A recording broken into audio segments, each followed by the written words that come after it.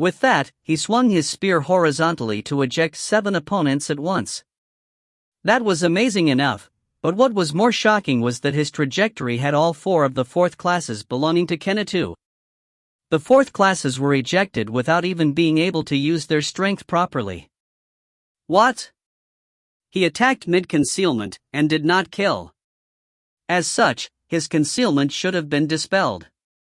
However, it did not. To be exact, it was activated the instant it was dispelled. Cock. Quack. The reason was simple. The moment he finished his attack, he used Shockwave plus Leap to move faster than anyone's eyes could catch up.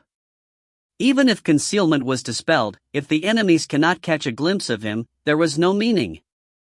The title of Pan-Cosmic Loner covered him with concealment the moment he escaped the views of other people. What on earth, one? Eek, you just now. The remaining people of Kenatu were ejected without being able to even say anything. Crevice? Icy environments? They couldn't tie Yoo IlHan down for even 0.01 second. Repeatedly using shockwave and leaps in mid-air, he accelerated and changed directions fast and wiped out the enemy. 8-tailed dragon spear, and the not inferior ruin calling ripped apart the enemies. If they did not have the shield of higher existences, the actual scene might have been quite gory and horrible. What the hell is that? Ha ha dot. The people of Earth became speechless after seeing the participants of a senior tournament, and ones that were about to meet their 4th Great Cataclysm even, were being cleaned out like insignificant specks of dust. And even that wasn't his all. He wasn't raining spears from the skies right now. What do we do now? Someone belonging to the Earth side asked Kong Mirai. They had no confidence in joining a battle of a completely different dimension like that. They just had the hope that maybe the clan master of the lightning god may have something. Kong Mirai had a look at the enemy side that was half obliterated in under a minute. As her abilities lay in magic, it was near impossible for her to catch a glimpse of Yoo IlHan's figure. But somehow, she felt that she could see him.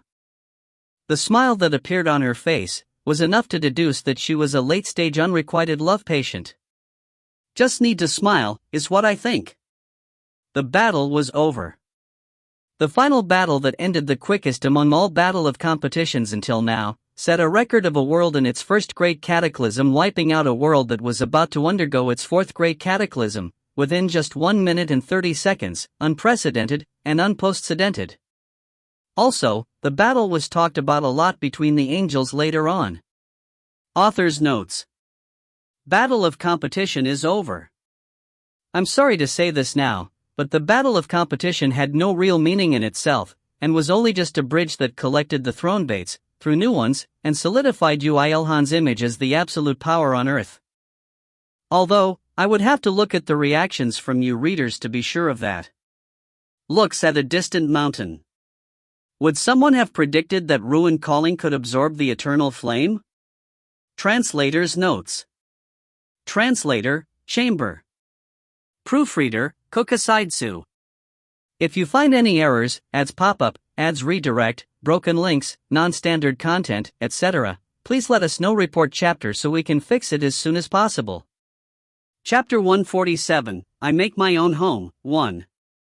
Yoo IlHan and the other participants from Earth returned immediately after the battle of competition ended. As the tournament itself was rather short, not many days had passed, and contrary to Yoo IlHan's fear of the Great Cataclysm occurring and chaos ensuing, Earth was relatively peaceful. In fact, there was a parade to welcome the Death God and his subordinates who came back with a landslide victory from the tournament. It would also have been fine for them to hunt some monsters in the dungeon. Yoo IlHan ignored all that cheering and clapping and tilted his head. That's strange. Nothing like Miss Nayuna's kidnapping or wars between transcendent factions has happened. That's strange. It's very strange. If everything happened as you expected, then we wouldn't even be alive right now. Even though he had moved after confirming that Nayuna had passed through the gate connecting to Earth, he was slightly disappointed that nothing had happened at all. How kind. You always reject me, but you like me, don't you? Don't you? No, even if 3 suns rise from the south tomorrow, there would be nothing like that. Wayo, you're being embarrassing. Na Yuna misunderstood his intent for nothing and her affinity rose. Yoo IlHan pushed the annoying Na Yuna onto Kong Mirai and vaguely waved at the crowd that welcomed him. His wave contained the hidden meaning that said, "I appreciate your hospitality, but I wish you'd all disappear since the population density is too dense here." But unfortunately the people did not understand his intentions, and waved their hands even more frantically in response. Yoo IlHan didn't like that situation that made him feel awkward to death. This isn't good. Mir, come here. Okay. In the end, Yoo IlHan hugged Ymir in his arm with a slight resolve. Ymir, with his 11-year-old figure body, accepted his hug without resistance. The others looked like they were saying, "Why now?" But Yoo IlHan didn't explain. Instead, he spoke to Flemir. "Flemir, you did well. We won more easily thanks to you." "Not at all. I also realized a lot after looking at you fight. I feel like I found a path to become stronger. I don't think I'll need to borrow your power anytime soon, so go back to Korea as soon as you go back to Korea." Sorry. Why say that now? The reason was very simple. Among the members here, only Flemir was the one he didn't need to see back in Korea. Then I'll take my leave first. Adieu. Yoo IlHan extended his wings and leaped. He was several kilometers in the air in an instant, and used shockwave and leaped several times, thrusting himself even higher. With horizontal vectors on top of the vertical movement, no one could see him anymore. Yoo IlHan meticulously deployed leap as well. No way, the main character of this place ran away because he didn't like people. IlHan, wait for me. Liara. Liara shot up to follow him, while exclaiming certain things that made all the people left speechless. They could only stare at the sky absent-mindedly. Only Kong Mirai, who expected this to a certain instead worried about how to settle this place down with a bitter smile. Mirai, you also think Mr. IlHan likes me, right? On the other hand, Na Yuna was speaking to Kong Mirai with a loose screw on her head, as if she was not thinking about anything, well, even though it could be that she wasn't thinking about anything. It seemed like Yoo IlHan's concern of her safety had struck her heart. Kong Mirai replied to her with a smile. Shut up, Na Yuna. Wayo. Yoo IlHan, who set a world record of reaching the apartment in Gangnam, Seoul, from New York in 15 minutes, first helped Ymir wash up. Liara, who caught up midway and arrived together, tilted her head after looking at that. Why aren't you washing up together?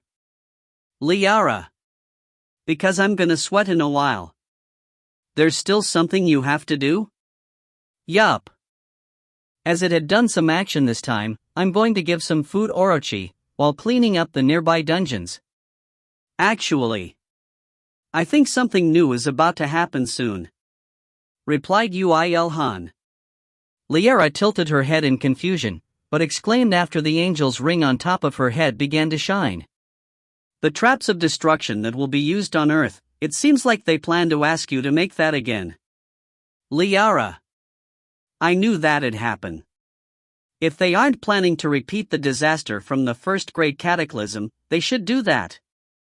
But what if they ask you to make the ones that will be used in other worlds as well? Liara. Yoo IlHan looked at Liara with a weird gaze. Why should I do that? Well, you are better than the Smiths from heaven, Liara. Liara was blushing in embarrassment even though she was saying that. Yoo IlHan thought that he could let her off because she was cute. Moreover, if it was about making traps of destruction for other worlds, there was something he wanted to test. Okay, just get me the materials. How long does it take? There's quite a lot. To go there now, submit the documents, have meetings, and rip as much materials as possible from the storage, it should take at least 13 hours. Liara. Okay, go then. Okay, I'll be back soon. Liara. Liara tried to kiss Yoo IlHan's cheek as if it had already become a habit. Yoo IlHan gave up trying to retort and obediently gave her his cheek. Liara kissed Ymir's cheeks as well and disappeared from that place. The angel Nunas are busy. Dad is also about to get busy, and quite a bit at that. Yoo IlHan took out the 8-tailed dragon spear from his inventory and let out a deep sigh. Although he didn't hate smithing work, creating traps of destruction used his mental power even more.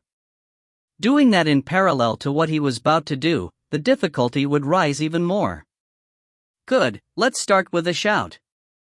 Crew. Okay, I got it. I'll give you some food. Ymir watched Yoo IlHan conversing with Orochi within the 8-tailed dragon spear, and asked. His finger was pointing towards the 8-tailed dragon spear. Is this guy alive? Not quite. It's a thought that split off from the monster. Although it's not the soul itself, it is a fragment too. It might be that they are becoming unique existences by eating other life force and thoughts. Dad is amazing. This daddy is a death god even though I don't look like it. Dad is so cool. Ymir's admiration reached the extreme. Yoo IlHan was proud since he didn't need to show his bad side to his son. This could be said to be quite amazing considering that he was the father of a dragon. Yoo IlHan acted quite proud. Then is this guy similar to the IlHan's and Nunas and Irishanuna? Ymir's words that weren't thought out pierced through Yoo IlHan's head. What did you just say?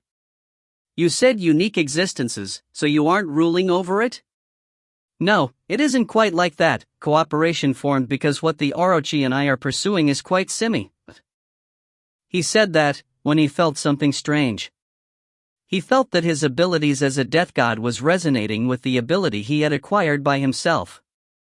His heart pounded. He felt like he found a path that was open to him from the beginning, but felt like he couldn't go there so easily. Kurururururu. Orochi cried, as if saying, you realized that just now? Yoo IlHan smiled in retort and activated the rule skill without hesitation. He needed actions to confirm his feelings.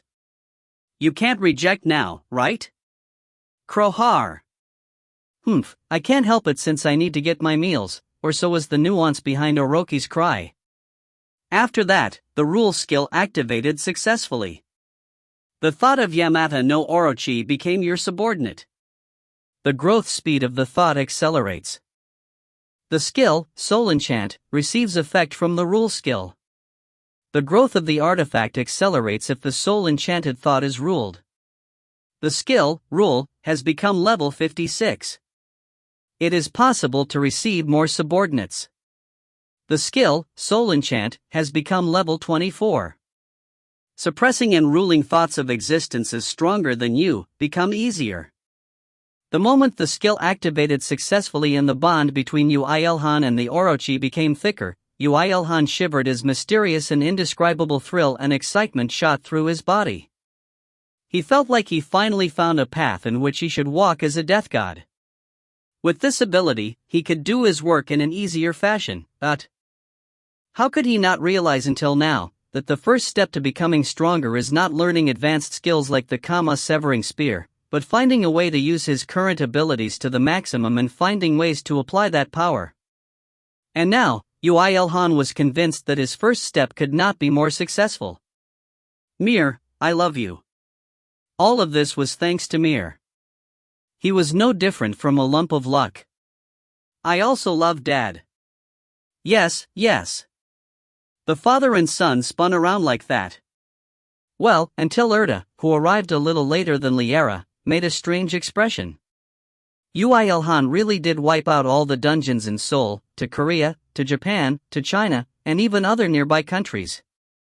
Well, as they were dungeons in worlds that didn't even undergo the second Great Cataclysm, it was as easy as 3-minute microwave curry for Yoo IlHan, as he was strengthened through experiencing Darrow, Kuroa, and Farada. The taste really isn't good. Orochi. Perhaps due to the rule skill itself, or perhaps its intelligence was enhanced due to the rule skill, Orochi could finally transmit its will to Yoo IlHan using human language.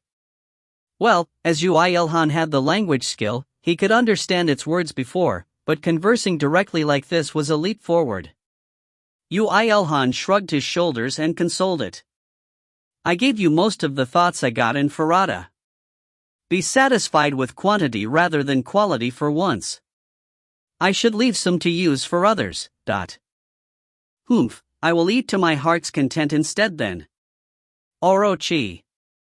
Although he felt this before, the thought from the Orochi which was about to bring disaster upon Japan was quite cute, unlike the original.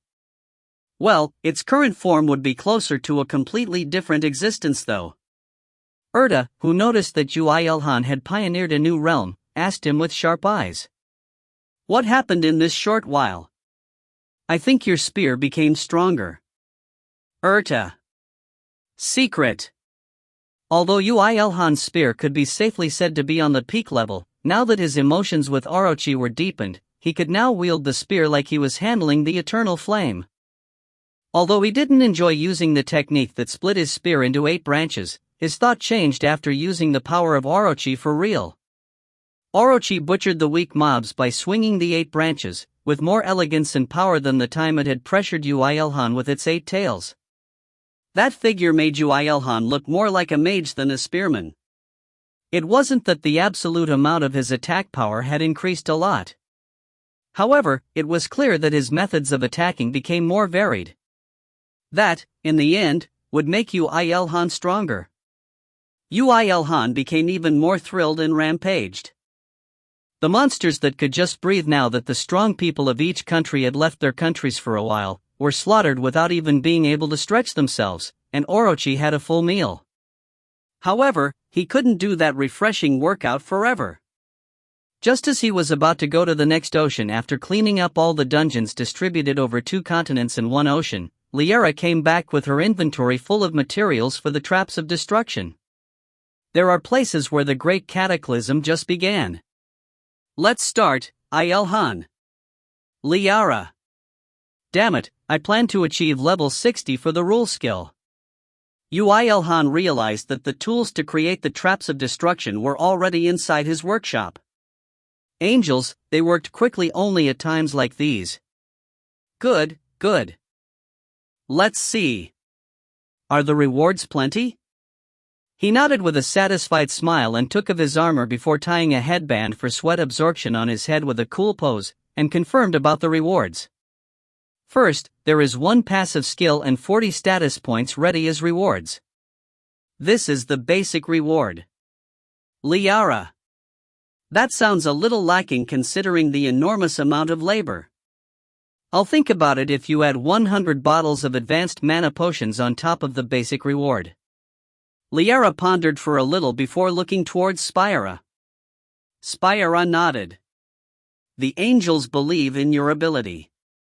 I'll add another 50 bottles of advanced mana potions on top of what you just said. Spyra. Done deal. Yoo IlHan accepted an unequipped ruin calling as well. Of course, he didn't forget to extract the eternal flame in the wings into the furnace. Using the eternal flame was compulsory in making traps of destruction. It was the Alpha and Omega. He did raise the eternal flame until now, and was now quite used to wielding it, so he would have an easier time making traps of destructions.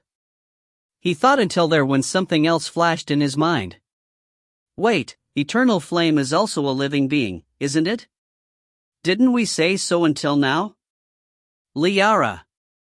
Liara tilted her head in confusion. This was nothing new. Yoo IlHan said right? And smirked. There was a saying that regretting after is better than regretting for not doing it. He thought that this was the time to do it. Activate rule skill. Eternal flame expressed its will of submission as if it had waited for it. Their relationship was already close to a master-servant before. However, what was the problem? That the League of Eternal Flame is much higher than himself? The rule skill wasn't successful and deactivated midway. He tried twice more, but it was no good. IlHan, don't tell me you. Liara. No way. Urta. No, IlHan already has the title, Hero of Fire. Moreover, his class is also related to fire too. His fire affinity and resistance is absurdly high right now, perhaps Liara. It was no good right now. Then what did he need to do? How could he enhance the rule skill? Superhuman strength was no good, Yuna's blessing wasn't either. However, if it was the Dragon Rider's skill, it may just be possible. Dragonic blood. The mana in his body started boiling. He finally felt it. This skill wasn't just a simple enhancement skill, but one that raised his league, forcefully. If there was a next stage to this skill, that wouldn't end with just being active but would change his existence entirely. Rule. Although he had no need to shout it out loud, he felt like doing it, so he instinctively did so. He would leave the embarrassment for later before going to bed. And his try achieved a miraculous success with Eternal Flame's proactive submission. Eternal Flame has become your subordinate. Eternal Flame's growth accelerates. The skill, Rule, has become level 63. The abilities of your subordinates become stronger. The Goddess of Fire wants to give you a blessing. If you achieve one more requirement, you can receive the blessing of the Goddess of Fire. Oh, Gawad. The text he expected and the completely unexpected text filled his retina, when Yoo IlHan wanted to swear. What is it, IlHan? Did some penalty occur since your skill failed? Liara. Didn't I say Eternal Flame was impossible? There was no way a human can endure a flame that lasts for eternity. Urta. No, it's not like that. Yoo IlHan raised his hammer while replying powerlessly. The angels asked him in anticipation. Then what is it? Liara. Yes, just what is it? Urta. Not telling. Yoo IlHan replied with a rotten face. Returns. This was a historical moment when the blessing of two gods were awaiting one human. Author's notes. Yoo IlHan is being embarrassed. Duh. Shut up, Malfoy, the line that the sandbag Malfoy always gets whenever he opens his mouth. Ymir is raising his dad's communication skills and even his battle skills now. Dragonic blood's hard carry. If you find any errors, ads pop-up, ads redirect, broken links, non-standard content, etc., please let us know. Report chapter so we can fix it as soon as possible. Chapter 148, I Make My Own Home, 2. The Eternal Flame was a treasure on a scale where describing it as simply amazing was unjust. The characteristics of being able to burn forever and continually growing by feeding and absorbing various things were definitely an absolute ability. When Yoo IlHan first acquired it, it was only at the level of being a good flame for smithing, but how about now? Having absorbed numerous records, the scale and temperature of the fire had expanded in an absurd fashion, not to mention that it acted as the core element of making all sorts of unique armaments starting from the giant's rubber band. Heaven had initially went through a long period of deliberating before bestowing upon Yoo IlHan the Eternal Flame.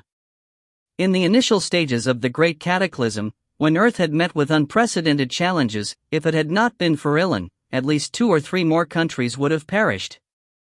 Despite that, the accumulated achievements were nowhere near enough to allow the Eternal Flame, belonging to Heaven, to be passed on to a human's hands. Unknown to many, it also counted as an additional reward to compensate Yoo IlHan's millennium of solitude. There was also Liara, who was Lita back then, who actively pushed for the decision. She acted as if she would rob the entire treasury of Heaven's army for Yoo IlHan. The bestowal of the Eternal Flame was derived almost entirely from her efforts. However, even Liara herself did not think that they would reach a situation where a human would be able to rule over the Eternal Flame with a skill. Urta. What do we do? This is unprecedented. If this gets found out, I don't think it would just end with some simple paperwork. Liara. Even though we gave the rule skill as a reward, we never imagined that things would reach this point. Spira, we need the endless wisdom from your wide experience. Urta. Help us, Speeman. Liara. The angels were relying on their higher-ups since they couldn't restrict Yoo IlHan on their own accord. Spira, who inwardly grumbled that they only treated her as a superior in times like these, seemed to fall into deep thought, before abruptly opening her eyes. HM. Let's see, let's do it this way. Spira. Oh, as expected of Spira, Liara. We had faith that you might have an idea. How very reassuring. Urta. Hanging out with Yoo IlHan ruined these angels, Spira. Liara and Urta clapped. Yoo IlHan was thinking about why accepting the eternal flame as his subordinate was such a big deal, but it seemed like the situation was more complicated than he initially believed. Liara urged Spira on. So? What's the method? Liara. We did not see this. Spira. Sorry? Urta. We do not know anything about this. No one in this world knows that the eternal flame is being ruled by a human.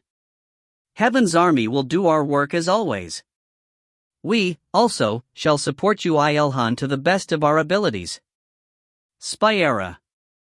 The angels that were ruined due to hanging out with Yoo IlHan wasn't limited to just Liara and Urta.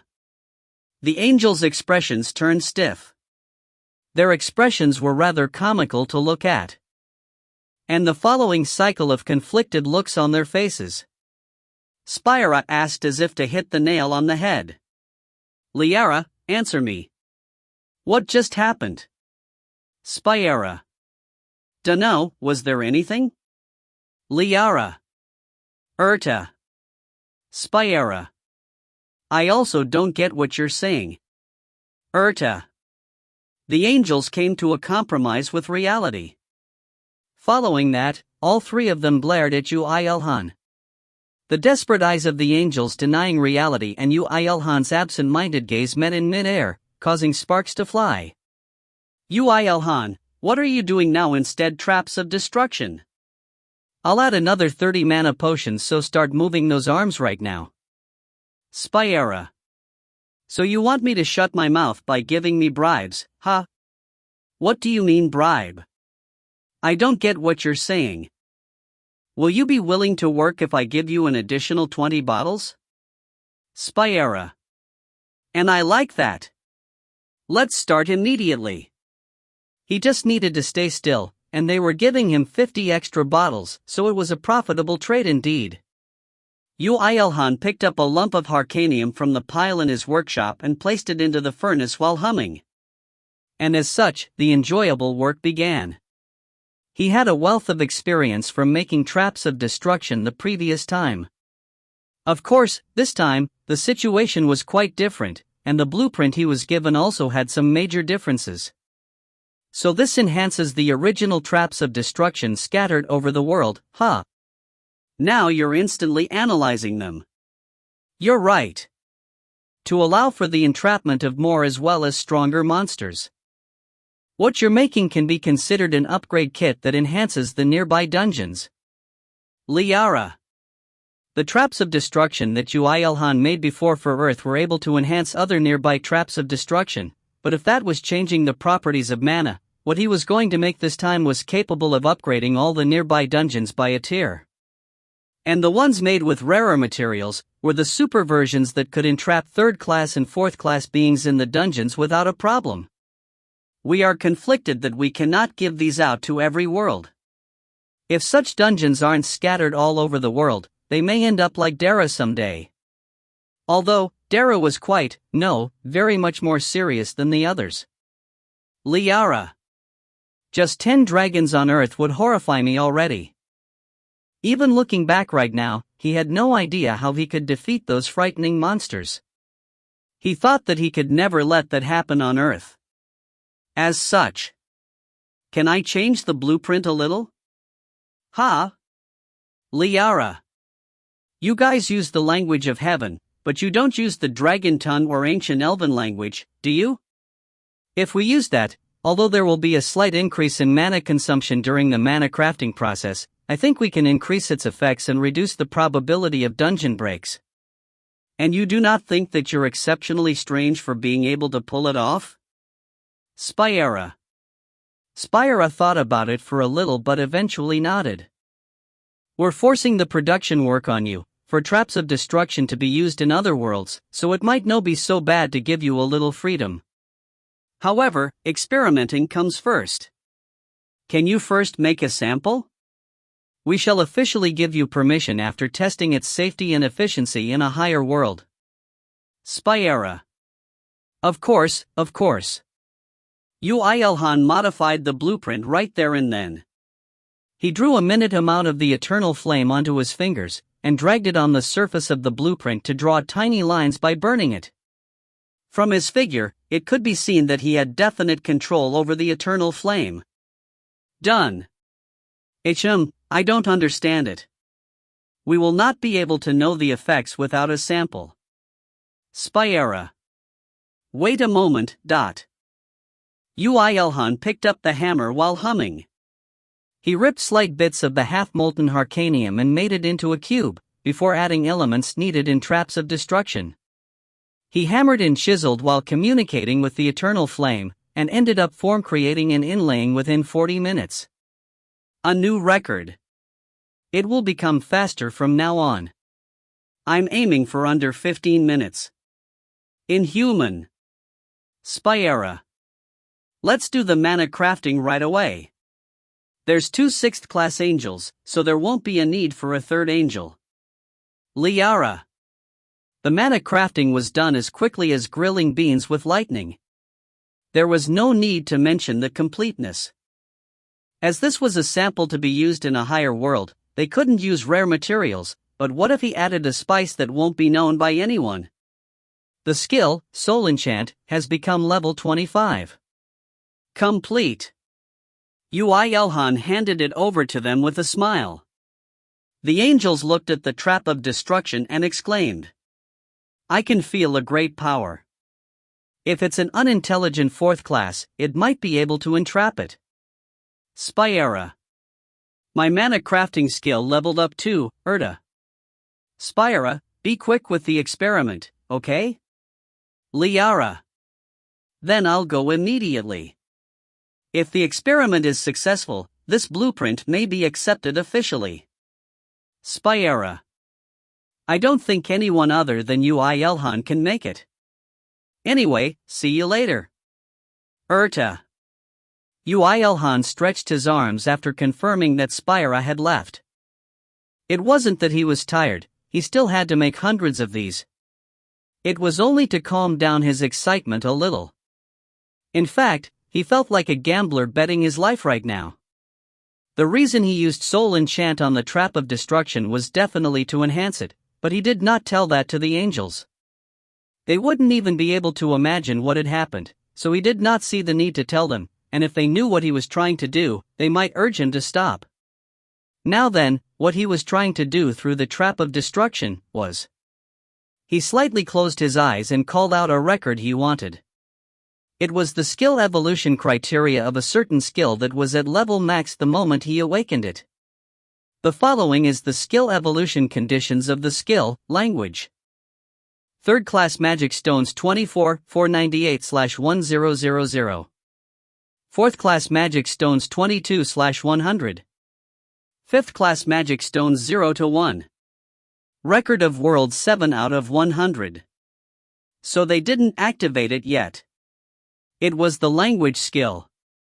The one that supported him in unexpected times, such as just now, when upgrading the traps of destruction. IlHan, what is it? Liara. Nah, I'm just wondering what record of worlds meant. That's very vague.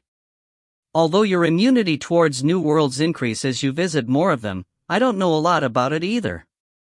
Liara. I never thought that we'd hear that from a lower existence. Urta.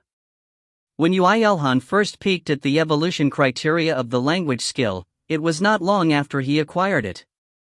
At that time, he didn't think much about it since there were absurd things like 4th class and even 5th class magic stones, but if an advanced skill required such conditions, he wondered what abilities that skill would bring. What tugged at his mind the most was the last requirement, the record of worlds. He had assumed that he had to acquire records of many worlds, including Earth. However, he couldn't even begin to imagine how he could acquire records from 100 worlds. Living on Earth acquired him the record of Earth, and killing the 4th class mage that came to Earth, he acquired the record of the world he came from, and acquired Darus by going there, Kiroas by confronting them, and Farada by visiting them. Up till here counted as 5, and the 6th was the higher world Lufuera from a while back. The reason he asked Liara to take some grass was also because of that. Although he wasn't granted permission in the end, gaining victory in that world, and coming into contact with various organisms and natural phenomena, he successfully acquired the record in that process. The remaining one was, surprisingly, the record of the abandoned world that his subordinates had been to. Thanks to the actions of his subordinates connected to him via the rule skill, their records transferred over to him. Although he didn't think much of it when he realized that, when Liara asked him to create traps of destruction to be used in other worlds, he thought perhaps? And pondered about it. And when he realized the combo of the rule skill and soul enchant skill, he felt like lightning had struck inside his head. With this, it was possible. If a trap of destruction had his subordinate's soul in it, it was possible to gain the record of a world that the trap of destruction was used in. Was the conclusion he arrived at? Souls from his death god skills. He moved his thoughts into practice without hesitation, and reached this stage smoothly. As such, what was left now was to wait.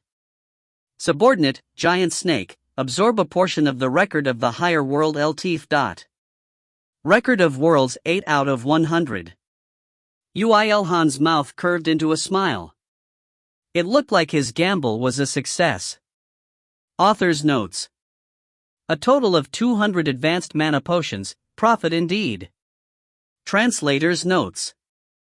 If you find any errors, ads pop up, ads redirect, broken links, non-standard content, etc., please let us know. Report chapter so we can fix it as soon as possible. Chapter 149, I Make My Own Home, 3. Spyra came a while later. As her face was very flushed, it was possible to predict the outcome of the experiment. Yoo IlHan spoke to her as if it was nothing. Awesome, right? It was indeed awesome. Spyra.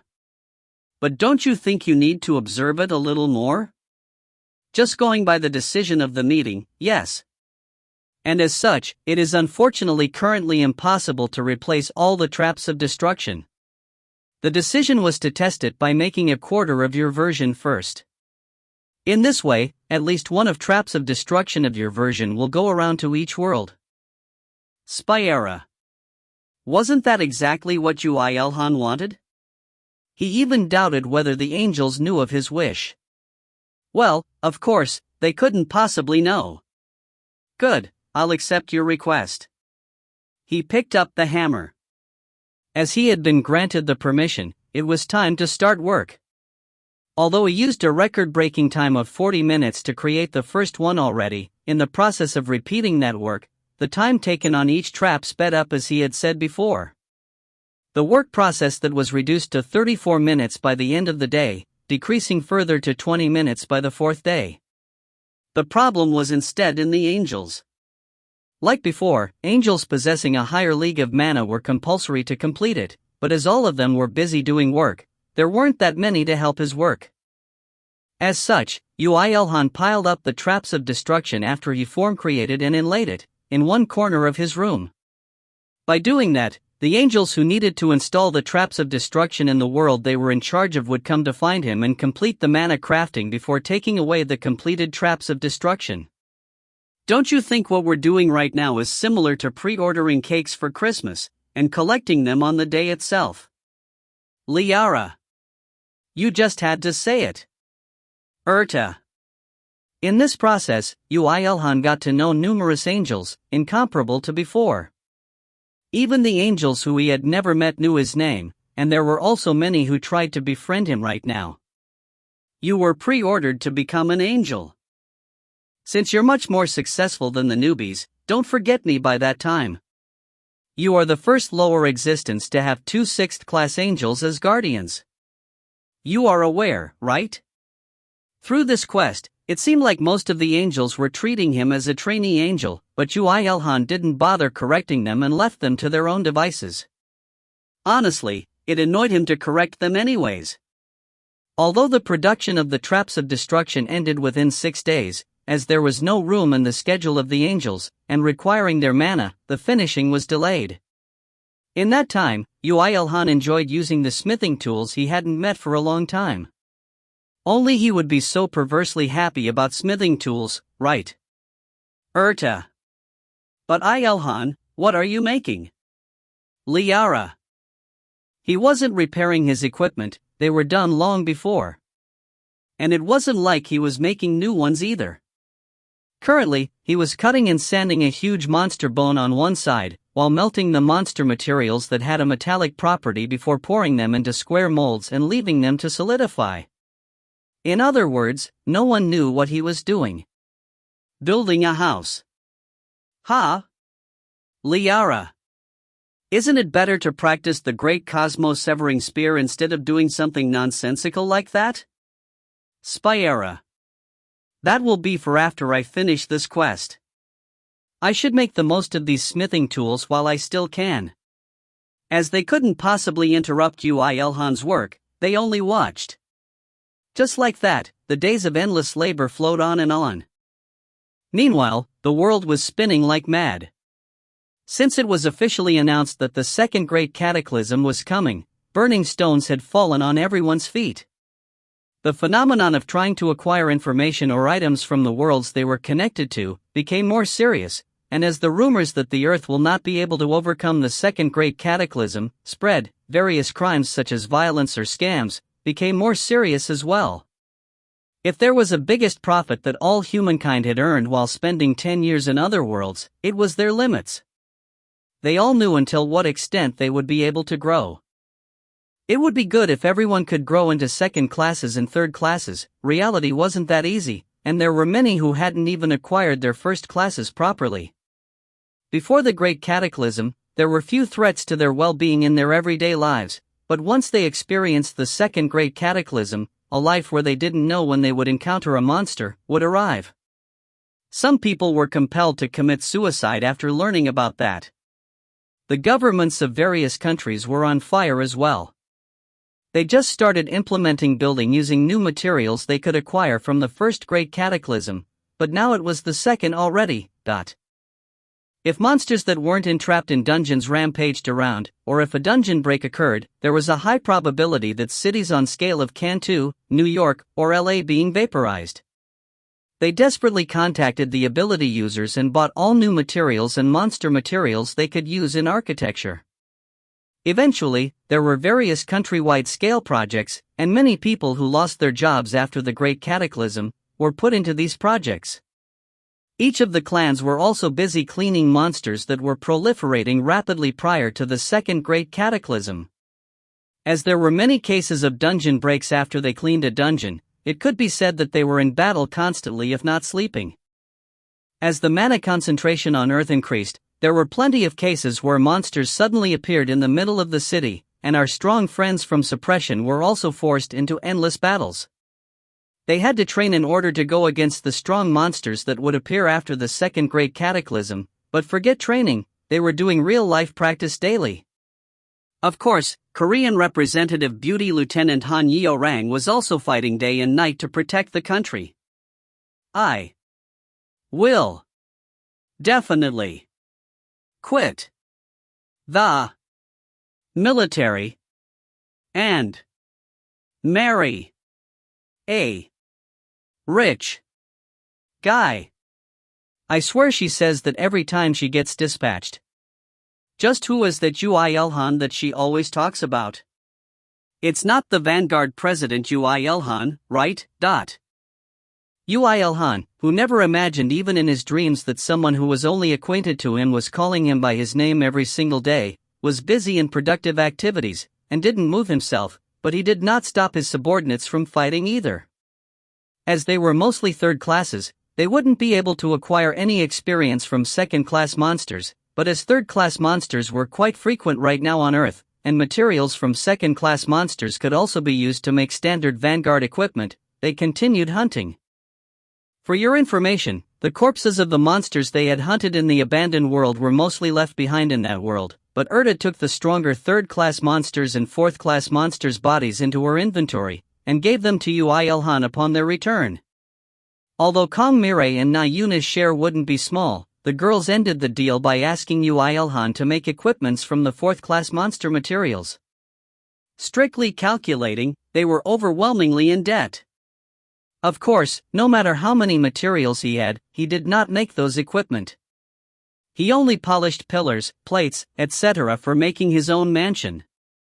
As his work speed was insane, he was really piling up an amount that might turn into a house. Of course, his objective was not merely that, but even in that meanwhile, the angels came to him frequently and received the completed, with mana crafting and soul enchant, traps of destruction, and Yoo IlHan's skill level also increased day by day. Perhaps, this could be said to be the most peaceful days he spent on Earth. Truly ironic. Rumors about Susanoo also started there. The perished island countries in the Pacific and Venezuela, while mankind was busy fighting against the abandoned world. People were claiming that the ones that killed them weren't the monsters but Susanoo himself. This clip where Susanoo is massacring humans as if monsters were taken by the tourists at that time.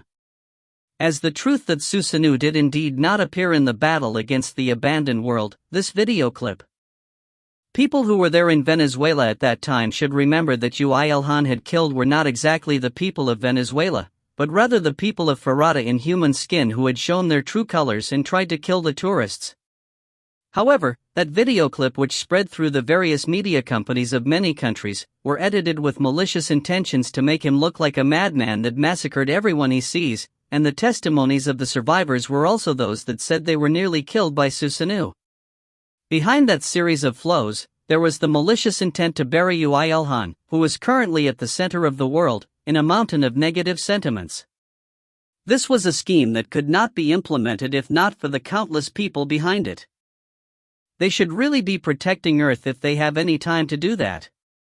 Of course, Kong Mirai, who heard the story about Farada from the person himself, knew that this was a scheme, and tried to shut it down by using all the power she could in her family.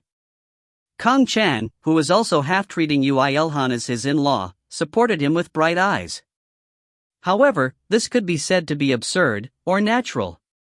That scheme instantly perished in exactly 3 days without the need for any help from the Kong family. Perhaps Venezuela went against Susanoo's will. Everyone should know from living 10 years in other worlds, don't you still get it? If Susanoo was a bad guy, then Earth would have been doomed long before. Why do you suspect Susanoo and not Venezuela? Oh, Lord Death God, I did not see the video clip at all. The one that clicked play is not me but my cat. There was a single fourth class in the world I went to, and when he clicked his finger, at least 100 people instantly died. If you still have any sanity, stick your head on the ground and beg for forgiveness before Susanoo was annoyed. We're already in pain because of the second Great Cataclysm, and here, idiots are picking a fight with the last hope of humanity. Hey, if Susanoo planned to do that, then the people in that place should have all died. How could the guy that took the video be still alive? Not to mention the internet, various forms of media attacked the ones that schemed against Susanoo. In Yoo IlHan's shoes, it was just an annoying piece of work, but somehow, something like religious cult had formed with him as the central pillar. This incident did not end there. The counteractions against the scheme were more vicious than he thought, and the ones that were already stressed out from the second Great Cataclysm stood up as well. The argument against the high people of society that tried to bury Susanoo in old ways like how they buried celebrities or politicians socially, even though the common sense of this world had changed long before. This is fucking annoying. Which era do you guys live in? The world changed, so why do we still need to have them above us? We need to replace them with people who know and can plan for the world after the Great Cataclysm. The ones who schemed probably intended to restrain Susanu's overwhelming influence, and restrict him by creating IlHan's. As it was now, it was only a matter of time until the power structure of the world changed due to his influence. Yes. This was exactly how Earth played out before the Great Cataclysm, exaggerating the faults of the ones in power, making flaws that does not exist, and reducing the popularity among the people, and burying them completely using political power as that person became nothing. Perhaps, they thought that this method would still work after the Great Cataclysm, as they still had overwhelming financial power, political power, and ability users loyal to their family. However, there was a limit to that. They shouldn't have picked a fight with Susanu. They should not have equated the new value that appeared in humanity with the old values. Let's clean those maggots out. Not to mention welcoming him, they are treating like a mass murderer. Let's burn them all. A riot. Not to mention the weak, ability users, and especially the clans that participated in the battle of competition along with Susanu, were violently enraged, and stood at their front.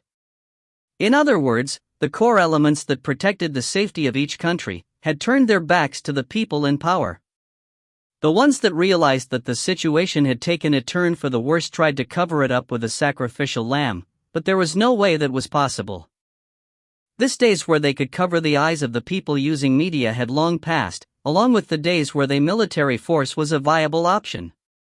The strongest on Earth were able to withstand heavy firepower without so much as a piece of cloth, and dodge missiles with a snort. And there wasn't just one strong individual. They were already way beyond the point what they could handle using the media. If they took the wrong step, the country would be split into tiny fragments. In the end, each country had to make a big decision in order to keep their country. Of course, it was to throw about all the people behind it outside of society. With this, some of the deeply rooted families that took control of the country in the dark for several generations were completely weeded out. People didn't stop there, and completely brutalized the people related to this incident socially. In the places where the riots were in larger scales, the various governments almost collapsed. Like that, society had met a true cataclysm before the Second Great Cataclysm. This took a month and a half. All because of a single person, Yoo IlHan. Anyways, what Yoo IlHan was doing about this incident was, I've finished all the materials. I only need to piece them together now. I'm also going to build a home. Yes, let's do it together. Home sweet home. Pan-cosmic loners aren't just called loners without a reason, alright, Liara. He did not care about what those unrelated people were talking shit about him, and was under the Operation Home Sweet Home. Author's notes. If you realistically felt the changing world, then this chapter is a success. And if you felt IlHan ignoring them all and doing his own stuff, it's even more of a success. Korean representative Beauty Han Yeorang is being promoted like mad. Translator's notes. Sorry to those that live in Venezuela, yet again. If you find any errors, ads pop up, ads redirect, broken links, non-standard content, etc., please let us know. Report chapter so we can fix it as soon as possible. Chapter 150, I Make My Own Home, posted on May 11, 2017 by Cookasites of 46 comments. It's quite wide. Liara. Muttered Liara while looking at the enormous clearing around the gate connected to Kuroa. No, calling it a clearing was an understatement. It was overwhelmingly large, to the point where building a park or two was feasible. Although this place was once reserved for the rich in Gangnam, with several apartment building complexes, it had received substantial damage, firstly with the generation of the dungeon gate, and secondly due to the connection with Kuroa. What had cost more than its weight in gold became worthless, and it all came into Yoo IlHan's hands. So you're going to build your house here, Liara? Take your time to look over these. Yoo IlHan unfurled tens of bundled-up blueprints, including the cross-section and the floor plans of what could only be described as a truly enormous mansion. The intricate designs and attention to detail gave off the impression that a renowned architect had crafted it. Cold beads of sweat formed on Irisha's forehead as she glanced through the blueprints. "Master, these were all made by you?" "Yeah. I studied it a little when I had time before." Yoo IlHan proceeded to take out an enormous whiteboard and stuck all the papers on it. Following which he distributed the materials along with specific details and descriptions about the parts they had to handle in building. Well, then. The elves and Irisha had dumbfounded looks on their faces, while Ymir was hyped up for no reason. Yoo IlHan confirmed with the three angels sitting on his head. "How long do we have until the second Great Cataclysm, again?" "By Earth standards, around 1 month. That's almost 1 year since the first." "Liara. So it's been a year already. Although, it's actually much longer than that since we used the hourglass of eternity." "Erta." Yoo IlHan even activated the hourglass of eternity while making the building materials for his house. He was drowned in the thought of building his fortress of a house before the second Great Cataclysm, no matter the cost. "We have 1 month. If you master the manuals I gave you, then there will be no problems. We only need to solidify the foundations, construct the parts on top of it, and mana craft it. You're planning to make the entire mansion into a single artifact." "Erta. 1,800 third-class magic stones, 1 fourth-class magic stone to serve as the core." He had prepared everything long ago. That mansion was no different from the crystallization of Yoo IlHan's countless experiences from making equipments, learning magic language with his language skill, and handling various materials that he plundered from monsters. "We won't build it right in front of the gate. First, we'll build a large fence with the gate as the center, and make a training ground to gather the forces of Kiroa just in case we need it. And I'm going to build the house around here, and make a wall that covers much more than that like this." Yoo IlHan's mansion building lecture continued on for 20 minutes. His subordinates had a hard time keeping up in order to save that information in their heads. "Your Majesty?" The most loyal and wisest elf, Thief Firia, asked in a careful tone. "What if something goes wrong in the middle of building? Like doing things in wrong order, or getting the position wrong?" "I'm going to fix minor mistakes with mana crafting, so it's alright. You only need to work hard." There was no way out. They could only accept their fate as slaves. He designed the mansion rather humbly with 500 peon, 1,600 m squared, for each floor for a total of 3 floors. Of course, it was a little lonely to build just the main building, so he also planned to build a smaller multi-purpose shed on the side, and a dormitory for the wolfkin when they came out. "Humble, yeah right. Erta.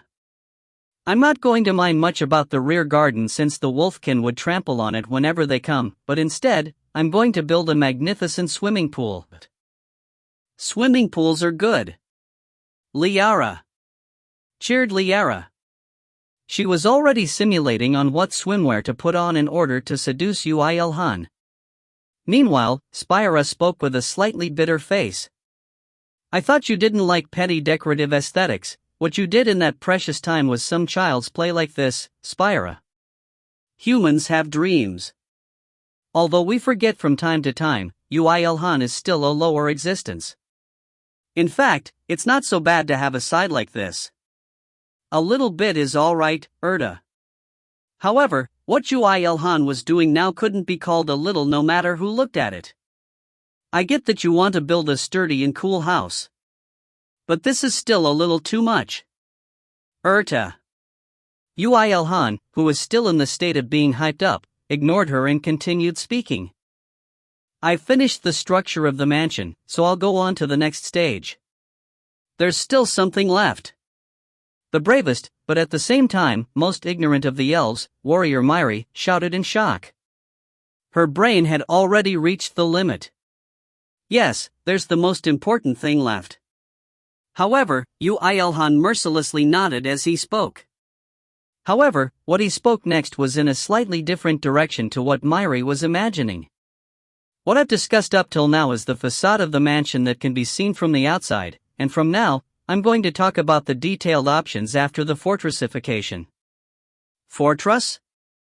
Liara. Yes, fortress. Yoo IlHan's eyes shined. This mansion shall become the strongest fortress on Earth. Although it's still impossible right now. I'm ultimately aiming for it to fly and hunt monsters. So your dream was not a lowly mansion but a mobile fortress. That's it. Even the swimming pool on the front garden was a facility that reflected his plan to use as a weapon by using the functions on his armor. How frightening. This is not architecture. Liara, who finally realized the truth, muttered in a dark voice while Yoo IlHan was explaining the various weapons and traps here and there in the mansion, all while humming. It's just an enormous-sized blacksmithing. Liara. At the same time, it's also mana crafting. After all people here were enlightened on Yoo IlHan's true intentions, Yoo IlHan solidified the foundations on where the mansion would go, after piling up the enormous amount of materials. Normally, this was a huge-scale construction work that was simply out of the question for the realm of a private construction. But with IlHan's inhuman strength and the inventory's remote collection function, there was nothing impossible in this world. Now we lay out the floor. The construction work that looked like it would take several months at least, progressed according to Yoo IlHan's finger movements, akin to a conductor partaking in an orchestral concert. The subordinates realized that there was no way out of this construction for them. Now, they could only hop onto this big wave that Yoo IlHan had made. Good, let's begin. Yes. Phew. Like that, Yoo IlHan and co. started the absurd construction of the fortress.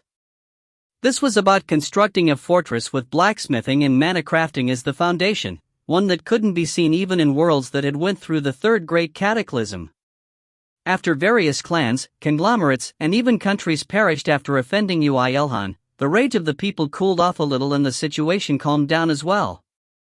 Although some fanatics were claiming that they should destroy the existing countries and build new ones, now that the second Great Cataclysm was imminent, there was no time to make new countries and solidify their foundations.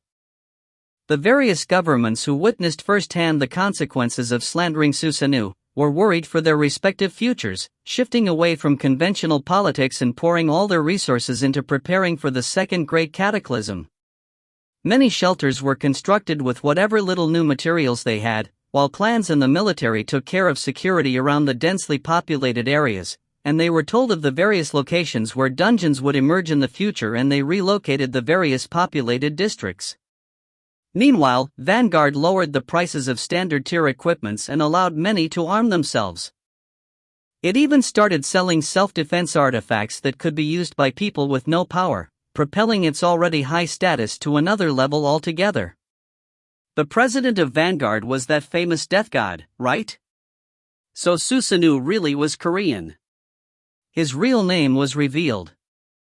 He's called Yoo IlHan apparently. That's quite a name. The governments of many countries wished to meet Yoo IlHan. The Kang family wanted to prevent all of their attempts beforehand, but it was now beyond what they could handle. Above all, the battle of competition that allowed him to bring back a large number of advanced traps of destruction was the largest factor. Starting with Japan, the second most delusional character after Kong-chan, believed that Yoo IlHan was their own. America, China, Russia, Britain, France, Germany, Italy, Switzerland, Canada. Numerous countries sent love calls to him. For some of the countries that lost most of their power after the Great Cataclysm, the leaders even came to Korea themselves. However, all of them failed to achieve their purpose. Yoo IlHan had surrounded his land with enormous walls, feet dragon bones, prior to the construction. Phones off were the basics. As such, the people set Yoo IlHan's family as their next target, but this was also impossible. Yoo IlHan's father, Yoo IlHan, was working at Vanguard, and his mother Kim Yi-sul did not let anyone into the house other than Yoo IlHan. It wasn't that none of them tried slightly forceful methods, but all of these people ran away after experiencing slightly near-death experiences. The people finally found out that Yoo IlHan's mother was a person of tremendous ability as well. Just what does this family do? Ugh, I knew he wasn't of ordinary birth, but even so. Yoo IlHan already gave the solution to humanity, known as Vanguard. He had nothing else to give out to the ones who weren't satisfied and wanted more. As such, he did not reply at all. With the challengers all gone, Kang-chan became more delusional again, and the mysticism of the death god Yoo IlHan rose by the day. See, he isn't a human. Don't you think he's an angel that's acting as a hero? The moment the great changes arrives on Earth, the hero that protected humanity since the ancient times, opens his eyes again. At this rate, urban legends about him would be made. This meant that humanity relied on him and had their hopes in him that much. If Yoo IlHan didn't restrain his actions, then this wouldn't have ended there. Perhaps the religion uniquism may have been created. 1. Things are like this outside. Kang Mirai finished explaining and looked at the scenery with the almost finished mansion in the backdrop, when her eyes colored in inexplicable emotions. Liara's figure, holding up a heavy piece of ceiling while flapping the 2 pairs of wings in the middle of the construction site, was particularly impressive. Mr. IlHan, you were creating a mansion here, . Hey! It's tilting. Sorry? What did you say? Yoo IlHan, who was both the director on site and the #1 construction worker, asked after turning his head to Kang Mirai. Mr. IlHan, marry me. I also want to live here, cook. Oh, it's nothing. Although it was nothing by Kang Mirai standards, to Nayuna, who was being sleeper choked by her, it was a very big matter. However, as he believed in the friendship between Kang Mirai and Nayuna, he didn't say anything. Instead, he continued to shout towards the working subordinates. It's just a little more.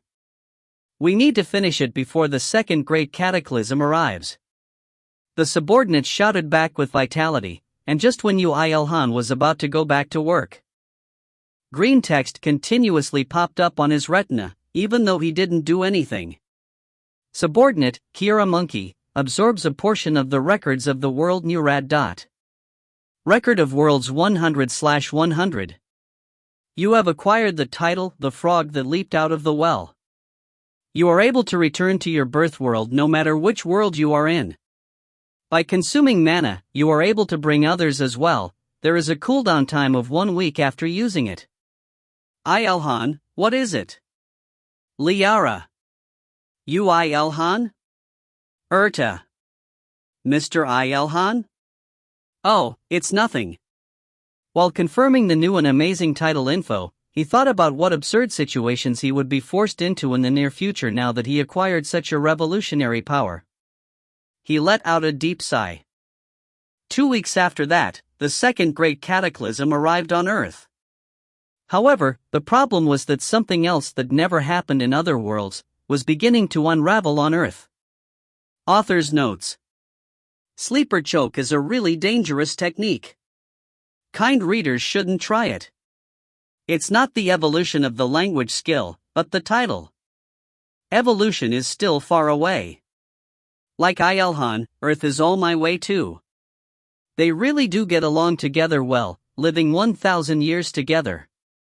If you find any errors, ads pop up, ads redirect, broken links, non-standard content, etc., please let us know. Report chapter so we can fix it as soon as possible.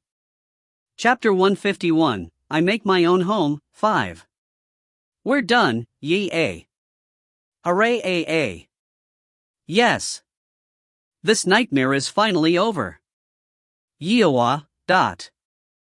The mansion construction had finally ended, leading to a scene not too unlike Korea's independence after years under the Japanese regime. Not to mention the main building, everything that Yoo IlHan designed, the dorms for Wolfkin, swimming pool up front, garden, and the rear training grounds were all completed in their respective locations. Even the interior construction was perfect. That's a pity. We'd have made it in time for the second Great Cataclysm if we finished just 3 hours earlier. Liara muttered while looking at the outwardly spectacular mansion. Yes, Earth had already met its second Great Cataclysm. Mana within the atmosphere increased explosively, violent waves surged across the seven seas, and even more violent shocks split apart the lands. The changes that occurred every single moment as the skies continuously transitioned in color were a proof that the cataclysm had once again befallen Earth. Mana had just begun its natural generation when Earth had experienced the first Great Cataclysm, while plants and animals evolved. These were just relatively minute changes. However, the second Great Cataclysm could only be described as Earth casting off its shell and acquiring a newly metamorphosed body. It was a phenomenon that occurred as mana evolved every object in this world. As such, it was best to hide somewhere wide and safe until Earth had finished its shedding. Nowhere could be designated as completely safe, due to the uncertainties like when and where the grounds would suddenly sprout upwards or split apart. Of course, there was a better alternative for the people of Earth, going to other worlds. The ones that were awaiting the Great Cataclysm, and those without any physical ability, left for other worlds as soon as they saw signs of change. They should probably come back after a few days. Meanwhile, the situation was a little different for the clans that fought against monsters on the front lines. The implication of explosive increases in the mana concentration was expectedly more monsters, and there was no way the traps of destruction made by angels would be able to handle all of them.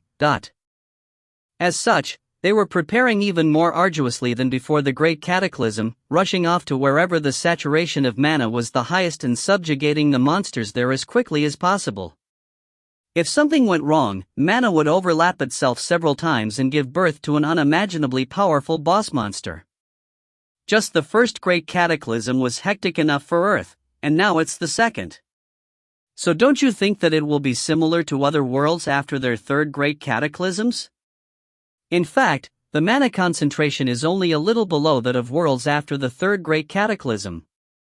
Erta said in a careful voice, as she had experienced the hectic times on Earth after the first Great Cataclysm, together with Yoo IlHan. Spyra also nodded with a bitter smile. If you think like that, it's no wonder the Transcender factions are eyeing Earth. Perhaps Earth will be reborn as a higher world someday. Spyra. Then there will be a vicious invasion. Erta. The people of Earth would all die at that time. Liara. The three angels voiced their worries in succession. Their gazes were all focused on one person as well, whose identity was none other than Yoo IlHan. IlHan should be the key, right? Liara. Why do you think I'm teaching him the great cosmos severing spear? Spyra. But what he's doing now is. Erta. The human blazing reaper, Yoo IlHan, who shouldered the responsibility of the fate of Earth, was currently in the process of checking the distribution of magic stones over the mansion. Since the second Great Cataclysm happened, mana crafting will become easier, huh? My dear IlHan? Won't you go hunting monsters with this Nuna? Liara. This is an important moment, so don't interrupt me. Yes, sir. Liara. After checking, Yoo IlHan moved his steps to the central study of the mansion. Everyone that helped in the construction followed him. Will it really work? Liara. It's been a long time since I've observed mana crafting of such scale too. Erta. It looks like he's starting. Spyra. After taking a deep breath, he took out a fourth-class magic stone into his hands. Then, he closed his eyes. I only need to do what I plan to. All magic stones were placed in their correct places. If they fulfilled their roles well, then it would be possible for the mansion to be completed as an impenetrable fortress. Of course, he was planning to upgrade it into a mobile fortress later. Good, let's start. When Yoo IlHan commenced mana crafting, light shot out from the magic stone. Although this scene was very normal around Yoo IlHan, what came next was beyond everyone's imagination. As if resonating with the magic stone, the desk in the study started emitting light, before diffusing into the floor, creeping up the pillars and coloring the ceilings, and branching out into various places within the mansion and the surrounding land as well. This is a frightening mana storm. There was no way the magic stone Yoo IlHan used would bring out such effects though. That simply means that IlHan uses mana more efficiently than you, right? Liara. It's because this is a combination of blacksmithing and mana crafting. The light did not die down and burned continuously. In that process, the third-class magic stones installed in various parts of the land melted down to give special properties to various items exactly as Yoo IlHan had planned for. Following that, the magic language circuit etched on all items in the territory resonated and amplified that power. It's uselessly spectacular. Liara. It reminds me of the day when the magic formation of the ancient elves shook the entire continent. His Majesty is enveloped by the light. He won't ascend to the skies like this. Right. Of course, that light did not continue on forever. When the fourth-class magic stone in Yoo IlHan's hand completely melted down and fused with the mansion, the light covering the mansion and the territory finally died down. Although there was still faint light glowing in various parts of the mansion, unless someone imbued mana, they would soon dissipate into the atmosphere. The mana crafting was successful. At that moment, green text covered Yoo IlHan's retina. Bittersweet Persona was completed. Bittersweet Persona. Rank, Chaos. Durability, 5,312,500. User restriction, Yoo IlHan. Possible to transfer ownership to beings with language skill level max. Options. 1. Recovers durability by absorbing the mana and life energy from the destroyer. 2. Automatically attacks everyone that enters without the master's permission. 3. Grows by absorbing the records of opponents. A battle fortress disguised as a grand mansion. All items inside can be used as weapons, and the system that attacks enemies from long range is at the peak of mana engineering. The battle fortress would grow as it experiences more battles. If there is a disadvantage, it is that it is impossible to completely hide its mana due to the absurd functionality, and may attract nearby monsters with high probability. Chaos? Just as Yoo IlHan tilted his head at the completely new ranking, a blinding explosion of light occurred with Yoo IlHan as the center. The light was a strange mixture of black and red. What is it now? Don't tell me this light is, evolving? Dad is evolving. Mere.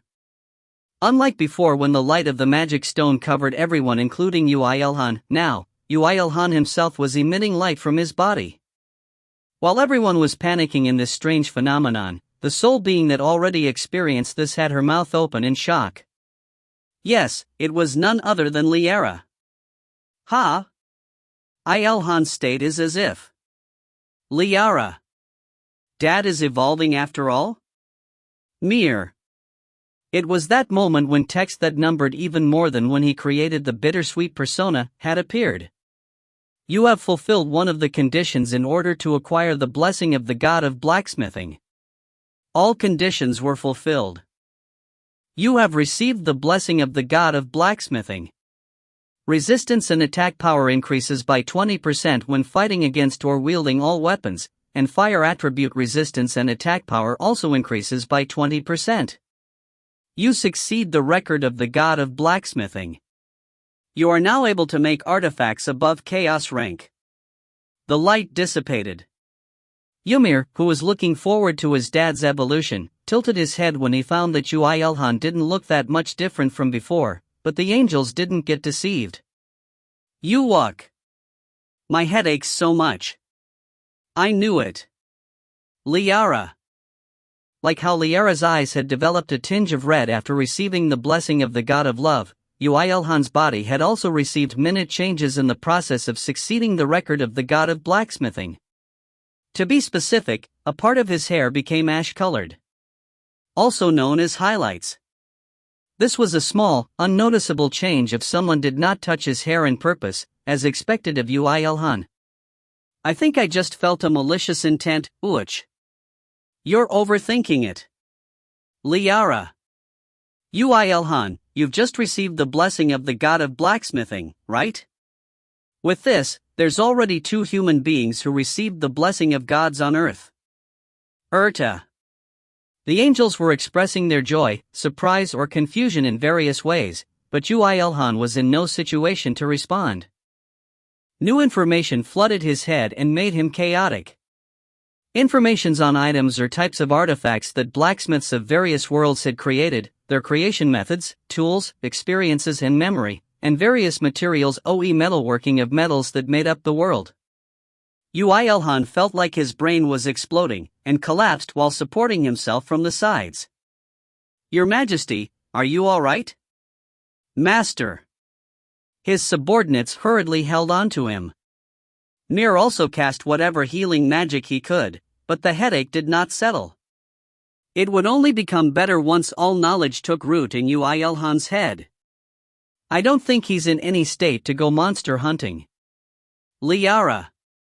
It looks like the influence of the blessing of the god.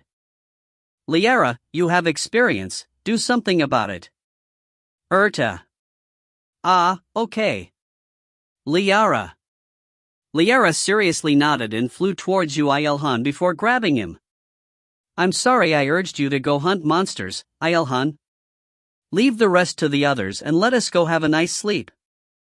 You'll be better after a long rest. Liara. I told you to do something about his headache, not to fulfill your own desires. The mini Third War had began on the side, but Yoo IlHan didn't mind at all. Instead, even while grabbing his aching head, he stood up from that place. While his subordinates were looking at him with worried eyes, Yoo IlHan opened his mouth after a short breath. Let's prepare for battle. You want to hunt monsters in that state? No, you should rest here with me. Liara. Now I really admire your unbending spirit. Let's talk later. Ugh. He pushed aside the angels and sat on the soft chair in front of the desk. At that moment, the monitor installed on the desk turned on and showed the outside. It was the perfect security system that watched over both the inside and the vicinity around his land. In that same monitor, it could be seen that there were thousands of monsters charging towards them. Even though it was just after the Second Great Cataclysm, the horde was too large. Moreover, there were plenty of third-class beings among them. If left alone, they would destroy a city within moments. They're in a hurry as if they've found a treasure. What amazing morale. Just what is this thing that they want and where is it? We need to chase them. No, you don't need to. Yoo IlHan decisively cut off Firia and Paita's conversation.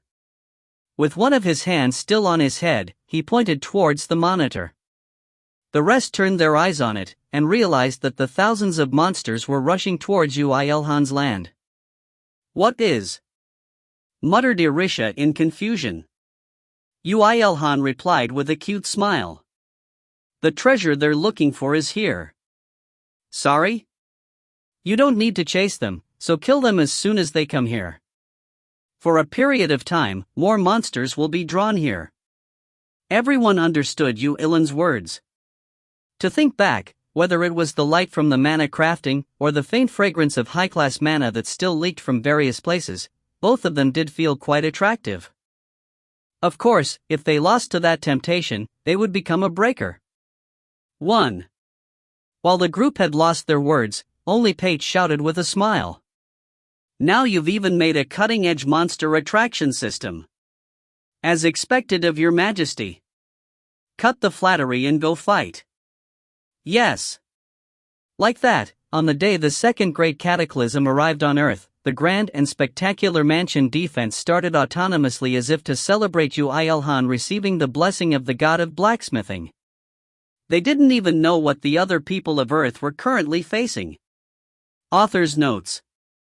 The item ranks order is normal, rare, unique, legend, epic, chaos? God. Even if I explained differently before, this is the correct one. Congratulations! Yoo IlHan has evolved to the one blessed by the god of blacksmithing, Yoo IlHan. So he finally received a god's blessing. That was a long road, although there's still a long way to go. Go forward, Yoo IlHan. Translator's notes. PR will be gone from May 26 to June 3. Chamber will do the posting then, so it'll be off schedule. If you find any errors, ads pop up, ads redirect, broken links, non-standard content, etc., please let us know. Report chapter so we can fix it as soon as possible. Chapter 152, I Make My Own Home, 6. Karina Malatesta, the clan master of the Magia clan, wasn't feeling well during the past few days. Whether it was endlessly running around battling monsters endlessly in order to protect Earth, or the fact that there were people who still hadn't evacuated to other worlds, but above all, what she was annoyed about the most of all was her own emotions. There's no way I. Miss Malatesta? I think the monsters here are all dead. I know that. Whoa. The conversation between an armored man who approached her carefully, and Karina Malatesta, who got angry at the ability user from the Metal Knights clan for no reason, continued. We'll depart soon, so don't you dare order me. Yes, ma'am. When she swung around her staff in a fit of rage, the man replied in shock and retreated. Karina realized that she was very agitated and breathed deeply and thought, why am I so annoyed right now, even though she had felt happy when she filled the blank tanker spot by cooperating with the Metal Knights. While she was pondering about why her emotions were boiling, the Magia clan members who were recovering their mana and collecting spoils of war whispered to each other. Our members dispatched to England should be doing well, right? At first, I thought that man was just all bronze and armor, but he surprisingly has very good manners and a head. Yeah, clan members exchange is what he thought up of too, but. Yes, clan members exchange. She became emotional from that time onwards. Inside her head, the conversation she had with the leader of Metal Knights, Michael Smithson, replayed. Although it will definitely be efficient if we stick together, we both cannot leave our own countries. How about we divide our clans in half and exchange the members? Although it will be impossible for other clans, I think I can entrust my clan members to you and your clan, Miss Malatesta. Sorry? But then. I will not let any of your clan members die. Trust me. If it's us, not to mention Earth, we can also protect all our comrades. I'll finally catch up to Susanu so he can't say shit about me. Yeah, well, if you say so, then I'll believe in you. Please take care of my members. That was the end. Metal Knights and Magia divided into two halves and returned to their own countries. The problem was that she subconsciously accepted his proposal due to his handsome words. That's why, now, she was so. Problem? What is this problem I'm thinking of? Michael Smithson's proposal was very reasonable. In fact, it was unbelievable that it came from him. Of course, Karina Malatesta also thought that a similar situation was necessary.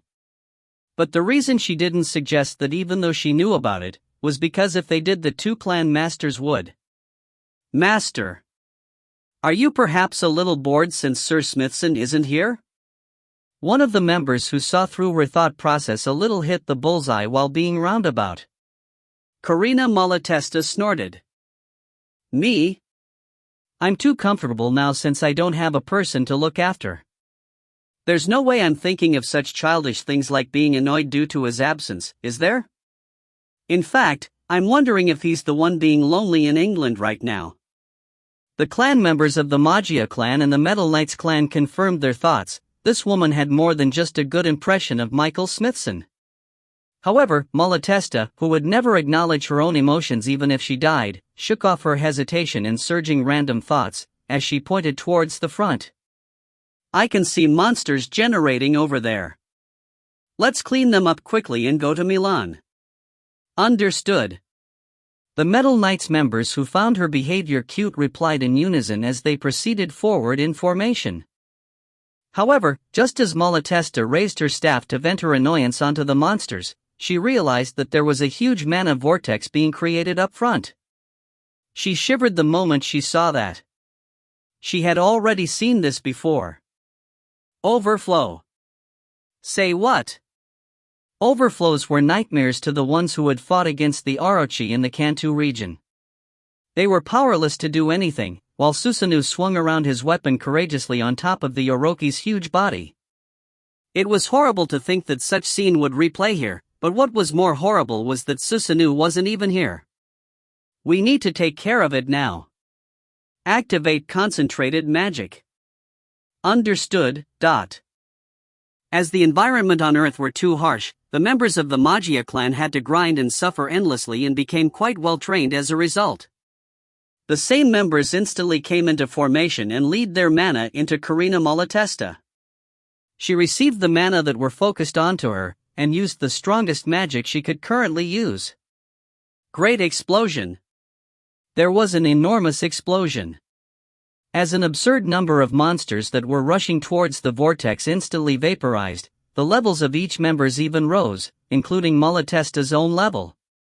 Once, reaching it was far away in the future, but right now, due to the environment on Earth and her own actions, it might actually be possible to reach third class before she became 30, but I'll show that I can reach it faster than that person.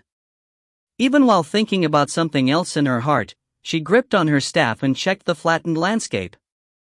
From what she experienced of overflows, it would be impossible to completely block it with just that. Unfortunately, there was no choice but to drink another potion in Poor Attack's One Saga. However, the next moment, she was met with a too confusing scene and said her thought out aloud. Well, that wasn't unreasonable, since the vortex currently. Gate? Is that a dungeon? No, I don't think so. What you see beyond that gate is another world. Another world? Changing into something that was billions of light years apart from an overflow. No way, is that an abandoned world? Shit, request for SOS. Request for. What do you mean SOS when we're the ones doing the SOS? Malatesta wanted to cry while seeing the scenery of another world beyond the gate. Why did it have to happen to her when she was away from that person? She didn't know what kind of frightening monsters awaited inside. Michael, that stupid idiot.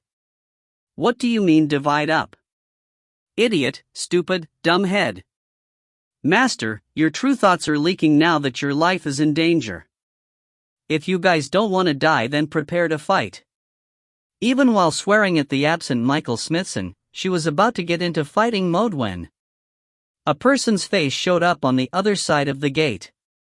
The moment she confirmed that face, Karina Malatesta's tension snapped and collapsed on the spot.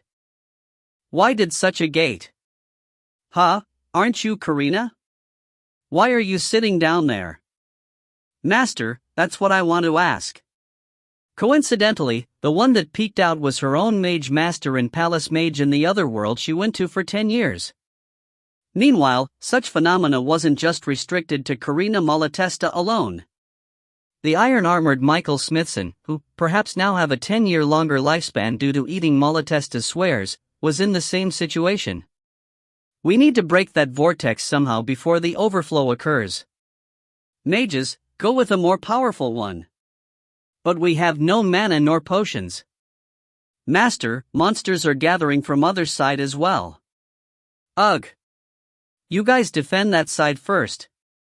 We cannot let Miss Malatesta's clan members be injured. The giant vortex that appeared in the capital city of England, London.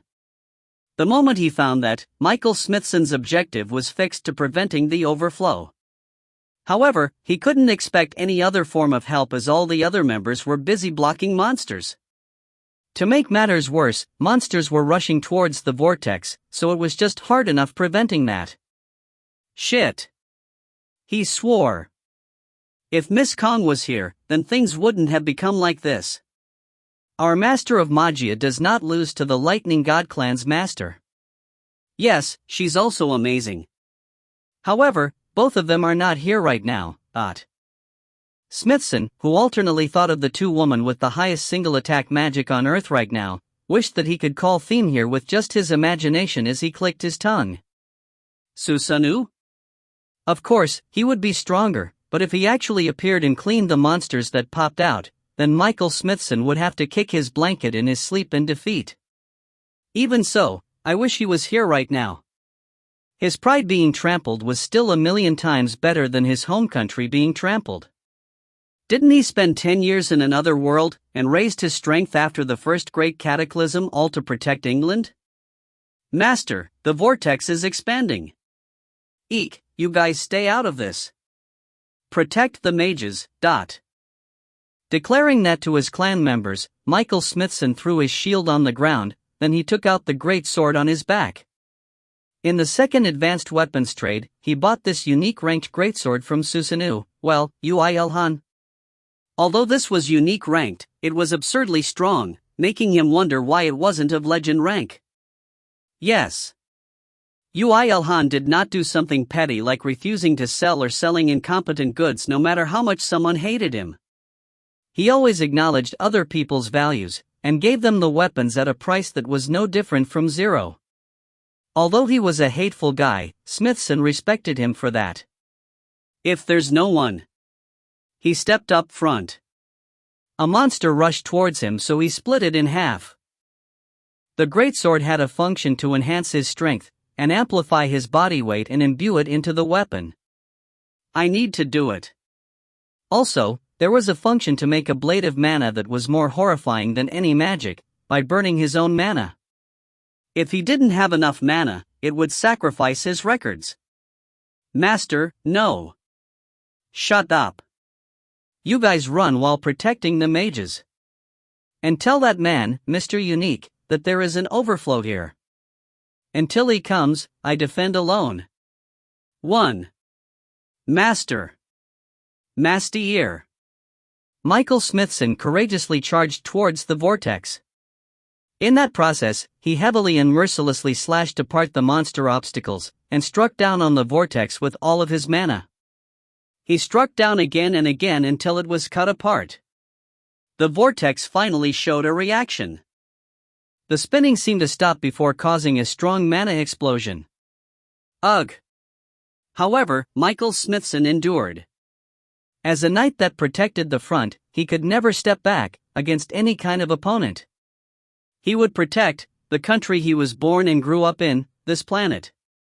He sturdily went forward and faced against the explosion. Of course, the scene after the explosion was similar to the scene that Carina Malatesta was facing in Italy. Sir Smithson? What are you doing in there? The gate that appeared after the vortex disappeared. Beyond it was a person who approached after noticing the presence of a gate while training. Somehow, he had a memory of this person. What are you saying? Why are you on Earth? Earth was Sir Smithson's homeland. For me, I'm always in Malotra NTR. Why is the scenery different there? Is it a special type of dungeon? It took 5 minutes for Michael Smithson to realize that what looked like signs of an overflow was just a preparation to open a gate to other worlds. Although such vortexes that absorbed the mana of humans that fulfilled certain criteria were creating gates that connected to the world that they were connected to, Yoo IlHan and his friends were in the middle of mansion defense and didn't realize such a thing was occurring at all. Author's notes. It's been quite a while since we saw people of Earth in action. What is that vortex? What crisis would be brought upon Earth? If you find any errors, ads pop up, ads redirect, broken links, non-standard content, etc., please let us know. Report chapter so we can fix it as soon as possible. Chapter 153, if I open it, it's the gate to hell. 1. Painful cries resounded within the perimeter and around the border of Yoo IlHan's mansion grounds. Kaya Owak. Kagugak. Kahak. Kihiei. Would hell on earth be like this? A variety of monsters, over 100 just by species, were executed in various ways. Kihiik. The moment the land monsters crashed against the fences to destroy it, the fences absorbed their mana and transformed it into heat. 50% of the courageously charging monsters dropped out here, and the others who tried to destroy the fences with skills dropped out soon after as the fences spat out even more fire by using the mana from the skills. Kei. By now, even brainless monsters would realize that coming into contact with the fence would be dangerous. Of course, this applied to only the extreme minority, and the rest had already been vaporized after crashing into the fence. In any case, the monsters that felt the impending crisis spun their heads a little instead of charging recklessly. The answer they came up with was jumping. Whether it was stepping off another monster's back or leaping over the fence with their own leg power, they thought of various ways to get over the fence. It was an extremely reasonable judgment. Cool. And the moment the cleverer monsters landed inside the grounds, the second wall inside the ground shot up and pushed them back into the pits of fire. Gakukagagagak. Kihak. The other half of the monsters were ground apart here. By the way, there was a third wall, so the ones who could step into the mansion grounds either had enormous leaping ability or were aerial monsters in the first place. It sounds horrifying if I ever have to attack this fortress. Well, thanks to that the monsters we have to face were reduced by a very large number. The elves who rushed out to the garden while mentally preparing themselves to fight against thousands and tens of thousands monsters in the horde, watched the monsters dropping out of the preliminaries and thought that Yoo IlHan was a frightening man. However, the walls and fences were just the beginning. The artifacts disguised as trees or grass in the garden grabbed and snipped at the passing monsters' ankles, or suffocated them while emitting extreme poison, and as a result, their numbers decreased even more. Even a beautiful-looking flower shot petals at monsters that approached it. Of course, the petals were made of fourth-class monsters' bones. Second-class monsters would not be able to avoid death, and even third classes would receive fatal injuries. Master is truly great. His Majesty's so cool. Dad was cool from the beginning. Any ordinary person couldn't help but be in shock, but despite that, Yoo IlHan's subordinates only exclaimed in excitement at the prospects of their great and glorious leader. However, their leisurely attitudes slowly came to a stop. The monsters who managed to approach the garden despite facing all those traps had to be the stronger ones.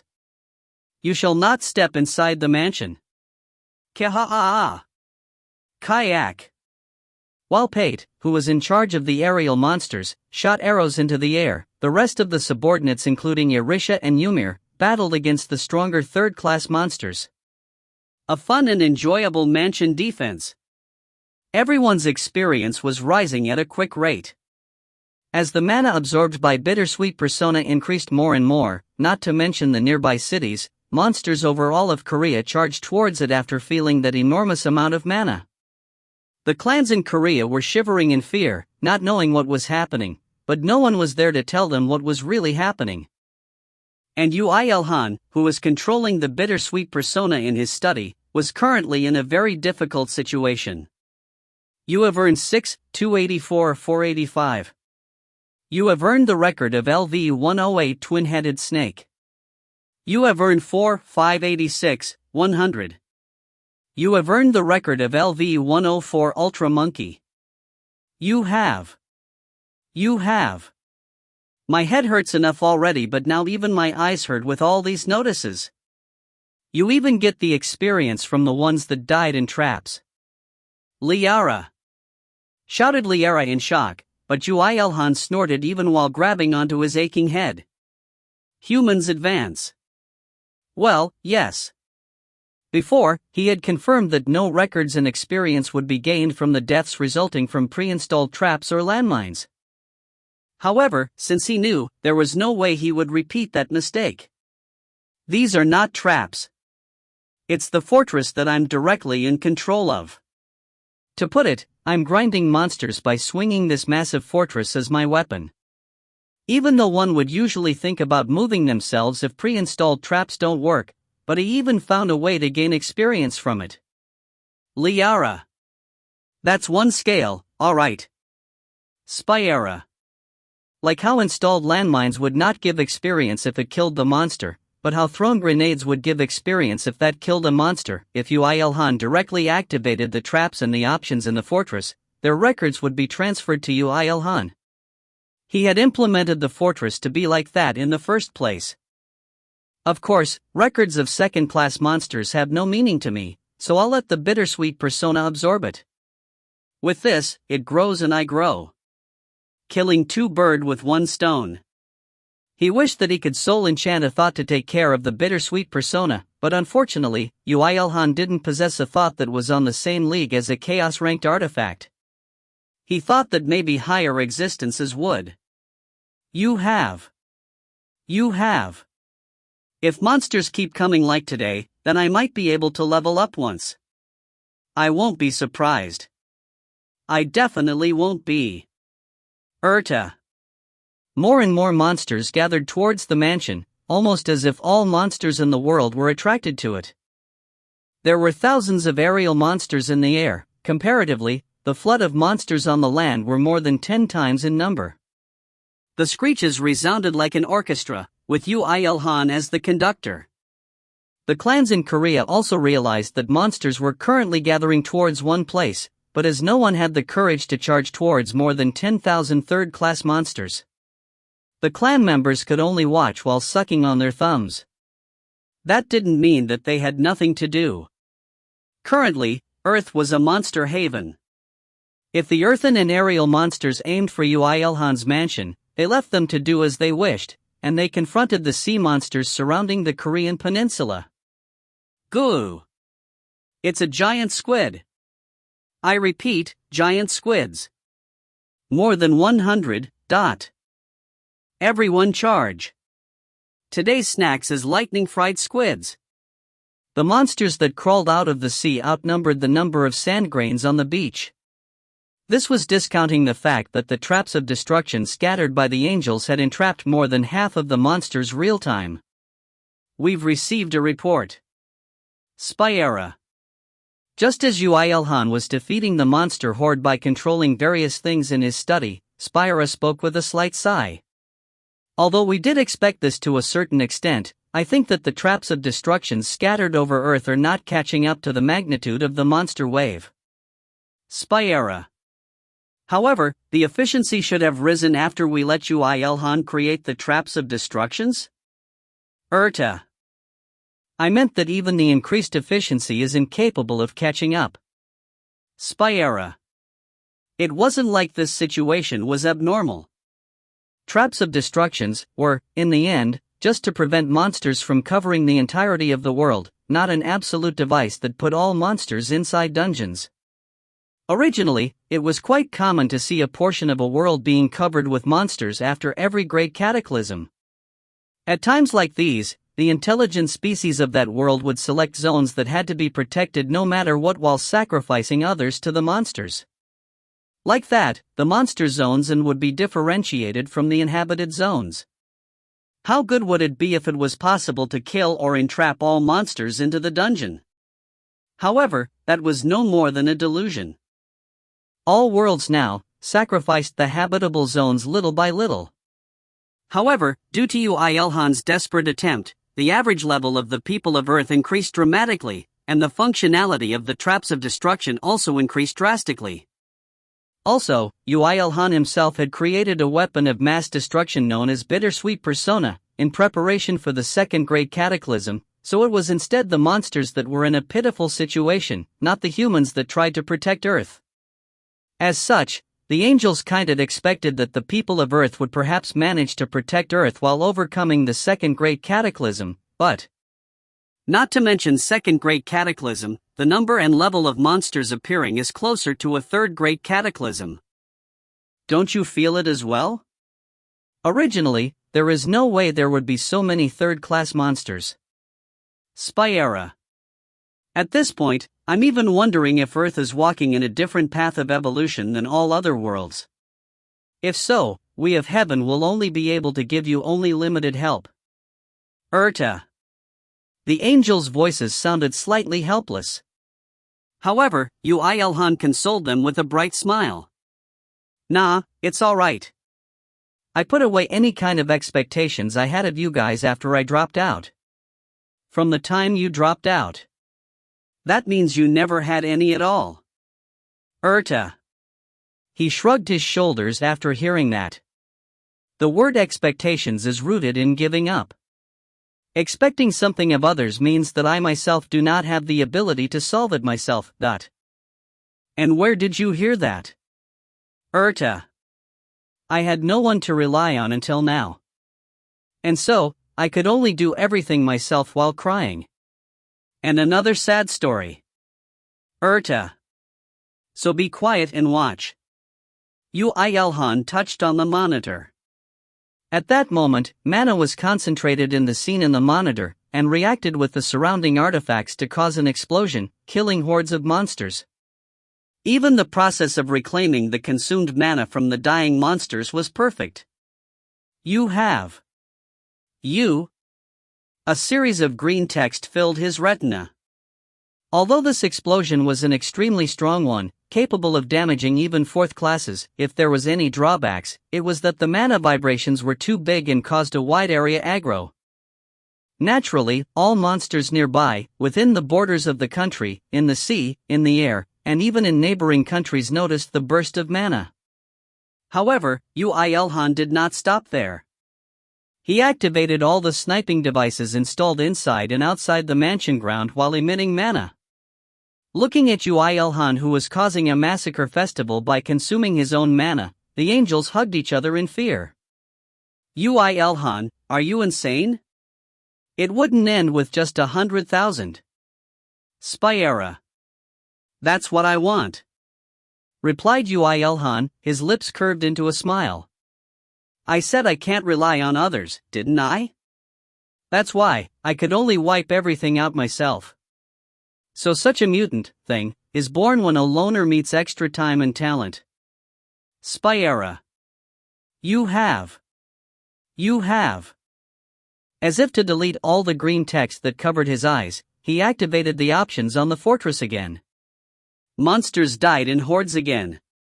Of course, as Yoo IlHan's subordinates were still in action at that time, the actual number of deaths numbered even more. And at one moment, the mana ejected from countless dying monsters overlapped again and again to create a huge mana vortex inside Yoo IlHan's mansion ground as well. Everyone screamed after looking at that. That looks like a concentration of mana, but it's actually closer to a naturally generated gate. How can a gate? Liara. Oh my, I received a report. Mana vortices are being generated worldwide, and if a person that fulfilled certain criteria imbues mana into it, it explodes and a gate connecting the world he or she went to appears. Urta, you were right. Earth is developing in its own way. Spyera. Woo. Yoo IlHan, who didn't listen to the angel's words, thought that it was the signs of an overflow, like the others, and clicked on the monitor like mad. All the mana inside the mansion gathered in the vortex and caused explosions. It was an explosion caused from an absurd amount of mana that no one on Earth could use right now.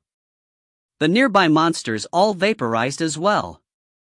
Even his subordinates had to retreat. The vortex couldn't endure it until the end and caused a massive explosion. What everyone else on Earth couldn't do was achieved by Yoo IlHan. Experience. Records of LV? You have become level 146. 3 strength, 2 agility, 2 health, 2 magic increases. On the place where the vortex exploded, there was nothing, not to mention a gate. Just that, the absurd amount of overlapped mana lost their force and went in control of the mansion, and completely refilled the consumed mana. Yoo IlHan was satisfied that he prevented an overflow, but tilted his head after a series of question marks filled his retina. Although I did have a lot of experience piled up, what did I just kill to level up twice? No matter how great the explosion was, there should be a limit to the damage, so I can't kill 4th class monsters with it. Moreover, what's up with all these corrupt letters? Is the Akashic record bugged up or something? The angels all stared at Yoo IlHan. Yoo IlHan tilted his head again, and the angels gave up. Nothing would come out of them interrogating Yoo IlHan. Why are you looking at me like that? 'Cause you're handsome. If you don't like it, then stare at me too. Well, if you say so. The moment new history was being written on Earth, human history was being written anew. The mansion defense continued. For the chaos from the second Great Cataclysm to die down, a little more time was needed. Author's notes. Expectation is a word rooted in giving up, a famous line from the database Fukubsatoshi from the Classic Literature Club series, T/N, Hyuka. A Japanese novel, written by Yonezawa Honbu, and it takes a slightly different style, an everyday mystery. It's a piece I really like. There's an animated version, so if you have the opportunity, please watch. I'll say this again, but Earth is walking its own path. The mana explosions caused by the power of bittersweet persona is strong enough to wipe out third classes and injure fourth classes, but speaking in reverse, it means that it is very hard to kill fourth class monsters just with the explosions. It's not a matter of quantity, but quality. A warning here, although it's mentioned in the chapter, the reason the people could not erase the vortices is due to the lack of firepower.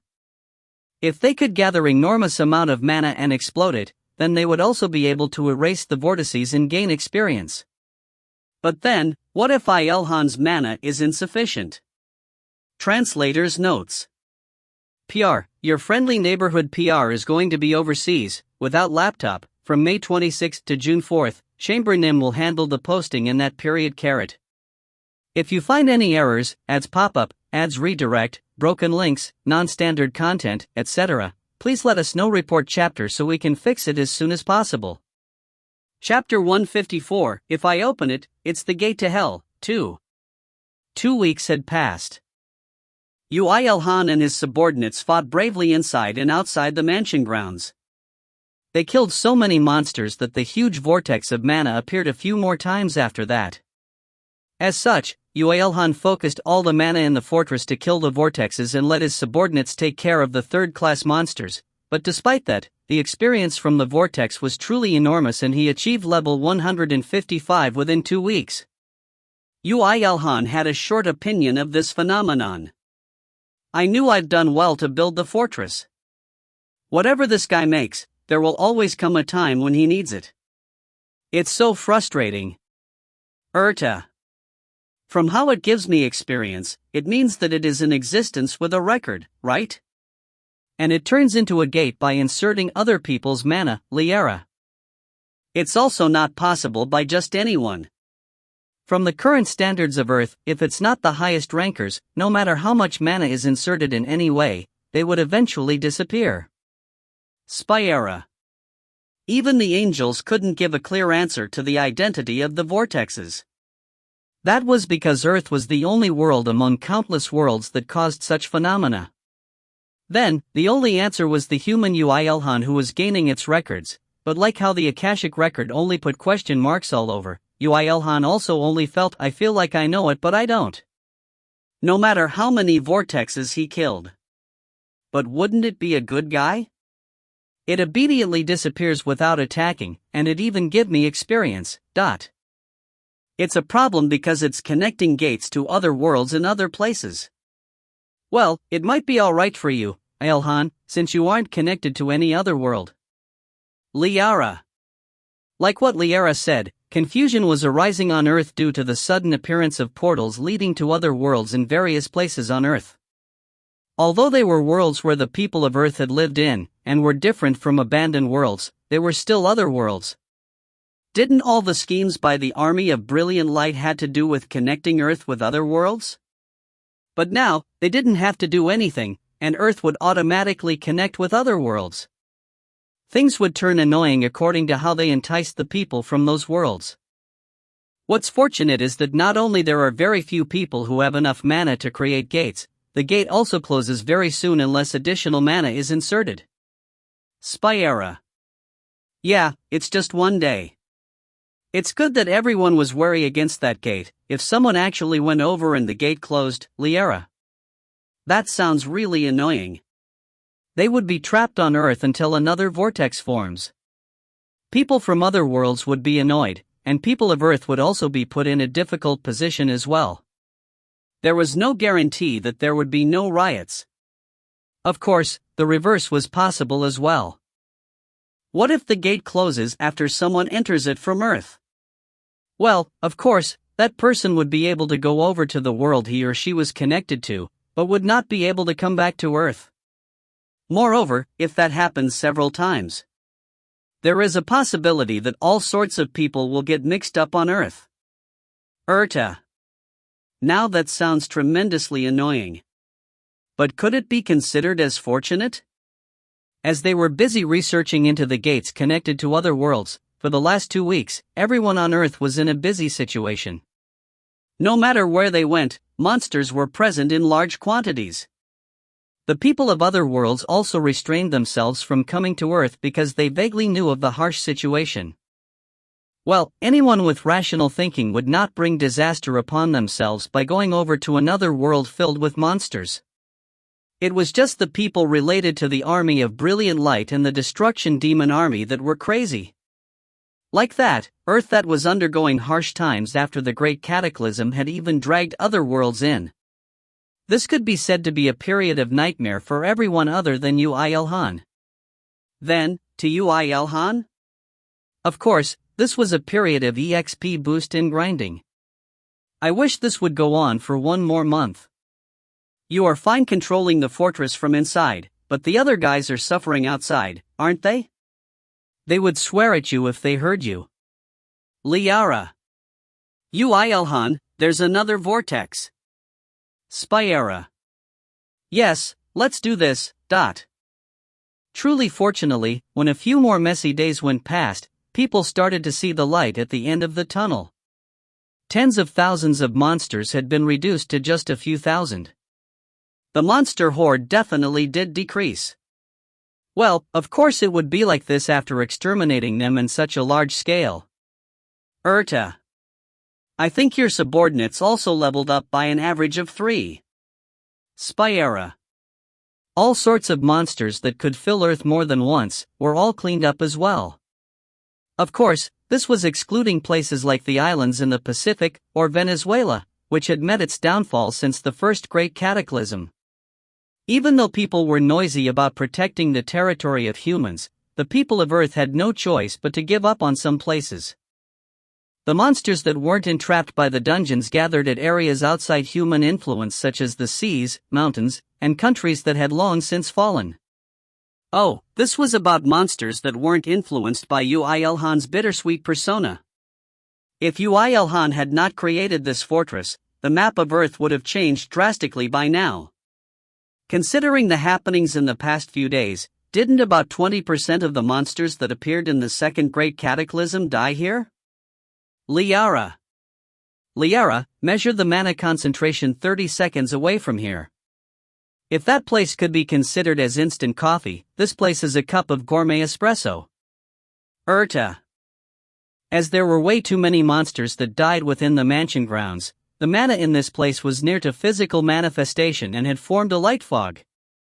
Due to the power of the artifact, bittersweet persona, the mana could not escape, and as a result, the fog did not disperse, enveloping the mansion and its perimeter.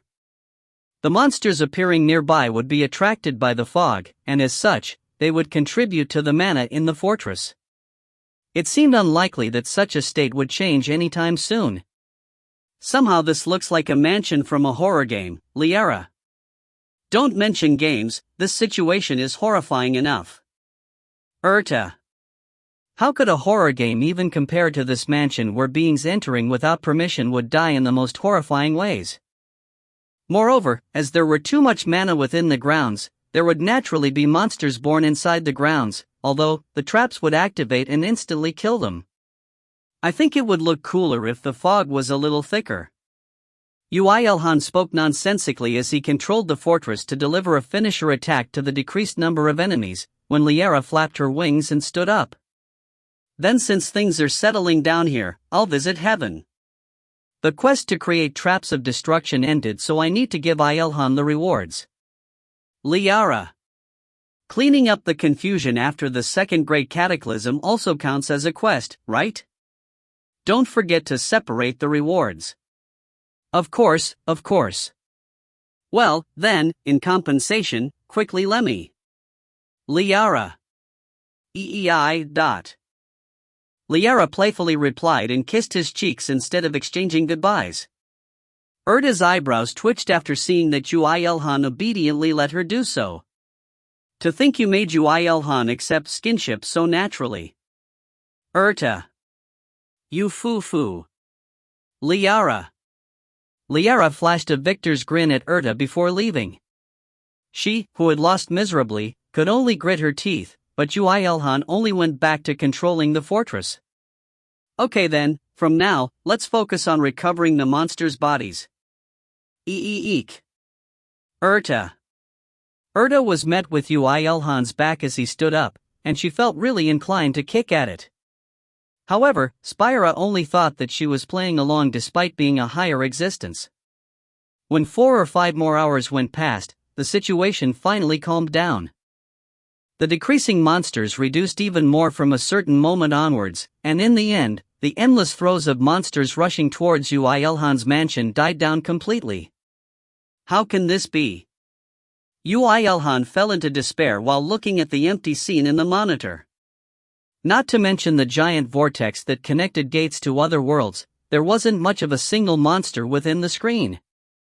I'll be level 160 if I just level up one more time. Don't go around saying that, the others will die due to high blood pressure. Erta. After checking that the long battle had come to a complete finish, Yoo IlHan immediately let his subordinates return. Such was the end to the enjoyable mansion defense. Your Majesty, you were amazing. That mana explosion that wiped out the monsters was really... I can't use that too often. Anyway, you guys have done well too. Yoo IlHan even felt sorry after seeing their appearances.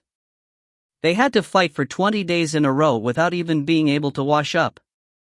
However, it was unknown why the elves boasted superior aesthetics even though they should be dirty. Wash well and have a nice sleep. Thanks to you guys, we won't have to worry about monsters for quite a while. Yay! Your Majesty, then please excuse myself to rest. Myri, let's wash together. Okay. Although everyone was given a room of their own, Myri, Firia, and Irisha found it difficult to rest properly alone, and slept together in one room, and this was the same with Pate and Jurl. Yoo IlHan thought that they should all sleep together while at it, but accepted the outcome after remembering that Pate and Jurl were male. Meanwhile, Ymir seemed to have longed for his dad after fighting hard for so long, as he changed into his pajamas after washing with Yoo IlHan, before falling asleep in his arms.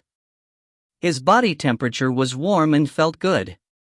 Although he looked like a perfect 11-year-old on the outside, he was still a baby on the inside, prompting Yoo IlHan to let out a smile. However, he couldn't stay smiling forever. He's already level 140. Wow, that's insanely fast. That's what you're unsatisfied about. Erta. As Ymir was the one with most action in the 2 years and 9 months in the abandoned world with Kong Mire, he leveled up the most as well. It was the same this time in the mansion defense, and decisively, it was possible to have such an insane speed of growth because eating dragon meat let his level increase. Yoo IlHan thought back to the mountains of dragon meat in his inventory, and realized that Ymir may actually reach 4th class faster than him. Mr. IlHan, can we come in? Mire. Yay. Yuna. At that moment, guests arrived. Yoo IlHan smiled after checking the guests through the monitor. It was none other than Kong Mire and Yuna. They actually came to find him as soon as the monsters retreated? It seemed like they like Ymir so much, thought Yoo IlHan, wrongly, as he controlled the mansion to let them in. However, the moment Yoo IlHan entered the guest room, something flew in through the window like lightning. I'm back. Liara. Whoa. It was Liara. As Ymir was sleeping in one of his arms, he raised his other arm when she dove into his arms. Receive the rewards. And receive me while at it. Liara. You're heavy. Immediately after Yoo IlHan barely managed to hold Liara while not waking Mir up, a hot aura was transferred from Liara to him, and green text covered his eyes. Heaven's Quest, 0708 complete. All status increased by 20. Strength increased additionally by 10. You have acquired the passive skill, Magic Engineering. You are now able to bring out the power of an artifact more easily, and the success rate of mana crafting increases. Yoo IlHan sat down, with Ymir in one arm, and Liara in the other. Then, he tilted his head after checking the skill he had just acquired. According to Bittersweet Persona, I'm already at the peak of Magic Engineering? That's just practical stuff without the theory. You are no different from having made a semiconductor from just its appearance. Of course, that's very amazing, but magic engineering isn't like that. It's a field of study and a skill that one has to learn if one wields magical languages in mana crafting. It's also a study that developed naturally across numerous worlds hundreds of years after a great cataclysm occurs. Liara. No matter how he thought about it, it sounded annoying, but if the performance of his artifacts increased by raising its skill level, then he couldn't ignore it either. There would be improvements in the combination of soul enchant and the artifact. It would definitely assist in completing the mobile fortress. And even to the equipments he had to stop on the design phase. Good, now that he thought like that, his motivation surged. Yoo IlHan asked Liara with an expectant face. And so, how can I train in magic engineering? It wouldn't just end with repeating mana crafting, right? Well, I don't know either. Liara. I should have expected this from how confident sounding you were. Kayak. Liara. Yoo IlHan moved his fingers on her waist to tickle her mercilessly. He never could have possibly imagined that it was the best reward Liara could get. Ugh, even I only know the basics of magic engineering. Urta.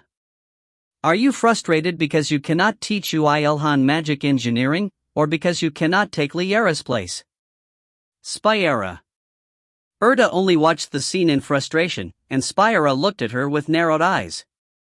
Ymir was sleeping soundly as ever.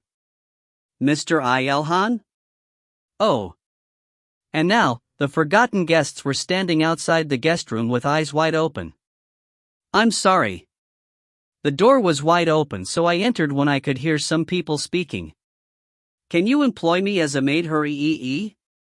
No, I don't need one. And so, However, just as when Yoo IlHan was in a difficult situation, pondering about how to get out of this situation, Kang Mire blurted out something completely unexpected. Magic engineering is quite well developed in the world I went to. What did you say? A savior had arrived. Author's notes. Nice EXP gain. Feels like a new quest. Translator's notes. There seems to be a misconception that destroying vortices equals destroying worlds.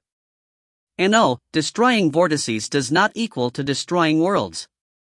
The explosions that happen at the end of the vortex generation is what causes the gateways to connect, I think so, anyway. No world is harmed during the destruction of the vortex. But I don't know what explains the massive EXP gain. Perhaps it's because the Akashic record is bugging out. Hello. It's chamber posting today. This is a sponsored chapter. Thanks to all the sponsors. And I'm always accepting sponsors. I have 10 stockpiled chapters at your disposal. I'm actually just greedy about money cause the new laptop broke, and all I have is this Pentium dual processor laptop I've used for 3 years. Minor changes, I'll add to the end of Nayuna's lines, instead of dragging them out. Thanks for reading. P.S. WordPress is red underlining vortices, but I'm sure that's the correct word, and not vortexes. Hey, vortexes doesn't get a red underline. PPS, I don't think this chapter is edited, so I'll have Cookasites do it later. PR, edited now, carrot. If you find any errors, ads pop up, ads redirect, broken links, non-standard content, etc. Please let us know report chapter so we can fix it as soon as possible.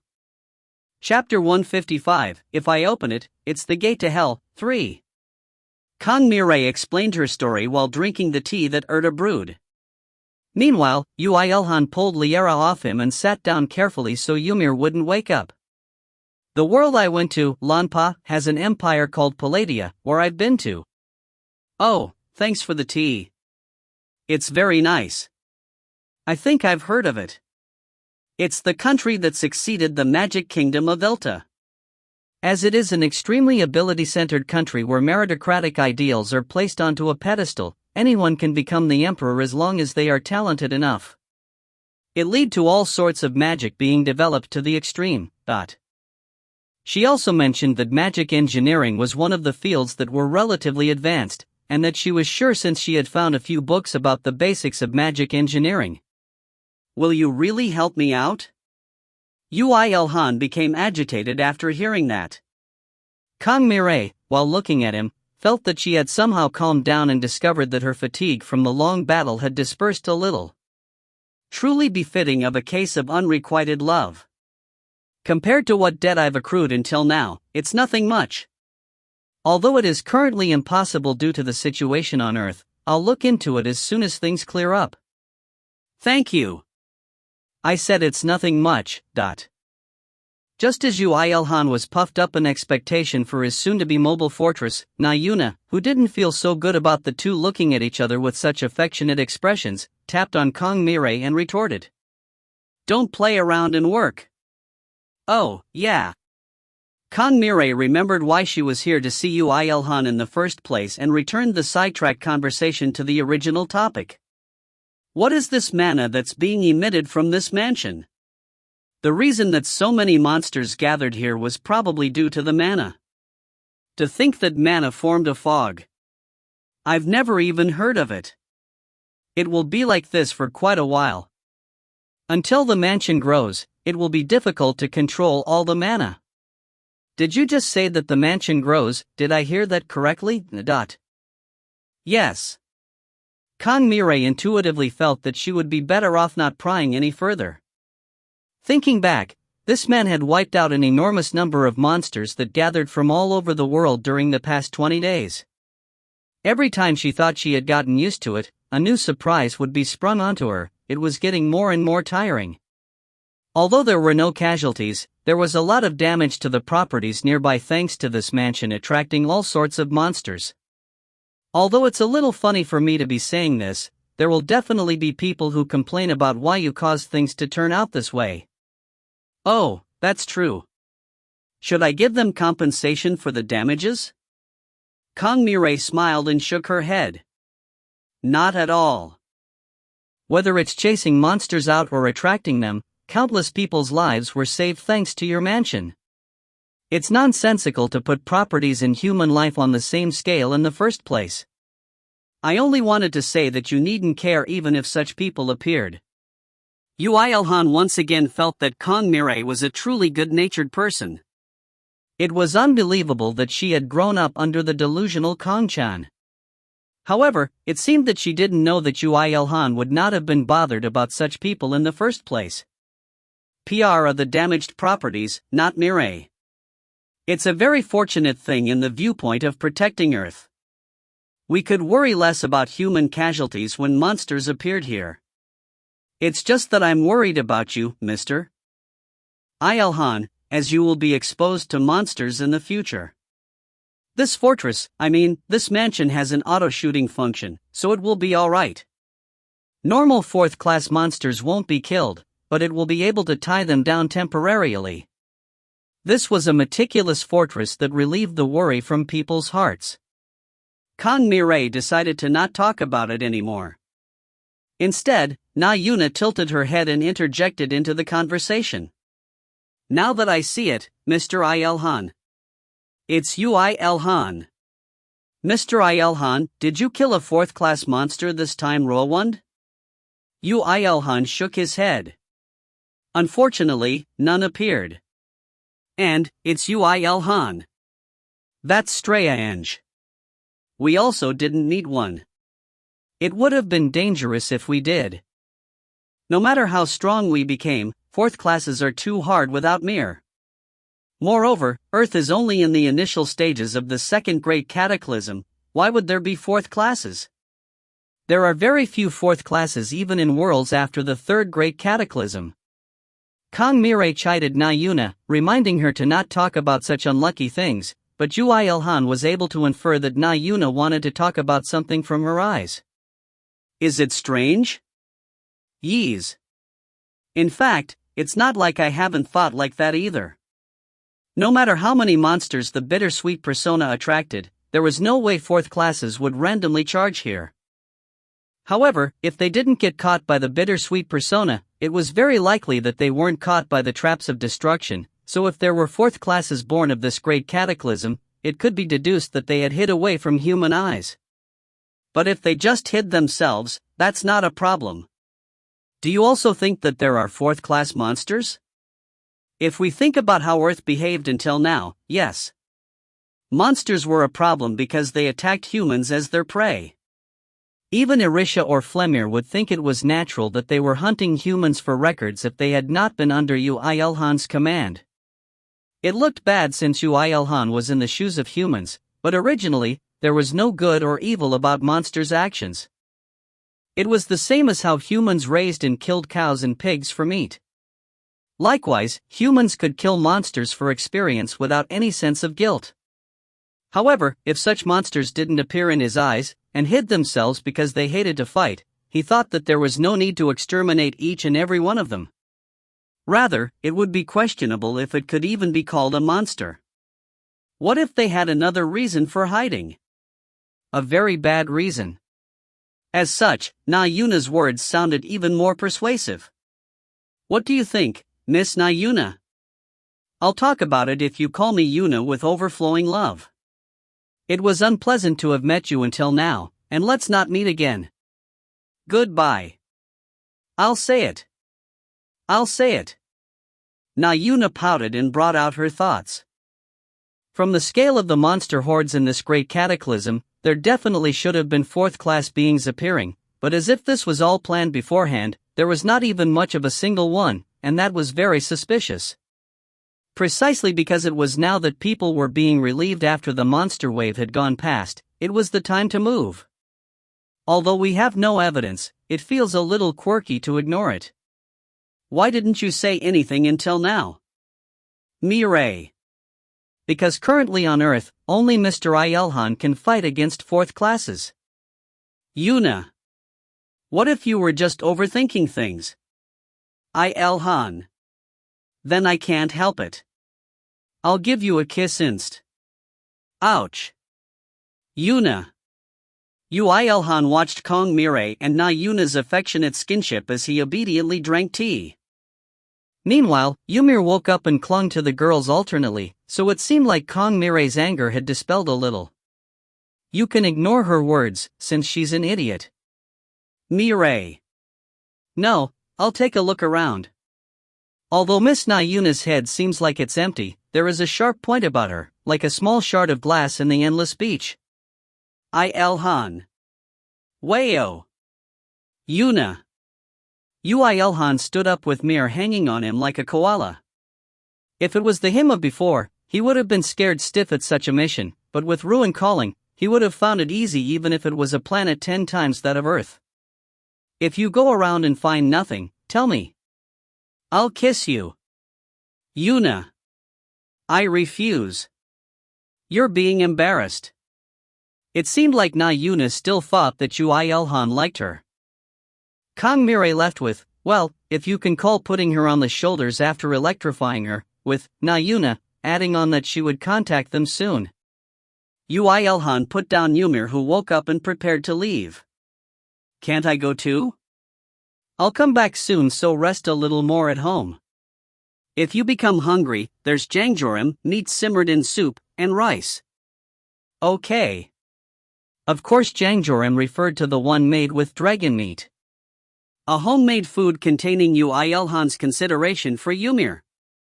There were also sister products, boiled dragon ribs and dragon dumplings. He took Ymir to the bedroom and made Erta stay with him before leaving. The vast clearing of a garden came into his view.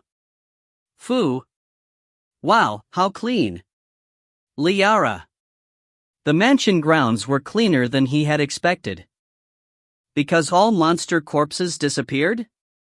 No way. It was because the mansion repaired itself by absorbing the remains and corpses of monsters. Of course, this was after he had collected the remains of monsters above level 150, it was a waste to give it to the bittersweet persona. It's completely intact, let's go now then. There's no way there are fourth-class monsters though, Liara. It wouldn't be surprising even if there were, Liara. Spyera. Yoo IlHan flew up to the skies with the still disbelieving Liara, and Spyera who accepted reality. As Yoo IlHan's flight speed became faster as he adapted more to the ruin calling, the angels also had to fly relatively quickly in order to not get left behind. Should we really be able to find fourth-class monsters like this? Liara. Whether it's people or monsters, if they hid from others, then I have the confidence to find them. I think about things from their viewpoint. I have a lot of experience doing that, so I know very well. I had no intention to attack IlHan's heart, but I stepped on a landmine again. Liara. You can just call it the power of the concealment master. Spyera. However, even though Yoo IlHan had looked over every single place on Earth with the two angels, he couldn't find any fourth-class monsters. This was including the Pacific where it had completely turned into a monster zone. Although he found some that had potential to grow into fourth classes soon, it was true that there were no fourth classes currently. But since there are so many monsters here, let's clean them up first. It's the first time I see a human who can use the word first when talking about cleaning up an entire country. Liara. Yoo IlHan's assault came as disaster was wrought upon the monsters. The endless storm of dragon bone spears accompanied with flashes from the black dragon whip. In fact, Yoo IlHan kind of expected to see another vortex if a large number of monsters died, but it seemed that it wasn't something that generated just because one wished for it to appear. But there was also a sign of the vortex when Yoo IlHan cleaned up the monsters in about 2 hours. Even though it's happening right in front of my eyes, I can't see through its mechanism. Liara. Wouldn't it be a type of monster as expected? Even if we know everything else, we still do not know the mechanisms of monster appearances. Spyera. While the higher existences were busy making hypotheses, Yoo IlHan cleaned up the nearby monsters and approached the vortex. Liara asked while seeing that Yoo IlHan was putting away the whip and was taking out his spear. So, what are you going to do now? Although it was possible in the mansion since you had mana explosion, would it still be possible now? Liara. I should try until it shatters. It's not like it will connect to another world. Declared Yoo IlHan confidently and inserted mana into his weapon. Eternal Flame, Purple Flame and Blaze were fused into a white flame, following which he deployed the Spear of Untraceable Trajectory while trying to imbue the power of a sword, whip and hammer into it at the same time. HHHHHHHHP. Yoo IlHan's strike with all his power pierced through the vortex several times. However, as it was still insufficient compared to the time he attacked using the power of the fortress, he attacked several more times while bringing up all the strength he could muster. Or so he was about to, when the vortex suddenly started to expand with a strange light. God damn it. Ah, it's exploding. Liara. Yoo IlHan, dodge. Spyera. Before the angels even warned him, Yoo IlHan called out Aegis in front of his eyes to protect him. Although the vortex caused a grand explosion, it could not overcome Aegis. Yoo IlHan realized that there was no green text on his retina, and realized that he could not break the vortex alone, and was putting away his Aegis. When he was met with a gate that showed a frightening scenery inside. Author's notes. That sounds nice, dragon dumplings. The reason Yoo IlHan beat up the vortex without the help of the fortress was because there was no world connected to him. To speak of it, he fell into a tiny misunderstanding. If you find any errors, ads pop up, ads redirect, broken links, non-standard content, etc., please let us know. Report chapter so we can fix it as soon as possible. Chapter 156, If I Open It, It's the Gate to Hell, 4. A world that was different from any other world Yoo IlHan knew of.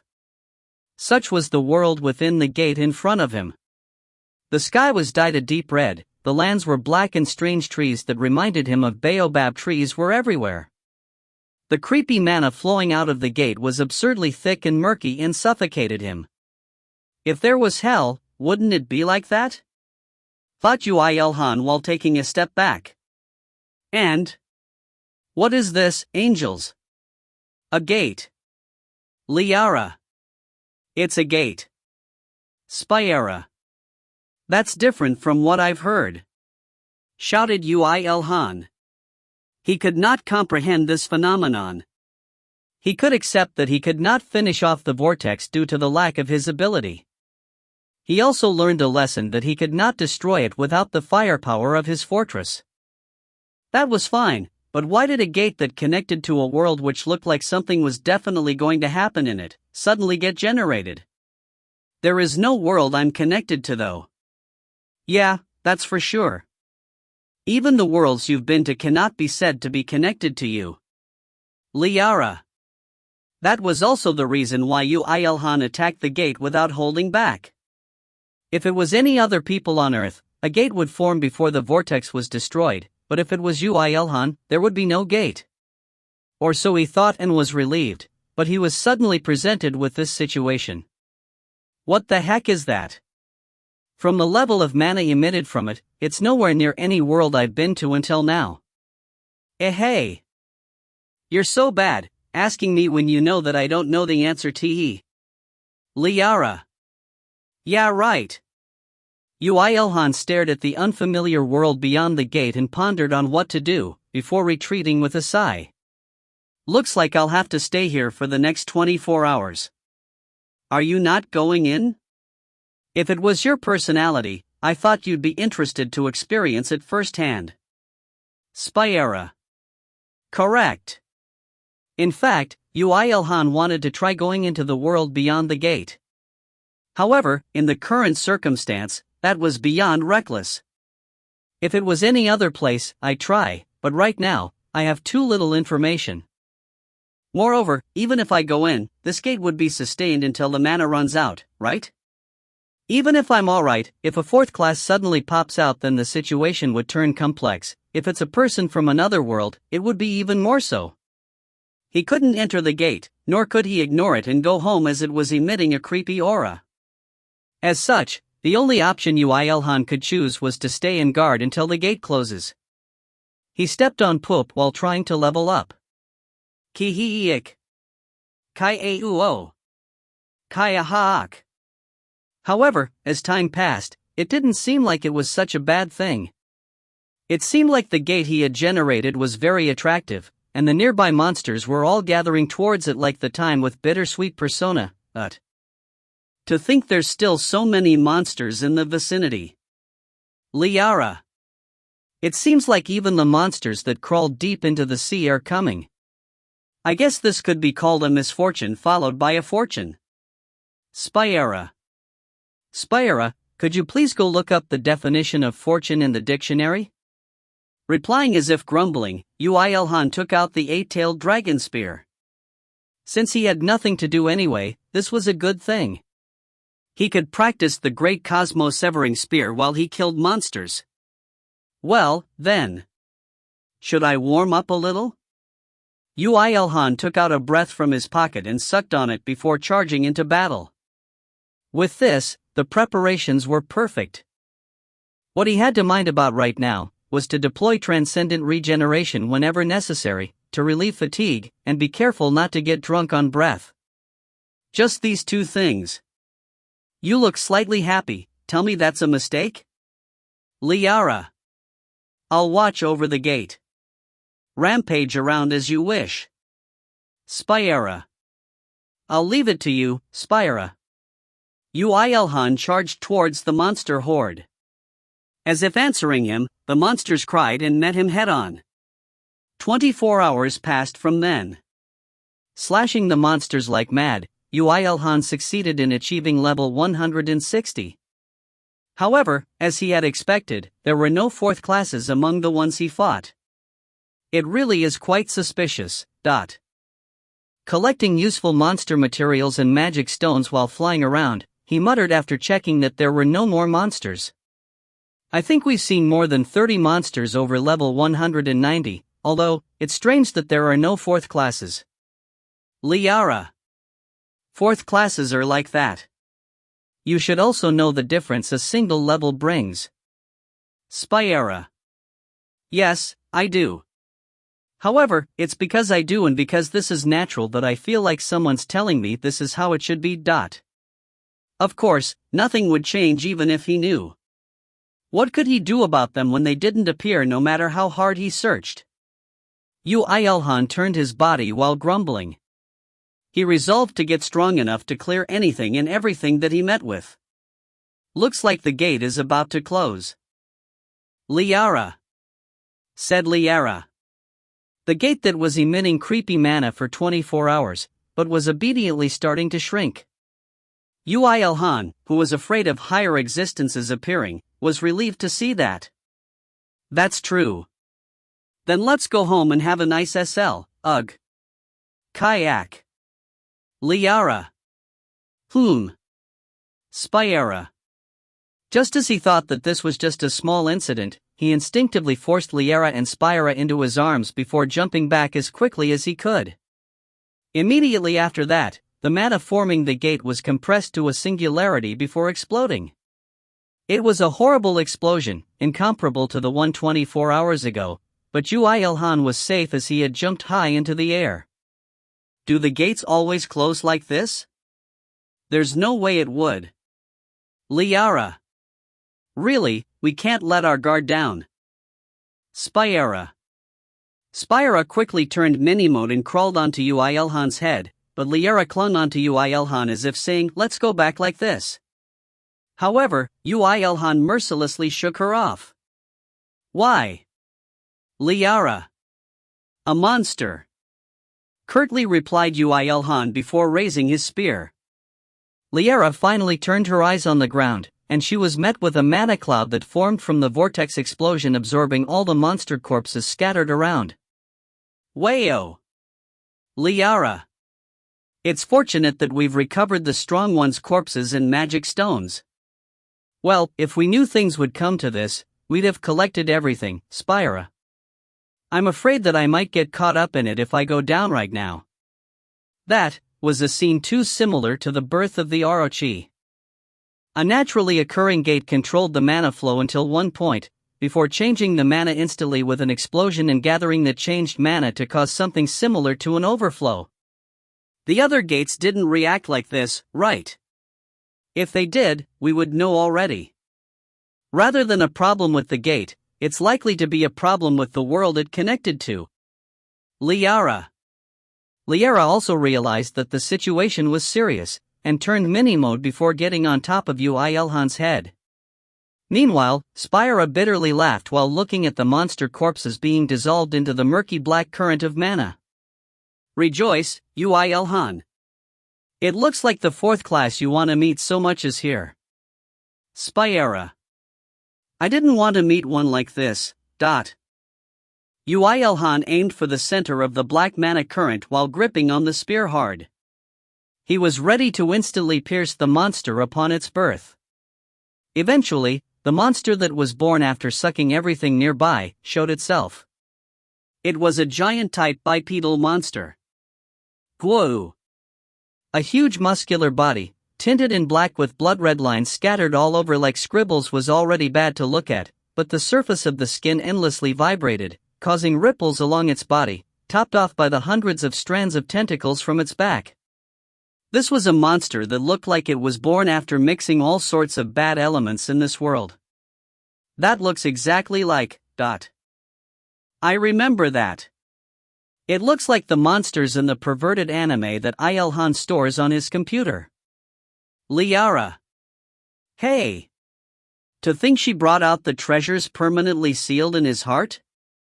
Wait, before that, she checked the contents. Kill it quickly, Yoo IlHan. I'm afraid it might actually do the things that appear in that anime when it meets other humans. Spy era. You also know about it. The monster inflicted severe mental damage on Yoo IlHan upon appearance. Yoo IlHan glared at the monster while blood-laced tears streamed down his cheeks. Ugh, I cannot forgive you. Nice shift of blame there. Liara. Yoo IlHan brought up the power of superhuman strength as much as possible, and threw his spear with all his shame and rage, and an extra purple flame plus blaze plus eternal flame plus dragonic blood combo.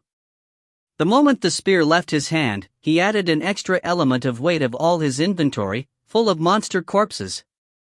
Critical hit. Qua. The moment the spear landed, it cried a horrifying shriek.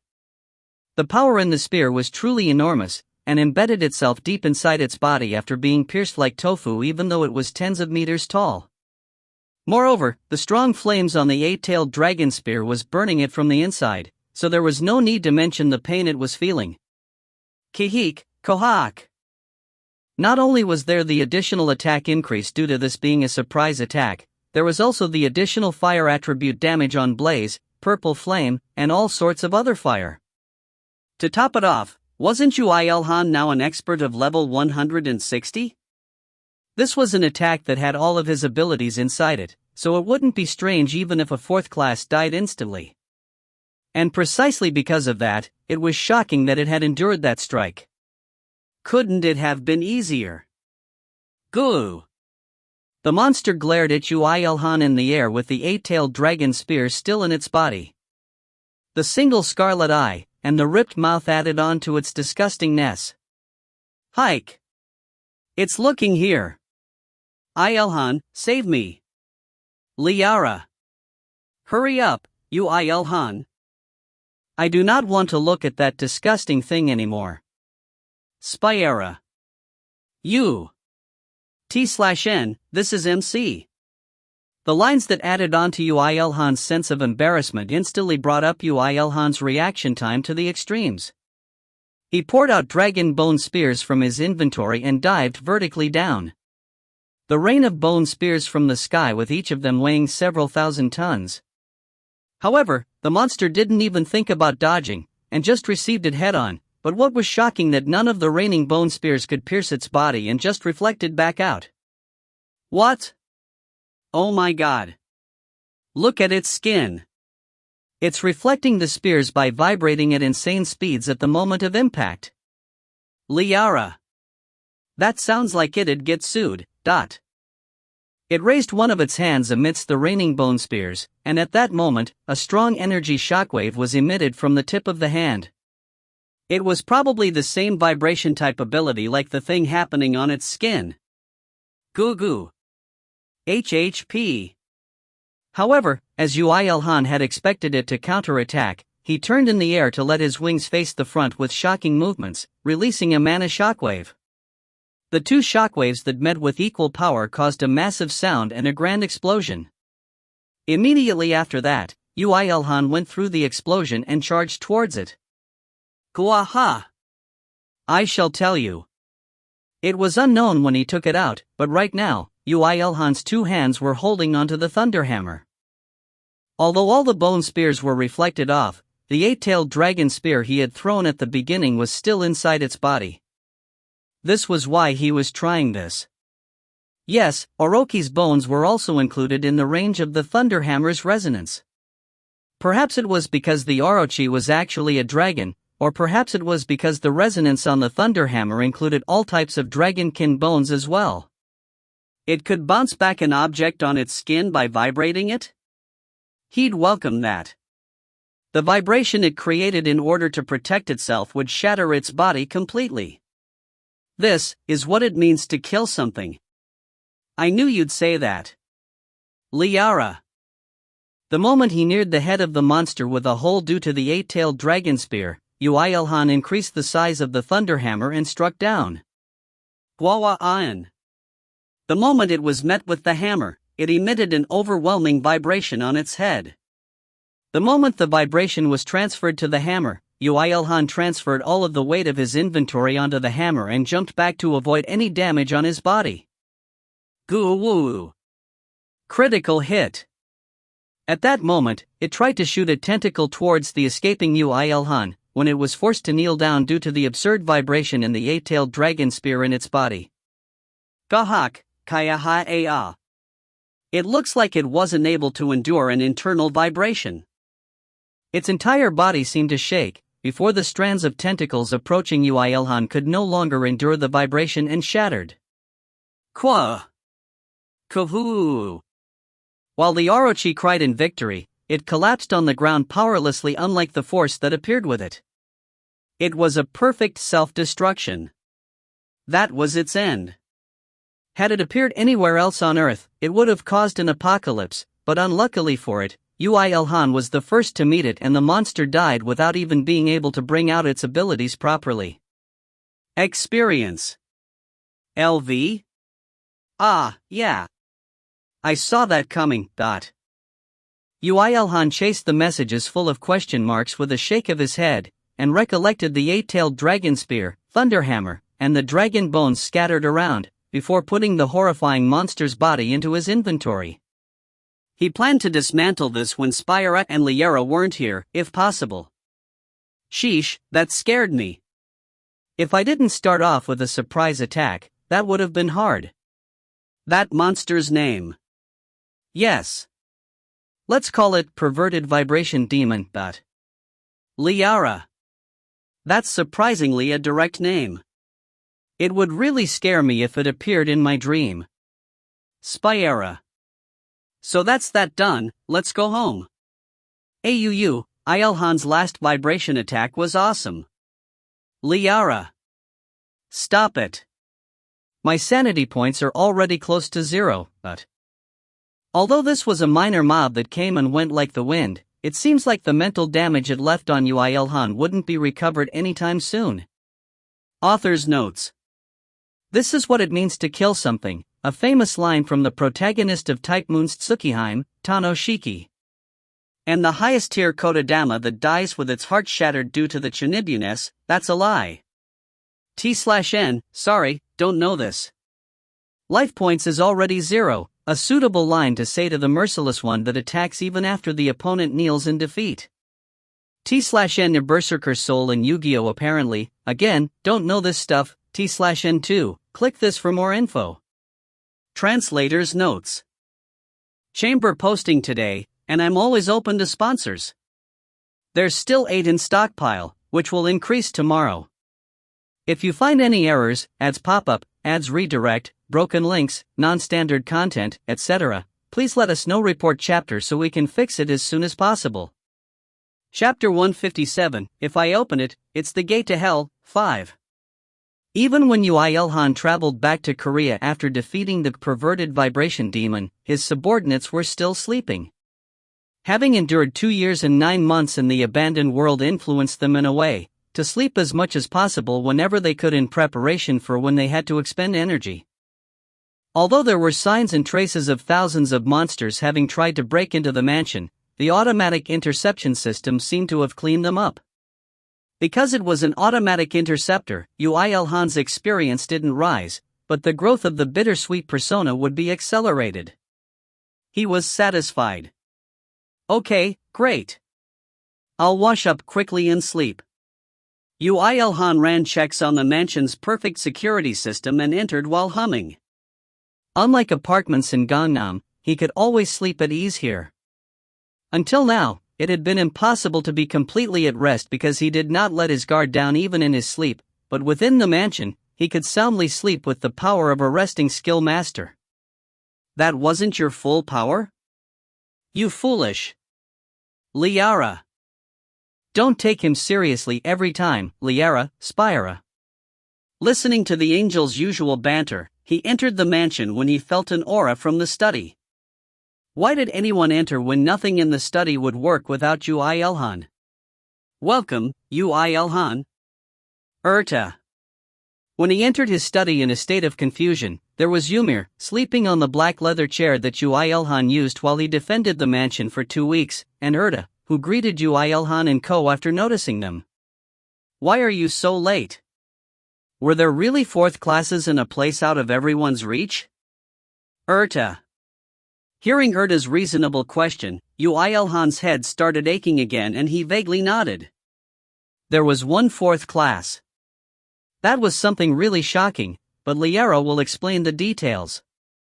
Rather than that, why is Mir sleeping here?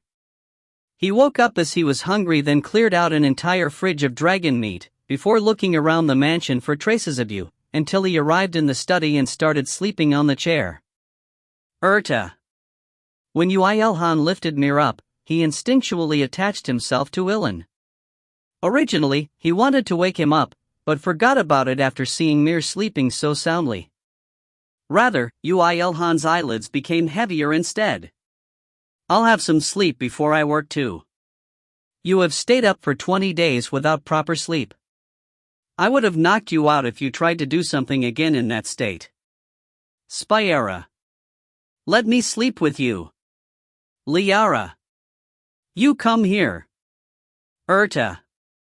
Yoo IlHan temporarily handed Ymir over to the angels, took a shower and then took the child back before diving onto the bed.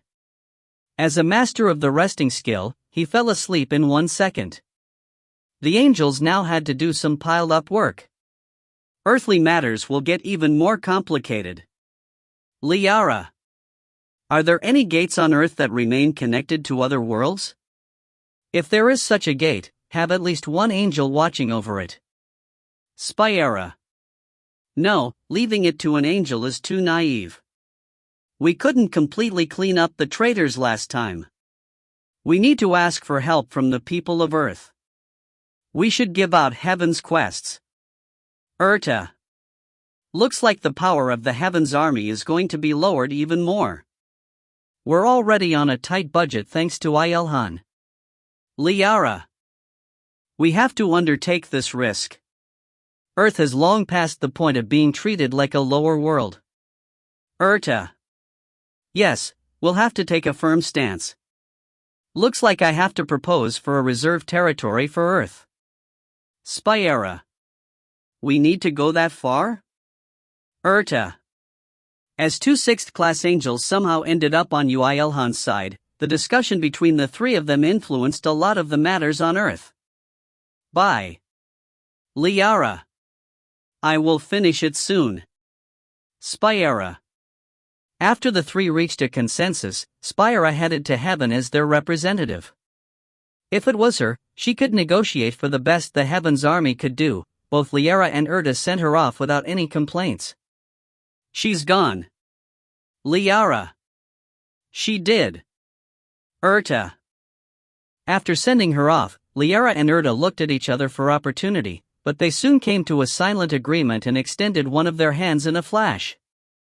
Liara's was fist, and Erda's was paper. Fu. Erta. When Erda kissed her fingers in satisfaction, Liara shouted while gritting her teeth. Let's go with 3 rounds. Liara. Victory is always decided with 1 round. Erta. Erda's will was like a steel wall. As Liara laid next to Ymir after crawling onto Yoo IlHan's bed with a crying face, Erda cautiously leaned on IlHan's side and held onto his sleeve. I think I can sleep comfortably for the first time in a long while. Erta. I'll spare you for today. Liara. Liara looked at Erda, who looked like she was satisfied with just holding his sleeve, with complicated, subtle eyes, but soon fell asleep. It looked like Erda didn't say that for nothing, as she also fell asleep quite soon. Yoo IlHan's subordinates also slept well without waking up. Although all the monsters in the vicinity gathered towards the mansion, they were cleaned up by the automatic interception system without harming a single thing on the mansion. Like that, all the inhabitants in the mansion fell into a quiet sleep. Even at this point in time, the whole world was struggling due to the residue of the weeks of battle, as well as the gates that were still there, but only this mansion was separated from such chaos. A few hours after that. I'm back. Why is the mansion so quiet? Oh. Spyra. Spyra, who came back from heaven after the meeting to decide new rules that would be applied from that moment onwards, found it absurd that even Liara and Erta were asleep, but left them alone after thinking that they had suffered quite a bit. Because, things would get even messier from now onwards. Meanwhile, at that time, the master of the Lightning God clan, Kongmire, was troubled. It was because she had received a request from a high-ranking person who even she could not ignore, from the other world Lanpa. Trade, you say? I'm not talking about the resources of Earth. The first imperial princess of the great empire of Palladia, Yoo IlHan, replied. Aren't there pathways to countless other worlds? Mire, as you probably know already, all worlds seem to have similar resources, but have slightly different ones. Of course, monsters are different as well. In the process of studying them, we would be able to get a variety of unimaginable, high-quality records, and it will be a great opportunity to develop the magic of our world that has stagnated. It's dangerous. We do not know when the vortex would be generated, and even if I make a gate to this place and the people of the Empire can temporarily come over, if the gate somehow closes due to a mistake. There's Mire. What should I worry about? Someday you'll make another gate. Yoo IlHan was burning with her desire for progress. Kongmire, who had a deep relationship with her, knew very well that she would no longer listen to anyone at this point. I can assure you. People in other worlds are definitely thinking like me. I am talking about magic, but some may want items, others want monsters and some, human resources. Sooner or later, there will be a market for trading on the Earth. She giggled. It was pleasure for her to think that things that have never been imagined so far will happen in reality. Earth would have to prepare well. If you cannot control it, it will be very difficult. The management of the gates, the management of the people who pass through those gates, as well as the management of the transaction. Mire, I'll advise you as a friend. Before someone else does it, make a place that everyone would need. That way, you would be able to get a lot of things on your hands. Foo. With the sighing Kongmire in front of her, Yoo IlHan laughed and added with a smile. Perhaps Earth is one of the types of worlds that will someday emerge in the many worlds. Think positively. You can act as a trade center for many worlds. I wish that there will not be a big mess. Currently, Earth is not in a situation where we can afford to think about other things. But precisely because of that, it would be best for me to step up in order to decrease the potential mess as much as possible. Kongmire's expression stiffened. Of course, the ability users with enough power to open gates to other worlds were limited, but even if that was the case, it was unknown when an unexpected situation would occur. The reason the people of other worlds did not harm the people of Earth was because of the contract with the Heaven's Army, and once they came over to Earth, that contract would lose effect. Even the Imperial Princess in front of her might cause a stir once she goes over to Earth. Meticulous management was mandatory. Kongmire recalled to the matters about Farada. While she was fighting in an abandoned world with others without knowing anything, Yoo IlHan was fighting alone against an entire world in order to stop them. Thinking about that, a fire rose in her heart. She couldn't rest the Earth on Yoo IlHan's shoulders alone. Now it was time for someone to take away some of the burden on his shoulders. Kongmire wanted to become that person. She was excusing herself that such actions befitted a partner. I'll definitely make it happen. And you think of it that way. You really will suffer miserably. If anyone sees you, they might think that you're the one protecting all the people of Earth. The Imperial Princess was prepared to have a fight of words when she said that, but Kongmire only smiled bitterly. The Imperial Princess pouted when she saw that Kongmire didn't talk deeply about herself, but she also knew of her personality well. Without stepping any further, she retreated. In any case, do your best. Everyone would want to become the main character of Earth. It's easy for you to say as an outsider. Kongmire sighed while imagining the people of Earth participating in this incident. Human greed would not disappear until everyone fell into destruction at the same time. If it was possible for anyone to make the vortex a gateway to another world, then the Earth would have been in a really big mess since a long time ago. Even at this moment, the leaders of the countries would be racking their brains to think of countermeasures, but even they would also be thinking about how to use this opportunity for their country. This was a natural thing. The easiest way is to create Earth's local specialty. If everyone wants a piece of it, then the trading area would be focused there, right? But that's why I'm saying, it isn't that easy to pick out items that are special to Earth. Oh wait. Kong-Mirai was retorting when she exclaimed. It was instead the Imperial Princess that was surprised. What, there really is one? No matter how great Earth is, it had just undergone the second Great Cataclysm, you know?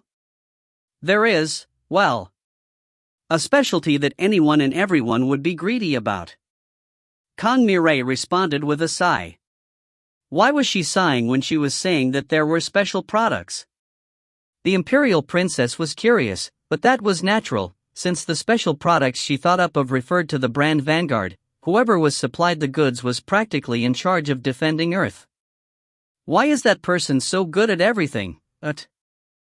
It was just a while ago that she wanted to relieve the burden on his shoulder, but she immediately thought of a method that would be reliant on him.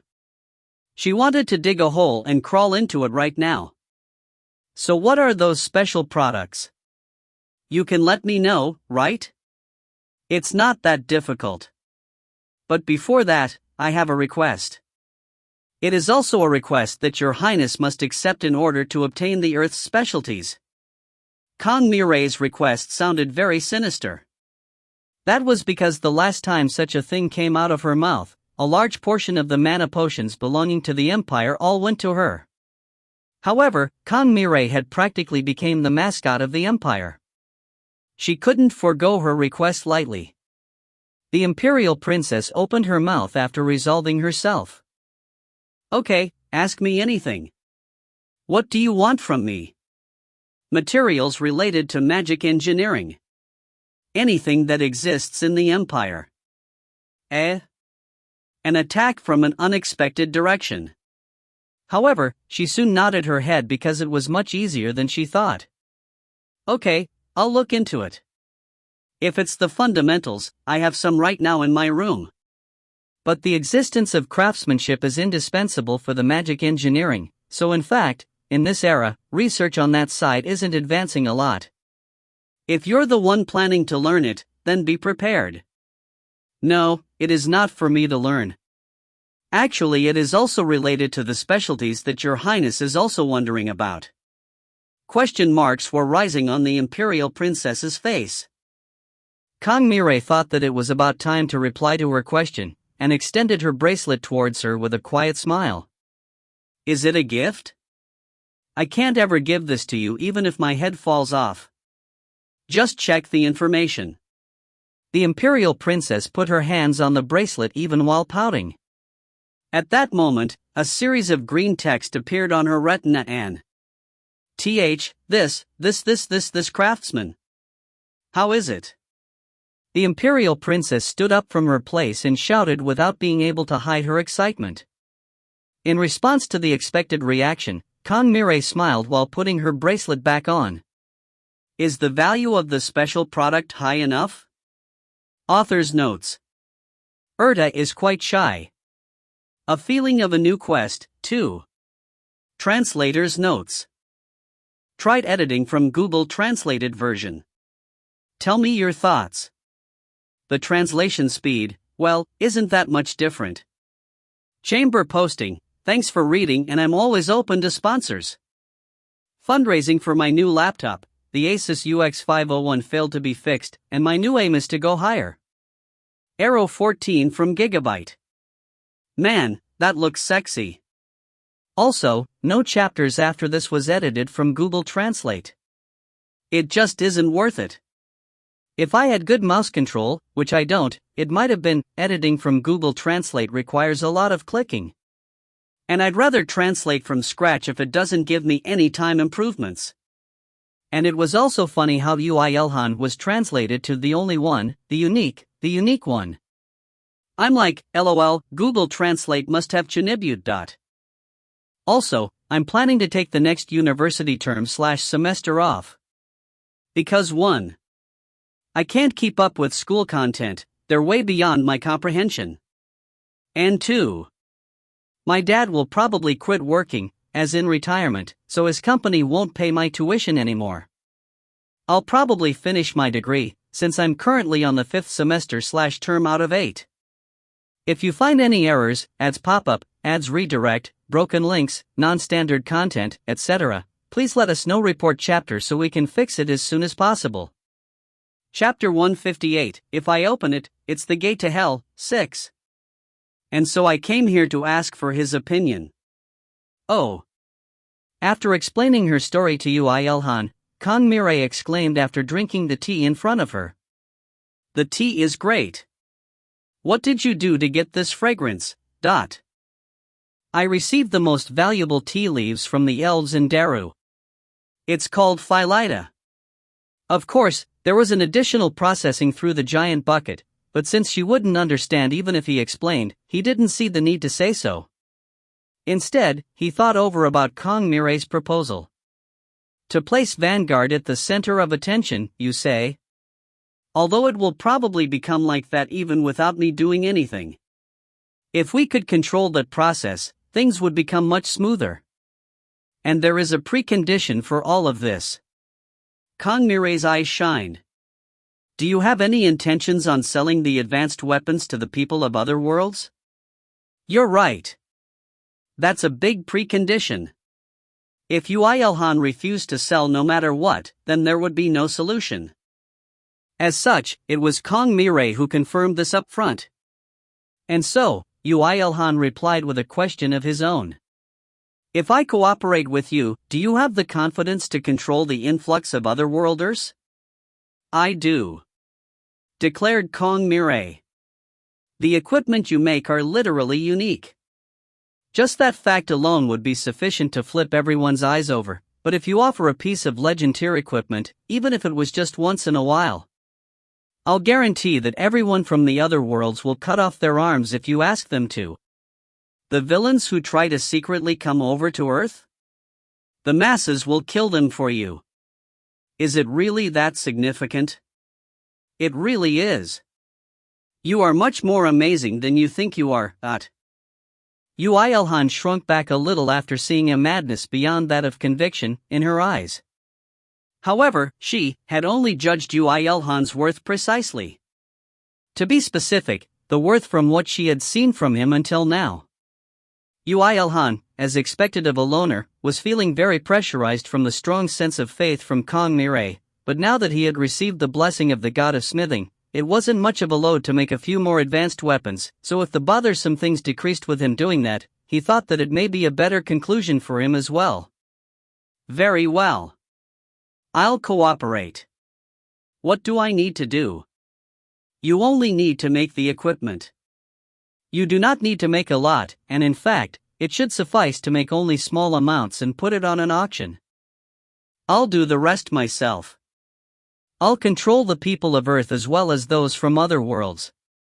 Kong Mirai sticking her fork into an unknown fruit coated with sauce on the table, as she spoke those words that made Yoo IlHan's life much easier. After that, her eyes rounded. It's the first time I ate something so rich and refreshing and so interesting. What is this? There are fruits in Dara which become richer if two are put together. I sliced them up and submerged them in the honey that the wolfkin brought over from Kiroa. Of course, that submersion process happened within the giant bucket, but, rest omitted. Kong Mirai extended her hand to the cookie next to the fruits. The cookie itself was of course baked in a normal oven, but the dough and the spices were put in the giant bucket too. And you know the rest. Delicious. So delicious. I've never eaten such delicious cookies before. That's good. You made it, didn't you, Mr. IlHan? Yes. My cooking skill rose quite a lot. You know what? Let's sell these too. Sorry?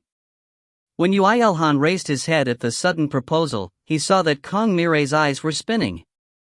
Even though she acted quite meek outside of battle, she was currently fidgeting excitedly with cookie crumbs scattered on her lips. I've never tasted such excellent desserts before.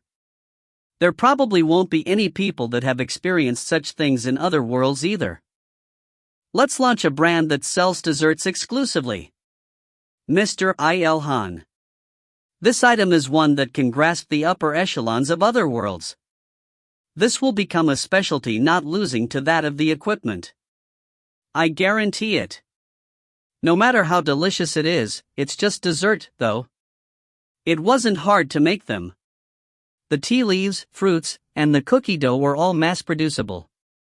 In fact, Yoo IlHan had also thought of selling these when he first tasted it. However, not to the point of Kong Mire's words just now. No matter how delicious something was, something that wouldn't lose out to the equipment? Did that even make sense? However, if Yoo IlHan lacked something, it was experience of living as an upper echelon of society. The psychology that he would never understand even if he died, just by reading books and other materials. Kong Mire, on the other hand, knew it too well. It's not mere dessert. It's an amazing dessert. If there are two things that people are most concerned about, first is the practicality, and the second is pride. An absurdly expensive dessert that is just as delicious, and produced only in extremely small amounts, only on Earth. This can only go well. Kong Mire finished her words and sipped her tea again. Then, she narrowed her eyes. It's not just the things you told me, is it? There is a special process for this, right? Correct. I knew it. You wouldn't have only crafted equipment with smithing. Ah, so delicious. We must start a brand. Okay, I get it, so calm down. Kong Mire received another cup of tea and emptied the dessert dishes.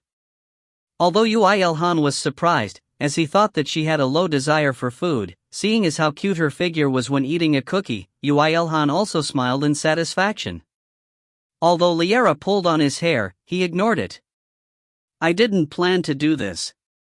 Sorry for my appearance.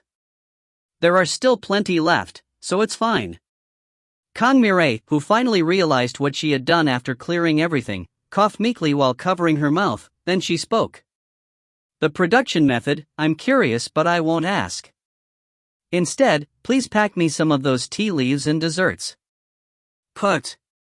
The high-class luxury dessert brand, Angel Tier, that spread its fame as widely as the brand Vanguard, was born.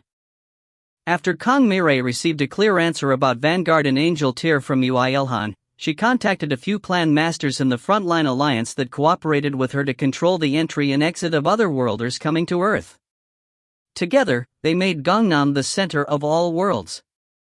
That confident-sounding, and in fact, a little over-the-top sounding objective, became reality with just two conditions. First, Vanguard sells items to the people of other worlds, exclusively to the people of other worlds who had a clear record of entrance. And also, to the ones who registered for the official trade market that would be created in Gangnam.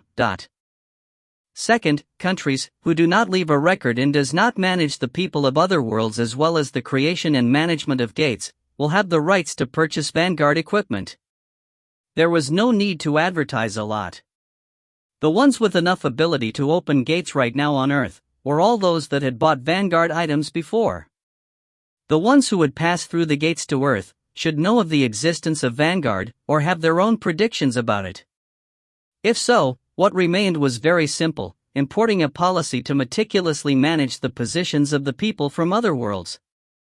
If anyone refused, then that person would be returned right away, and if that failed, not only that world, the country that opened the gate would also be excluded from the trade with Vanguard. When this was all announced, many countries who were making various plans due to the Second Great Cataclysm angrily ripped off the Lightning God clan and Vanguard, that a mere equipment brand was trying to place Earth and the people of other worlds on their palm. The problem was that they had no choice but to be swung around as Vanguard wished to. Without Vanguard's equipment, their national power will fall behind that of other countries, and will only face their doom against the monsters that grew stronger by the day. Vanguard had already become an indispensable existence for all countries.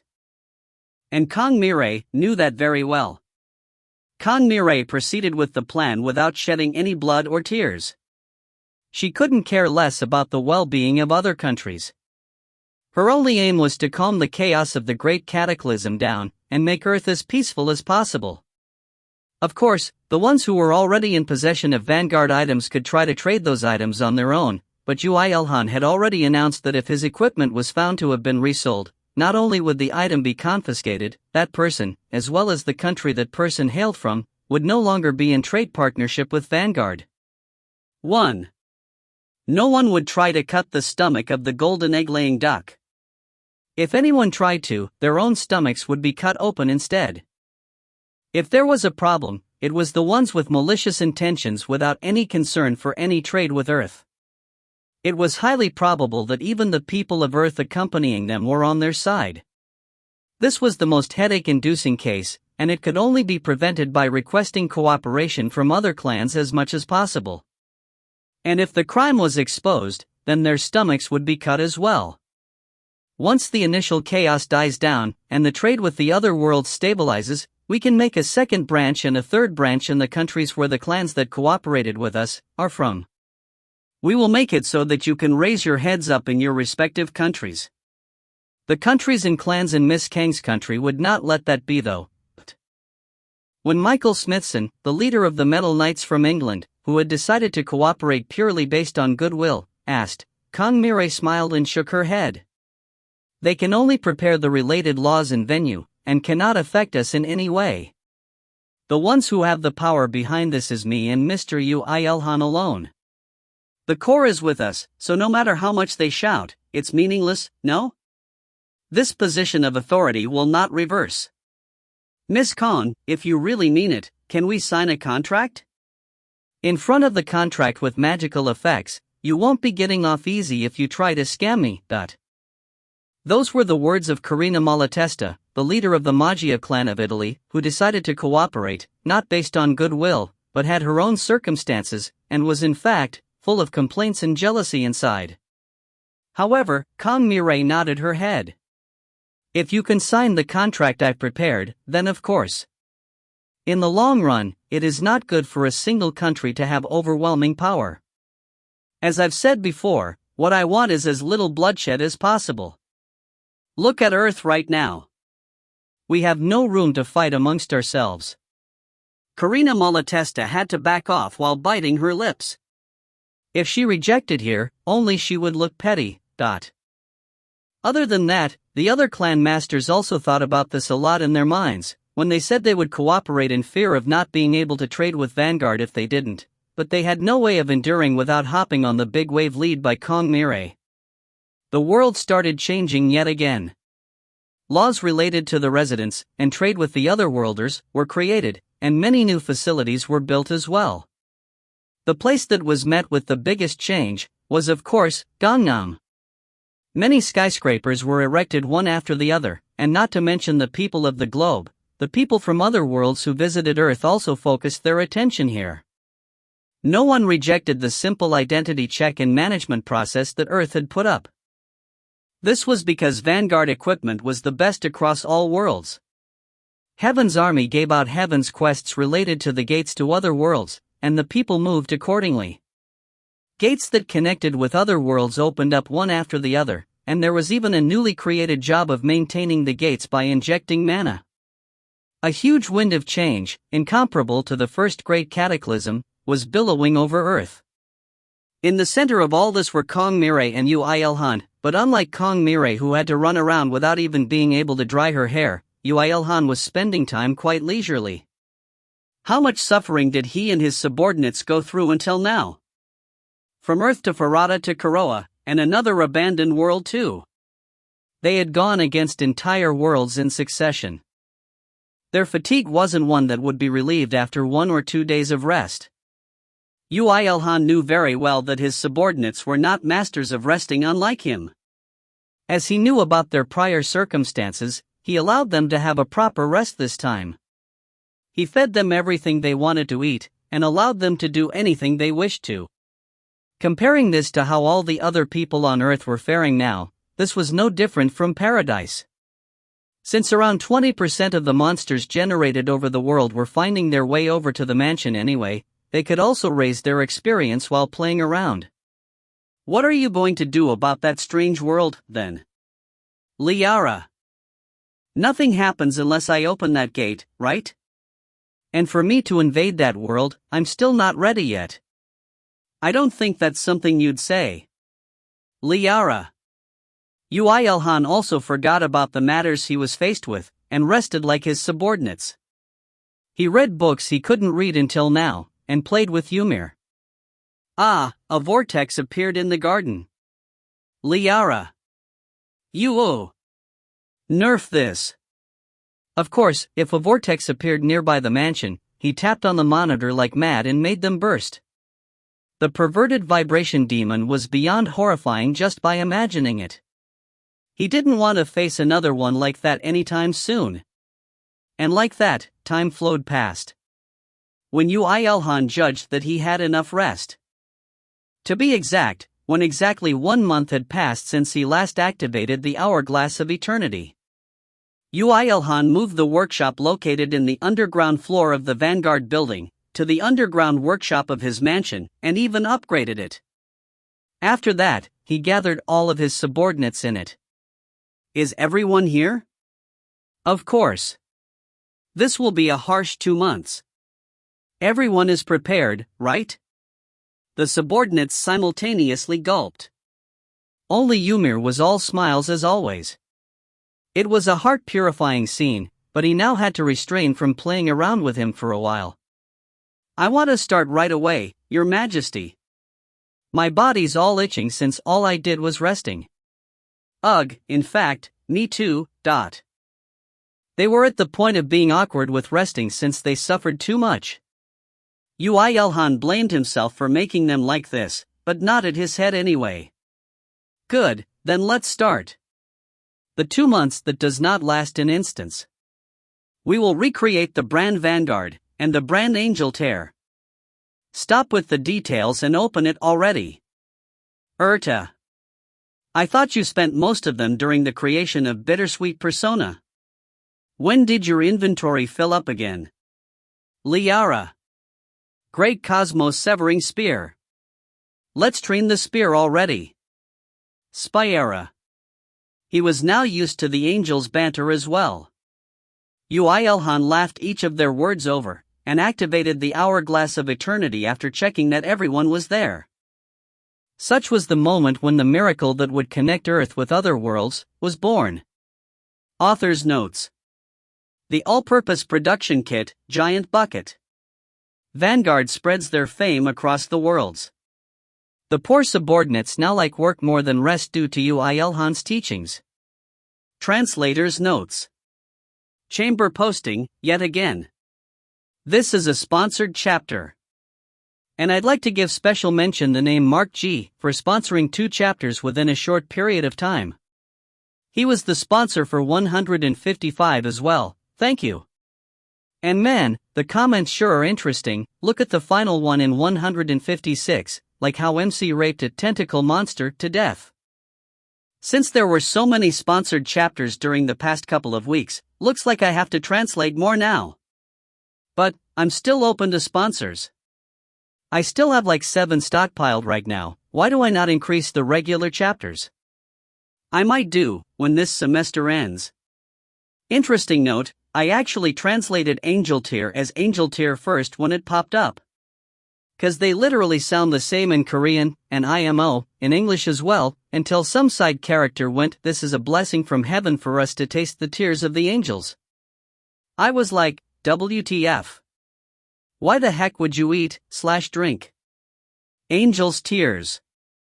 And yeah, it's Angel Tear, not Angel Tear. I thought Angel Tear 'cause the cookies are angel grade stuff, but I guess it isn't. Enough from me. Thanks for reading, and thanks for the support. P.S. I know many people are having ad problems, like leaving the site on for 10 minutes with ad block gets you over 4K ads blocked. There was one comment, moderated, saying that he got over 5k pop-ups. Is that even possible? My advice, use adblock. Well, until the ads work properly. From KCDS's research, it's from that coffee video ad after the chapter, before the comments section, that's trying to load over and over again, just to get blocked. However, in my knowledge, KCDS will not come back for a while, due to his final exams. I mean, some weeks ago, he said I have exams in 6 weeks so I gotta study, and OSC, I was like, dude, I have exams every 6 weeks, and people simply don't study 6 weeks before exams. So yeah, until he comes back, I can only say sorry, only he has access to controlling ads. Another advice, maybe to stop loading the page once the chapter is up. Click on that X button next to the forward page button. If you find any errors, ads pop up, ads redirect, broken links, non-standard content, etc., please let us know. Report chapter so we can fix it as soon as possible. Chapter 159, I am the center of the world, 1. Before activating the barrier, they had already been assigned roles. The 4 elves were in charge of dismantling, and Yoo IlHan would craft with the materials that were dismantled as well as the products of angel tier, Fyrita tea leaves, cookie dough, and the fruit dessert, while Irisha and Ymir were in charge of supporting and packing everything that was made through the giant bucket. There's no spear training anywhere in your schedule. Roar. Spyera. I can do that in the spare time. Don't worry. As no one could catch up to his working speed, there was enough time to train in the Great Cosmo-Severing Spear without setting on a specific schedule. However, Spyera didn't seem to be satisfied with just that. Why do you waste your exceptional talent to do something like Spyera? He has too much talent, what can you do about it? Urta. Fufu, so you don't want the cookies? Liara. Your words piss me off. Although, I'll still eat them. Spyera. Like what Spyera said, the shortcut may be focusing on training and getting stronger himself. Just learning another advanced weapon technique would raise his overall capabilities a lot, and he would have an easier time against any enemy coming at him. However, due to the expansion of the Brand Vanguard, and the launching of the Angel tier, if they could control the chaotic Earth after the second Great Cataclysm, they would be able to prevent various annoying accidents from occurring. As the chaos dies down, mankind would be able to develop again, and in conclusion, there would be no more need for Yoo IlHan to take care of every single thing. So, I work. Until the day I won't be bothered anymore. I'm not sure if he's cool or if he's dumb. I think this happened before. Liara. Yoo IlHan first proceeded with the processing of the large amount of tea leaves he got from Dara using the mana circulation on the giant bucket. A strange circulation of mana by the hearts of dragons embedded on various places of the giant bucket. The process of amplifying and changing the minute amount of mana in the tea leaves using that quickly progressed along with Yoo IlHan's cooking skill. He could even see with his naked eye that the tea leaves were changing. So if I raise my magic engineering skill, I can wield the giant bucket more proficiently, right? Usually, one would think about using weapons more proficiently first, Spyera. No matter how I think about it, I cannot leave it to that woman, Kong Mire. Even if I have to look through the Heaven's Library, Liara. Anything within the library is forbidden from being removed. We have to leave as many things up to the human realm as possible. Urta. Good, the tea leaves will be done soon, so now, it's... He turned around after letting the Fyrita tea leaves mature, and checked on the elves' progress, before starting to make advanced weapons using the parts he could metalwork with. Burn a little more, that's it. He stuffed the eternal flame, which basically lived within ruin calling now, with a little bit of spare magic stones causing it to burn bigger. Yoo IlHan ignored the prank that it did by flickering its tongue out, and processed the materials that had metallic properties, first. Full, hop. The work speed was very fast. Although he was used to repetitive work, not only was he become able to wield eternal flame better after receiving it as his subordinate, he also acquired countless records, including the techniques related to metalworking, when he had received the blessing of the god of smithing, contributed to the increased efficiency in all his endeavors. But it's still not enough. Isn't there some kind of great blessing? Every single blacksmith who hears you will pick up their hammers and try to whack you. Spyera. So all of those weapons are unique, Liara. There are legends once in a while, Erta. It wasn't like Yoo IlHan could intentionally restrict his abilities, so when he used the materials from minimum third-class monsters, legend-rank weapons popped out from time to time. The problem was that as there was about one legend when there were 50 uniques, just counting the legend-ranked gears created in this workshop, was way beyond the number of legend-ranked weapons produced in a single world, over countless years. It's a little bit of a pity to give them to other worlds. Liara. They are insanely strong weapons. Did you not think about a situation where the ones with your weapons may turn against you? Spyera. It's alright. I'm going to apply a secret option that only I can see. Even if they die and revive again, they won't be able to go against me. So evil. Liara. Once a legend rank came out, Yoo IlHan soul enchanted on it, using the exceptional souls that became loyal to Yoo IlHan through Orochi's assistance. Even Spyera was speechless at Yoo IlHan's meticulous actions.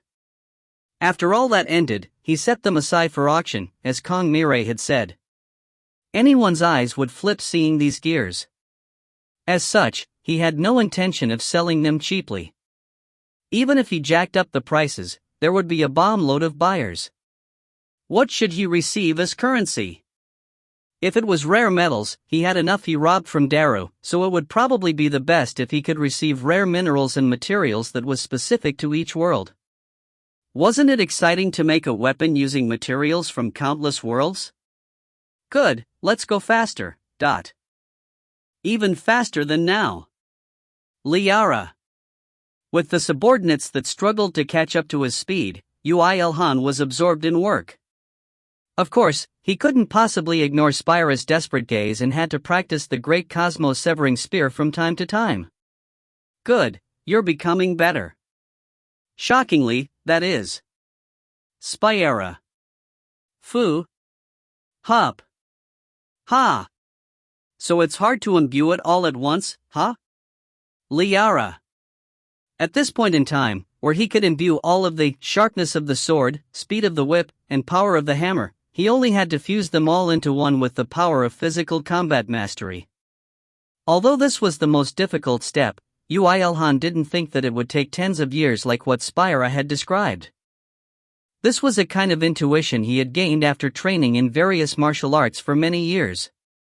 Of course, if he said that out loud, it was obvious that Spyera would be pissed off, so he silently swung his spear, while praising himself for learning to read the mind of a higher existence.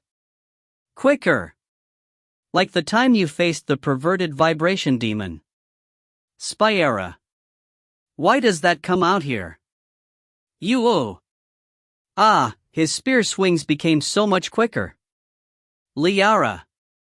So embarrassment and speed goes hand in hand. That manga was definitely quite embarrassing to read. Erta. Erta, you know it too. 1. Yoo IlHan spent a very busy time that he longed for a rest again. He replaced his insufficient rest with blood rink and breath that refilled his rest energy, but on the second month, there was not a drop of blood rink left. Breath was also decreasing at a rapid speed, but since he had a lot of supplies anyway, he still had room. The problem was that breath was extremely alcoholic. Burp asterisk, if I get drunk, hit me with magic that will wake me up. Don't worry.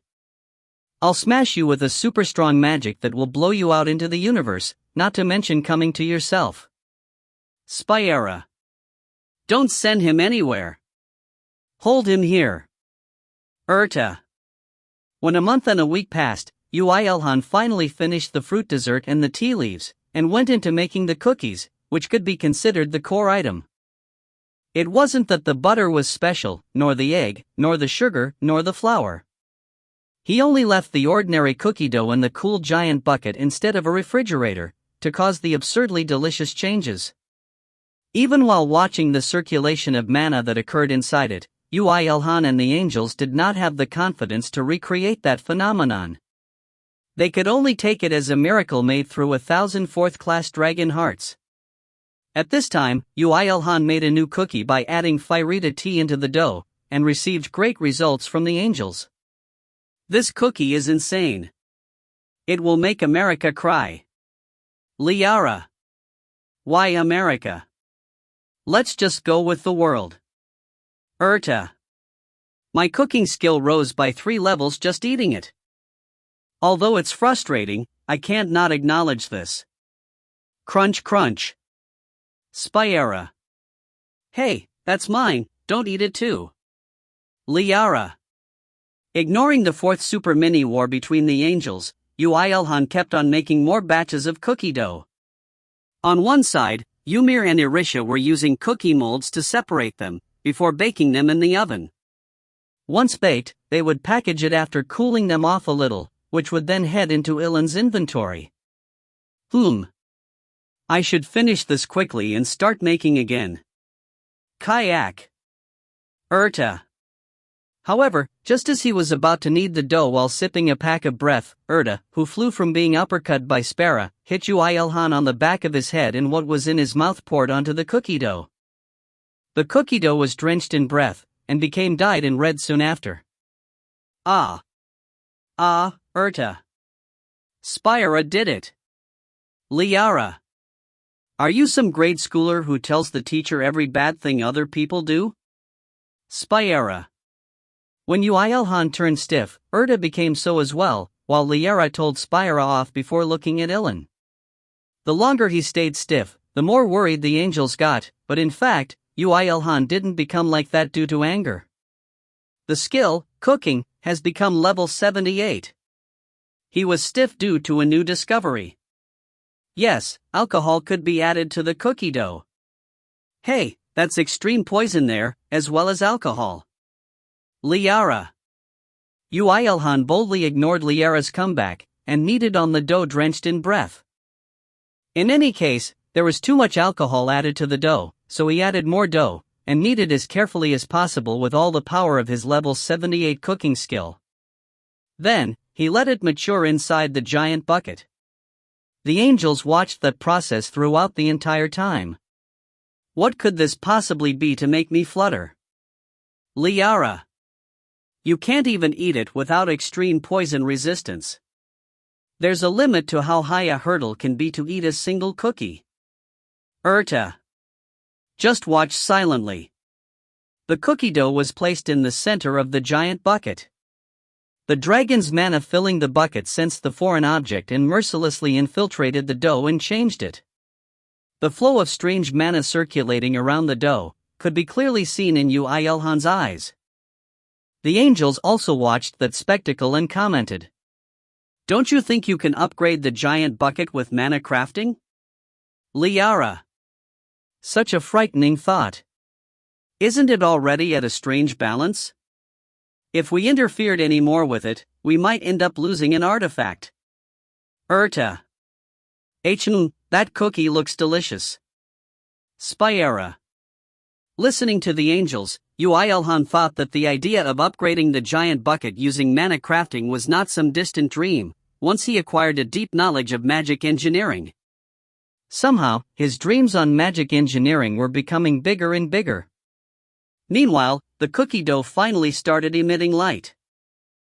Breath, which had already been processed through the giant bucket once, resonated with the mana in the bucket while combined with the cookie dough, and was making an incomprehensible magic reaction. Or so Yoo IlHan thought.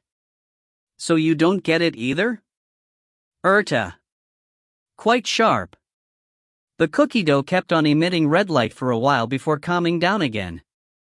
Yoo IlHan left the dough as it is for quite a little more, but he couldn't endure the you-know-what-to-do, right? Attack from all 3 angels and had to pick the dough up. Mere. Yeah. Putting it into molds, and baking them in the oven didn't take that long. Yoo IlHan opened the oven himself, and an indescribable fragrance spread out through the workshop. At that moment, the skill, cooking, has become level 80. You are now able to make all dishes more deliciously. You are also able to bring out the effects of the dish beyond the limits of the cooked product. My cooking skill rose by 2 levels at once. They look tasty. Gulp. Once during kneading, and 2 during baking. Considering that Yoo IlHan's cooking skill was at a very high level due to various circumstances, it was easy to predict that the cookie made with breath and through the giant bucket was no ordinary item. The elves, who were arduously dismantling on the side, as well as Irisha, who was packaging the cookies, all looked at Yoo IlHan with desperate eyes, but since breath was added into the mixture, he couldn't let them eat it so easily. Only Yoo IlHan, the angels, and Ymir, who had extreme poison resistance from birth, had the right to eat this cookie. The poison wouldn't have been strengthened, right? We won't know without eating it. Liara courageously threw a cookie into her mouth. Spyra immediately after, followed by Urta and Ymir. Now that things became like this, Yoo IlHan also bit on the cookie with resolve. Ha! Yoo IlHan exclaimed in surprise. He ate the remaining piece and chewed on it. Dad, this is too delicious. Delicious. It's too delicious. Urta. Ymir's eyes were full of stars. Urta also widened her eyes in a wave of pure emotion. Yoo IlHan agreed with their comments. Despite being made by him, he thought that people may do anything and everything if it was like this. However, there was something more amazing to it. I feel like the components of the poison has all turned into taste. Liara. Wait, there's no poison left at all. Yes. As if all the poison within the breath had turned into another substance, no poison was left. Your Majesty, then. Very well. Come here and eat. Yes, sir. As soon as they got Yoo IlHan's permission, the elves and even Irisha gathered and ate a cookie each. Looking at them becoming emotional due to the fragrance and the taste, he felt a soft sensation spreading throughout his body. A magnanimity like the cookie, that felt like it could enwrap all existences. Yoo IlHan thought that this was a temporary feeling, but it wasn't. The next moment, Yoo IlHan's mana reacted and waved as if to greet it. For 45 minutes, until the cookie's power dissipates, magic increases by 65. Consuming more will extend the duration. You have realized the secret of assigning power to the ones eating the cooking. The skill, cooking, has become level 90. The effects of the buff increases according to the rise in skill level. Yoo IlHan read the text on his retina, and saw that everyone else around him became still just like him. Everybody must be thinking the same thing. A food buff. It's the first time in my life as an angel. The net of the sleeper ended up tugging on the sleeves of the goddess of fortune. Author's notes. The angels sure do get along, sharing everything. I can't leave out the food buff in cooking. The first thing that comes to my mind when you say food buff is Mabinogi, where it had a very special system that showed you animations of reactions according to the type and completeness of the cooking. Translator's notes. This chapter was sponsored by cookies, glowing cookie doughs, and insanely delicious cookies that can make you use magic, all made in isolated time-space. Did you see the 10-step level up there, as well as IBY? Looks like this guy wanted to get a special mention as well. He's the sponsor of 154. Thank you for sponsoring 2 chapters within 1 week. You're the best. If Mark G is reading, you're the best too, DW. By the way, I'm pretty sure Goddess of Fortune is not like the other gods, but a figure of speech. And damn, sponsors are catching up rapidly. Enjoy. Edited by Chamber. 1. I have no idea what manga/anime they're talking about here. At least, I've never seen one with vibrating tentacles. 2. T/N, what? If you find any errors, ads pop up, ads redirect, broken links, non-standard content, etc., please let us know. Report chapter so we can fix it as soon as possible. Chapter 160, I am the center of the world, 2. This thing is not for sale. Of course. Liara. 40 magic? That's 8 levels worth of stats. It's the same as your level being increased by 8 for 30 minutes. Don't even get me started on how absurd such a thing is. Urta. In fact, for Yoo IlHan, the effect was increased to 75 magic for 1 hour, due to the increase of his cooking skill to level 90, and the effects of the cookie increased accordingly, but he decided not to say it. Instead, he kept on baking cookies. Shouldn't you look into how such a magic reaction happened first? Spyera. Even if you appeal to me like that, I won't give you any more. The birth of the giant bucket is a result of coincidence in the first place. The only hypothesis is that breath, made of dragon blood, must have resonated again using the cookie dough as the media, with the giant bucket. As you know, dragons are a race of mystery. Urta. Despite having told off Yoo IlHan, Urta had made the exact same remark. When Yoo IlHan stared at her, she pretended to not know anything and turned her head away, but her cheeks were still red. Dragons. So I need to go kill dragons. Spyera. There's Mir here, so don't even joke about that. Liara.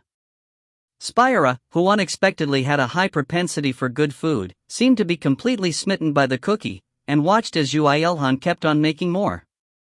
Yoo IlHan quickly packaged them and stored it in his inventory, to protect the cookies from her demonic hand. Let's call this magic stuffed cookies. 1. Simple is the best. Liara. That's a good name.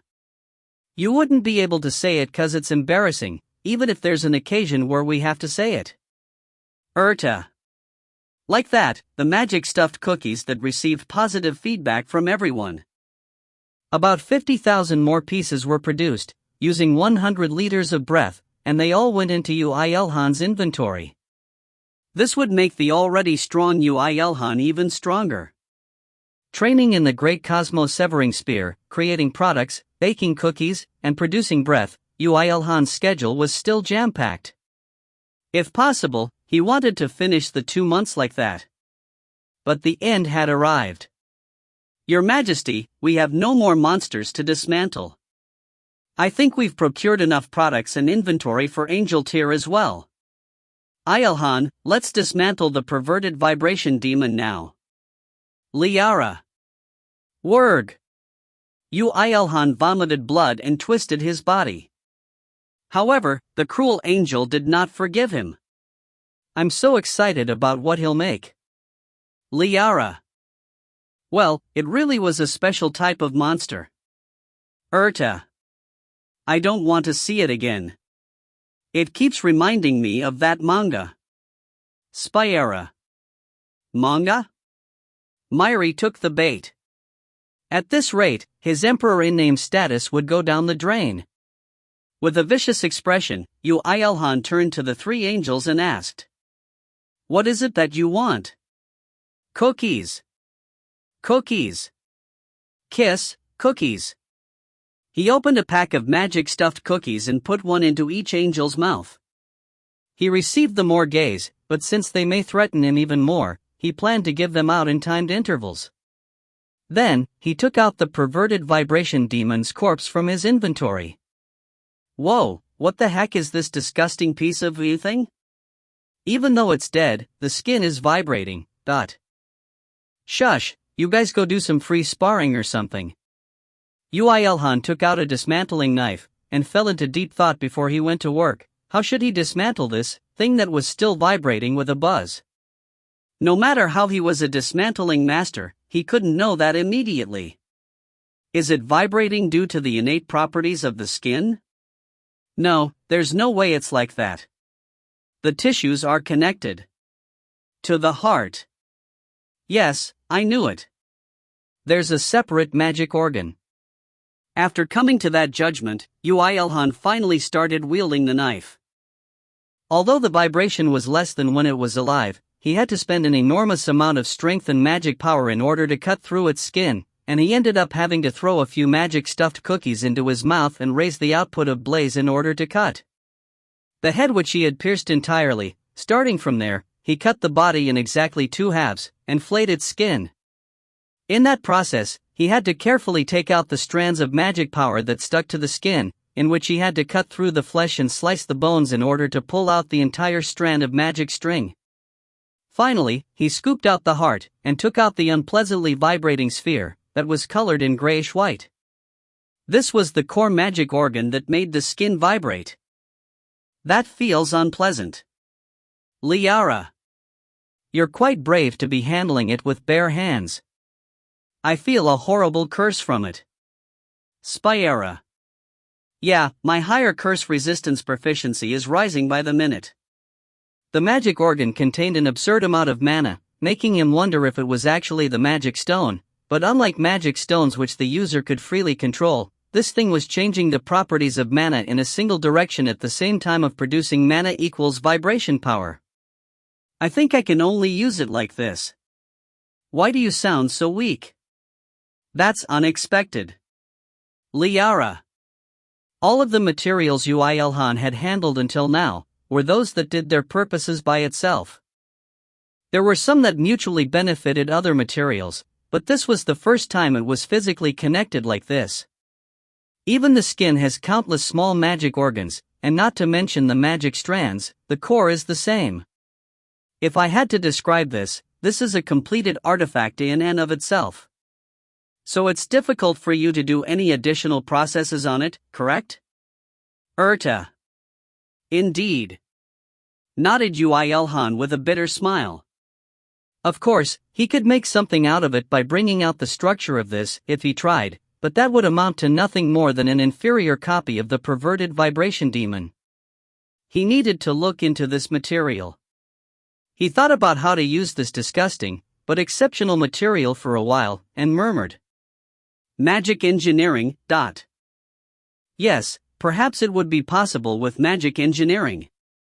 He felt like the living blessing of the god of smithing was saying that.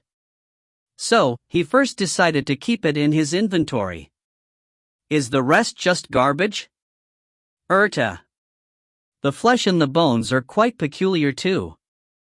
They have the ability to amplify and emit energy while retaining the properties of the energy received.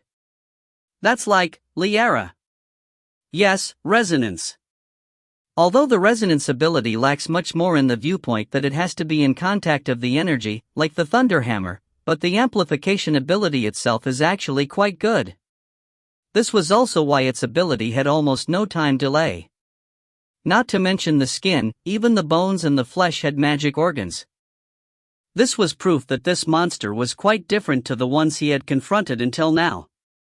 However, if there was a disadvantage, it was that it would amplify even outside sources of energy that had invaded the body.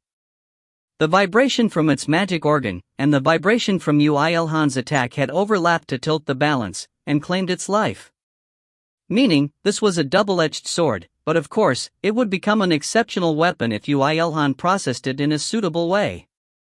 It would have been better if there were 1 or 2 more. I was wondering why you didn't say it, Liara.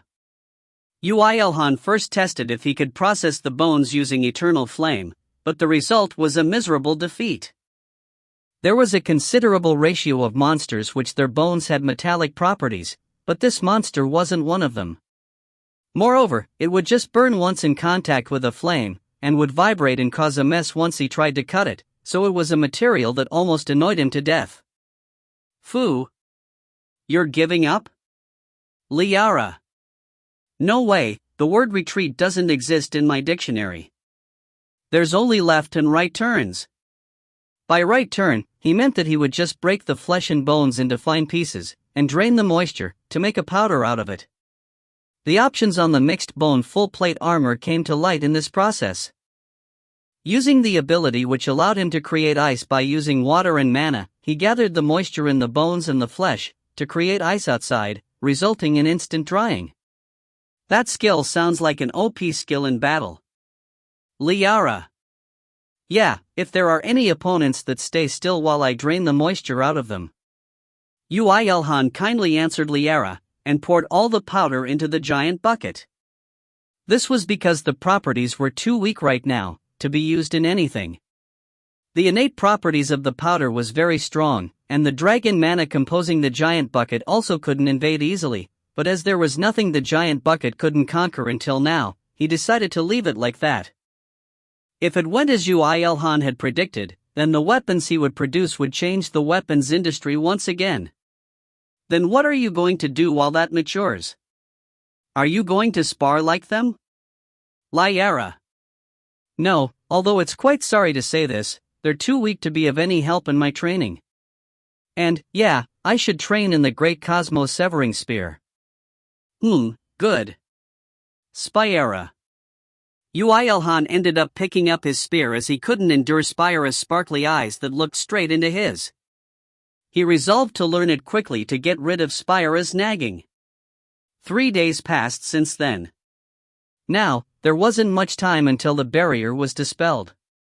Yoo IlHan finally judged that the powder had finished maturing. They all turned red? Liara. What in the world are you planning to do with this powder? Urta. On the outside, it even looks like crystal powder. Since I know it was originally bones and flesh, it disgusts me even more. Spyera. If you see its abilities, you would probably retract that statement. During the 3 days of processing inside the giant bucket, the dragon mana had compressed the powder particles and made them smaller and harder, even enhancing the properties, and now, they had a property that would explode with frightening power even when Yoo IlHan just heated them up with blaze. He tested it, and he judged that a palmful of that powder would probably disintegrate a third-class monster at level 120. Ha! Liara. This is Urta. Yes, gunpowder.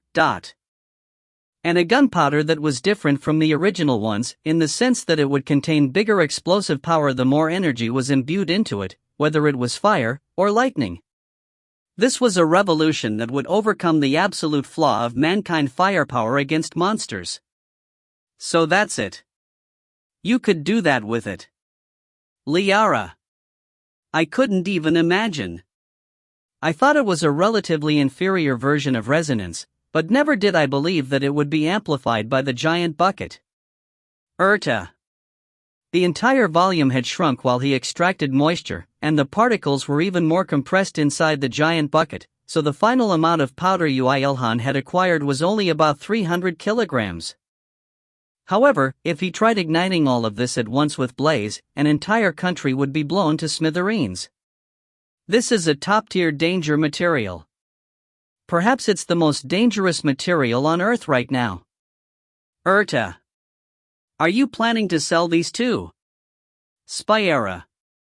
No, this will only be used for the equipment that I'll make for myself.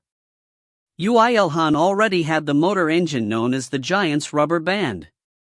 The pile bunker was also something that used the elasticity of the Giant's Rubber Band. But what if he added a gunpowder that would generate even more forces by borrowing fire from blaze? Wouldn't there be an unimaginable result from the two motor engines working in concert? Things that should have been impossible until now would become possible. Especially in regards to the trial he had to undertake recently. Are you preparing it just in case you need to go inside that world? Liara. Ah, so that's it. So your aim is to, Urta. Correct. Yoo IlHan acknowledged without hesitation. Although it was incredibly unpleasant to say it with his mouth, he couldn't help it right now. I need a weapon with enough firepower to penetrate the skin of the perverted vibration demon, even when I'm not in concealment. Not long after that, the barrier made by the Hourglass of Eternity, dispelled and Yoo IlHan's group came outside. Not to mention the renewed multiversal brand, Vanguard, he had created years' worth of stock for the high-class dessert brand Angel Tier, and he had even made new gear to obliterate the perverted demon beast that had easily deflected Yoo IlHan's long-range remote collection spear rain technique. The curtain to the Earth Trade era had risen. Author's notes. It's a secret to what he made. Sorry? It's obvious? Ugh, I knew this would happen. Translator's notes. Man, you guys are on a roll today. Is this my birthday? This is already the 5th sponsored chapter within 1 week. I only have like 5 stockpiles now. Looks like I should actually translate stuff now. This is a sponsored chapter. And, yeah. It looks like he doesn't need to worry about equipment inventory for Vanguard now. He's made years worth of them. Enjoy. P.S. Those with ad problems, it looks like disabling JavaScript works well. Try it. Not gonna say the method here, cause I'm no tech-savvy person. Edited by Chamber, Kokasaitsu will probably look over it later. Nyahaha yes. 1. I'm not sure how to translate this, but in JP, it would be something like Marioku Pai Kuki PR. If you find any errors, ads pop up, ads redirect, broken links, non-standard content, etc., please let us know. Report chapter so we can fix it as soon as possible. Chapter 161, I am the center of the world, 3. Until now, dimensional travel was a privilege for people of Earth.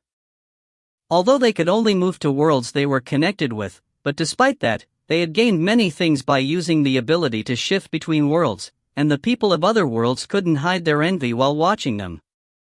But now, a path was open to them. If there was anyone on Earth that was connected to their world and had a level around 90, they could open a path that connects other worlds to Earth. Of course, no matter how fast the people of Earth developed, there weren't many that had surpassed 90 levels, and could be said that the restrictions were quite tight, but despite that, over 10 worlds were connected with Earth. If anyone and everyone came over to Earth, then the people of Earth would have a hard time managing them, so the ones with high social status in that world, and those among them who had close connections with the person that opened the gate, had priority in coming over to Earth.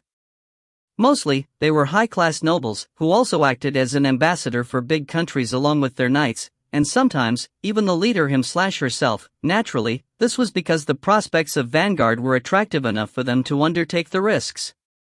Of course, it could also be said that they looked down on Earth a little.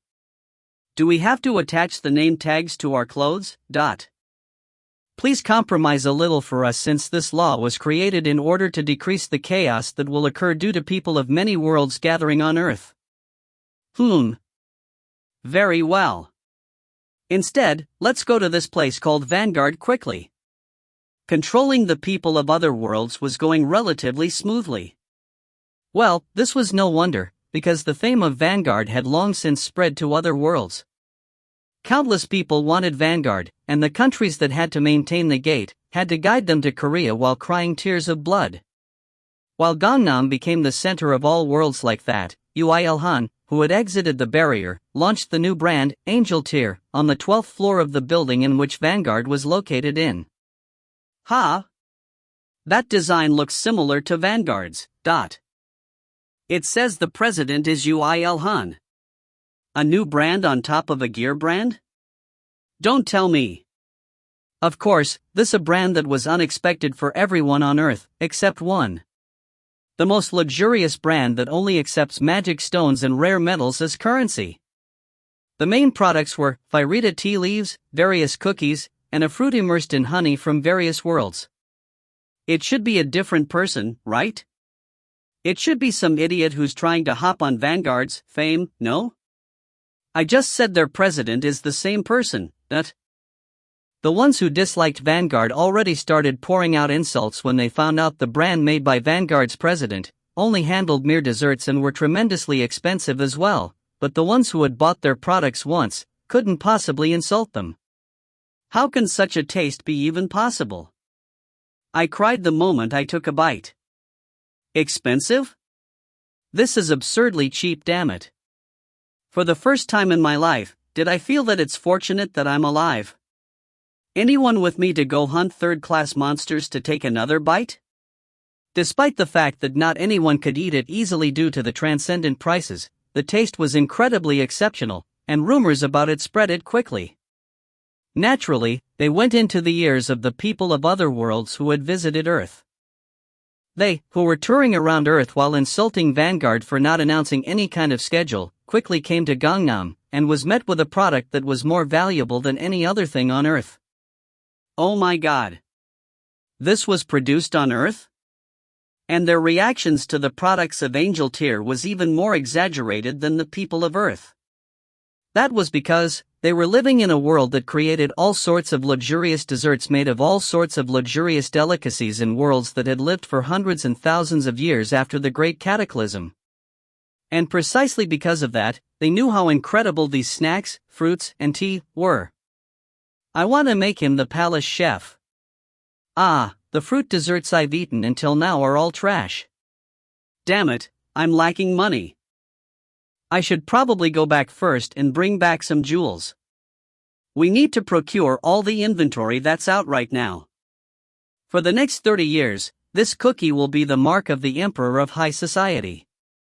The reactions of the people of other worlds to the products of Angel Tier was literally explosive. Even though there were some that weren't that interested in weapons, they couldn't pass Angel Tier by. Ah! How can a human make such a treasure? If he has such technique, I can safely trust in Vanguard too. The fact that gates to other worlds opened on Earth was not a blessing for Earth. It was a blessing from God that let people of other worlds taste the tears of angels. 1. The desserts by Angel Tier was on top of every kind of luxurious food, and it became even more famous because Vanguard's president had personally created the brand. Since everything was sold out the moment they were put on display, commotions arose between customers, and there was even an auction. That sells well, muttered Yoo IlHan while watching the pile of third-class magic stones and various precious metals from other worlds. Next to him, Kongmire, who had come to see Yoo IlHan's face, in excuse that she had to watch over the situation on the brand, got all excited, unlike the usual her. Didn't I say so? Mr. IlHan is amazing. From now on, people of many worlds will pay attention to your fingertips. I guarantee it. Why is she getting excited when it's IlHan who's doing the production? Liara. Don't you think it's similar to how you get excited whenever Yoo IlHan does something amazing? Erta. Great. So I first need to kill you and that woman, right? Liara. While making some new items using the materials that newly arrived, Yoo IlHan prepared for the auction leisurely. Kongmire handed him the materials containing the list of people of other worlds who came to Earth, as well as the outline of the people in power in that world, and even the standard of weapons they preferred, at the same time, erecting plans to raise prices to the maximum by fanning competition. The higher the bid is in the first auction, the higher Vanguard's influence will be. At that time, the trade center also started to take shape. That was because Kongmire had brought in all the power of her family after realizing that more and more worlds were being connected to Earth. The people of other worlds, who came to Gangnam for Vanguard and Angel Tier, had no choice but to register in the trade center. Many worlds lowering their heads in front of a single brand could only be said to be a miracle. Like that, 1.5 months after Earth had met its second Great Cataclysm, everything was prepared, and communications with other worlds started out for real. Farita's items look very peculiar. Are all weapons of Marir like this? Aha, so there are a lot of large-scale monsters at.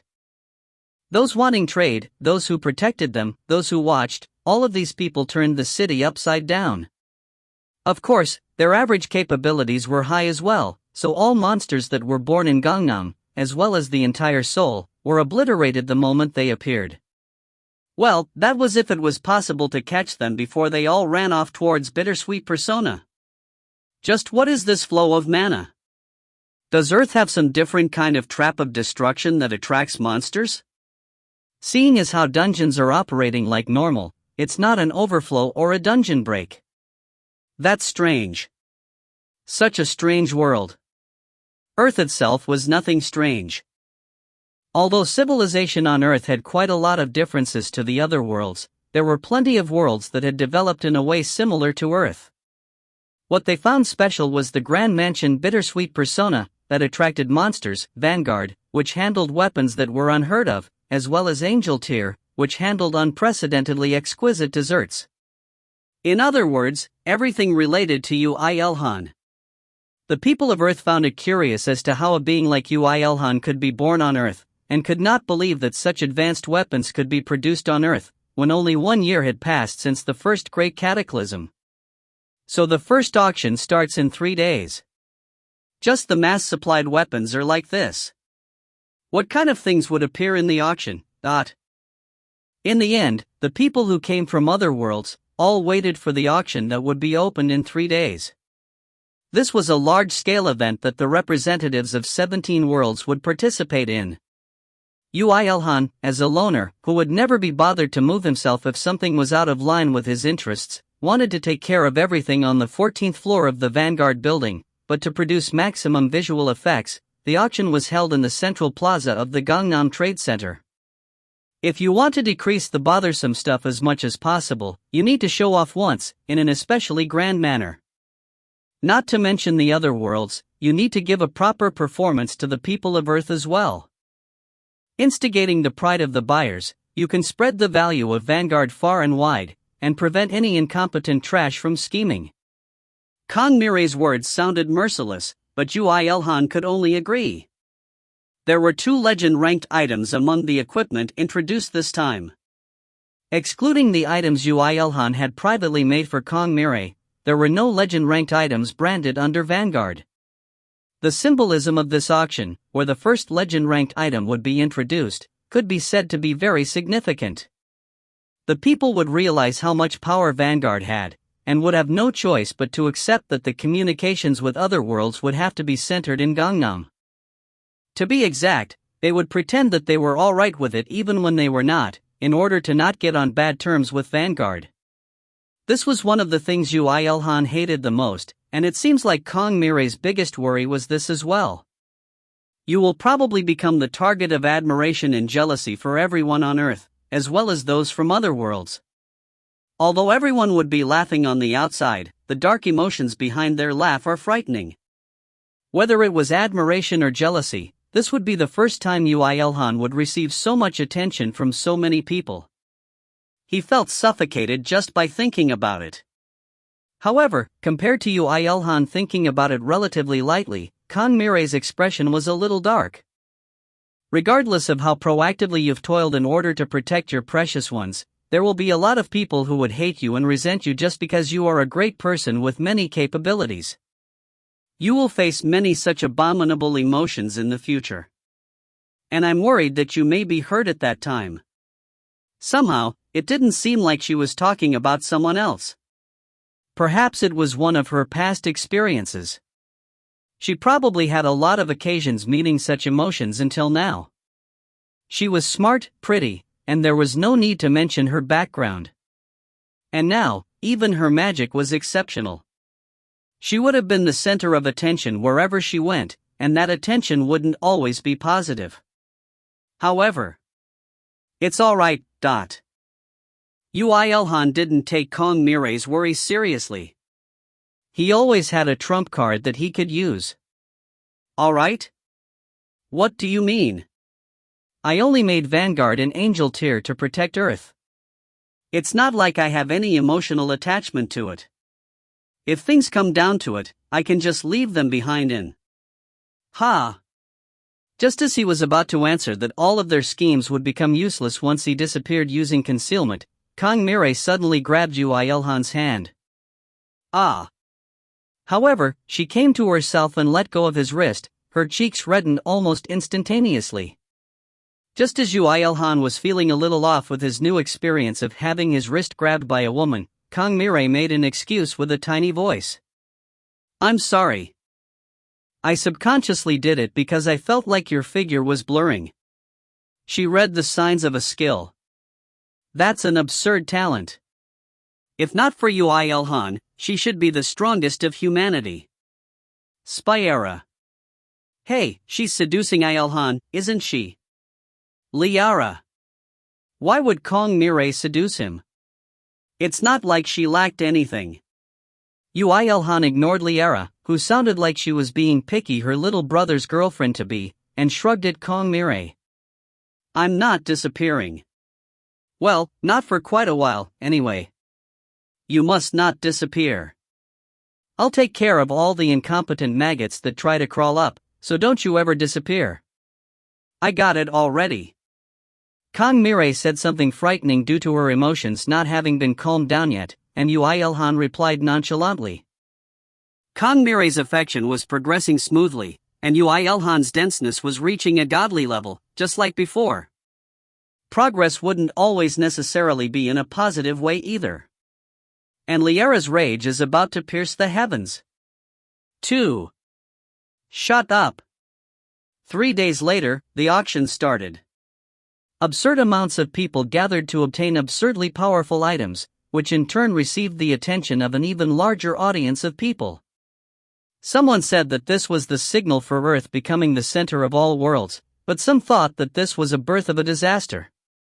Of course, to Yoo IlHan, who couldn't care less about what other people thought, it was a day for replenishing his metalworking materials, a day where he would rob almost all the other worlds of them. Author's notes.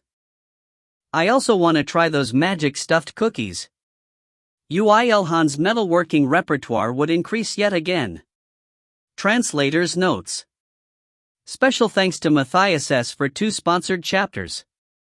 1. To early readers, so it turns out that it's not angel tier but angel tier, Hope Cookicide suffixes it. Damn homonyms. 2. Lit.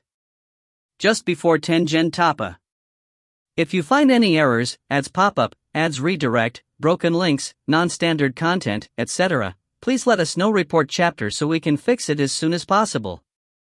Chapter 162, I am the center of the world, 4. Translation change, thoughts-fotzels, cause thoughts sometimes doesn't cut it. The auction will start soon, please remain silent. Central Plaza, a charming elf in tight black suit was speaking into the microphone. As that elf was using an artifact from heaven, the hundreds of people gathered in the plaza could understand what he said in their own respective languages. I repeat. The auction will start soon, so please be seated.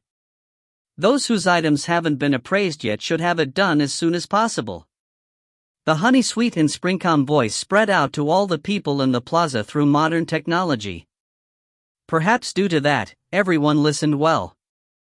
Well, in fact, they were all enchanted by the absolute beauty of the elves. Is it the legendary elves? My God, to think I'd see an elf with my own eyes. To think he'd treat those noble elves as mere servants. And such a beautiful one too. There were elves on Earth? Looks like it will get dangerous once this gets into the ears of elf hunters. Don't we need to do something about it? They were treated as mankind in Daru, but multiversally, elves seem like they were a pretty rare race. In truth, most of the races here were human, and although there were variations of them, such as being 2.5 m tall, or less than 140 centimeters tall, or had a small horn, or had 3 legs, there were no elves to be seen.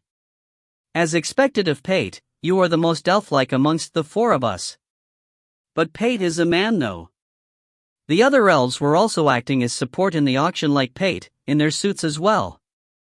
Just that, due to a fair and objective vote amongst them, they came to the conclusion that Pate had the prettiest face, and he was chosen as the head. No matter how pretty he is, he's still a man. Why do those human men have slack jaws right now? Myri, who was a female warrior, but was decorated with tight blouse and a short skirt to emphasize her healthy curves for today, tilted her head. The shield warrior, and the most muscled of the 4, Jurl, solved her doubts while laughing. Myri, do you care whether the fish you eat are male or female? But fish are fish though. They just need to be tasty. That's it. Regardless of gender, if they're tasty, it's all. Ugh. The lightning-fast jab from the female thief, Feria, knocked Jurl over at that time. Her eyes had turned scary. Shut up, Jurl. I don't care about you getting into dire straits due to your absurd words, but if it influences His Majesty. Okay, I get it, so put your dagger away. Thanks for the work, Feria. Nah, it was easy since there was less rejection than I thought. She had just finished handing out auction coins, by appraising the items that the participants brought. The master-level smith, Yoo IlHan, would see through the value of an item he saw for the first time with absolute accuracy, then he would set a price for it. Irisha would hand the coins out, while Furia would support that process. Although she thought that some may not accept the price and try to rampage, there were unexpectedly none of such occurrences. That was because, first, Yoo IlHan's appraisal was ridiculously on the mark. Second, he told them that they were welcome to not trade if they did not want to, and just take them back.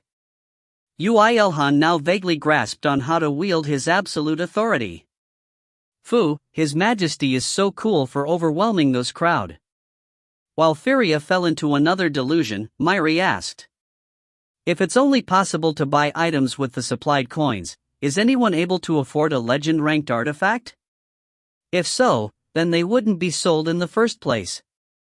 But it looks like a history of an entire world is quite impressive. There were precious metals that were unheard of, and there was even one person who brought a box full of 200 4th-class magic stones." Whoa! 200? That's amazing. Even we only got about 20 after cleaning up an entire world. In fact, it wasn't that surprising. Humans growing up to 4th class was very difficult, yes, but 4th class monsters appeared quite often in worlds after the Third Great Cataclysm. Although hundreds and thousands of people would die in the process of hunting such monsters, they would eventually end up getting hunted, and despite the low probability, magic stones would appear as well. Unless they could process that magic stone, those magic stones would forever sleep in the treasury of those in power. Fast forward hundreds of years and 200 4th-class magic stones wasn't unacceptable. A single coin is a 4th-class magic stone's worth. It's nothing to get surprised about. So that means only those who can trade in 4th-class magic stones are allowed to participate in this auction. That's really amazing. The elves once again bathed in enlightenment after realizing how great their emperor was. Well, yes, they did admire him before, like how he made legend-ranked weapons like it was nothing, and even bestowed an epic-ranked bout of pate, but somehow, they considered legend-ranked items as natural from some time onwards. But seeing the scale of the people who gathered here to buy such things, they newly felt his greatness. "I'm Kong Mirai, in charge of the auction. I'll immediately start from the first item. It's starting. Everyone prepare."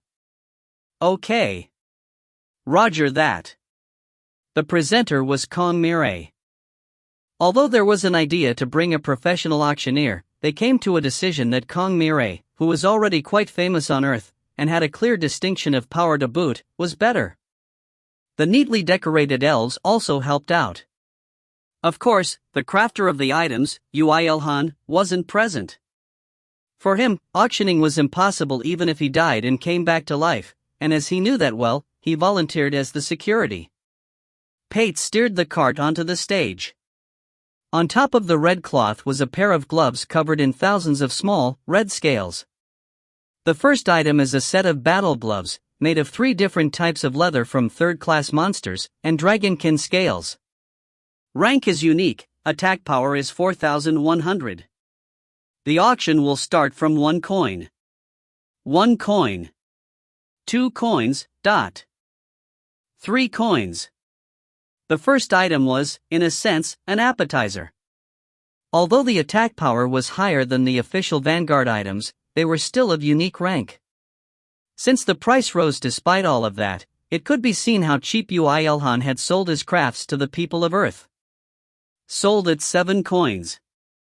Then, we'll go over to the next item straight away. The people of Earth, who could participate without any items corresponding to a 4th-class magic stone's worth, were flabbergasted after seeing how the gloves were auctioned off at 7 coins. Insane!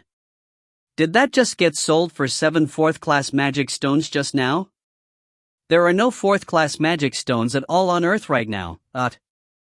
Whether they were here in person, or was watching through a TV, or other forms of media, the global attention was focused on the auction in the Central Plaza in the Gangnam Trade Center right now.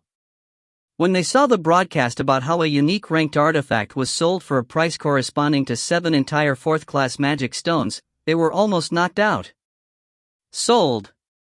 Kong Mirai. The second item, a unique ranked full-plate armor, was even more expensive at 11 coins. Everyone who watched that scene gulped. That's fucking insane. So it's really the powers gathered here. And they're prepared for all of this. Looks like Vanguard will take all the magic stones over all worlds at this rate. It wouldn't be strange if he made a country. As the auction progressed to the third and fourth items, the final price kept getting higher. Despite knowing that the latter items would be better in quality, the people could not help but bid because the items shown were too good.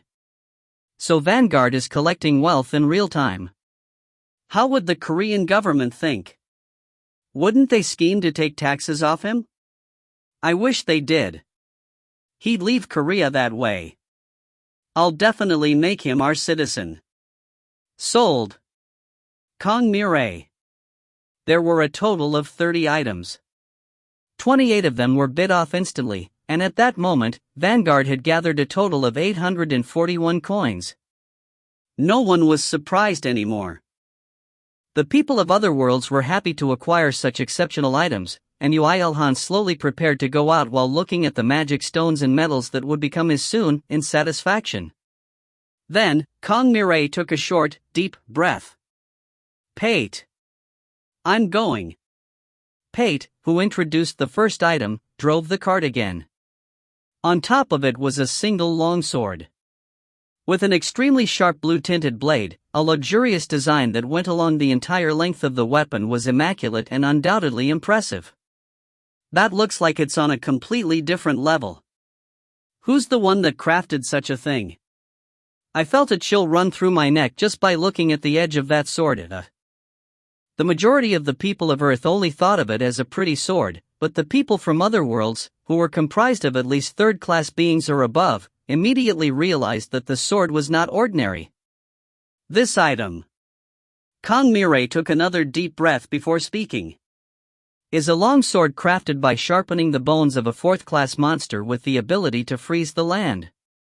It was mana crafted with the original monster's magic stone, successfully transferring the original ability of the monster, and its attack power is 5,500. What? All the participants whispered to each other after finding out a mere longsword had an attack power of 5,500. What was even more amazing was that it even had a special ability. What that meant was that it's a legend-ranked item. This will start from 100C-. Now. Ha! The moment the word legend escaped Kong Mirai's mouth, there were some people who, hidden at the very back of the stage, jumped onto the stage. They were hiding their presences using artifacts. What more, was that they scattered magic smoke by throwing more artifacts along with their appearance. They were really prepared for this ambush. Ha! Pate and the other elves, whose senses wouldn't be affected by mere magic smoke, attacked the perpetrators with weapons hidden on their bodies, but they were already prepared for it. They had considered human sacrifices and made them block the elves with a wall of flesh. Meanwhile, one of the attackers extended his hand and grabbed at the item. Kurg. Then froze on the spot, never to move again. This side is clear. This side is clear as well. Can't I kill these things? Although His Majesty will take care of everything, we do need to some of them as evidence. Not long after each of the elves completely suppressed the attackers, the smoke dissipated. And the participants, who prepared for a potential battle, felt odd after seeing the perpetrators on the ground, and a frozen man grabbing the sword. It shouldn't be some low-levels that attacked. To think they'd capture them so fast. So they aren't just pretty flowers. Although unintentional, this served as an opportunity to let the others know that Vanguard had fighting power as well. Of course, there would still be some idiots who would aim for Vanguard's items. Phew. Kong Mirai checked that there were no more attackers around, and let the elves move back, before continuing her explanation while pointing towards the ice statue, which was once a man. As you can see, it also has an ability to freeze anyone who does not have permission to touch it from the master. What, so this was all planned out beforehand? Quite the foolish show there. Seeing how she explained like this was all a performance, some of them even laughed. However, the next moment, their smiles froze, Kongmire smashed the statue into smithereens with her staff. Hup. 1. Of course, as a result, what was once a man shattered and fell onto the ground. Whoa! She killed him. If this was a rigged game, no one would have been killed. The people finally realized the faint fury on Kongmire's face. They were all overwhelmed by the strange aura she gave off and turned silent. The auction will start from 100 coins. The sword was sold for 214 coins. The most common weapon, and with exceptional abilities. If the participants had any more wealth, it probably would have been sold for an even higher price. Then the final moment came. Next is the final item. It's a necklace created by mixing tens of different types of mana-reactive jewels, and 4th-class Black Dragon's Tooth. It accelerates mana recovery speed and magic incantation speed, raises the scale of the magic, and has the ability to create protective shields by reacting to the crisis afflicting the user. The rank is Legend. This will also begin from 100 coins. Dragon. 110 coins. Oh my god, just what dragon did they kill and from which world? 135 coins. The necklace, which any mage would sell his soul to acquire, was sold at an even higher price for 350 coins. The one who acquired it was of course, Irma Anilta, the first imperial princess of Palladia Empire from the world of Lanpa, who came herself. That necklace is now mine. I can do whatever I want with it. She rejoiced and jumped around the moment the necklace was auctioned to her, and the other participants, who missed the artifact that would represent that world once acquired, could only clap in bitterness. Although they wanted to cause a mess since the auction didn't go as they planned, any such thoughts were vanquished once they thought about the attacker that was shattered to smithereens right in front of their eyes. The auction ended like that. The ones who successfully bid stood up to get their items, and the ones who didn't, stood up to trade back their coins, when they realized one more thing. Kayak. Corpses. The attackers weren't just those that assaulted the stage. The ones who schemed to attack, in fact, planned to cover the entire venue. How they knew that was because there was a mountain of thousands of people who all died due to an attack that pierced their hearts on one side of the plaza. As if it was a show. How can this, We didn't even know there was a battle outside. That's obvious. This is no battle, but a one-sided massacre. They were all killed in a single strike.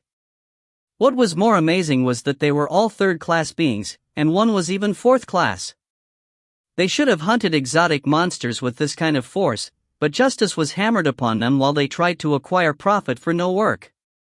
However, Yoo IlHan, who was the sole perpetrator behind that scene, was moving in order to give the items to the bidders, without a single drop of blood on him. In his head, various thought souls, that came with life force of various people, were crying loud. Orochi, said Yoo IlHan as if humming. Begin. I can eat them once I am done, right? Of course. Oh, there's a fourth-class one too. You'll be having a feast today. Hoof.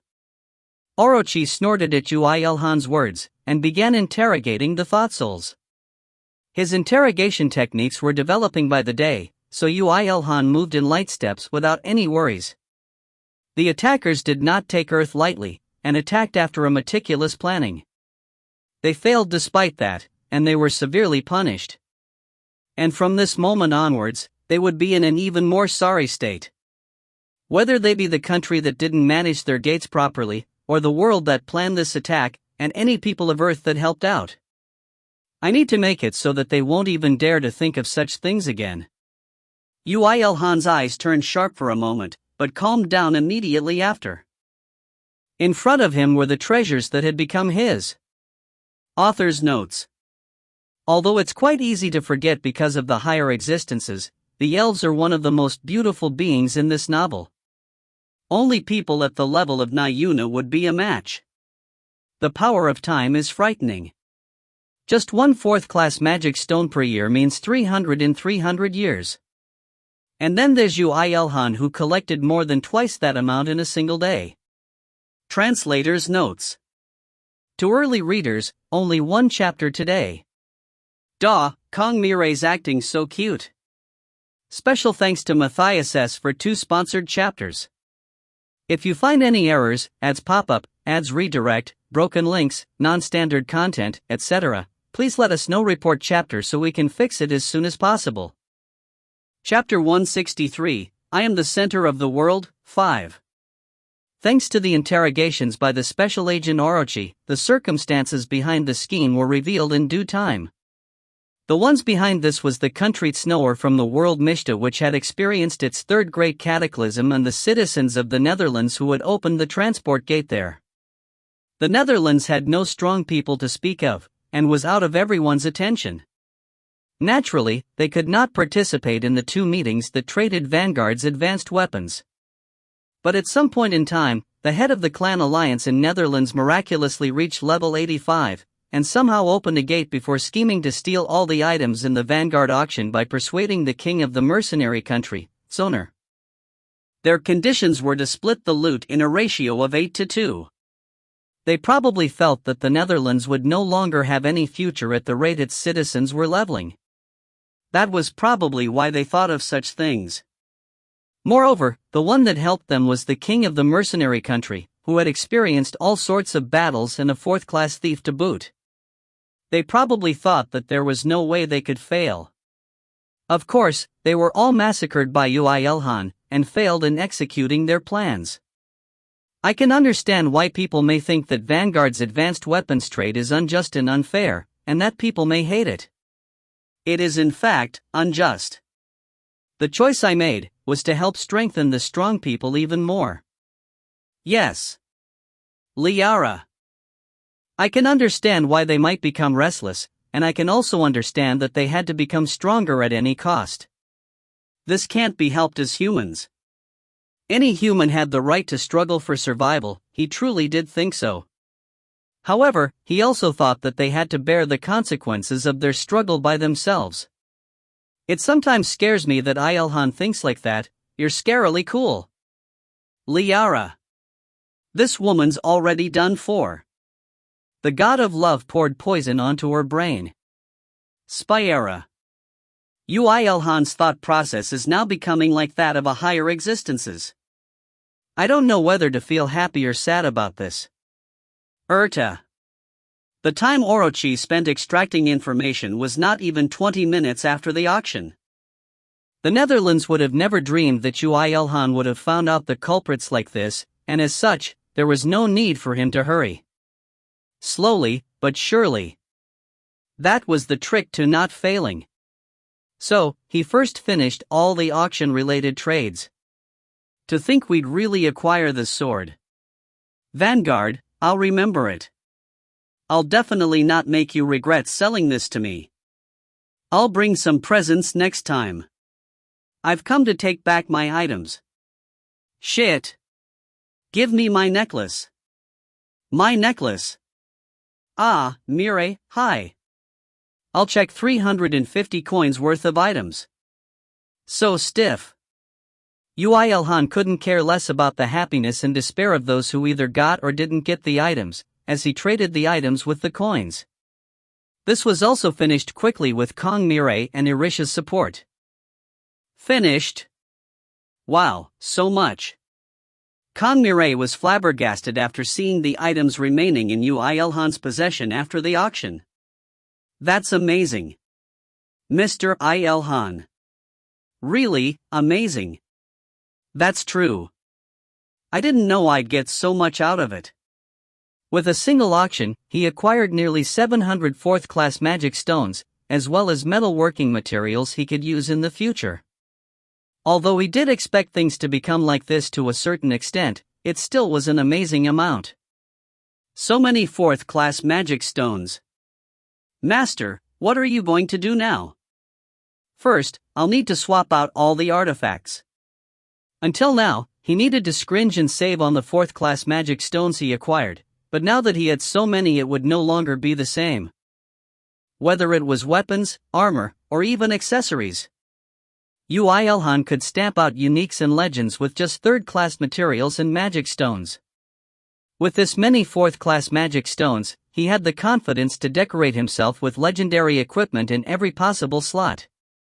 And with these magic stones, which would obviously have enough left over.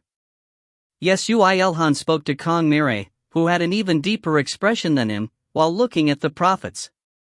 You helped me out a lot this time. If it wasn't for you, I wouldn't have sold the items so efficiently, or could have made such a large profit. Thanks a lot. Not at all. As I said before, it is thanks to you that a lot of chaos died down and the people became safer. It was all possible because you listened to my opinion and helped me, answered Kong Mirror in shyness. She felt like she could fly into the air right now, but she was forcing herself to think that it was a sense of satisfaction from doing her job 120%. And Yoo IlHan's unexpected blow struck her heart. No, it was very good since the annoying matters were reduced thanks to you. Since things became like this, I'll make a new accessory. What would you like? Sorry. An accessory, by Yoo IlHan himself? Kong Mirror looked at the thin, white fingers on her hand, and abruptly raised her head. There was also her cheeks, to which tomatoes would acknowledge as uni. 1. It's really fine.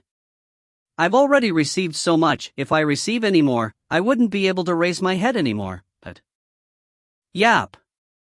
Kong Mirror was waving both of her hands in refusal, when a woman appeared from her back and grabbed those hands. Kayak. Ha! Just as when both Kong Mirror and Yoo IlHan were blinking their eyes in surprise, the culprit extended Kong Mirror's hand in front of Yoo IlHan's eyes, while saying, "A ring would be nice. A ring that matches Mirror's white and pretty fingers. Oh, definitely, she has such beautiful." Ha! You two know each other? Your Highness. Kong Mirror, who finally figured out who the culprit was, sighed and pushed her hand away. You've seen her before, but I'll introduce her again. This is the first imperial princess of the great empire of Palladia in the world I was sent taught. I'm IlHan. Let's be friends from now on. And please call me by my name from now on.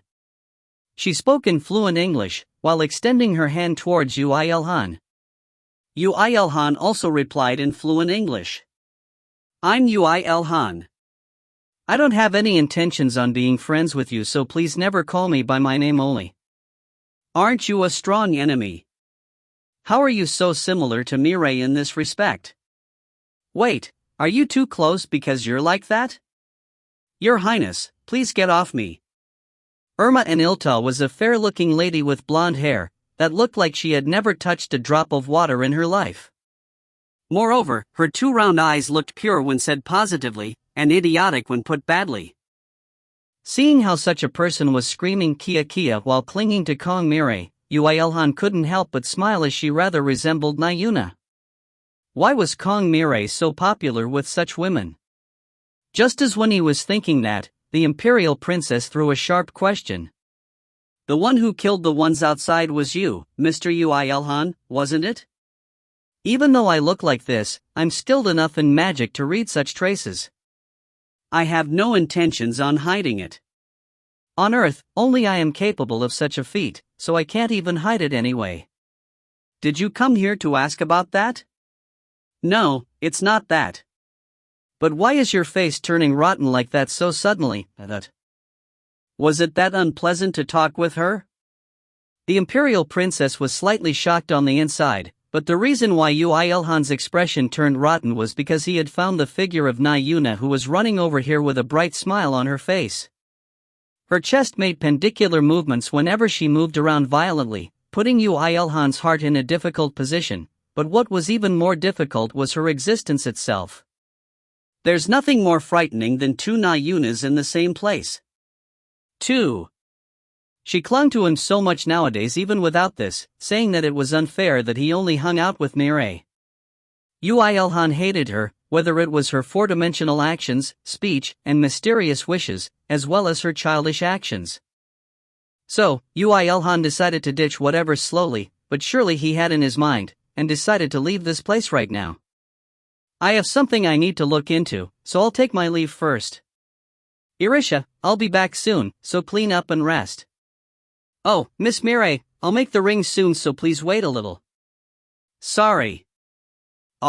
Ring? No, I dash. While Kong Mirai was at a loss of what to say in panic, Yoo IlHan extended his ruin calling. Oh my, how cool. Just what is this? Hop. The moment Irma and Ilta blinked her eyes in surprise due to encountering such a weirdly shaped pair of wings, Yoo IlHan jumped on the spot and disappeared. He had leaped several kilometers into the air in a blink of an eye. Wayo! Nayuna, who arrived a step late, exclaimed in her usual banter. He ran away because he's embarrassed to see me, didn't he? How cute! That's one optimistic view you have there. Kong Mirai, who finally regained her calm now that Yoo IlHan was gone, lightly pushed the imperial princess away, and straightened her clothes. However, her expression contained a slight satisfaction. It was cute how she was straightening her sleeves without showing it. You need to thank me, no? The imperial princess, who had never such an expression, spoke in a teasing tone. Kong Mirai snorted with a humph, and replied as if nothing had happened. If it's not a ring for the ring finger, there's no meaning in it. Oh?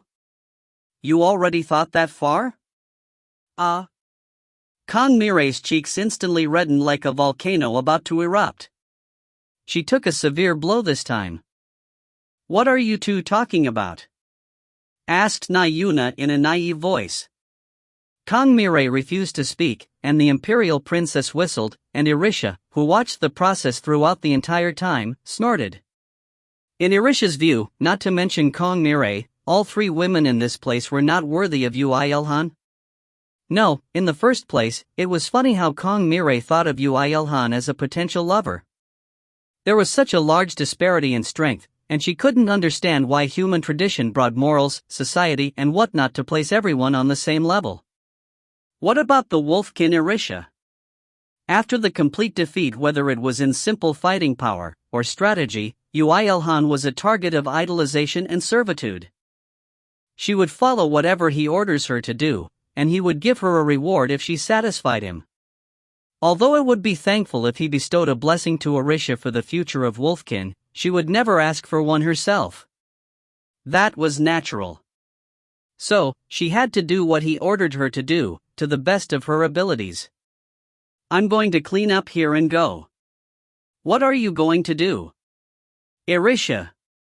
I have something to consult Mr. IlHan about, so I'm going to wait. I'll help out while I wait, Irisha. Mirai. The two capable women immediately found work and began. Nayuna and the imperial princess, who were left out, looked at each other for a moment before closing their mouths. Although they were introduced to each other through Kong Mirai, they weren't close yet. But at that time, the imperial princess shouted in realization. Oh yeah. I had something to talk to him about. Magic engineering. Why are you bringing that up only now? Kong Mirai, who was incinerating the documents on the desk with lightning, abruptly turned her head and shouted. A strand of lightning escaped her and made the imperial princess flinch. It was fun teasing Mirai, so I'll wait here too. Irma. I also came here to talk to him, so I'll wait here too. Yuna. Then please work hard while you wait. There's a lot to clean up. Irisha. Irisha declared. The imperial princess and Nayuna, who hated physical labor, both took a step back, but Irisha lifted them up by the neck in no time with an even brighter smile. She was a wolf, and she would never let go of a prey once captured. Please present your respect to master in action. So, work. Yes, ma'am. Yes, ma'am. While the wolf was making a princess and a holy maiden work, Yoo IlHan was flying towards the Netherlands. Even New York took only 17 minutes, so Netherlands took an even shorter time. What are you going to do? Kill all of them? Urta. The clan alliance? Nah. Yoo IlHan laughed as he shook his head. Although it angers me that they attacked the auction venue, the current situation is a lot different to Farada. Even if I kill all of them, only the innocent people living in Netherlands would suffer due to the lack of a shield. Then what are you going to do there? Liara. To steal. To steal? Liara. Yoo IlHan soon arrived at his destination. The gate that the head of the Clan Alliance of Netherlands opened in secret, leading to Tsoner of Mishta. That place was strictly guarded by the members of the Clan Alliance, but no matter how many people there were, it was impossible to catch Yoo IlHan in concealment. Yoo IlHan smiled and posed himself. Yoo IlHan departs. You really don't get tired, do you? Erta. He immediately ran into the gate. Just as when he let his body relax into the strange sensation he would never get used to, the scenery in front of his eyes became different. Unlike Earth just before, there was a gloomy ash-gray sky. It was raining slightly, so he immediately realized that he was really transported to another world. At that time, a voice, not belonging to the people of Earth, flowed into his ears along with the rain sounds. When is His Majesty coming back? He was already so strong, but if he gets his hands on such a weapon, I look forward to it. Hey, stop talking. An even more number of people were guarding the gate, and it looks like they couldn't help it since it was their king that had went through. That's one strict guard. It looks like it was done in secret. Erta. What good was having guards, when they couldn't even see a single Yoo IlHan? Yoo IlHan waved at them while exiting that place. The place the gate was placed was inside a giant castle made for warfare. This castle was like a symbol of the mercenary country where the king took care of what little administrative affairs there were. And there's also a secret treasure vault too. How did you know that? Liara. Our proud Orochi found that out. Krrrrrrrrr. That's nothing. Orochi. Ignoring Orochi, Yoo IlHan quickly found his way to the treasure vault, and entered after breaking through the front door. Although he made a loud noise, there was no concern. Unless he attacked someone and failed to kill them, his concealment would not wear off.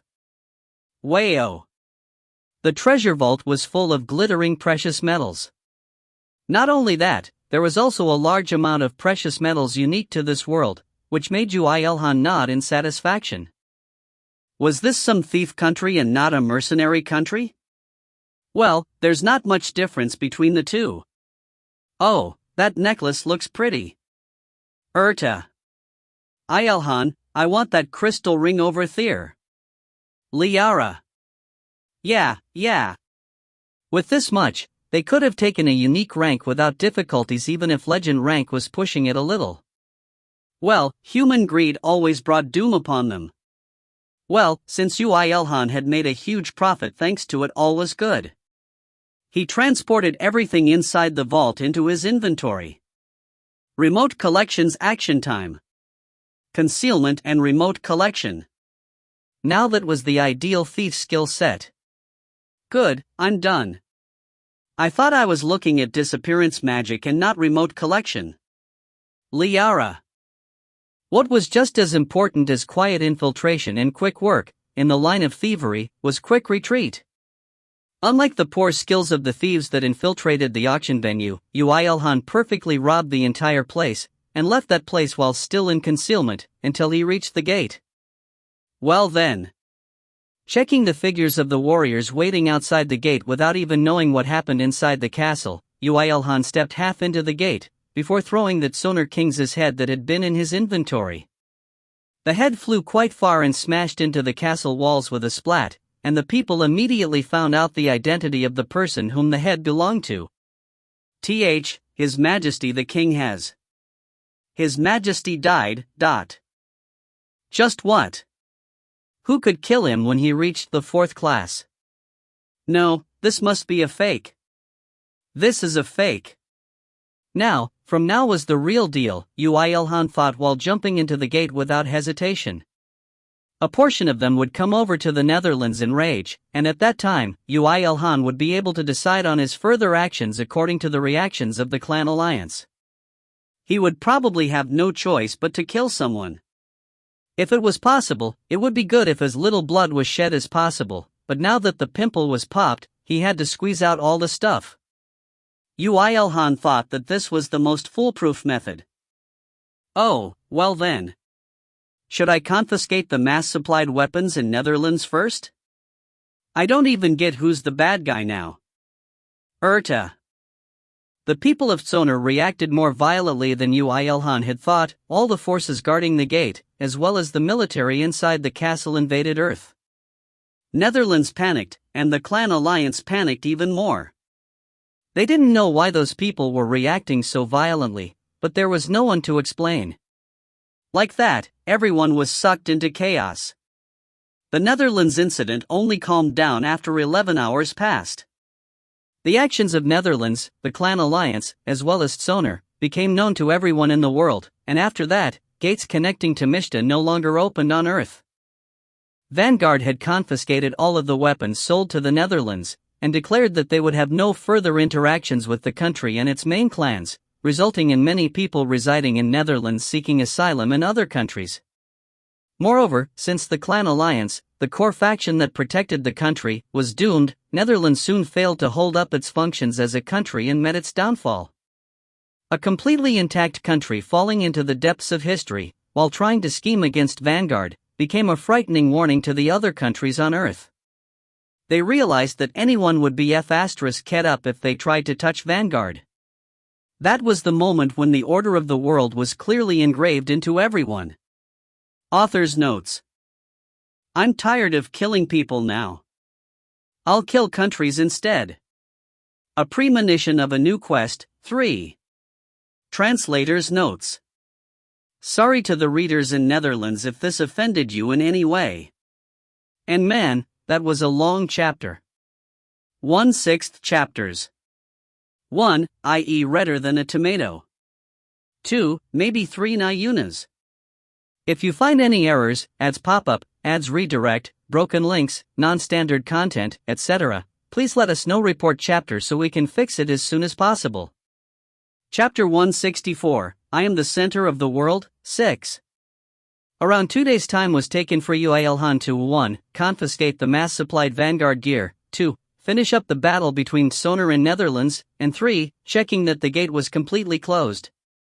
It had taken more time than he had expected. When he came back Korea after cleaning things up, all traces regarding the auction in the central plaza was gone. Of course, this included the attackers that died there. It hadn't even been 3 days, but the people were walking around in liveliness as if nothing of the sort had happened at all, while embracing the joy of interversal trade. Humanity really is amazing. Spy era. But they won't be able to forget it. It should have become plenty of a warning to the others. Yoo IlHan succeeded in spotting Kong Mirai and Irma and Ilta in the overflowing crowd. Ah, they're still here. Why isn't that woman going back? Don't tell me she has ulterior motives for IlHan, Liara. There's no way that all women in the world like Yoo IlHan. Please calm down, since a cool man in your eyes may not be the same for others. Spy era. It wasn't just Kong Mirai and Irma and Ilta. Irisha, Nayuna, the elves, and even Ymir were with them, and were attracting attention from everywhere, so it would be strange if he couldn't find them instead. Dad. Yes. I'm back. At the same time Yoo IlHan lightly landed next to them and folded his wings, Ymir, who noticed his presence, jumped up into his embrace. Just as when Yoo IlHan was hugging Ymir, Kong Mirai, who was watching, asked him with narrowed eyes. I thought you said I'll be back soon and you've destroyed an entire country, eh? I wanted to do it as peacefully as possible. So, I've scattered a country instead of killing people. Although it was unknown what change of heart he had after going to Farada, it seems he had evolved in the worst way possible. Peacefully, you say? Ha ha. Kong Mirai could only make a bitter smile at his reply. On the other hand, Irma and IlHan and Na Yuna greeted him with bright smile. "We were waiting, Mr. Yoo IlHan." "Hi." Yoo IlHan also replied in a small voice. "Hello, and goodbye." Wayo. Then, he turned around to lead his subordinates back to his house. Na Yuna desperately grabbed onto his sleeves. "I have a request for you. Go with me to Brea." Brea referred to the other world Na Yuna had been to. It was a world where various religious influences were very large, and because of that, Na Yuna got a lot of special treatment there. Yoo IlHan replied with a kind smile. "Please look elsewhere. The reward is the highest quality holy stones, though?" At that moment, Yoo IlHan's body was inflicted with a stun. Holy stones referred to the minerals that have the power of gods in them. Yoo IlHan also had an experience of processing the god of beauty's holy stones to make Na Yuna and Kong Hajin's weapons. Although he once pondered deeply on how holy power from gods that were a collection of records were realized, and how they could be imbued into a mineral. Right now, he had come to a vague conclusion that even the holy power was a record that people made as a group. And holy stones had an enormous mana concentration, in any case. It was absurd. That meant that the performance was guaranteed no matter what he made. If he made weapons with that along with the metals he gained through this auction. He turned around and asked carefully, "Can I even use them? I'm probably one of the furthest people away from the word beauty. If I bestow a holy blessing, you can use it. Even though I look like this, I'm a holy maiden," declared Na Yuna confidently. Her attitude seemed like Yoo IlHan had already accepted her request. Yoo IlHan was frustrated that he had to go along with her, but it was also true that it was too seductive of a reward to refuse it based on his emotions.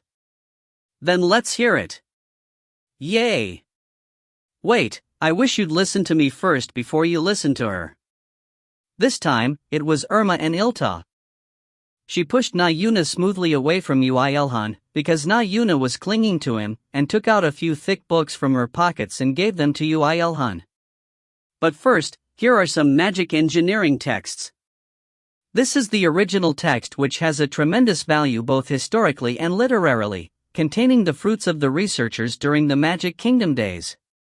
So you must return it back to us sometime. Aha. When he gave a glance towards Kong Mirai while putting the book into his inventory, she nodded with a slight difficulty. This felt quite suspicious, he thought, when the imperial princess continued speaking. But in fact, this is not the complete version. How is it not? Is there some restriction that forbids you from taking them out? If you say that, what I just gave you now is also forbidden from being taken out. I took it on the princess's rights. She took a sigh before continuing. Although there were a lot of ups and downs for us to stand up again using the name Palladia after the Magic Kingdom of IlHan fell, we've succeeded in restoring most of the magic texts. But there are some which were unlucky to be not included in the restored texts. And you mean to say that magic engineering is one of them? Yes. Magic engineering, due to its characteristics, is the easiest to learn if learned along with metalworking. However, after the Magic Kingdom fell, there were no talents in that area, so neither research nor technology was passed down properly. However, Kong Mirai intercepted. It seems there is a ruin with traces of magic engineering.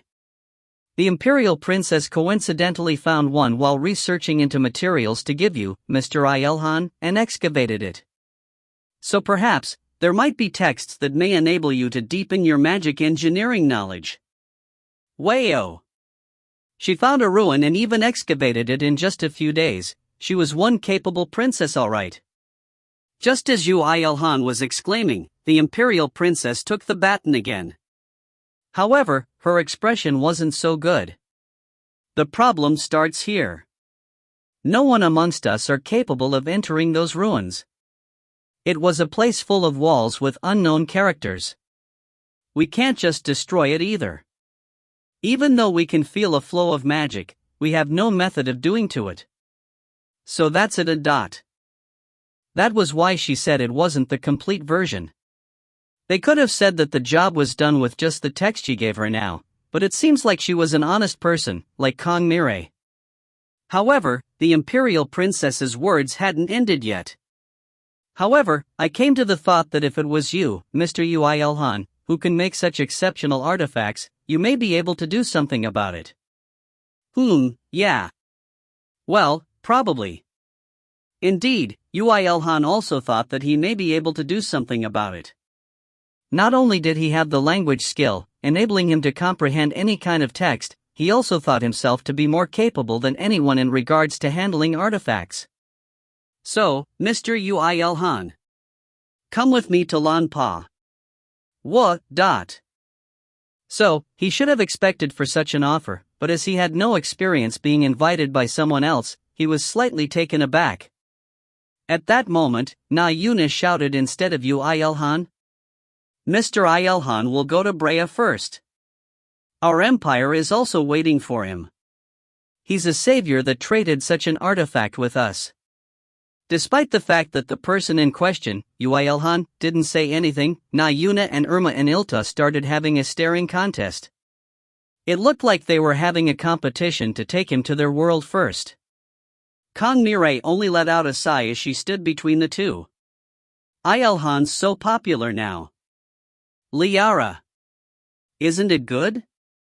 He's going to visit another world, not to invade it, but for another objective. We can think of it as a gift from the second Great Cataclysm. Spyera. That sounds like the gift has a lot of strings attached to it. The second Great Cataclysm brought about a big change that made Yoo IlHan visit another world peacefully, when all he did before the second Great Cataclysm was to destroy worlds. He would be able to observe how other people lived in other worlds, and it would become a good experience for him as well. But would the situation proceed so optimistically like this? Yoo IlHan thought that it was not possible. Whenever something good happens, something much worse happens later. Like how when school finished early, and you come back home enjoy only to find out that it's cleaning day, and have to help out, or how you apply for a slightly higher uni than your grades when you got a good test result than you had expected, only to repeat a year. You're making me worried because that sounds so realistic. Of course, that was because it was his actual experience. Yoo IlHan sighed while looking at the Imperial Princess and Na Yuna, before smacking Na Yuna on the forehead, because he couldn't do that to the Imperial Princess. The staring contest ended with Na Yuna's defeat. Ouch. So, did you open a gate going to Brea? No, not yet. She shouted, as if all that staring contest until now was nothing.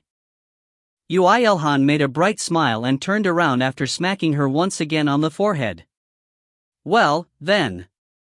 Let's go to Lan Pa. Wayo, Solomon. Na Yuna acknowledged her defeat. Yoo IlHan was seeing through her quite well. Looking at the dejected Na Yuna, Kong Mirei laughed before speaking. Na Yuna, you stay here and make a gate to Brea.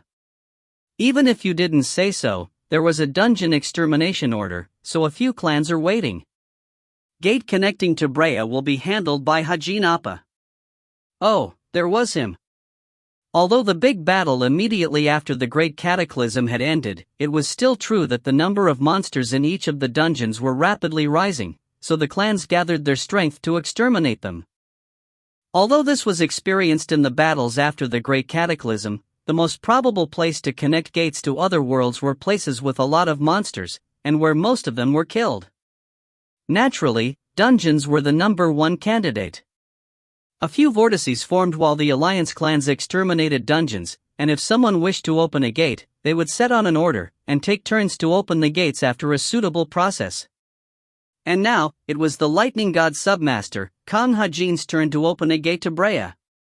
Of course, the guild master, and the core member, the priestess, would not be present. So, there was no problem even with Na Yuna tagging along. Kong Mirei pondered for a moment, but came to a conclusion fast, as she judged that Nahyuna being with her and Yoo IlHan was the safest instead of by her brother's side. Okay, then. Let's leave that to him and go. Yay! Sir Kong Hajin is quite pitiful. Like that, the first imperial princess of the Empire of Palladia, Irma and IlHan, Kongmiri, and Nahyuna, traveled to another world.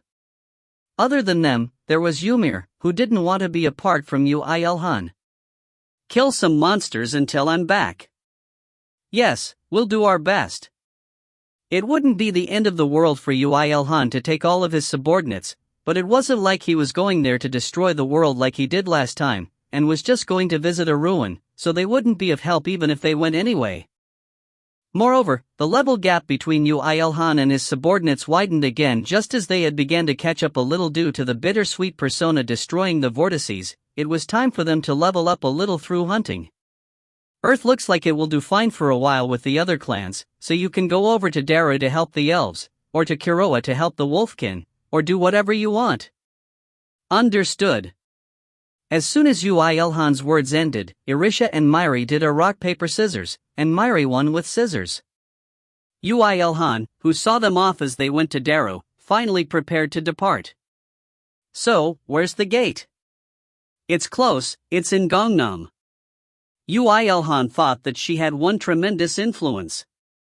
As long as the gate was connected, wouldn't the imperial princess be able to find her way to the trade center even while on a stroll? Although, he did make a gate connecting to Daru in his own house as well. We didn't know it was possible for the elves to create gates too. They're not like the people of Earth who are connected to other worlds, and just tagged along with IlHan. Liara. Perhaps it's not much different since the people on Earth are opening gates to the world they belong to while on Earth. What's strange is Yoo IlHan, who opened a gate where that perverted vibration demon came from. Urta. Shut up. Only 10 minutes were taken with the limousine Kongmiri had called. The ones guarding the gate weren't the members of the Lightning God clan but the people under the Kong family. As soon as the company arrived, they bowed their heads. Guard it well. Yes. Please take care, lady. Please take care, Sir Yoo IlHan. Yoo IlHan felt slightly strange that they were being overly respectful to him as well, but passed it off as it being because he was her friends, as he passed over the gate. The imperial palace of Palladia was awaiting him. Author's notes. A monumental moment. Going to another world peacefully. Magic engineering, we're going to meet you now. Translator's notes. 2/6 chapters. Sponsored by Matthias S. Manier de Best, he's sponsored for now. For more coming later. P.S. You guys drained me of my stockpile. Good going there. If you find any errors, ads pop up, ads redirect, broken links, non-standard content, etc., please let us know. Report chapter so we can fix it as soon as possible. Chapter 165, I am the center of the world, 7. Although I did expect a certain level of power, but this world sure has a higher league than most others. It's probably one of the top worlds that have been through the third Great Cataclysm. Liara. Was Liara's comment as they entered the truly enormous imperial castle. Yoo IlHan agreed with her. Although Farada, just before their third Great Cataclysm, had also possessed 5 fourth-class people in one empire, Lanpa was in a different league. Fufu, so you feel it. Said Irma and IlHan with pride, as she was the imperial princess of the Empire of Palladia. The forces in our empire is tremendous. We even have 3 fourth classes, when others would consider themselves lucky if they have one. Your Highness, is it fine to tell him that? What good is hiding it? If it's him, he would have felt their presences even without me telling him. 3 huh?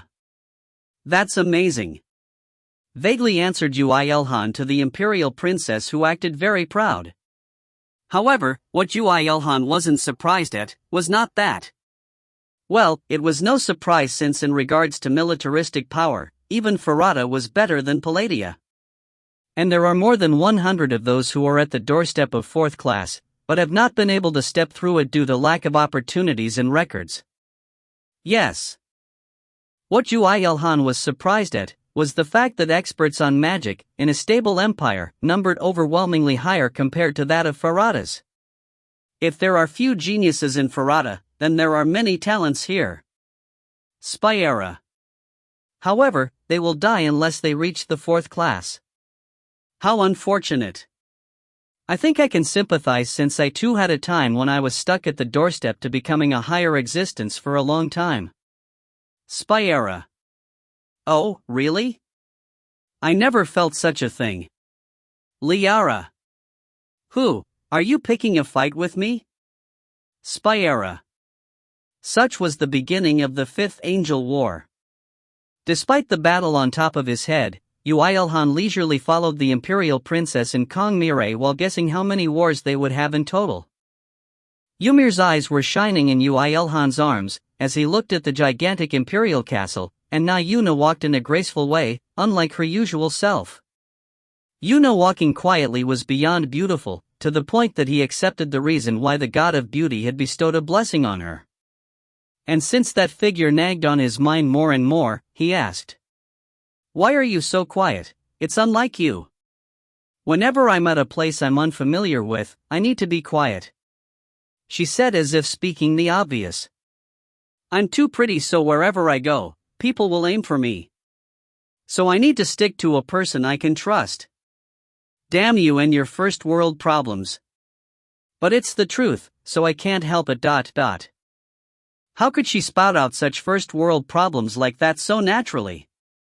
Yoo IlHan was shocked, but had to accept it after noticing that the maids, mages, and knights alike that they passed by on the hallway had focused their glances on her. Yoo IlHan was natural with her since he was too used to the beauty of the angels around him, but in fact, her beauty had enough power to make everyone ignore the first imperial princess that was with her.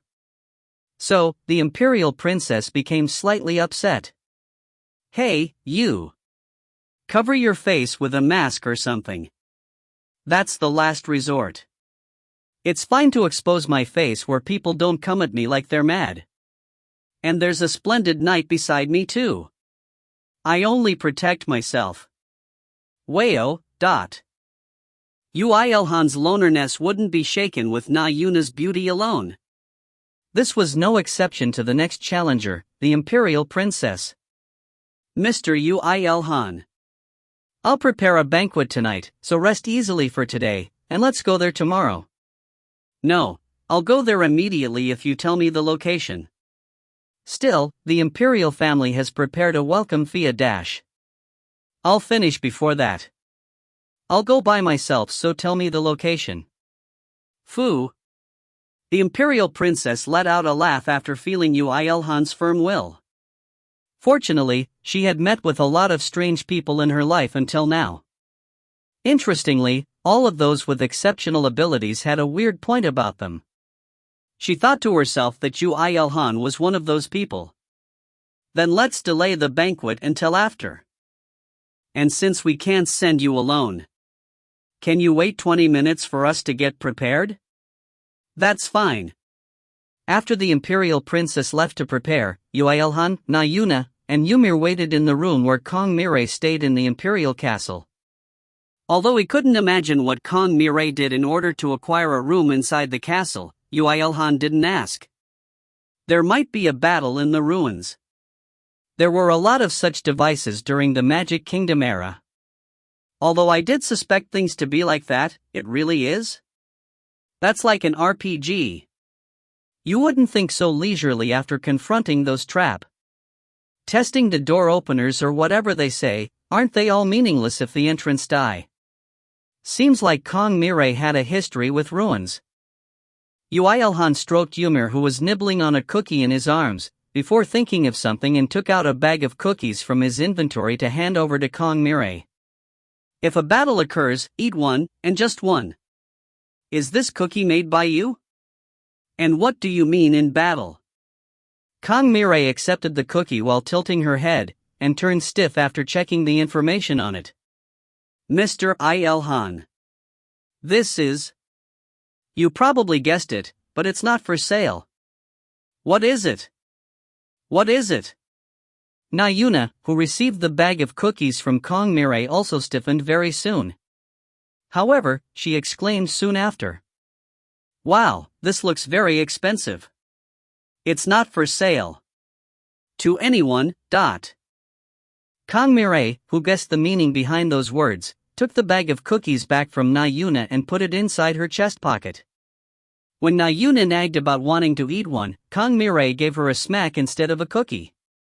Not long after, the imperial princess, who was riddled with all sorts of earrings, rings, tiara, and bracelets, and looked like she was preparing for a ritual, appeared. She shouted courageously. Well, then. Let's go. I thought there was a restriction on the number of accessories you can equip? I have a subclass that allows me to increase the number of equipable artifacts.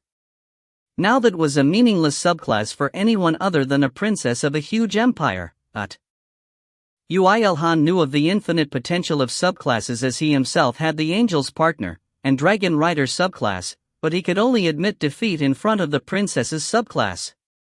He also wanted that class. You do know that just because you want to get one doesn't mean you will, right? Like how you acquired the Angel's Partner and Dragon Rider are special cases. Liara. Of course. So, first, let me try making accessory-type artifacts for the next few months. Yup, you aren't listening at all. Liara. While Yoo IlHan was deciding in his heart what subclass to earn for his next class, the Imperial Princess's words came to a climax. We've prepared an airship, so let's go immediately? Miss Mirai. Is this empire really wealthy? Yes. Kong Mirai immediately nodded and explained further. I thought all worlds were like this, but it looks like they aren't. I want to get on the airship. Everyone, hurry up. The airship prepared in the flight zone in one corner of the Imperial Castle wasn't as big as he had expected, but it had a tremendously sturdy and beautiful outer appearance. That's amazing. You've mana-crafted the magic stone itself. Yoo IlHan exclaimed while checking the various artifacts installed according to their roles in various parts of the airship. When mana crafting on a magic stone, it had a higher probability of transferring the power contained in the magic stone, and it also enabled the magic stone to emit mana more stably. If there was a drawback, it was that there was an extremely high possibility of the functions of the completed artifact being restricted, and the conclusion was that more magic stones had to be wasted in making an artifact that had the same function. Yoo IlHan felt deplored after seeing many fourth-class magic stones embedded in various places throughout the airship. Fu. IlHan is in a silent rage. Liara. The soul of a Meister is crying. Erta. Amazing, isn't it? The Imperial Princess acted proud without knowing what he was thinking. Yoo IlHan decided to not speak about how he could make a better item than this with just 2 fourth-class magic stones, as he seated himself. However, unlike Yoo IlHan, Ymir was very excited. Dad, are we going to fly in the skies with this? Yes. Although, it's much slower than me. Dad is amazing. Even though she wanted to retort, she couldn't say anything since she saw Yoo IlHan using Ruin Calling to fly just 3 days ago. Irma and Ilta activated the airship after feeling a little down. The magic engine activated to levitate the airship, and immediately after that, another engine activated to push the airship forward. The speed gradually increased over time, but the inside of the airship was quiet and comfortable as if they were on the ground. Only, the pilot was busy activating and controlling many artifacts at once. How is it? After the airship completely took off, the Imperial Princess looked back at the group with shiny eyes. Kong Mirai kept quiet as she had experience riding in these before, and Yoo IlHan did think that it was quite unexpected since it was more comfortable and wider than an aeroplane, but didn't say anything. Ymir was looking at the outside scenery in joy, and only Nayuna replied with a bright smile. It's a lot worse than an aeroplane. What? Don't compare it to the first-class seats. The atmosphere became cold in an instant. The imperial princess stared at Yoo, but the person in question only nonchalantly smiled. Yoo IlHan decided to play with the kind and cute Ymir rather than meeting eyes with those idiots. The airship arrived at the destination in exactly 1 hour. It was a location in the middle of a huge stone mountain, completely outside the city, and from the fact that there were traces of big explosions nearby, it seemed like they had used magic in the excavation process. A truly humongous and grand monument was rolling on the ground, and nearby was the entrance to the ruins. He thought that monument may have been blocking the entrance to the ruins. In any case, the entrance to the ruins had opened. A path entirely made of pure, white metal could be seen connecting to the central regions of the stone mountain. Although it was unknown how deep it was incalculable to the eyes from the outside. Your Highness. Yes. Some of you come here and guard the airship. The knights and mages protecting the entrance to the ruins immediately ran over after noticing that the airship had landed. The imperial princess naturally gave them orders and guided the group to the ruins. You need to enter here. We had a hard time cleaning out that monument. It seems like Yoo IlHan's predictions were on the mark. It was amazing how there were traces of burns and craters all around the monument, but the monument itself had no scratches at all. Yoo IlHan approached it. There were incomprehensible archaic characters everywhere, and after reading them for a moment, he asked the princess, "Did you not think that there was another way to open the ruins?" "We did try, but there was no other method." "So that's why you used such a stupid method." Stupid. Even I don't want to use magic against such a sturdy stone. I brought 2 4th-class mages to do it. Yoo IlHan was talking about how stupid it was to remove the monument with raw strength, but it seems like the princess had misunderstood. This person has both a sharp side and a stupid side. I don't want to get caught up with her in the future, if possible. Thought he, as expected of a loner, while extending his hand to the monument. What are you going to do to the monument? I'm going to open the entrance. Huh? But I've already opened the... So that's it. I did not actually open it, correct? Yes. The imperial princess had understood correctly this time. Yoo IlHan made the group back off with a wave of his hand without much words. An incomprehensible language to anyone in that place came out from his mouth. Welcome to this place, oh, strange one. Huh? What did you just say? Don't tell me he's reading the archaic text on the monument. How can a person from Earth like Mr. Yoo IlHan read the archaic language of this world? He ignored the reactions of everyone present as he read on. The more he read, the more light the monument started emitting, and accordingly, mana started boiling within the ruins. The devotion of the juniors willing to continue and research the meaning of magic engineering. Amazing, the ruins are reacting. I knew it was right to have brought him here. Although Mr. IlHan was already amazing, never did I know that he had the ability to read archaic languages. Yoo IlHan was now reading the last sentence on the monument. I leave behind here the essence of magic engineering that I dedicated my life to researching. I wish for the junior to see the ends of magic engineering, which I was not able to catch even the slightest glimpse of, due to the lack of my ability. The monument glowed in blue. Following that, the path made of white metal started trembling and the light intensified. The high-level mana crafting technique had leapt beyond time and started breathing again. Yoo IlHan explained to Mireille and company. It seems like it wasn't activated properly since it has been such a long time since the ruins were made, but it looks like reading the text on the monument was a trigger to activate all the magic engines again.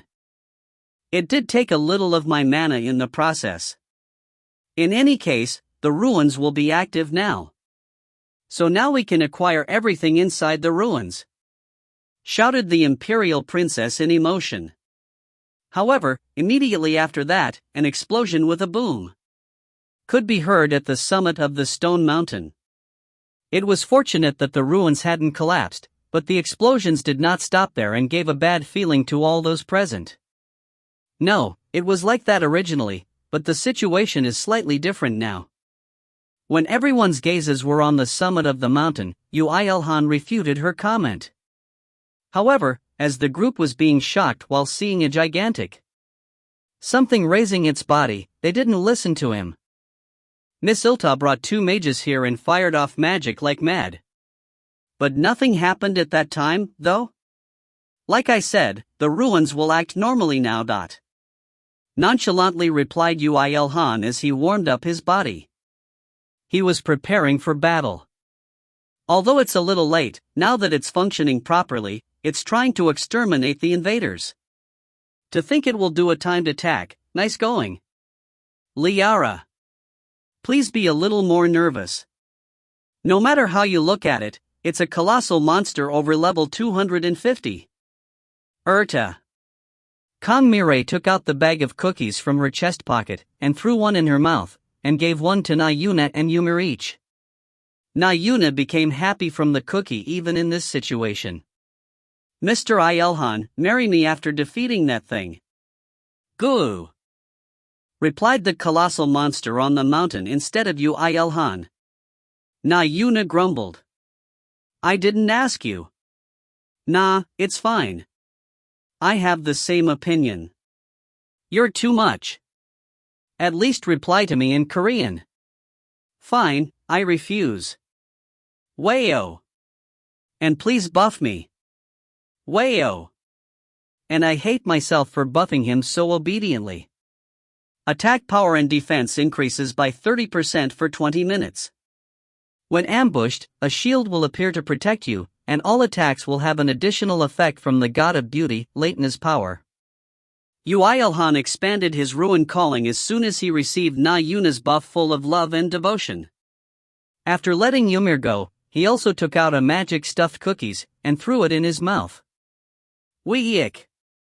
Who would have known that such a monster existed in the magic engineering ruin? Mir, don't approach it and attack from long range, okay? Got it. While the imperial princess gathered the knights and mages that protected the entrance to the ruins with a crying face, Yoo IlHan instructed Ymir as he flew into the air with a leap. At that place, was it? It being a ludicrously large monster that made him think it would be possible to have a 100-meter dash on top of its back.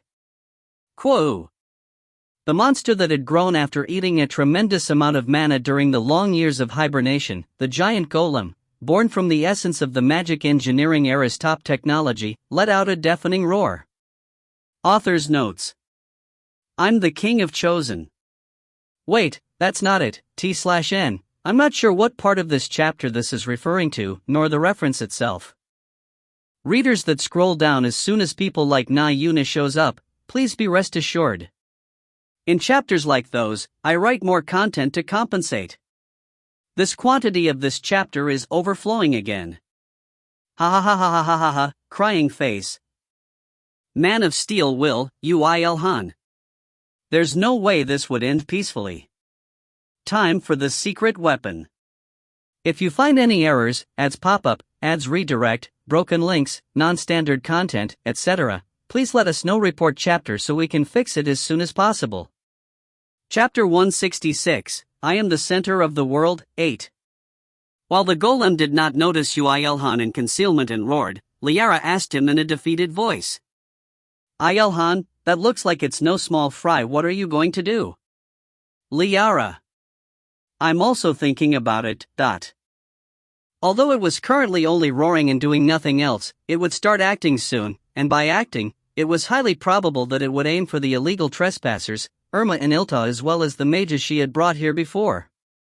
Meaning, that it will rampage till it reaches the imperial capital where the 4th-class mages are residing in. At this rate, there would be a blood party. Trying to enter a ruin would destroy an entire empire. There should be a better line of defense than that of Farada's, but he couldn't just watch it as it walked over there and destroyed everything.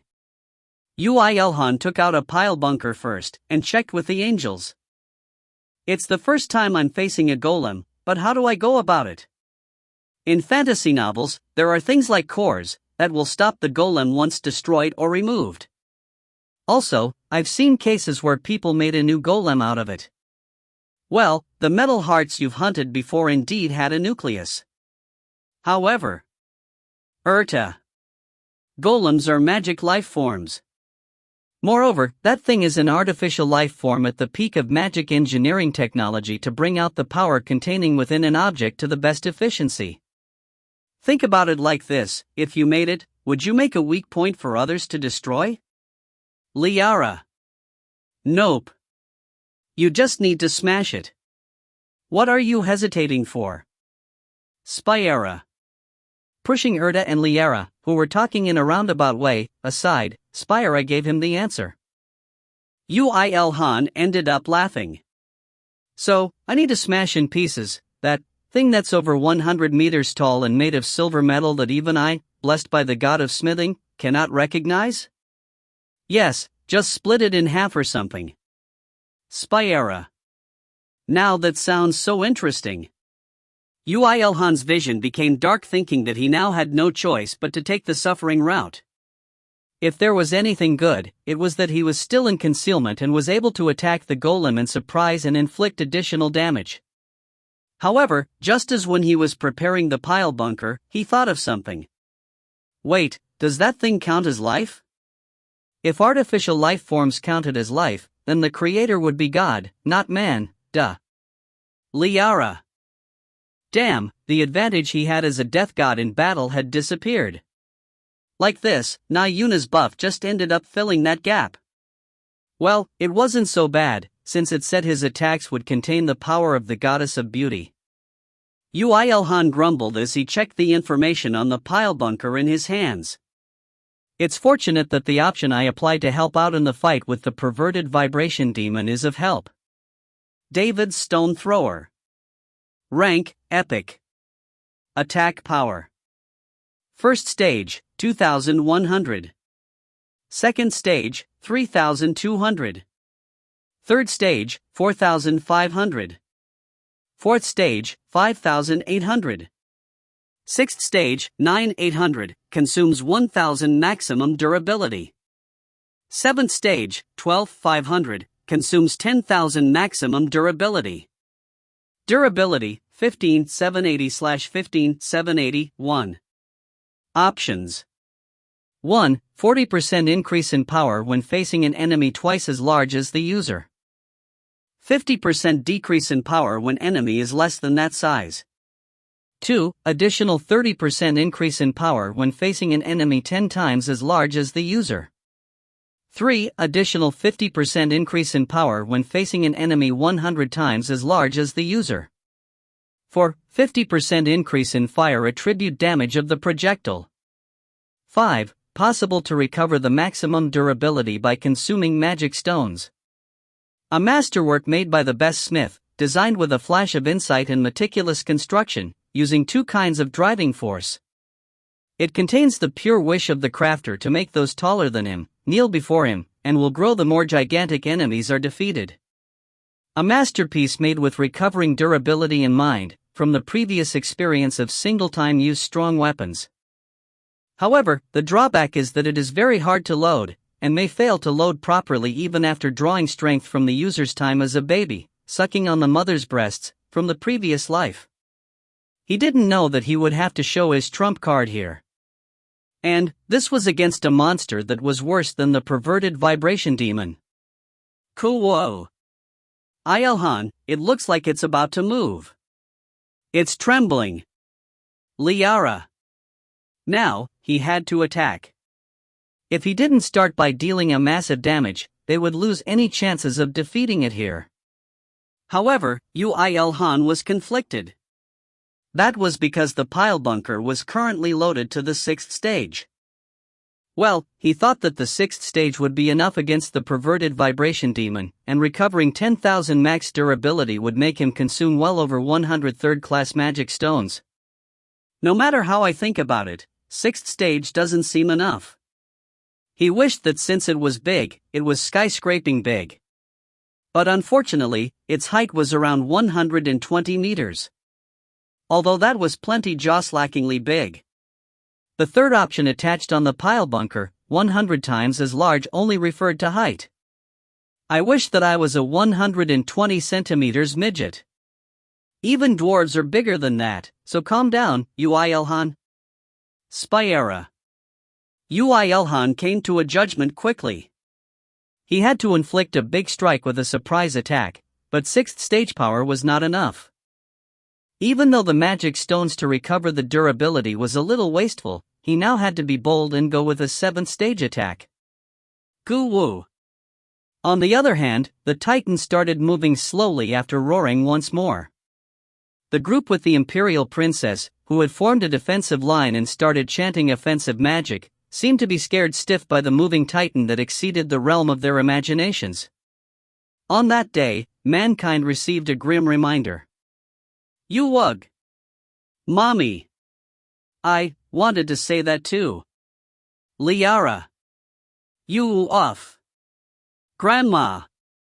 Yoo IlHan was speaking nonsense with his mouth, but his 2 hands were busy loading the pile bunker to the 7th stage. He had to deploy superhuman strength and twist the bone ammo with all his power. By 7th stage, the structure of the giant's rubber band enveloping the ammo had also turned complex, so he not only needed strength, but technique as well. That made it even more shitty. Ugwaguk.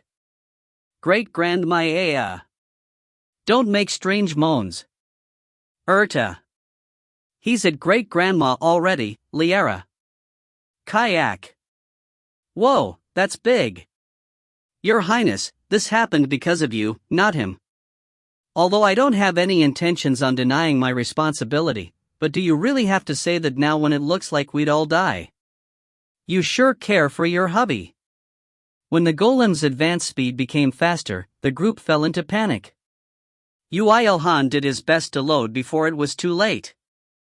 He deployed superhuman strength to beyond its limits, and kicked it off by another notch by regenerating the horribly ripping muscles that couldn't endure the load, with transcendent regeneration. The skill, superhuman strength, has become level 75. The skill, transcendent regeneration, has become level 61. Now, he didn't even have any spare peace of mind to read the skill level up notifications. Yoo IlHan focused all of his attention on the bone ammo that was gradually pushed to the inside while spinning ever so slightly. Ho up, great-great-great-great-grandpa. And at one moment, the 7th stage was loaded with a clack.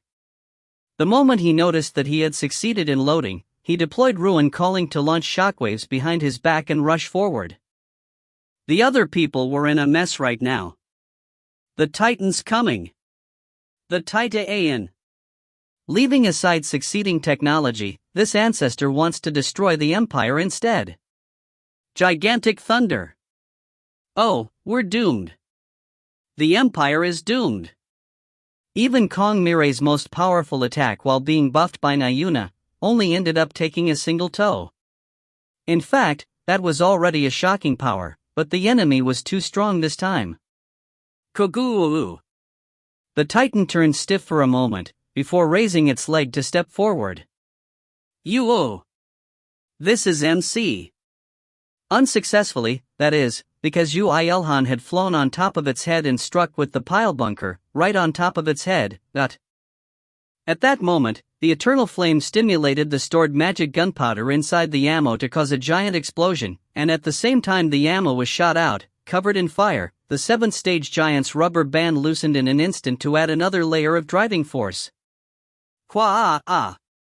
Critical hit. Without exaggeration, it sounded like the skies were collapsing. Just the sound from the explosion from the eternal flame was already so overwhelming, but the snapping of the rubber band as well as the noise at the moment of collision with its head was even more booming. The vibration from the shockwave at that moment was also enormous, causing everyone in that area to lose their balance momentarily. It's Dad. Whoa, that golem was so easily, The results from depleting 10,000 of the maximum durability of the pile bunker was, as expected, quite devastating. The golem's head measuring 3 meters in diameter was instantly obliterated, and the projectile proceeded even further to embed itself deep in the body. What's more was that the tip of the projectile was still burning, so the golem was constantly taking damage. Ko-whoa! Ko-ha-ah-ah! The golem roared without being able to come to itself. Did it feel pain despite being an artificial life form? Even if it didn't, it was definite that it reacted sensitively to the loss of its body parts. Phew! Kurg.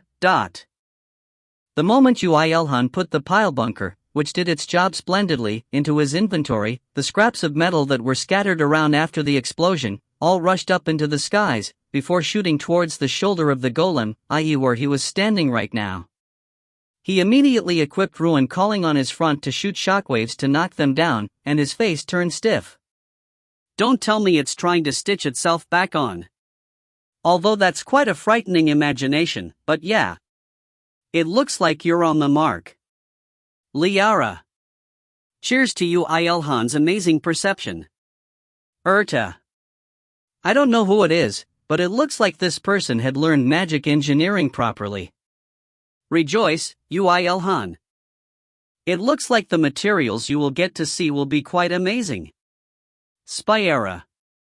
That makes me tearfully happy, damn it. These damned angels always got along each other at times like this. Yoo IlHan, who wanted to cry, shouted. Mir. Yeah. Scatter these damned fragments. Got it.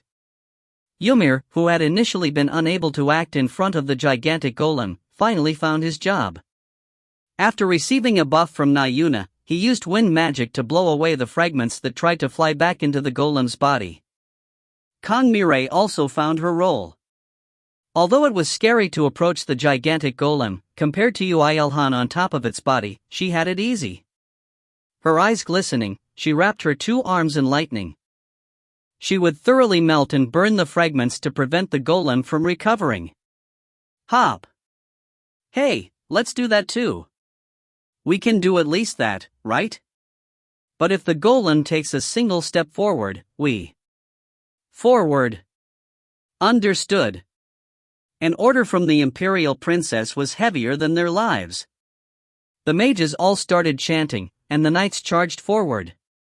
Unless they destroyed every single golem fragment, or died, they would never regain peace of mind again.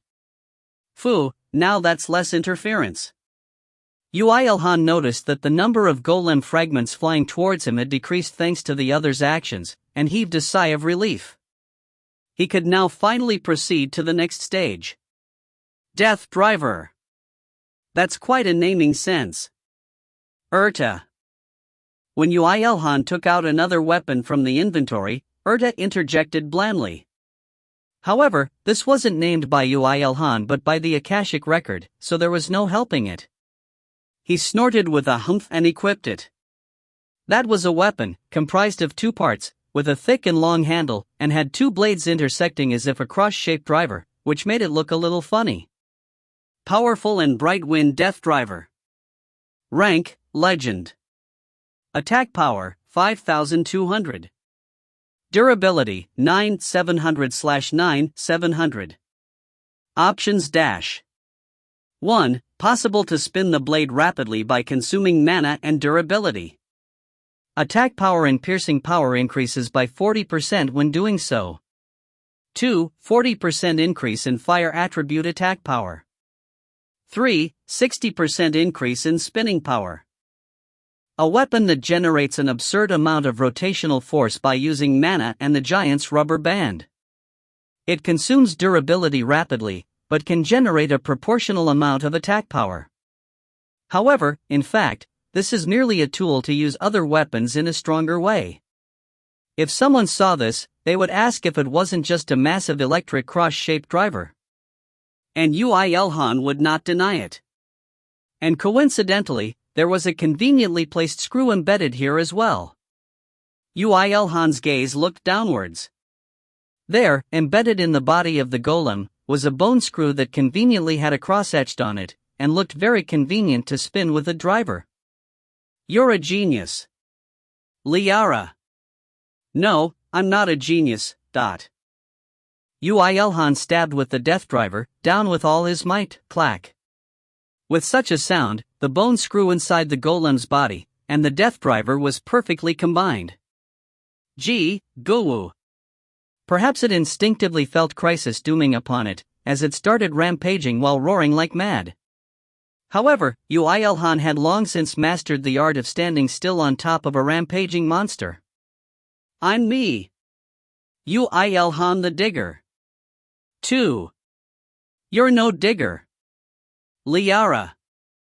Yoo IlHan, who ignored minor remarks, firmly gripped on the handle of the death driver and poured mana into it, all of it, including the portion that had grown with him eating a magic stuffed cookie.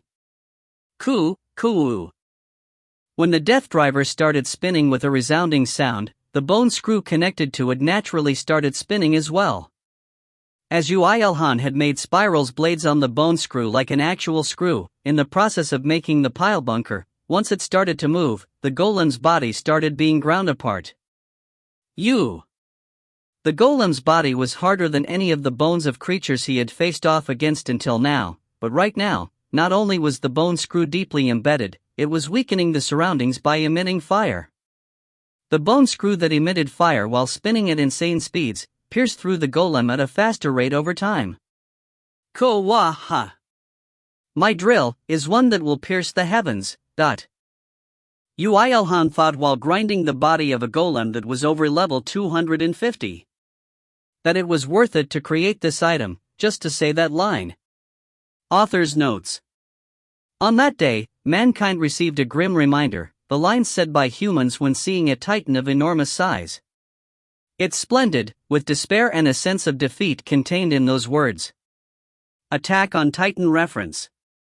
My drill is one that will pierce the heavens. A line from the main character, Simon, 4 of the Passion animation, Tengen Toppa Gurren Lagann. It's the giant electric driver. Translator's notes. For 6th chapters. These 2 were sponsored by Fullmetal 4 Ket. Big thanks to him. 2 more coming up later. 1. So using 7th stage once would make the durability go to X/5780. 2. Gurren Lagann ref. If you find any errors, ads pop up, ads redirect, broken links, non-standard content, etc., please let us know. Report chapter so we can fix it as soon as possible.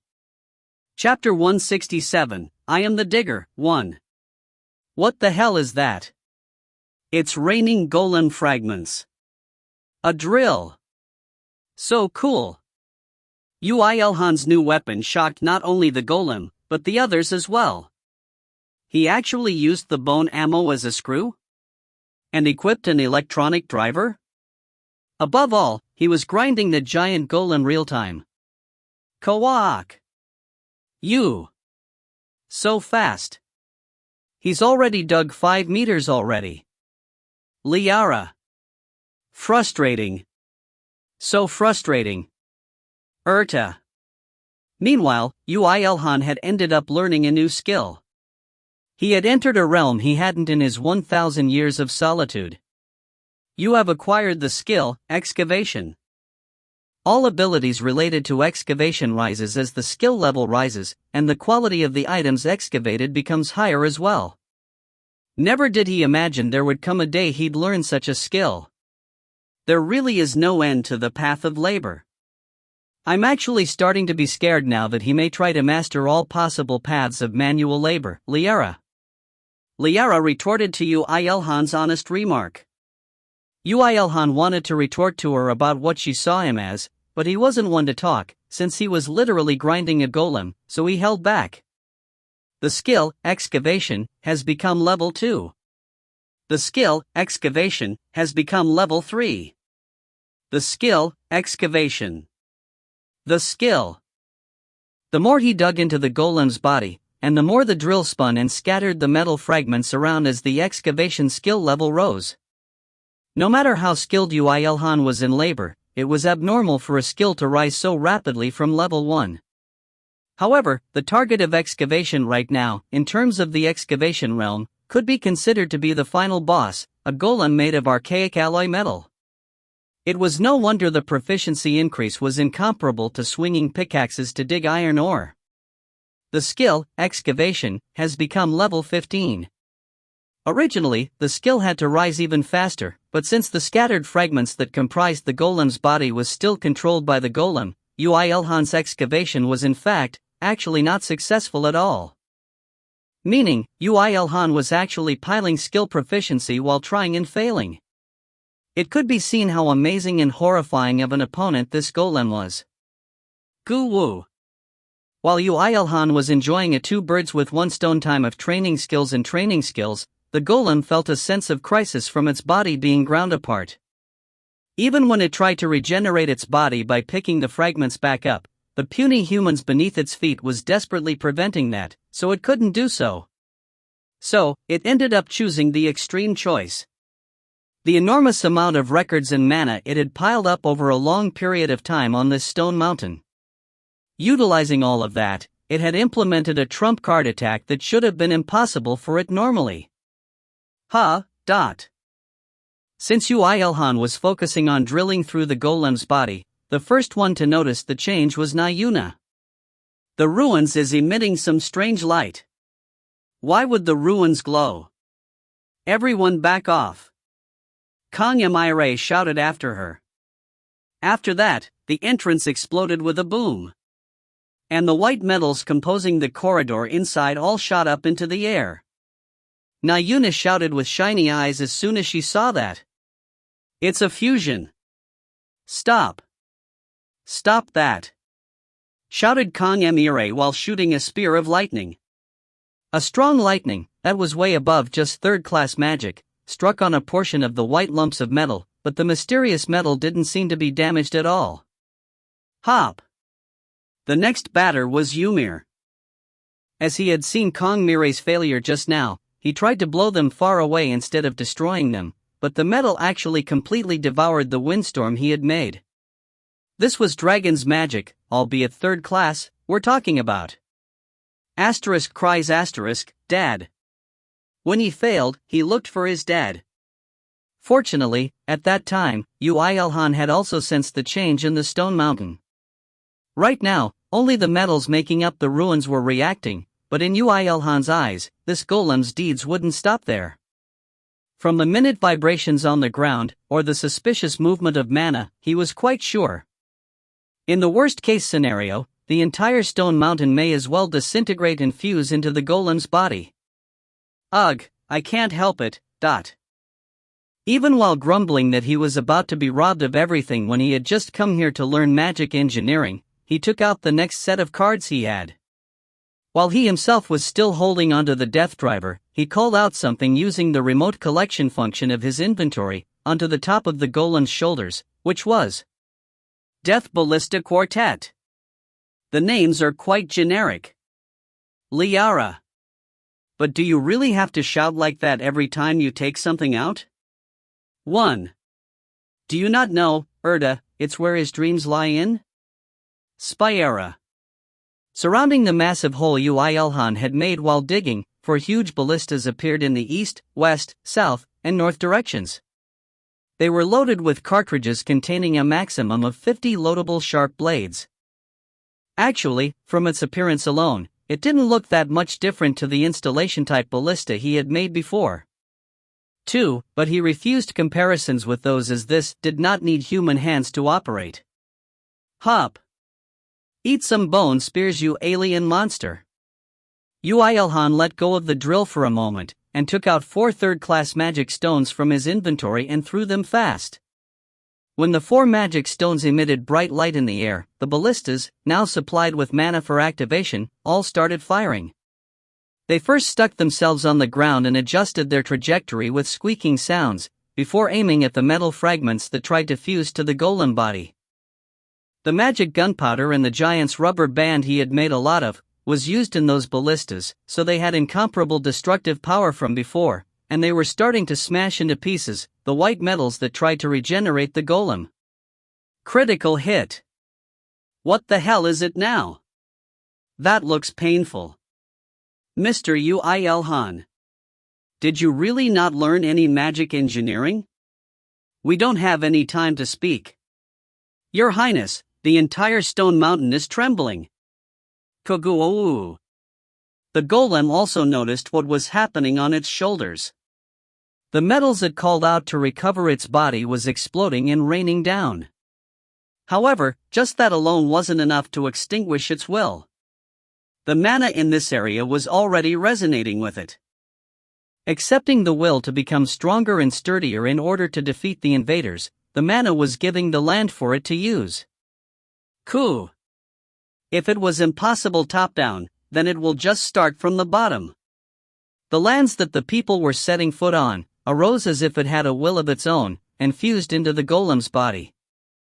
Naturally, earthquakes occurred, and holes appeared everywhere, and the people on the ground had to focus on saving themselves first rather than battle.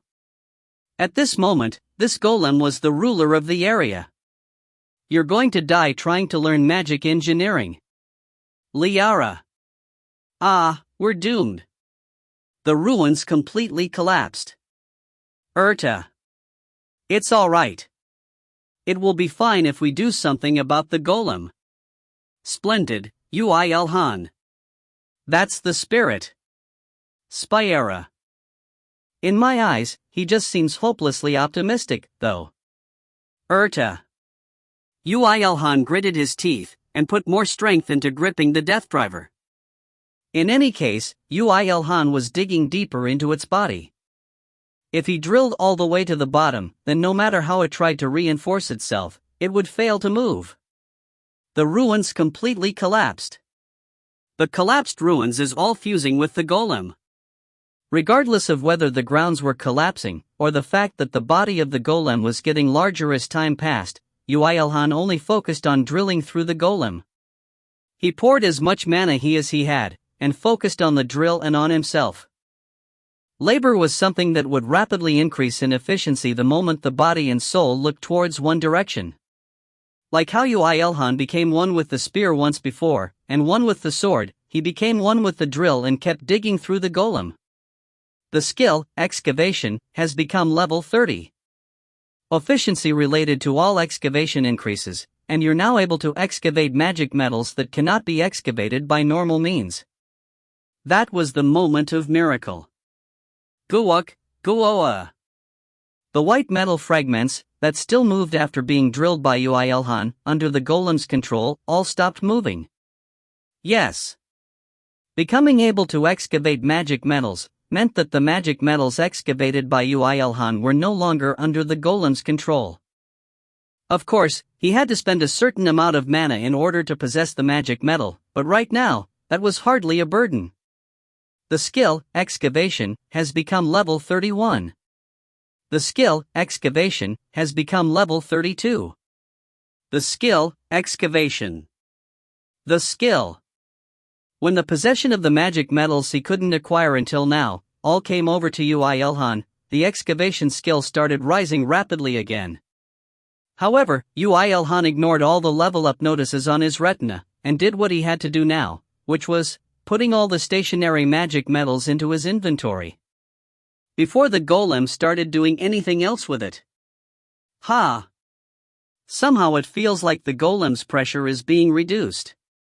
Is it just me? Nope. Well, the golem's body was increasing faster than Yoo IlHan could dig, but that was all just boulders making up the stone mountain. The core power behind the golem, the magic metal, was entering Yoo IlHan's inventory real-time. Guo, Guwu. The golem roared as if to say that it was unacceptable to be excavated by a human while alive. At that moment, sharp spikes protrude out from the wall of the hole that Yoo IlHan had dug through with the death driver and the bone screw. Kurg. Yoo IlHan. Urta. It can change the form inside its body as well. Liara. Shouted Urta and Liara in shock. Yoo IlHan avoided injury as he had called out Aegis as soon as he sensed a change in mana, but the golem focused on shape-shifting its insides, and pulled out tens, hundreds, thousands of spikes. Not only that, slowly, very slowly, but surely, the hole Yoo IlHan had dug was shrinking as well. Since Yoo IlHan had put all the pieces of metal making up the body into his inventory, this wasn't regeneration.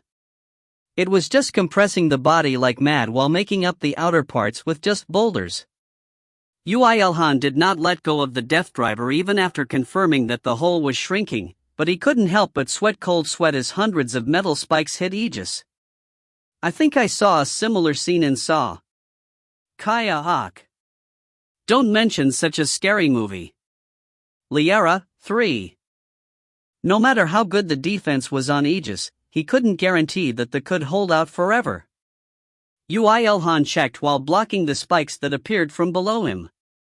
How much further do I need to dig until I reach the ground? You are almost all the way through the magic metal parts. No matter how it tries to form its body using boulders from the mountain, in the end, the reason it can move its body was because it is made of magic metals, so if you can sever that, you can kill it. The problem is that, is that we'll get swallowed up before that happens? Yoo IlHan, we need to escape this place first. Spyra. No. Yoo IlHan interjected Spyra. There's no solution if we attack from the outside. We need to finish it from the inside. So, let's use the final card. He sighed a little.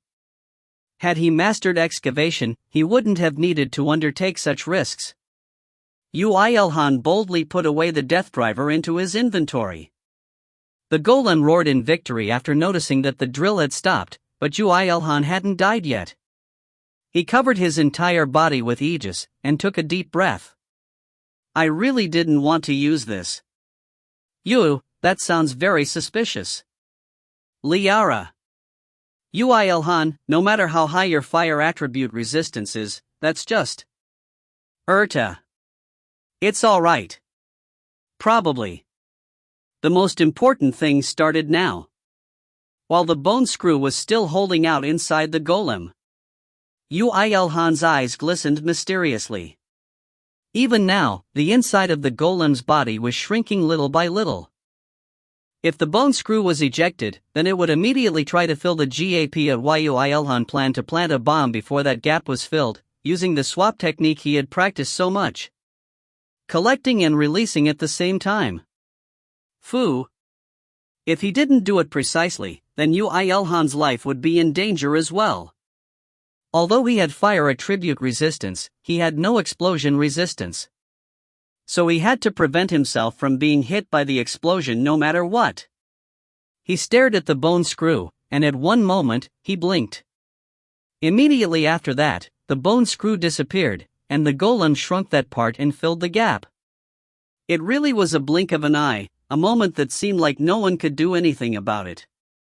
Even as the hole was shrinking towards him, Yoo IlHan was smiling. Author's notes. Spyra understands what dreams are.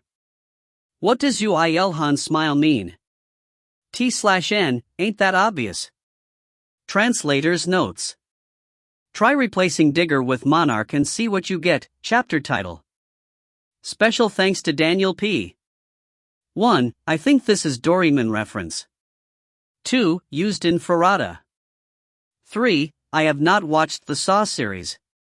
If you find any errors, ads pop up, ads redirect, broken links, non-standard content, etc., please let us know. Report chapter so we can fix it as soon as possible. Chapter 168, I am the Digger, 2. Yoo IlHan, now. Now. Liara. Yes, now. While was unsure, Liara was, and Yoo IlHan agreed while crouching in a fetal position. At that moment, a grand explosion occurred. Why. The golem roared, but the one who actually wanted to scream was Yoo IlHan. The effect of the explosion was so large that Yoo IlHan's body sprung upwards due to the impact. He only endured while putting his faith into Aegis and his armor. Also, damn, this thing still isn't dead. Then, you really are going to do that? Do you have to do it? Liara. I don't know anymore. Yoo IlHan took out his 8-tailed dragon spear, and activated purple flames, enhanced it with the eternal flame, and activated the dragonic blood-enhanced blaze. Are you really going to do it? Liara. You'll really die. If I die, please blast my HD drive on my laptop to smithereens without asking. An absurdly high temperature heat appeared on the spear, and Yoo IlHan struck beneath his foot with it. This is MC. Boom. An explosion incomparable to the one just now occurred. The once exploded magic gunpowder on various parts of its body, scattered due to the first explosion, was affected by blaze and caused a secondary explosion. Quo. The true might of the bomb only started now. The magic gunpowder scattered deep inside its body, amplified the already volatile energy of blaze to the extreme, and instantly melted its body into a pool of magma. That which melted the golem's body also tried to melt Yoo IlHan as well. No matter how high Yoo IlHan's fire attribute resistance was, it was impossible to endure without a single scratch amidst all that. In the pain that made him feel like his guts were melting, he glugged on breath like mad and endured. He actually found it quite endurable after a while. Hey, it's actually pretty warm once you get used to it. Even a higher existence like me is feeling hot. What was that? Spyera. IlHan, come to yourself. You must not sleep. Liara. I can understand your worry for him, but that's a death flag for the snowy mountains. How long had he endured in that state? The moment Yoo IlHan decided to take out a new cheer pack, the surroundings turned silent as if everything was a lie. Until just now, his ears were almost numb from the golem's roars, the churning of the insides, and the trembling from everywhere, but now they had all disappeared. Immediately after that, the text that signified his victory etched onto his retina. You have earned 488,910,776,003 experience.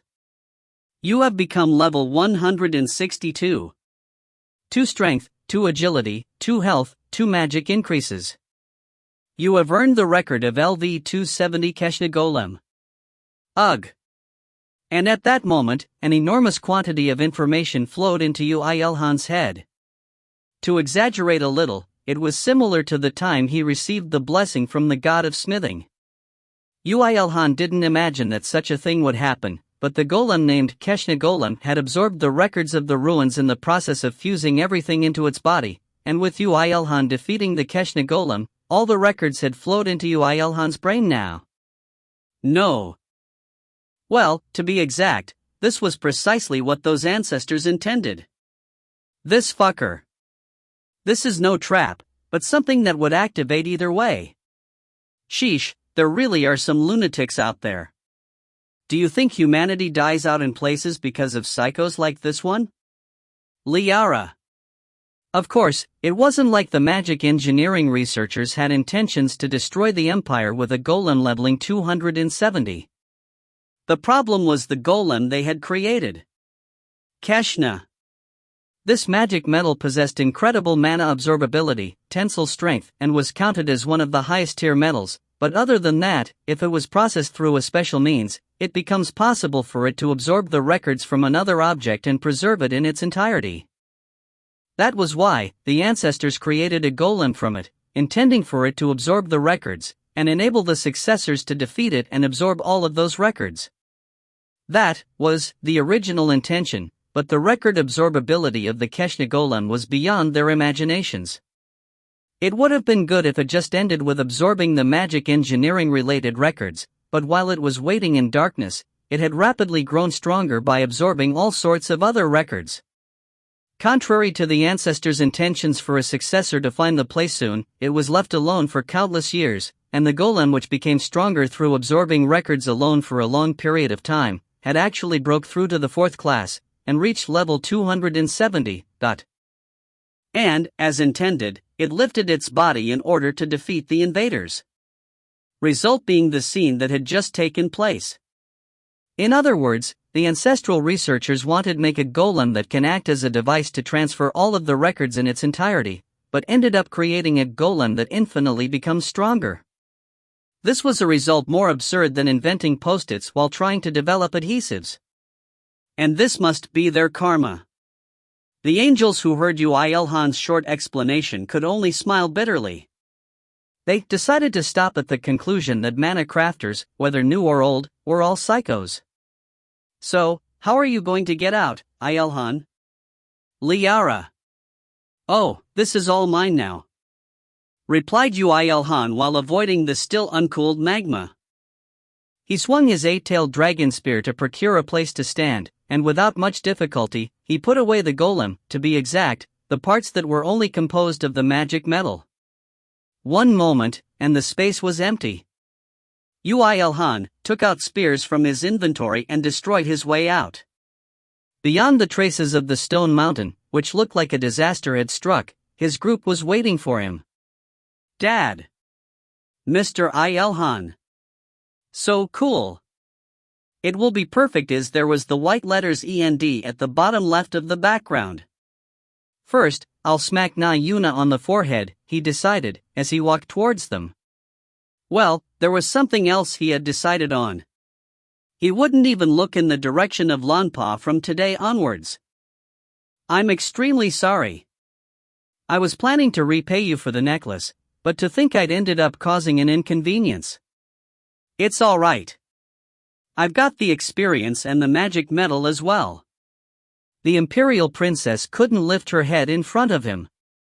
Yoo IlHan didn't bother mentioning the fact that the golem would have activated either way. The opponent was being humble, so he didn't find a need to relieve her burden at all. Well, he did express his thanks, saying that he had acquired plenty of materials related to magic engineering. Oh, and I won't be going to that banquet either. I want to go back quickly. But you've suffered so much. Why don't you rest for a day here? If you really want, then please give me the food that will appear in the banquet, but... said Yoo IlHan while taking out a L**CK and L**CK box. I hate people, not the food. Put it here? The food? If you can, pack an assortment into it. The Imperial Princess couldn't possibly say no, and accepted the box with a strange expression. Then, she looked towards Kongmire for help. Kongmire noticed that, and said as well. We'll wait for you to come back, so please be on your way. Traitor! The Imperial Princess walked on the hallway while stomping on the ground. Yoo IlHan smiled at that and asked Kongmire. I'll borrow the bath though. My body's a mess right now. Yes, this way. I want to bathe with Daddy too. Then me too, with Mr. IlHan. Ouch ouch. Na Yuna's attempt to go with them was for naught. Thanks to Kongmire's consideration, Yoo IlHan and Ymir could enjoy a luxurious and leisurely bath. Of course, he had also set up a luxurious bath in the bittersweet persona, but it did lose out when compared to the one in the Imperial Castle. Yoo IlHan entered the bath with Ymir and stretched his body, while trying to find any points to learn from the bath facilities of the Imperial Castle. Dad, wasn't it scary? These were Ymir's words while he scraped Yoo IlHan's back with a soft towel. Yoo IlHan thought about what he was referring to, and realized that it was the battle a while ago. Scary, huh? It looks like Ymir had felt a sense of fear facing the overwhelming size of the golem. Well, it was no wonder, since the golem did indeed have an overwhelming size, and an overwhelming strength to go with it. If he did not have the magic gunpowder or the death driver, Yoo IlHan would have had to put much more effort into defeating it. Although, he didn't think he would lose. So, it was natural for Ymir, who was both young and still weak, to get scared. Perhaps Yoo IlHan was a bad parent for forgetting that he was only 3 years old now. You don't have to worry about the big-sized guys. Dad won easily, didn't I? Was it easy? Ymir's voice turned serious, so Yoo IlHan pondered seriously as well. Of course, the conclusion was the same. Yup, it was easy. Yoo IlHan had already prepared a lot to fight against large enemies, and had coincidentally met one that just fit that criteria. Naturally, there was no other outcome than victory, and so, he won. Well, yes, he did panic when the enemy used an attack he didn't predict, but in any case, they were all attack that he had put up countermeasures against. It wouldn't have been so easy if his excavation skill didn't rise at the decisive moment, but in any case, it was quite an easy battle. Then what is hard to you, Dad? Higher existence. Yoo IlHan immediately replied. If it's the others, I feel like I can face them with my techniques, artifacts, or wits, but I still can't find a solution against higher existences. I feel like I can do it once I am 4th class, but for now, it's still impossible. No matter how stealthily I move, it will be meaningless if I cannot penetrate their skins. So that's it. Dad is strong after all. Your standards are completely different from others. Ymir nodded, but his voice was trembling as if slightly frustrated. Yoo IlHan could feel more pressure on his back. I wanted to help Dad, but I was sad because I couldn't do anything. You helped out plenty. No, it's not that. His abilities rose just by fighting together, and he also inflicted a fatal strike with dragonic blood, so he couldn't say that Ymir wasn't of help. However, Ymir didn't seem to be satisfied with just that. As expected of a dragon. I want to become stronger. I want to fight a lot, and eat a lot. Yes. And I'll become a dragon that suits you, Dad. Yes, you will be able to. In fact, Ymir was plenty strong right now, but Yoo IlHan thought that it was not a bad thing to give a positive stimulus to the child. And also, now I got my hands on magic engineering knowledge, I'll make a present for Ymir. However, I'll only give it to you once I see that you're growing fast. Really? A suitable reward would help his desire. Yoo IlHan could feel that the mana in Ymir's body was thumping, in a positive way. Yoo IlHan felt better since he thought that he took a step forwards as a father. I want to bathe too. With Mir. Na Yuna. Come, here, and sit down. Kong Mire. Hike. Na Yuna. At that moment, faint voices could be heard. It looks like the people out there didn't think that it would be audible inside the bath, but Yoo IlHan's senses were already beyond that of a 3rd class. Mir was the same. The father and son looked at each other and laughed. When the father and son exited the bath, the imperial princess was waiting outside. Her expression of achievement was quite impressive. Here, I've put in every single one of them. By me. For Mr. Yoo IlHan only. Splendid. Yoo IlHan took back the L*CK and L*CK box from her. However, the imperial princess also handed him a jewel that was emitting violet light. This is? It's an item that was found when we first went to the magic engineering ruins. Mana can be felt from it, but we can't do anything about it, so I'll give it to you. Yoo IlHan accepted the jewel. He also checked its information, but for now, he had the same conclusion as the imperial princess. This was an item that was already processed once, and its uses were incomprehensible right now. Perhaps he would understand after he made all the magic engineering knowledge his. Our empire wants to be on friendly terms with you in the future. I implore you to please remember this. Got it. He did expect this, but it looks like she still had a sense of guilt. Well, it was no wonder, since, although such things were everyday life for Yoo IlHan, for her, it was a disaster that would only have a chance of happening once every few hundred years. It was natural that she thought that Yoo IlHan had a bad first impression of the empire. It really is alright. If anything, I profited since I leveled up. Even so. Then let's do it this way. This jewel is my compensation. Oh, and when you enter a newly found ruin, please be careful. It looks like the Magic Kingdom had quite a lot of psychopaths. Yes, sir. As if he's not a psychopath. Shoo. Although they had to do something completely different from what he had expected here, Yoo IlHan, Ymir, Na Yuna, and Kong Mire could safely return to Earth. they had harvested more than they had expected too. And the next day, he set off for Brea after repairing his equipment. Time to acquire a new source of metal and holy stones. Author's notes. What second great cataclysm is to the people of Earth? Struggle for survival. What second great cataclysm is to the people of other worlds? Opportunity. What second great cataclysm is to Yoo IlHan? Labor. Translator's notes. Special thanks to Daniel P. If you find any errors, ads pop up, ads redirect, broken links, non-standard content, etc., please let us know. Report chapter so we can fix it as soon as possible. Chapter 169, I Am the Digger, 3. Brea was a world with a particularly large number of people worshipping recorded gods, influencing their civilization such that there were lots of technology and culture related to those gods. At the same time, a world where holy power belonging to priests and priestesses rivaled political power and influence. With the same members that had journeyed to Lanpa, Yoo IlHan arrived at the Holy Empire of Elforce, where the faction worshipping the goddess of beauty, Leitna, had the most say. Perhaps, as a sign of devotion to the goddess of beauty, there were a lot of pink-colored buildings. Lady Maiden, hello. Hi. Holy Empire, huh? Well, how is it?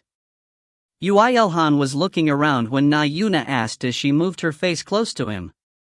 Yoo IlHan pushed her forehead away and replied nonchalantly.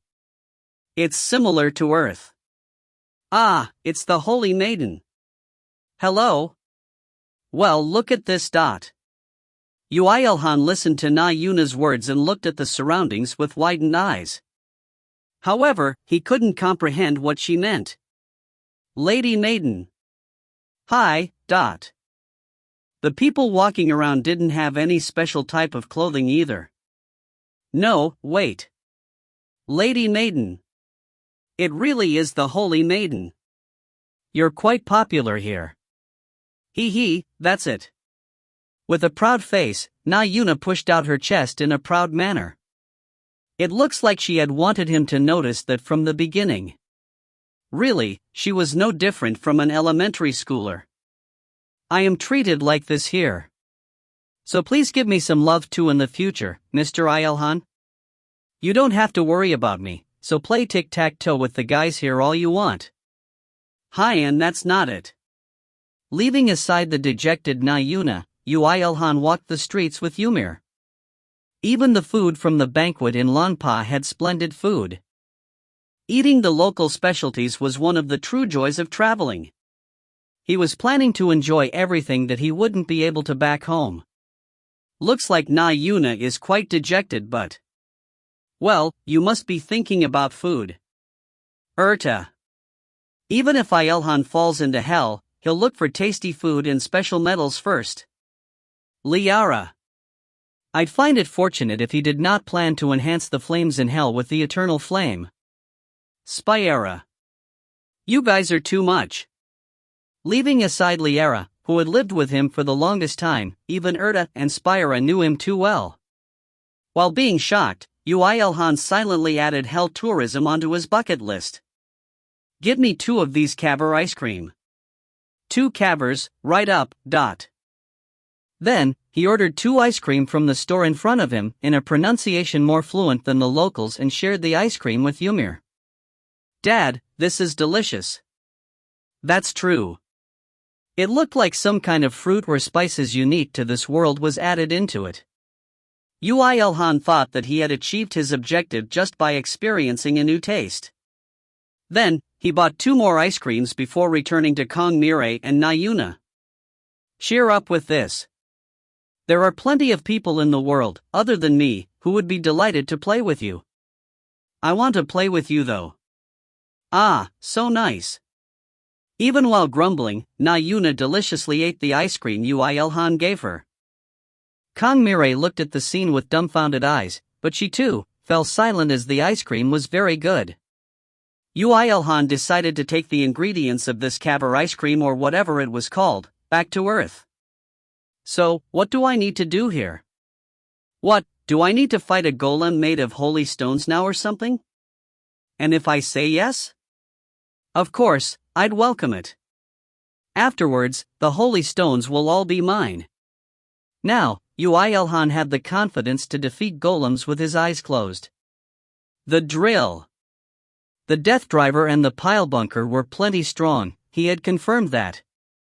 Moreover, he had some grenades that made use of the magic gunpowder and the giant's rubber band, so he had nothing to be afraid of. I don't want to. It was the worst battle, with me unable to do anything, Me too. Unintentionally, it looked like the battle with the Keshna golem ended up as a sort of trauma for Kong Mire and Ymir. Yoo IlHan sought to change topics and urged Na Yuna. So, what is it? You'll know if you come with me. Na Yuna pulled on Yoo IlHan's sleeve. Yoo IlHan couldn't hide his worry, for now, he decided to follow her obediently. It should at least be better than his time in Lanpa, right? There was a time when he thought that was true. Ta-da! The place Na Yuna lead him to was a ruin. It's here. What's here? Yoo IlHan asked back as he looked around. He estimated that there was something important, as they had entered deep into the forest guarded by numerous priests and priestesses along with paladins. And when they arrived, it was a ruin, one that looked like it used to have a slightly very tall building. The building itself looked like it was built a considerable amount of time ago, but from the context of the request, he guessed that it wasn't too long ago that it collapsed. While his questions grew bigger and bigger, Na Yuna opened her mouth.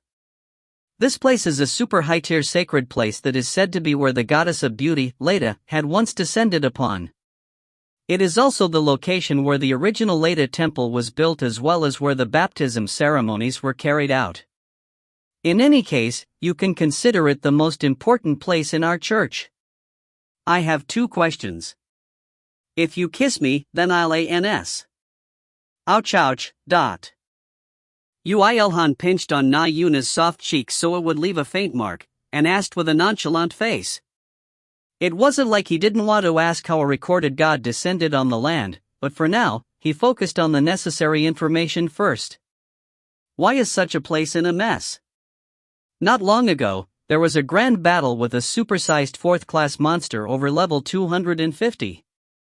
There were so many casualties that we decided to lure it to this place to fight it. This is because the goddess's holy power is amplified in this place. A shocking reason was returned to him. He regretted pinching Na Yuna's cheeks, and spoke in a slightly difficult voice. It's fortunate that you're safe, Miss Na Yuna. I'm alright. I'm a VVVIP, so I won't die unless everyone else does. However, Unlike the usual her, she was making some frightening remarks with a dark expression. Yoo IlHan could guess what came after that. He quickly spoke and prevented her from speaking. So, what do you want me to do here? Building the Great Temple again. He didn't know she would actually request that, even though he had guessed that it may be that from midway the story. There are a lot of elements needed to build the Great Temple, and the only craftsman that satisfy all the conditions while enhancing the temple even further is you, Mr. IlHan. Well, that's definitely an important request in the viewpoint of the Laitna Church. Then they should call a professional construction worker. Why did they call for him? If you made such a large mansion, then you can do it. I believe in you. Such a baseless belief always ruins everything. Yoo IlHan sighed and looked around the place. Just from the size of the ruins, he could estimate the size of the structure. It looked like this wouldn't end in just 1 or 2 days. Well, it would be within his personality to refuse, but I want the holy stones. Of course, this would be after he had deepened his knowledge on magic engineering, but he had the thought that he might be able to make an amazing item if he used the holy stones. Perhaps at the level of bittersweet persona. Or perhaps even better ones. There was one other thing that was tugging on his mind, but Yoo IlHan didn't acknowledge that, so that was nulled. He opened his mouth and spoke. Okay. I'll do it. I have a few conditions though. Yeah. Yoo IlHan first wanted to meet the overseer of the project. Only after he talked with that person and received some payment up front, was he willing to talk about working environments. Or so he thought, but I'm the overseer. How? Because I'm the holy maiden. Yoo IlHan felt unpleasant with Na Yuna's uselessly blinding smile. Although he did think that this world had quite a lot of loose screws, where Na Yuna was acknowledged and relied on, he. Okay, then. Let's negotiate now. He thought that if it was her, he would be able to rip her off more, so it wasn't a bad thing. Hike. Mr. IlHan, you have a scary expression. Mirai, help me. Mr. IlHan, if it's negotiation, then leave it to me. Ripping more off others is my specialty. Traitor. The negotiation went smoothly. Yoo IlHan faced the ruins again after negotiating with tens of sheets of blueprints of the temple, the human resources support, work times, as well as the quality of the holy stones for rewards. Not to mention the debris around the place, there was also the flipped lands. He felt stifled just by watching. You're not going to use these debris somewhere, right? We aren't, but what? Yoo IlHan took a deep breath and lifted his hand. And with that, a portion of the debris on the site straight up disappeared. He had collected them into his inventory. Wow! That is amazing. In fact, there was no need for Yoo IlHan to raise his hand either. All the ruined parts within Yoo IlHan's range of remote collection all entered Yoo IlHan's inventory without a single speck of sand remaining. The history, the weight, the sadness, the resentment disappeared as well. The group dumbfoundedly watched as Yoo IlHan proceeded forward while collecting everything into his inventory like a vacuum cleaner. They knew of Yoo IlHan's ability, but they were still surprised. It didn't end there, and at the same time Yoo IlHan flattened the cracked lands and stitched them. Some things popped out from time to time while other things stomped on the ground and flattened them. Even though they were watching, they couldn't believe it. I thought it would take several days to clean up the debris. I'll take the usable ones back out later, but... On one side, he picked out the relatively usable ones, and those that may become usable after some work. Although they looked like a mess when they entered, when they came back out, they were all cleaned of dust and piled up neatly. Every piece looked so nice that they could be mistaken for new materials. Although I don't want to admit it, remote collection may just be the most optimized ability for construction and manual labor. Liara. You didn't have to say that out loud. Yoo IlHan worked on the materials there. The work ended not very long after. We still managed to make out 20% of them. I thought we wouldn't be able to use them again. Thank you. Perhaps Na Yuna had a lot of emotional attachment to the compound. She made a bright smile while stroking on an intact pillar. A smile that left a deep impression on Yoo IlHan's mind. Thinking that this location was indeed very strange, making Na Yuna look like a normal person, Yoo IlHan spoke to her. And so? The rest of the materials? Ah. She looked like she had thought up of something at Yoo IlHan's question, and made a proposal. We're making them. But if you help out they might finish faster. Like that, Yoo IlHan and Co. swapped locations again. Yoo IlHan found Na Yuna's smile a little unpleasant, but decided to follow her for now. It would be better if work finished up quickly. All of the materials used to build the great temple of the Leda church were the stones from the stone mountain that the church had managed for a long time. They were extremely sturdy, with the goddess's holy power contained in them, and when they were completed in the form of a temple, even fourth classes wouldn't be able to break it easily. Carve a little more. If we carve a little more, the temple's pillars. Lady Leitna, please give me a little more power. Power to excavate this stone. And so, they were trying ridiculously hard to excavate and process.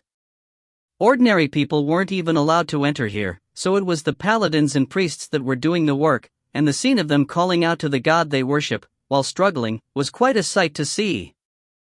I'll do this. In the name of Lady Leitna. Is it halfway out now?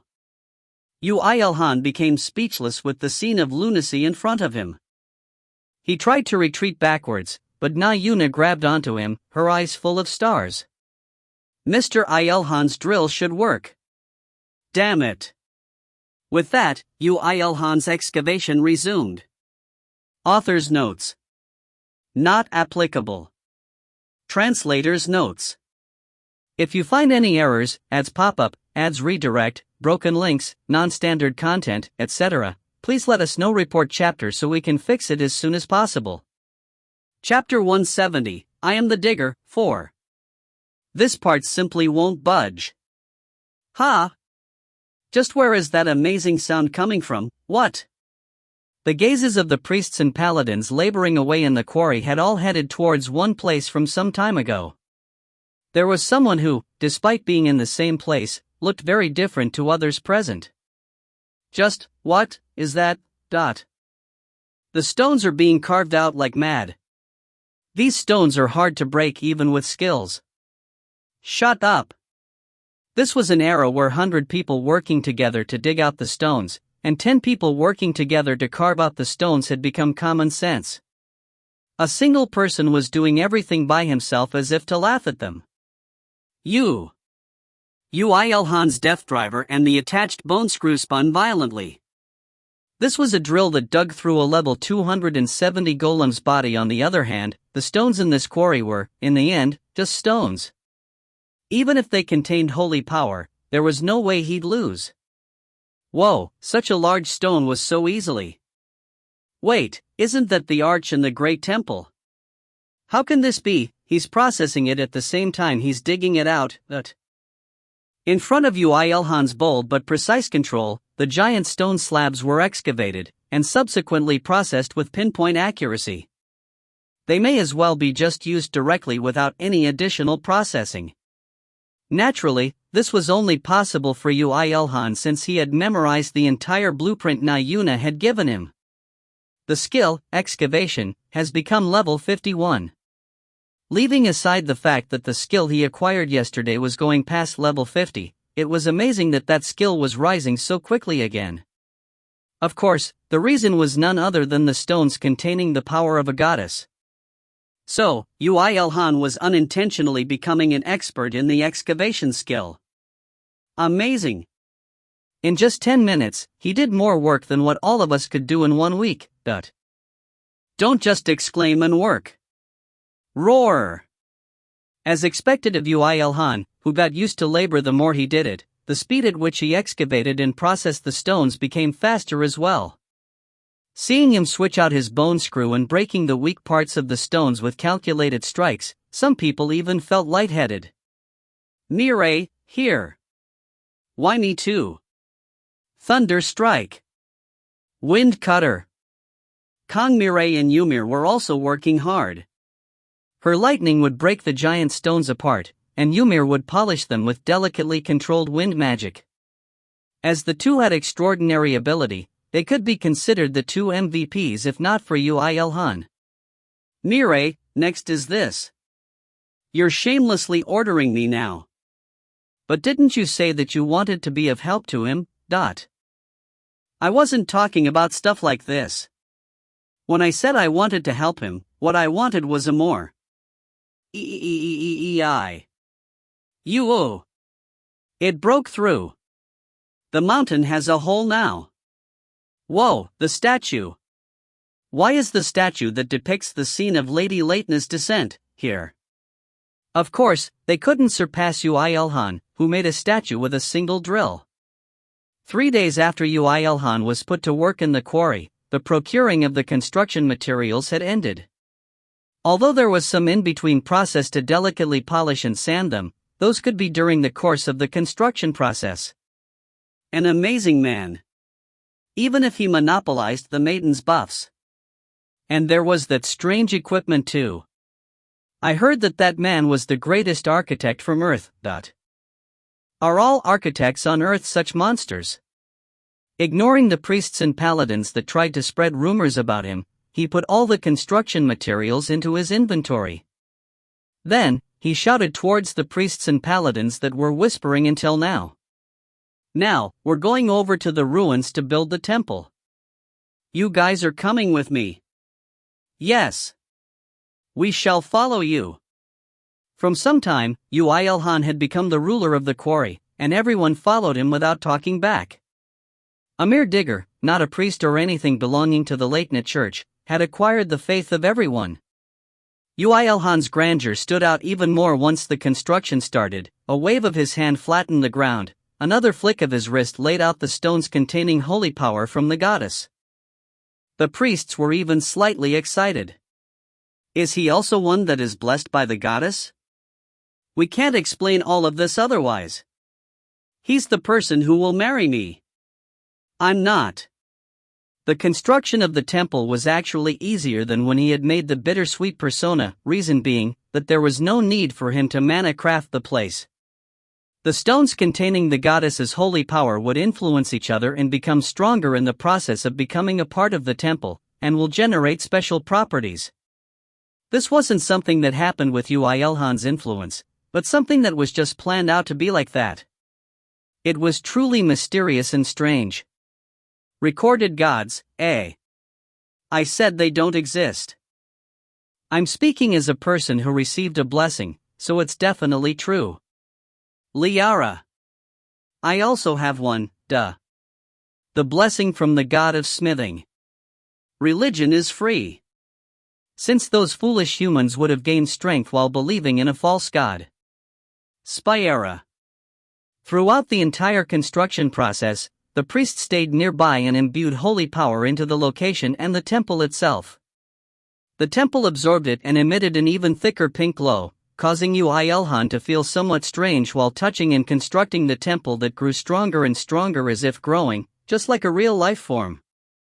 This strange power, known as the holy power of a false god, a strange feeling that something faint, that he could not grasp, but was already in his hands, tugged away at his mind. Mr. IlHan. If you're tired, then do you want to rest with me for a bit? I'm not tired. And even if I do rest, I'll rest alone. It looks like you're still alright. You diagnosed my exhaustion levels with just those words. The reconstruction of the Great Temple, that was predicted to take at least 1 year, had progressed at least 30 times as fast as that. Even the people at the Church of Latent couldn't help but acknowledge Yoo IlHan's abilities, when they were initially half doubtful of Nayuna's selection of personnel. Of course, Yoo IlHan couldn't care less about what others thought of him. Good, now it's almost finished. Perhaps because you received the blessing from the god of smithing, the temple you made feels slightly special. Look at that. It's been a long time since I saw such cleanly refined holy power. Liara. Do you not get it, Liara? It's not because of the god of smithing. Yoo IlHan had become used to the holy power of the goddess of beauty. Like how a physical body wields mana, he's wielding the holy power of the goddess with the stones containing the holy power. Spyera. I'm not sure about that. But if possible, I feel like I don't even want to finish and just keep continuing until I get used to this power. I feel like I can extract the power from the holy stones to the very limit if I do that. At first, Yoo IlHan had only accepted Nayuna's request in order to get some holy stones, but working while receiving a near-infinite amount of holy power within the construction site deepened his comprehension on God's power itself, and he felt like he had received plenty of rewards already. Although he did feel this slightly while processing the boulders in the quarry into parts that would be used to construct the temple, he felt it more clearly now, during construction. These gods weren't simply just egos created from countless human wills, by the Akashic record. He felt like there was an independent existence that was graspable, beyond that. Don't think about it too hard, Yoo IlHan. You only need to accept what is before your eyes. It's a problem since I can't see them, duh. If he grasped it, he felt like he could advance a little more. But for now, this was something unreachable since he didn't know how and what to grasp. While Yoo IlHan's thoughts became deeper in an unexpected place in an unexpected method, the construction of the Great Temple, proceeded like a ship with smooth sail, and met its end on the 9th day of the construction. "Mr. IlHan, you need to bring it here." "Phew up, dot." The statue of the goddess that Yoo IlHan had carved out with all of his soul and body, with the death driver, the moment he placed the statue, that looked similar to Na Yuna for some reason, in the center of the temple, the entire venue was covered in a mellow pink fog. It was a signal that everything had finally reached completion, becoming a temple containing the goddess's power. The priests and paladins that eagerly waited for this moment all started chanting prayers and heightened their holy powers, with the highest being present, Na Yuna of course. "Lady Goddess, please put your power to work to never let it fall anymore in the future." At that moment, there was a grand explosion of light. While everyone looked towards the holy maiden, Na Yuna was making a nonchalant smile. Immediately after that, pink text etched onto the retinas of everyone present. The great temple of the goddess of beauty, Laitna, was constructed. You will receive the records of the goddess of beauty according to contribution. Wow, looks like I'll get even prettier now. That was as expected from Na Yuna, who was engrossed in decorating herself and acknowledging her beauty. Yoo IlHan snorted with a humph, but still stealthily asked Liara, "Did my face become a little better?" "Your face was already perfect though." "Liara, you asked the wrong person, Yoo IlHan. And there wouldn't be such immediate changes." While Yoo IlHan was feeling a little down, the others also started to react to the text on their retinas. As they were all those that dedicated their lives and lived for the name Laitna, their happiness and joy were incomparable to that of Yoo IlHan's. "Oh my God! We actually succeeded in rebuilding the temple. The goddess has answered our prayers. This is all thanks to the architect Yoo IlHan. Yoo IlHan." But somehow, their cheers started to derail into a different direction. They should just call out to the goddess, but it looked like the charisma Yoo IlHan had shown them had influenced them so much that he was praised as well. The goddess would probably feel really disappointed. "Let's make a bronze statue of him. We need to appoint him an honorary priest. Let's record today as the celebratory day for rebuilding the temple. Since the temple was rebuilt so fast, let's pray to the goddess for." And they realized that the figure of the man that was with them until just now had disappeared. After returning to Earth, Yoo IlHan first acquired the holy stones, the rewards, from the construction request. Like how Na Yuna boasted of it as the highest tier holy stones, it was very large and glowy, but when Na Yuna blessed it with a prayer, it started to emit a faint pink light constantly. "The Pope wanted to see you though. No, I honestly don't want to get involved with that church. They all have too much emotion." Of course, with the worst being Na Yuna in front of him. She had somehow come to him without Mireille, and was smiling brightly while making Ymir sit on her lap. "Although I'm a little bold, I'm truly being honest. I think living while letting your hearts out without hiding it is a truly great thing." Then, she would say a line that struck the heart as if it was nothing. Yoo IlHan sighed and shrugged. "You can live that way if you want. I'm already living like that. Although, I pick the people I want to be honest in front of," she declared. "I'm showing everything to you right now too, Mr. IlHan, without hiding anything." Is that so?" Yoo IlHan laughed.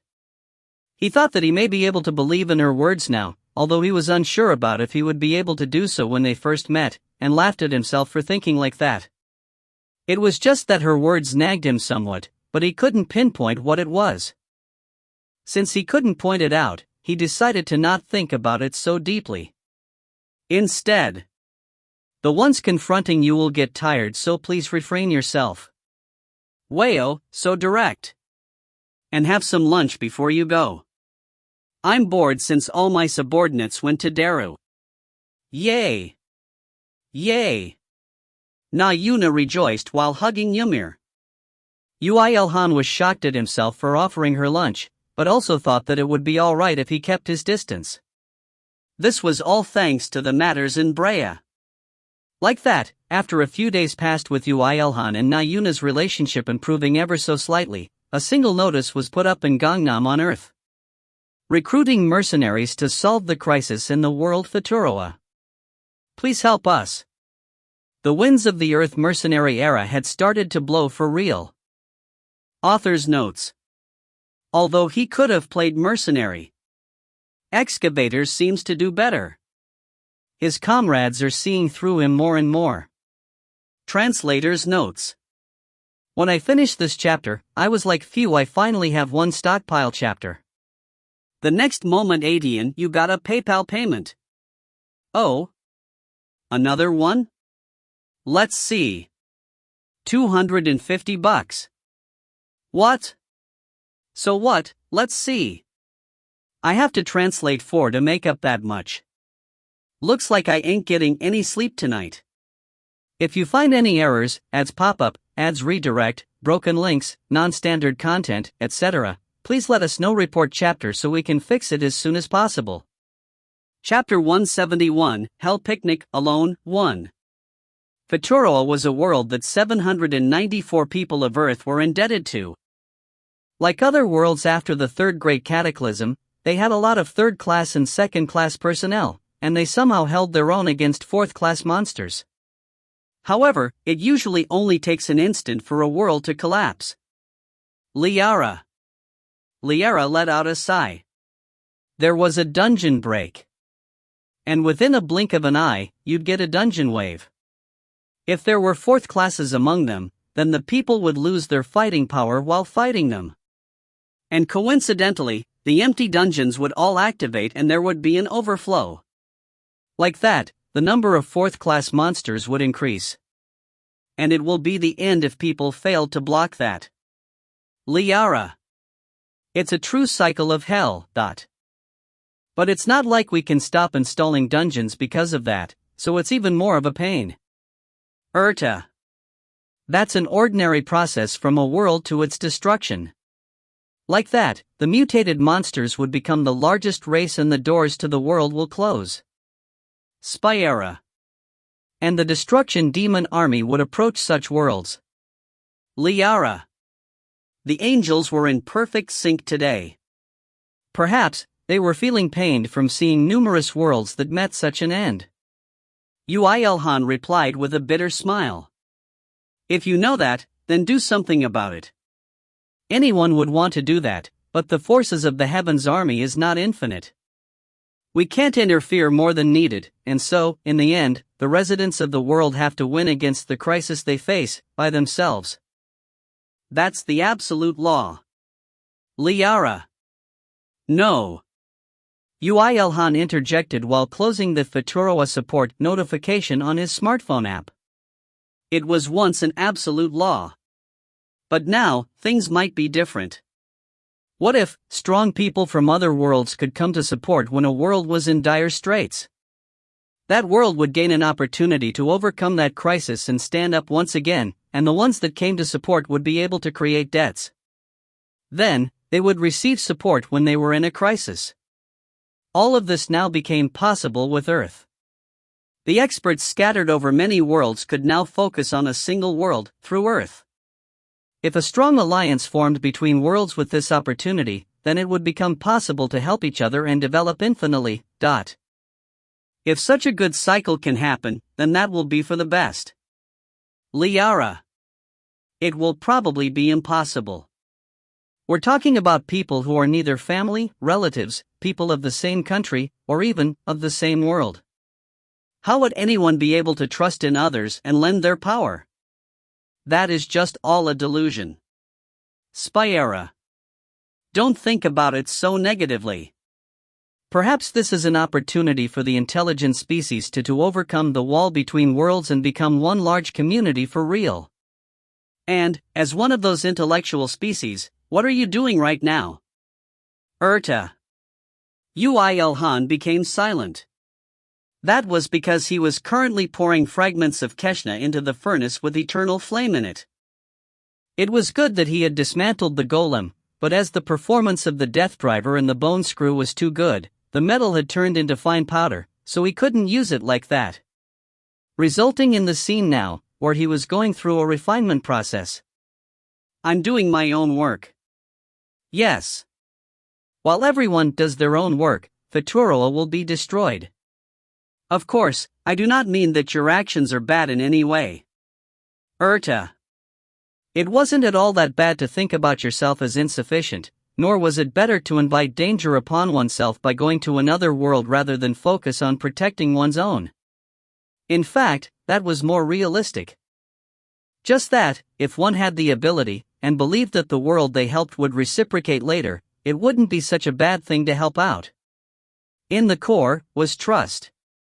If people knew that they could trust each other, then they would create miracles. However, you know what? Miracles are called that because they don't happen. So you haven't the slightest intention to make the intelligent species one community, disregarding the wall between worlds? Liara. You should have noticed when I said that in the first place. My field is invincible. It will simply refuse to hang out with another person. Really? Liara. Yoo IlHan did not bother replying to Liara's words. He was also thinking that his circle had grown bigger with his subordinates, Ymir, Kongmire, and Nayuna. If Kongmire and Nayuna fell into danger, for example, wouldn't he move in order to save them? Not because he was told by someone, but because his heart would not be at rest if he didn't. Yes. Becoming attached to another person would increase a person's responsibility. That's why he hated it. He really didn't want any more of it. But if it was only a little, then there would be no more such connections. If it seems like there will be insufficient people, then tell me at that time. I'll just think of it as a hunt. What happened to the field? Liara. I said it's a hunt. Yoo IlHan pouted as he kept pouring Keshna into the furnace. In the battle with the Keshna golem, the eternal flame had acquired a considerable quantity of records, and grew once again. Now, with the full output from it, he could watch in satisfaction the scene where specks of Keshna melted down and became a puddle. In the end, how much Keshna were you able to get out of it? More than 50% was lost permanently during battle. Moreover, the golem's body had other metals that were used to enhance the physical strength. Counting pure Keshna, it's not that much. Around 3 tons? So 3 tons is not much, Well, yeah. To Yoo IlHan, who was thinking of refining the Keshna to make another golem, it was too low. Although, it was still impossible for him to create golems, since he hadn't truly made all the magic engineering knowledge his yet. But when he spent some time while working, Liara called for Yoo IlHan. IlHan. Liara. Now I really only need a magic stone from a higher X. Yes? I don't think you're needed. Liara. When Yoo IlHan tilted his head at Liara's words, she showed him a single photo. One that had numerous people in front of a gate. Yoo IlHan noticed without difficulty that the gate was connected to Futuroa. No way. I was also doubtful, but it looks like it's true.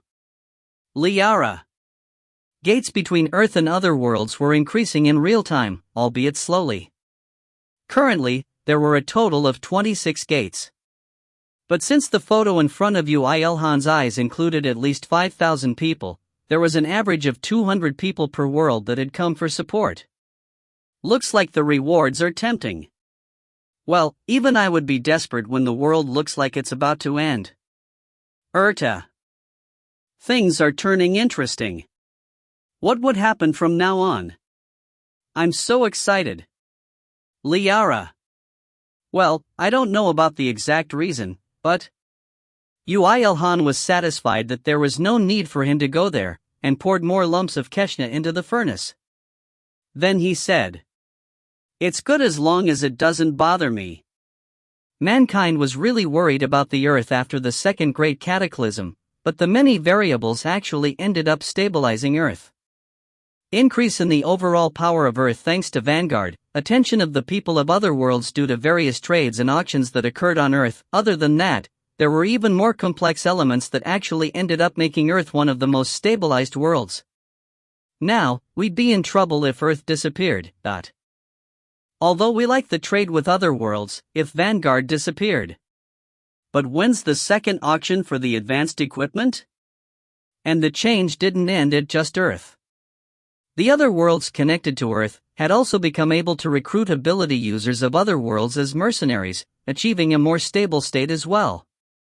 The world that started the mercenary practice, Futura, could overcome its crisis thanks to the mercenaries.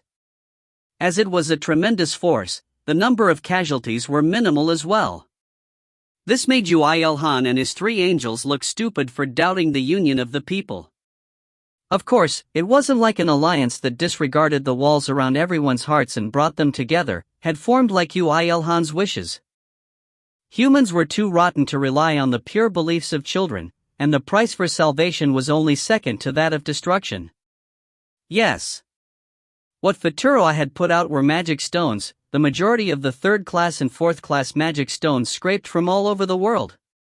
The people were attracted by them when they went to help. There was a limit to playing around with Yoo IlHan's heart for being impressed at mankind's purity. The reason they want magic stones should obviously be for Vanguard and Angel tier, right? Liara. To think you'd make people go save other worlds in order to buy Vanguard products.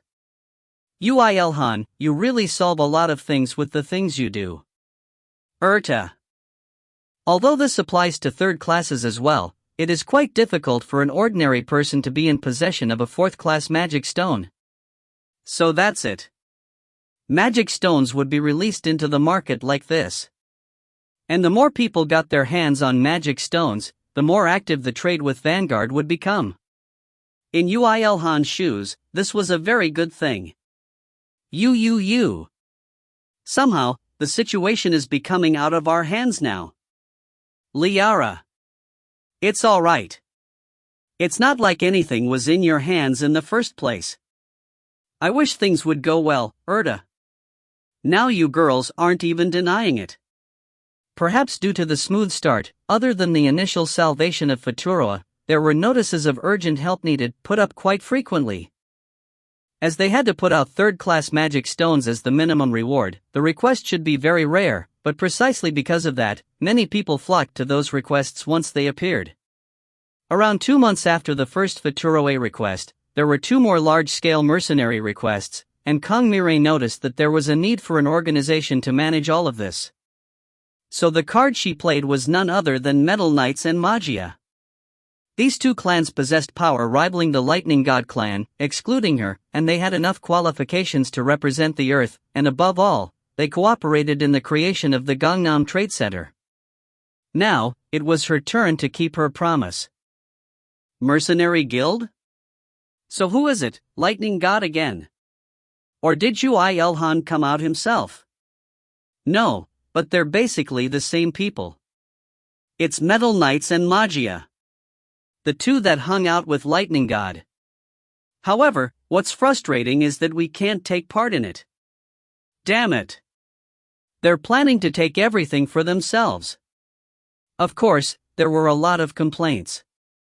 The word Frontline Alliance had long since become famous on Earth, and there were a set of guilds inside it that stood out even more. Some complained, saying it was a connections-based administration, but Kong Mirai ignored them as always. The reason she had chosen Metal Knights and Magia was only to reduce as much noise as possible. If there was anyone else capable of it, then she would be completely fine with them too. In fact, it was more likely that the people with complaints had malicious intentions. Metal Knights and Magia moved as she had intended. The 2 clan masters, Michael Smithson and Karina Malatesta, came to Gangnam themselves and created the Mercenary Guild while preparing an infrastructure to manage the mercenaries more efficiently and improving the rewards system. The Mercenary Guild enabled the mercenaries participating in a request to receive rewards according to contribution, and even succeeded in preparing a safe route for their return. Although slight fees were imposed on both the clients and the mercenaries for the guild to operate properly, this was overwhelmingly convenient and undoubtedly safer than the time they had to put up notices and pray for a good outcome. So, who could hate the Mercenary Guild? With that, Earth had shot a signal to activate the mercenary requests of other worlds. At this point in time, the second Advanced Equipments auction was held, and led many experts of worlds to the Mercenary Guild. Although Yoo IlHan was guarding the venue in the first auction, he didn't show up at all in the second. He judged that he had given enough of a warning through the first auction, so he only prepared the items to be traded, and left the security to Flemir and the wolves from Kiroa. The auction ended safely. Amidst the auction venue full of joy of those that managed to bid successfully, and the sighs of those who couldn't, Kangmire muttered with an absent-minded gaze. Just where did he go? Didn't he say he went to the world he was connected to? But it's already been 2 months. 2 months, that was the time that had flown past after Yoo IlHan had left the items for the auction and Ymir in their care. Well, it wasn't like Kangmire couldn't understand the activities in worlds connected to oneself, but since the duration was too long, she couldn't help but worry. No, she didn't want to admit it, but rather than worry for him, it was a problem of her heart. Her first love was like drugs, and she became impatient after not seeing him for about 3 days, and when 1 week passed, her heart started tightening, and by 1 month, she couldn't eat properly, and now that 2 months had passed, even the clouds in the skies looked like Yoo IlHan to her. It's not like he'll die somewhere, so what are you so worried about? But he never ever took so long to do something. He left us a communicator so we can contact him. If he's doing something important, it'll be bad for me to interrupt him by calling him. She felt stranger the more she made excuses, so she just shut up. Nayuna didn't even know what she was feeling, and blabbed on by her side. Perhaps he's doing a giant quest. He's a person that could grow so strong after the records were deleted, so the world he's connected to must be amazing, right? I wish he'd take us there too. That's true. Perhaps he'll tell us one day. Let's go see Mir instead. Let's go around the dungeons. Okay. But before that, you have some work to do. Yoo Aoa. She couldn't be bothered by the thoughts of Yoo IlHan forever. Kangmire made a small sigh and walked while pulling on Nayuna's sleeves, to complete the work Yoo IlHan had left her to do. Meanwhile, the person they were looking for, Yoo IlHan, was currently Kuwoo. You. Giga drill break. Sued. You'll get sued. Liara was having a blast, alone, rampaging in a world full of monsters that no one else could possibly handle. Author's notes. The angels have it tough too. I've talked about the it field once. It's a term that appears in Neon Genesis Evangelion. To put it simply, it could be said to be a wall of the heart. Now, he's making others move with his existence alone. Translator's notes. We're finally seeing character development. If you find any errors, ads pop up, ads redirect, broken links, non-standard content, etc., please let us know. Report chapter so we can fix it as soon as possible. Chapter 172, Hell Picnic, Alone, 2. Yoo IlHan came to the conclusion that there was no need for him to look after Earth, having seen that many worlds, including Futuroa, were faring well.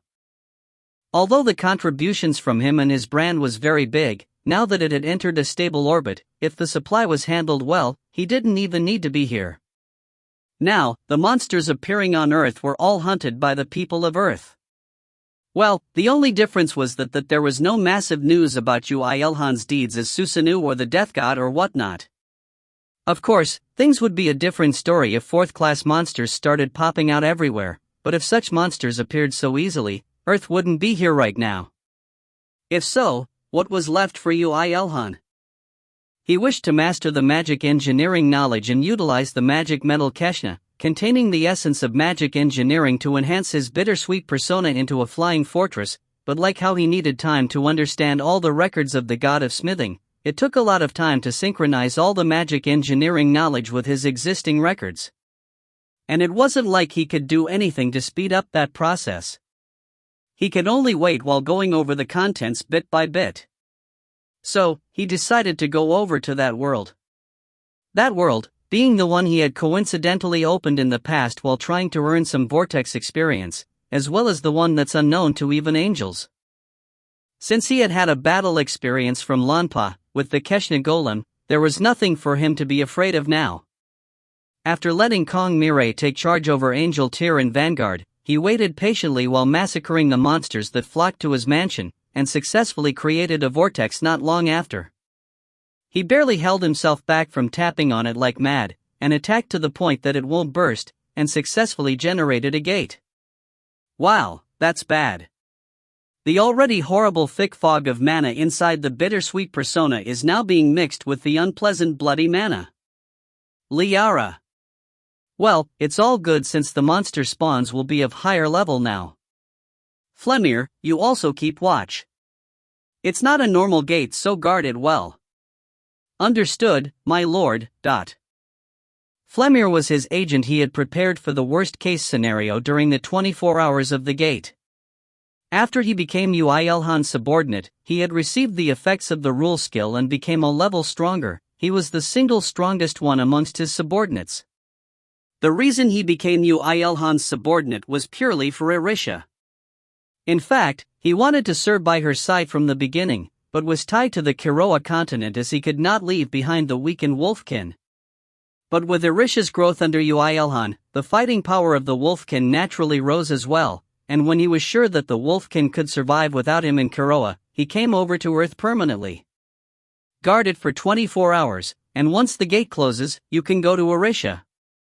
Nothing much will happen with me entering, but if the gate explodes and a monster appears, call for me immediately. Understood. Although he wasn't at a level where he could create golems, he could create a lot of things with just the knowledge he had absorbed until now. One of them was the communicator. Yoo IlHan had already made several communicators and distributed them to his father, mother, Kong Mirai, Nayuna, and his subordinates. Through the communicator he had made, it was possible to send signals or to call them. Of course, it was impossible to have a real-time phone call like a smartphone. The communicator did not need a charge like a smartphone, nor was there a reliance on communication towers, and above all, it was possible to communicate between worlds as well. Then I'll be back soon. I also want to go though. Play with the Nunas here and I'll be back in a flash, got it? Okay. Ymir felt disappointed, but he couldn't take his son to such an obviously dangerous world. Since he had talked to Kong Mirai and Nayuna about it, he believed that they wouldn't let him go lonely. Good, let's go. To think you'd think of entering that place after facing the perverted vibration demon, you really are a splendid psycho.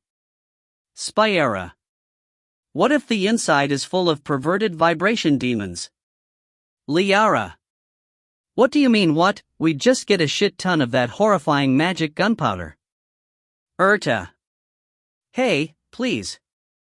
After a hug with his son, he gave him various artifacts and consumables and entered the gate without hesitation. Only the dejected Ymir and the silent Flemir saw him off. And 2 months flowed past. Yoo IlHan deleted hell tourism from his bucket list. That was because this place was hell. Woa. Go die, ice demon. In the world where both the skies and the lands were colored in blood red, a giant monster covered in ice charged towards Yoo IlHan. That which emitted frosty aura from all over its body, froze anything and everything completely once it came into contact with, and its body movements were amazingly nimble, so it would be game over if he let his guard down even by the slightest amount. Well, Yoo IlHan could endure the frost ever so slightly by wearing the Blizzard Tyrant's mixed bone full plate that increased his water attribute resistance by 90%, but that only increased 0.01 second to 0.1 second. In contrast, in order to kill it, he could only smash its head after breaking through the enormous wall of frost, but as ordinary weapons froze and broke the moment it came into contact with it, only weapons with heat were the answer. So right now, Yoo IlHan was wielding Black Dragon Whip on one hand, and the 8-tailed dragon spear on his other to fight. Eek. A fog of transparent crystals that formed from the ice demon flailing its arms everywhere. No matter how pretty they looked, he would end up freezing once he touched them. Yoo IlHan, who knew that well, swung the crimson flame-covered black dragon whip to vaporize that fog, but using that opening, the demon kicked off the ground and approached Yoo IlHan. A monster over 10 meters in height, freezing everything in its path, leapt towards him, containing a force that he thought would only appear in his dreams. HHP. However, that was also an opportunity that Yoo IlHan was aiming for as well. Yoo IlHan swung his black dragon whip as soon as he erased all the fog crystals and wrapped it around the demon's frozen wrist, and jumped by using the elasticity of the whip. Goo woo. The ice demon could only flinch momentarily as the arm it was about to attack with was restrained by the whip. However, when it extended its other hand instinctively, the eight-tailed dragon spear in Yoo IlHan's hands right in front of it emitted a blinding light. Blaze. That was the most brilliant and hottest flame that Yoo IlHan could use. Orochi's purple flames, eternal flame, blaze, dragonic blood, all the power, mixed into one, and the spear emitting a bright white flame was shot forward. Yoo IlHan's made only one action, but the trajectory of attacks approaching its neck numbered 3.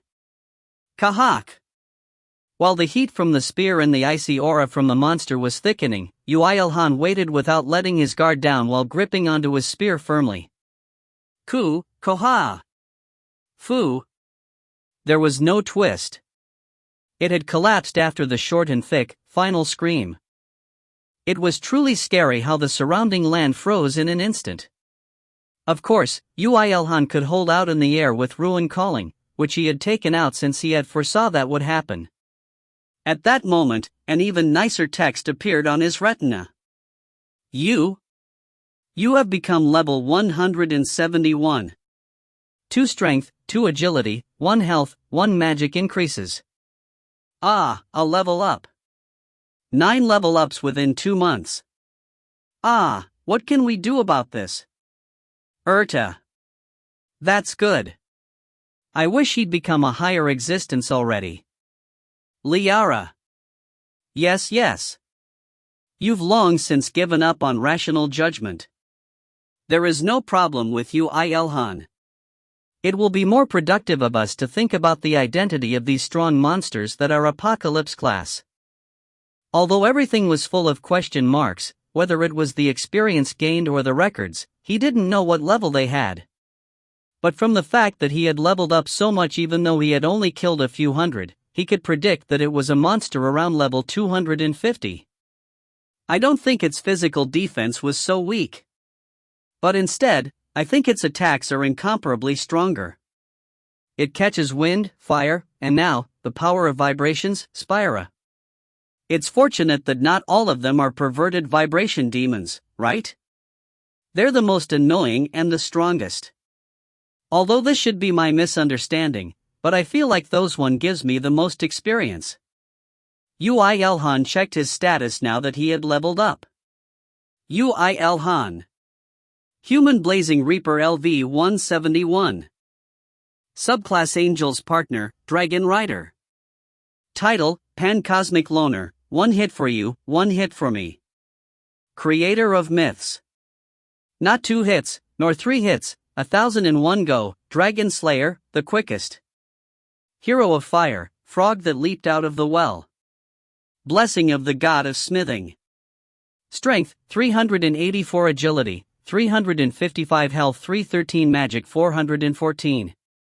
Active skills, Death God, Concealment, Mana Crafting LV76, Soul Enchant LV51, Blaze LV56, Superhuman Strength LV83, Leap LV87, Angel Support LV41, Rule LV77, Dragonic Blood LV18. Passive skills, Angel's Protection, Physical Combat Master LV Max, Blunt Weapon Master LV Max, Sword Mastery LV Max, Whip Mastery LV Max, Dismantling LV Max, Blacksmithing LV Max, Language LV Max. Dragonman Resonance LV41, Death Collector LV79, Magic Engineering LV44, Excavation LV65, Spear of Untraceable Trajectory, Spear Mastery, LV54, Absolute Accuracy, Throwing, Shooting, LV55, transcendent regeneration, resting, LV78, cooking LV92, critical hit LV76, extreme poison resistance LV83, higher curse resistance LV74. His level was also monstrously high, but what was more amazing was his skill levels. Considering how most of these skills were learnt after the first Great Cataclysm, it was even more amazing. Although the Spear of Untraceable Trajectory had grown quite a lot when fighting with the demons, skills that enhanced his basic abilities, such as superhuman strength, leap, and transcendent regeneration, grew by a particularly large amount.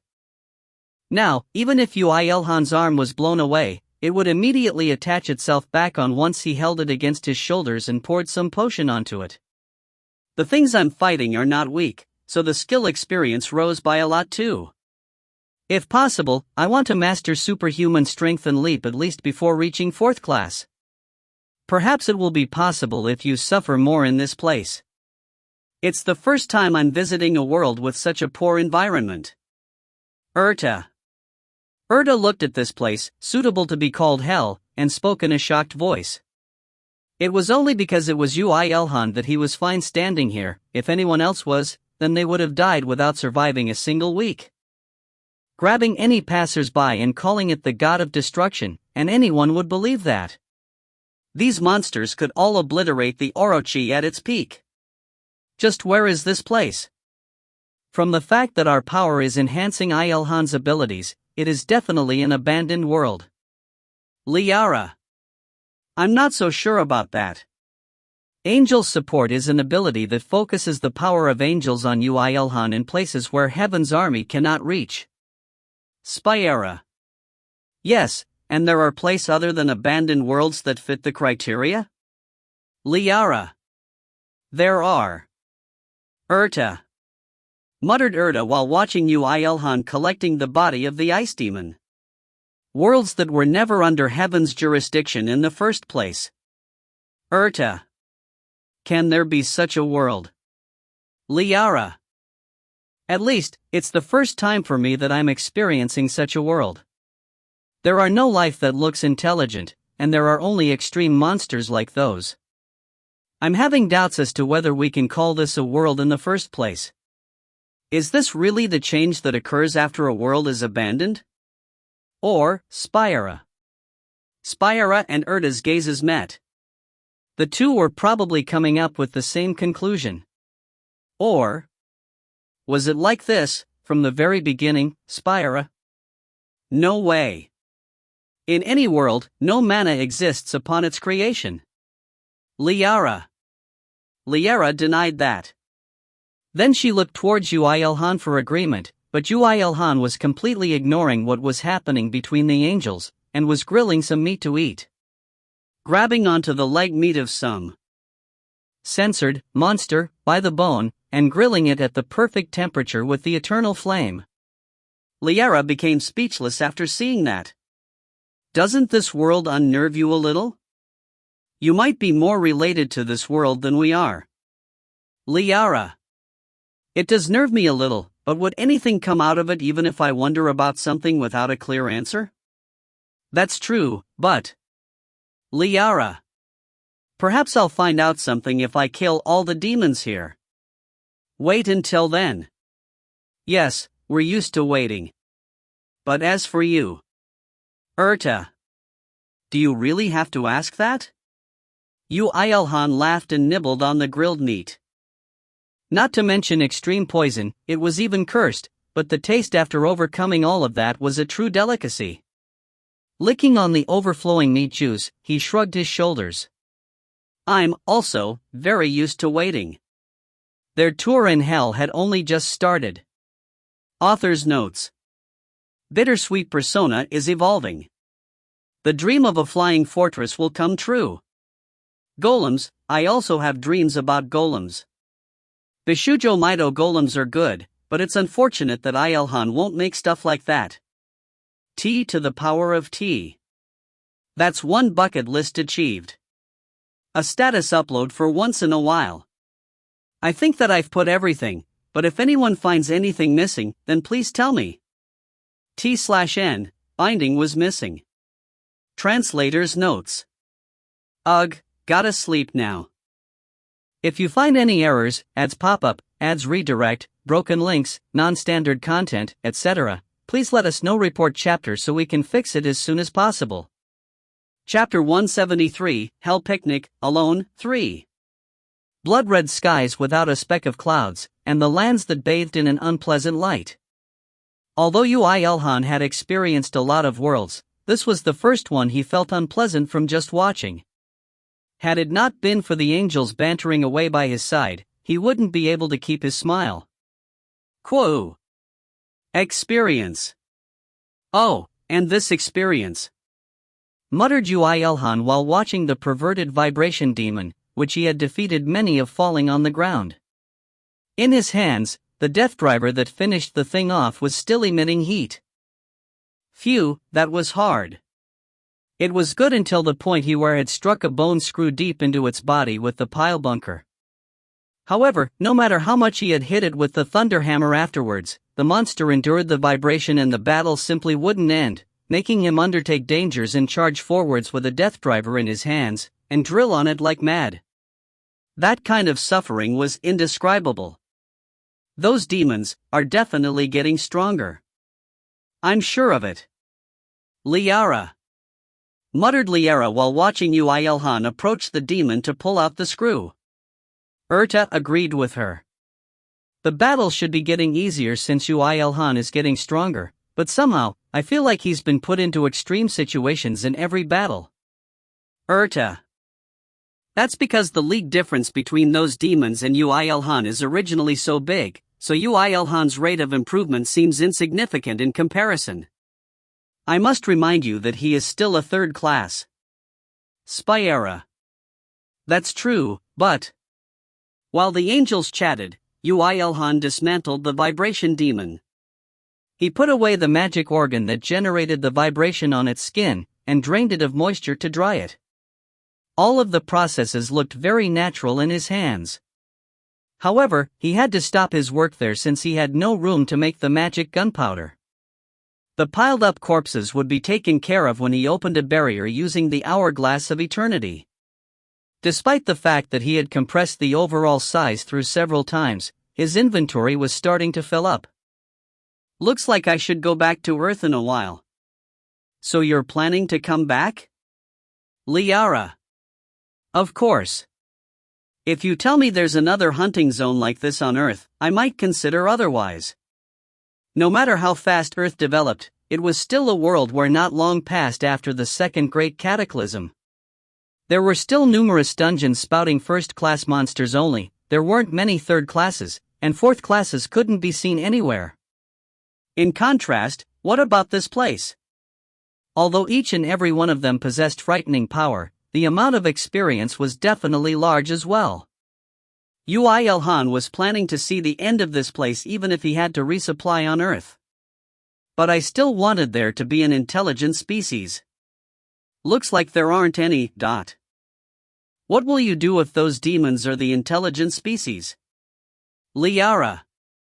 Then I'll stop being human, Liara. Okay, let's be angels then. Liara. Or so he had replied to her, but in fact, Yoo IlHan thought that it was highly improbable that those demons were the intelligent species here. The reason was simple. They neither spoke nor communicated. There was no possibility of them communicating in a way Yoo IlHan could not comprehend, as he had mastered the language skill long ago. It looked like there was no end to scouting this world. Even when he flew at fast speeds using ruin calling, all he saw were demons of various colors, and baobab trees that looked like they were connecting the land with the skies. Well, no, he didn't know exactly what it was called. He only called them baobab trees just because they looked like one. How much time has passed? Yoo IlHan confirmed with Liara while drinking the water, aka extreme poison, from the baobab tree. She replied with a smile. 4.5 months. You want to go see Mir, right? Liara. Yup, I want to see him so bad. Yoo IlHan obediently acknowledged that, and picked the fruit. Of course, it was also extremely poisonous, from the baobab tree. It tasted quite good, while being a little sour after he grilled it with the eternal flame after peeling its skin. He took a bite and continued speaking with his mouth full. But the fact that no one communicated me is that there is nothing wrong. He's not looking for me, so what good would anything be if I go see him first? If one did everything as one wanted, then that person wouldn't be able to do the things that actually needs to be worked on. It will just be an endless loop. If everyone thought like you, there would be no extinct intelligent species out there. Liara. Instead, everyone would become a loner. Doing things when one wants is the ordinary go-to solution. Chuch. Erta. Yoo IlHan pulled on Erta's cheeks. He was plenty lonely already and she just had to pinch right where it hurt. Eek, just because we can't use our powers as angels here, you're too, Erta. From how you're flapping your wings, you look like you're enjoying it. Or is that my imagination? Spyera. Erta is a pervert who can only feel that she's in a relationship through such actions, so you can't help it. Liara. Yoo IlHan punished Erta thoroughly and ate 2 more grilled fruits. The sour and bitter taste was truly first class. Not to mention bitter, it's just poison. Erta. Actually, I want to evolve extreme poison resistance as well. So your entire life is training. Liara. It wasn't just extreme poison resistance. Yoo IlHan cleared away over 10 fruits on the spot and trained other skills while he stood there. These included his class skill, Death God, Blaze, the skills he constantly deployed now, such as superhuman strength and transcendent regeneration, as well as the skills he trained in that state, such as the Spear of Untraceable Trajectory, and the Great Cosmos-Severing Spear. It hasn't been 1 month yet since I last used the hourglass, right? Not yet. Erta. Dang, I need to learn Great Cosmos-Severing Spear somehow before the 4th class. That's a lot of things you want to do before 4th class, Liara. But the possibility of acquiring a better class increases the more I raise the skills before 4th class. Of course, that's true. But to compensate, the class advancement quest difficulty will also be all the way up there in the Andromeda Galaxy. Liara. Yoo IlHan couldn't care less about the future. He only needed to worry about class changes at that time. The problem now was the Great Cosmos-Severing Spear he had to learn now. By now, the Spear of Untraceable Trajectory had grown to be less burdensome to the point that he had almost no pressure using 3 strikes at once, but with the Great Cosmos-Severing Spear, he couldn't grasp a crucial point. He could now bring out the power of a sword and a whip at once, and the power of a sword and a blunt weapon at once, but once he actually did that, the advantages of the spears somehow disappeared, or his physical balance was disrupted. He could understand why Spyra could barely learn the skill after reaching 6th class. What you lack is only time. Your progress right now is still plenty fast. With a little more time, you will definitely be able to succeed. Spyra. No, there must be a way to shorten it more. I sure think so. However, he couldn't find that way in a measly 3 hours. Since he couldn't stay here swing his spear forever, his training had to end there today. God damn it, damn him Mimiayat. Yoo IlHan decided to postpone finding a path later, and struck down with the spear with all his power, containing his frustration, hatred, and the weight of his inventory to boot. The land shook with an enormous boom, and Yoo IlHan nodded while thinking that he had perfect control in putting the weight of a blunt weapon into the spear. But that spear strike, which could be considered to be a midway check, and venting frustration, called for much more serious consequences than he had thought it would. The shock to the ground was enormous, and since the balance of power was also strangely artistic in a way, the ground cracked along with the strike he did, and the scene tens of meters underground had appeared. Hey. I think I can use that. What should I call this technique? Do you think that you'll get a skill just because you name one? Active skills aren't as easy as you think they are? Liara. I don't care about technique names, so let's start moving. Erta. Erta's eyes glistened. Her eyes were looking at the deep hole underground in the crack that Yoo IlHan had split open. Yoo IlHan also followed her gaze and looked towards that place, but he couldn't find anything. However, Erta said with a voice full of expectation, "I think that the mana density is higher down there." Erta. Now that I see it, it does actually feel like that. Liara. No, I'm sure of it. It's definitely higher down there. Spyera. Well, this world must have higher mana density below the ground than on the surface. That has nothing to do with me. Yoo IlHan made this sentence into a question. Now that he saw it, the angels' gazes were fixed on him. Those eyes were akin to the eyes of a thirsty wanderer who had found an oasis in the desert. What? You mean I have to dig it? That endless thing? The light of salvation must be down there. Liara. You should be able to do it with your excavation skills. Erta. Why don't you just make this place your base camp? You can dig through the ground whenever you aren't hunting. Spyera. Now that there was the slightest hint, Yoo IlHan was out of choices. Moreover, his objective was to scout this world in the end. With a deep sigh, he took out the pile bunker loaded with a bone screw. There was a method to fulfill the other half the objective, hunting, at the same time. Yeah, well, I'll just call them here instead. Yoo IlHan dispelled the passive concealment, and shot up in the air with Ruin calling first, and rapidly shot down by directing a shockwave upwards and struck with his pile bunker tens of meters underground. Boom, dot. The sound that sounded like the skies were collapsing, resounded across very, very far away. However, that wasn't the end. Yoo IlHan's death driver was still waiting for its turn to cry its heart out. I'll blow this place to bits if nothing appears. I'll give you a kiss at that time. Liara. That's what you always do though. Even while grumbling, Yoo IlHan connected the death driver to the screw. Please let there be something beyond this thing, and please call for those perverted demons a lot at least, prayed Yoo IlHan as he inserted mana into the death driver.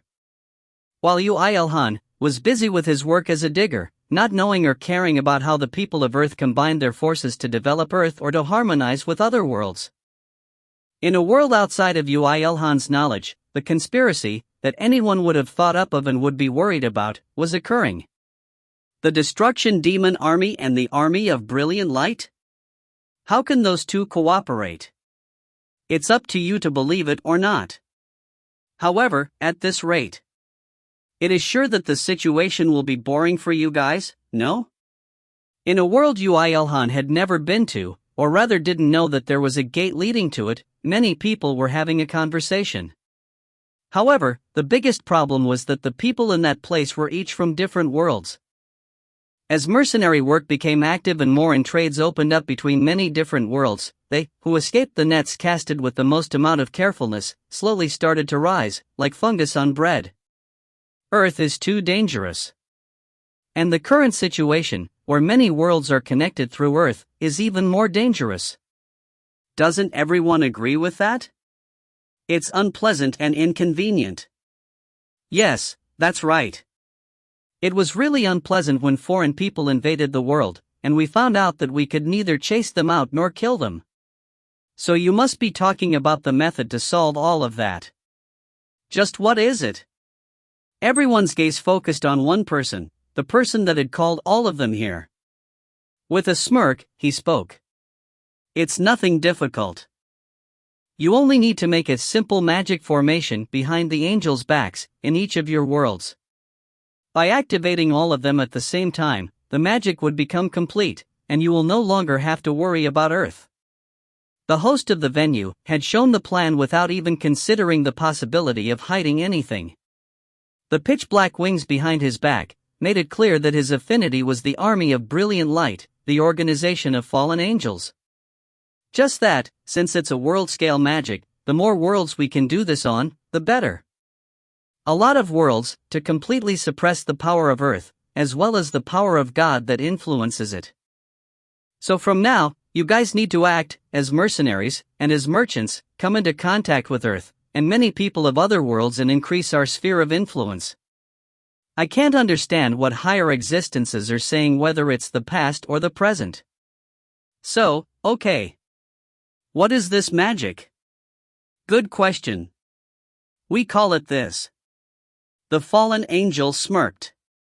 The smile on his face was as evil as it was handsome. Freedom. Author's notes. These guys are like cockroaches, they don't even die and crawl up. The arc just ended and he ends up doing digging work again. IlHan is being trained by Liara. Translator's notes. Notes. I used the word intelligent species, but author actually writes what would translate into humanity. So basically, when I say intelligent species, it refers to the ones in charge, or the mainstream species. Arg, god damn it. I don't know either, okay? Question, though, should I use the word mankind instead? Mind you, this mankind may refer to elves, dwarves, beastmen, or others of the sort. If you find any errors, ads pop up, ads redirect, broken links, non-standard content, etc., please let us know. Report chapter so we can fix it as soon as possible. Chapter 174, Hell Picnic, Alone, 4. Despite the fact that Yoo IlHan's digging had been going on for more than 1 month, there was not a lot of progress. First off, the ground was really too damned hard. The first tens of meters was easily breakable with the death driver, but from some portion onwards, they became so hard that the Keshna golem's skin looked weak in comparison, and his bone screw was shaved away instead of the ground.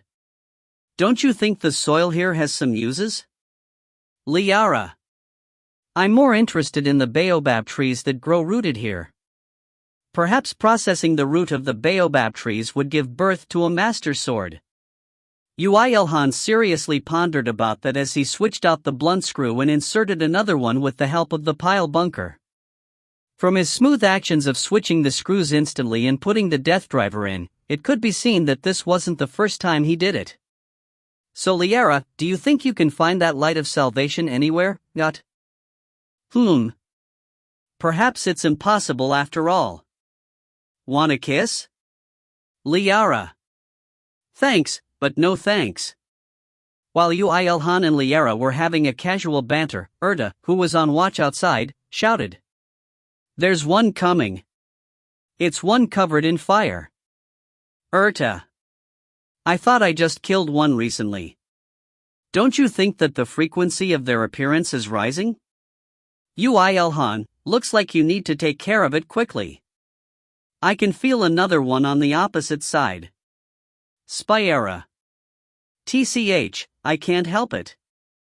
Yoo IlHan let go of the death driver and shot up with ruin calling, reaching high into the air through repeated leaps.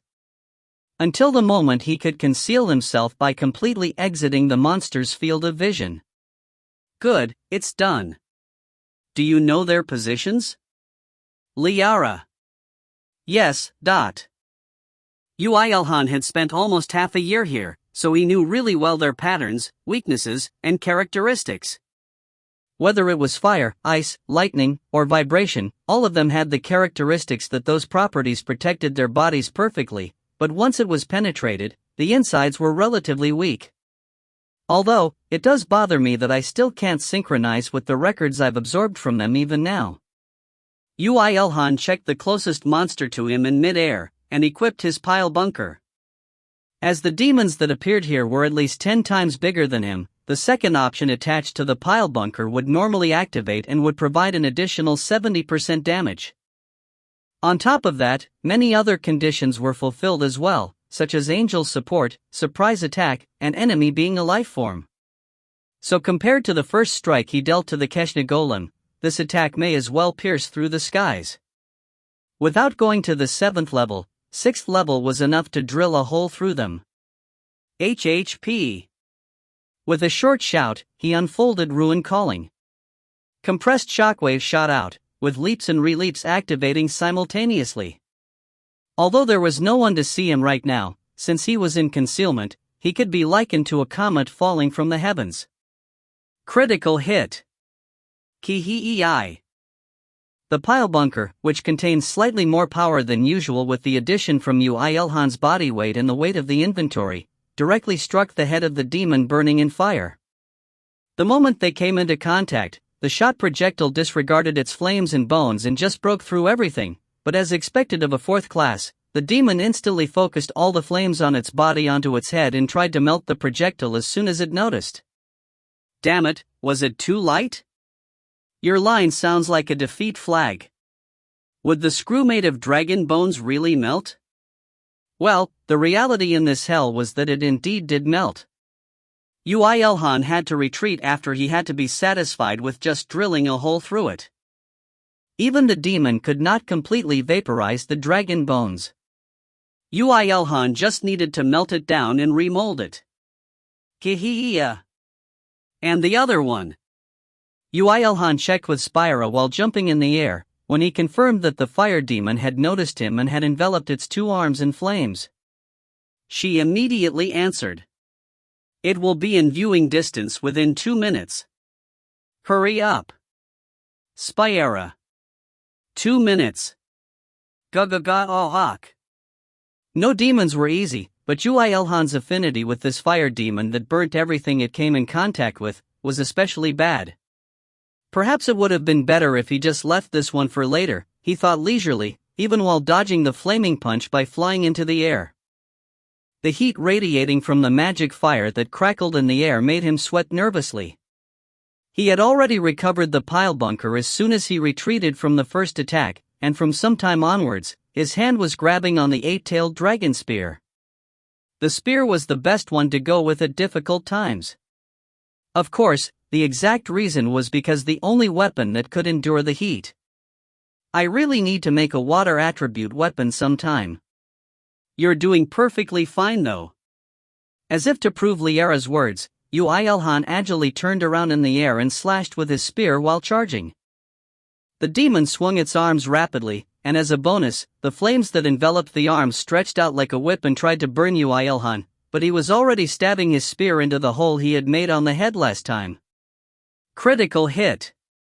1 minute 37 seconds. Wow, look at you, Spira. You look totally addicted to counting down. Liara. Gugu. HHP. No matter how much of a disparity in levels there were between them, Yoo IlHan and the demon were fundamentally different in size. Moreover, Yoo IlHan's reaction speeds with Ruin calling on was akin to that of lightning, and when the demon just thought that it had blocked, he was already behind it, attacking. Critical hit. Quahawk. The demon was blocking all attacks by constantly putting up high energy flames on its body, but Yoo IlHan's 8-tailed dragon spear was also enhanced through eternal flame, blaze, and purple flames. Although he couldn't deal additional damage with his flames, this meant that they could cancel each other's flames out, and attack the demon with the full strike of the spear. Disregarding special abilities and whatnot while only considering pure defense, he already knew that these demons were weaker in that regard compared to other ordinary 4th-class monsters. The 8-tailed dragon spear was enough. The problem was that they also knew of his weakness, and would resist without caring for the means if it came down to it. Yoo IlHan, the surrounding land is beginning to color itself in red. There will be another one of those annoying attacks soon. Urta. Got it. Urta finished speaking and came into Yoo IlHan's armor. As angels couldn't use their powers here, that kind of attack would deal a fatal injury on the girls as well. 1 minute 14 seconds. Spira. Kuha. HHP. After Urta and Liara found safety, the demon roared and stomped on the ground. The nearby ground, bloodied by the sheer amount of mana from the demon, seemed to crack into several parts, before shooting towards Yoo IlHan, as if they were hot charcoal. The most annoying thing was that this attack remembered the properties of the opponent's mana, so unless he destroyed every one of them, he had to get hit. 1 minute 3 seconds. Spira. However, Yoo IlHan had the sturdy shield. Not just any shield, but the special smart shield that grew along with him in all of his battles, and could carry out his orders more faithfully than ever. Aegis. The moment Yoo IlHan muttered that word with a firm will, the 5 shields that protected his sides at all times during this hellish picnic, due to his worries, started rotating rapidly centered around Yoo IlHan. Each of the shields rotated in their own orbits, and they would protect Yoo IlHan perfectly from every angle. It took a long period of time for Yoo IlHan to learn and use this, but as always, life and death situations made everything possible. Once, his ribs were pulled out, and burnt a leg. And so, after that, he had developed himself to keep fighting in that state, even if he were forced to techno-dance in the middle of it. I'm going. Do you really have to? Liara. 48 seconds. Spyera. I said I'll go. The moment the demon uses that attack, it would lose the control over its mana due to having to concentrate on the attack. It didn't become weak due to the loss of control or anything, and in fact, it would give up on controlling mana required to sustain its life, and its body would burn up hotter than the sun, so it would make him like he was burning just by nearing. But to Yoo IlHan, who was the hero of fire, it was no different from after-work sauna.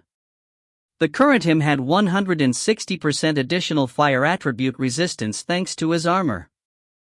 Considering that he was way beyond the realm of humans, there weren't a lot of things in the world for him to be afraid about. 41 seconds. Ha-Aoa. With a shout, Yoo IlHan leapt. Tens, hundreds of hot bombs assaulted Yoo IlHan, but they were all deflected by Aegis, orbiting around his body, and Yoo IlHan would overcome the shock that assaults his body every time that happened, and re-leap to charge towards it. Ka-op. Flu. 28 seconds. Spyera. The moment Yoo IlHan approached the demon with Aegis protecting all of his body, Yoo IlHan's spear burned in bright white and increased its size. He multiplied the blades into 8 by activating the option on the 8-tailed dragon spear. He imbued hundreds of tons of weight into each of those 8 blades. The fact that he was still able to hold the weapon represented his overwhelming growth and strength. Get lost, to the hell you, HHP, came from. Koguu. He couldn't use the Great Cosmos-Severing Spear yet. However, it was possible for him to add a characteristic from another weapon, at any time he wanted to. Yoo IlHan thought back to the time he split apart the land on this world, as he swung with all his power, while imbuing the power of a blunt weapon into the spear. Ku-Wawawakakak. Critical hit. The skill, critical hit, has become level 84. After the demon let out its final scream after using up all of its earth bombs and failed to calm down the berserking on its body and had to meet Yoo IlHan in a defenseless manner. Experience. The fire burning on its body died down, and fell down with a thud. Spyera immediately spoke. 19 seconds. Not bad. Spyera. There's no time to rest. Damn it. Yoo IlHan, who swore at Spyera's counting, fed all the flames burning on his body, despite losing its owner, to the eternal flame, and collected the body into his inventory. Damnably, the demon approaching him from far away was the worst of them all, the lightning-attributed demon. He had no equipment to resist its attacks, nor did he have any significant methods of attacking. This was one that he had to use tons of breath and go at it with brute force alone. I really need to absorb the magic engineering knowledge faster to make something out of these corpses. Damn it. IlHan. Liara. I'm busy. Please leave a message after the beep. Yoo IlHan shot up into the air with a vague reply, and tried to conceal himself somehow before it reached him. It's a comb from Mir. Although, it doesn't look that urgent from the color of the signal. Liara. Beep. He checked, and there was indeed a call from the communicator. Yoo IlHan pondered for a moment while looking at the lump of lightning that rushed towards him and the hole he had dug, but he still deployed the ability from the frog that leaped out of the wealth title, the ability to return to the world he was born to regardless of which world he was in. It did not activate. Ha! Muttered Yoo IlHan in confusion. Why doesn't it work? You do realize it really gets awkward when you make a joke at times like these, right? Why are you scaring me? Liara. No, I'm not joking. That's strange. It worked well in other worlds. There was no way Yoo IlHan would not have tested the ability, when he was meticulous to the point that he would actually tap on the ground on most bridges for stability checks. He had already tested coming back to Earth from a few different worlds, and had come here after checking that they did indeed work. Perhaps this world is an exception. Liara. You know well that that cannot be true. If I had to come up with exceptions, then I wouldn't be able to do anything. But really, why doesn't it work? Coincidentally, the lightning demon that arrived at where he was, cried. However, Yoo IlHan had already succeeded in concealing himself, and did not feel any danger, but right now the demon wasn't the problem. Even we can't exit this world as we please. Yoo IlHan, why don't you think calmly about this again? Spyera. Yes, I'll activate it IlHan. The ability is only usable once per week. Yoo IlHan's body shivered. The ability already activated once? Not that it didn't. But that would mean, So that is it. Although I didn't want to believe due to the stark contrast in mana distribution. Urta. While Yoo IlHan was confused at this unacceptable situation, Urta, who realized the truth first, muttered in a defeated voice. This place is Earth, isn't it? Urta. Yoo IlHan had found out the truth about this world. Author's notes. Dun dun dun. The true story starts now. Translator's notes. Dun dun dun, plot twist. IO 5 chapters still. This chapter is a Thursday regular. If you find any errors, ads pop up, ads redirect, broken links, non-standard content, etc., please let us know. Report chapter so we can fix it as soon as possible. Chapter 175, Everyone Else is a Guardian, 1. After Yoo IlHan defeated the lightning demon even while confused, the group started to discuss for real. I still can't communicate. How is it possible that I can't call heaven despite being on Earth? Liara. That's not unusual, Liara. You first calm down. Spyera. Yoo IlHan, are you alright? Yoo IlHan. Urta. In the first place, they should have been suspicious when he had generated a gate connecting to another world. Didn't he himself, as well as the angels, know very well that there was no world connected to him? They should have noticed the moment the gate was opened. It was just that, from the moment they judged it as in another world with just the fact that the quantity of mana inside was absurd, the situation was too late. So this place is on Earth, somewhere unknown. Liara. That is why he couldn't escape this place, despite the fact he activated the ability on the title, we're still on Earth. Urta. Although it's unbelievable. I have no choice but to believe. The Akashic record is absolute. Spyera. Yoo IlHan looked around him with a different gaze than before. He had already collected the lightning demon's corpse into his inventory. What he was seeing right now was the bloodied lands, the giant hole he had dug, and the skies that were even redder than the lands, and finally, the baobab trees that formed a bridge between the land and the sky. This. His voice was very clear, but even he himself did not know what emotions were contained in it. Is Earth? Yes. The soul world that is linked to you so deeply that it can't be separated from you now. Urta. Just where on Earth is this place? Just counting the distance IlHan flew in this world, he should have lapped Earth 100 times over. Liara. Dungeon. Urta. Urta gave an answer. It's possible, if this is a dungeon on Earth. Urta. It is definitely not a dungeon created through a trap of destruction. That means that this is a dungeon made from someone's own mana? Liara. Correct. Then that explains why we can't communicate with heaven. If so, then it looks like this guy is one hell of a dude, Spira. Yoo IlHan looked around him again.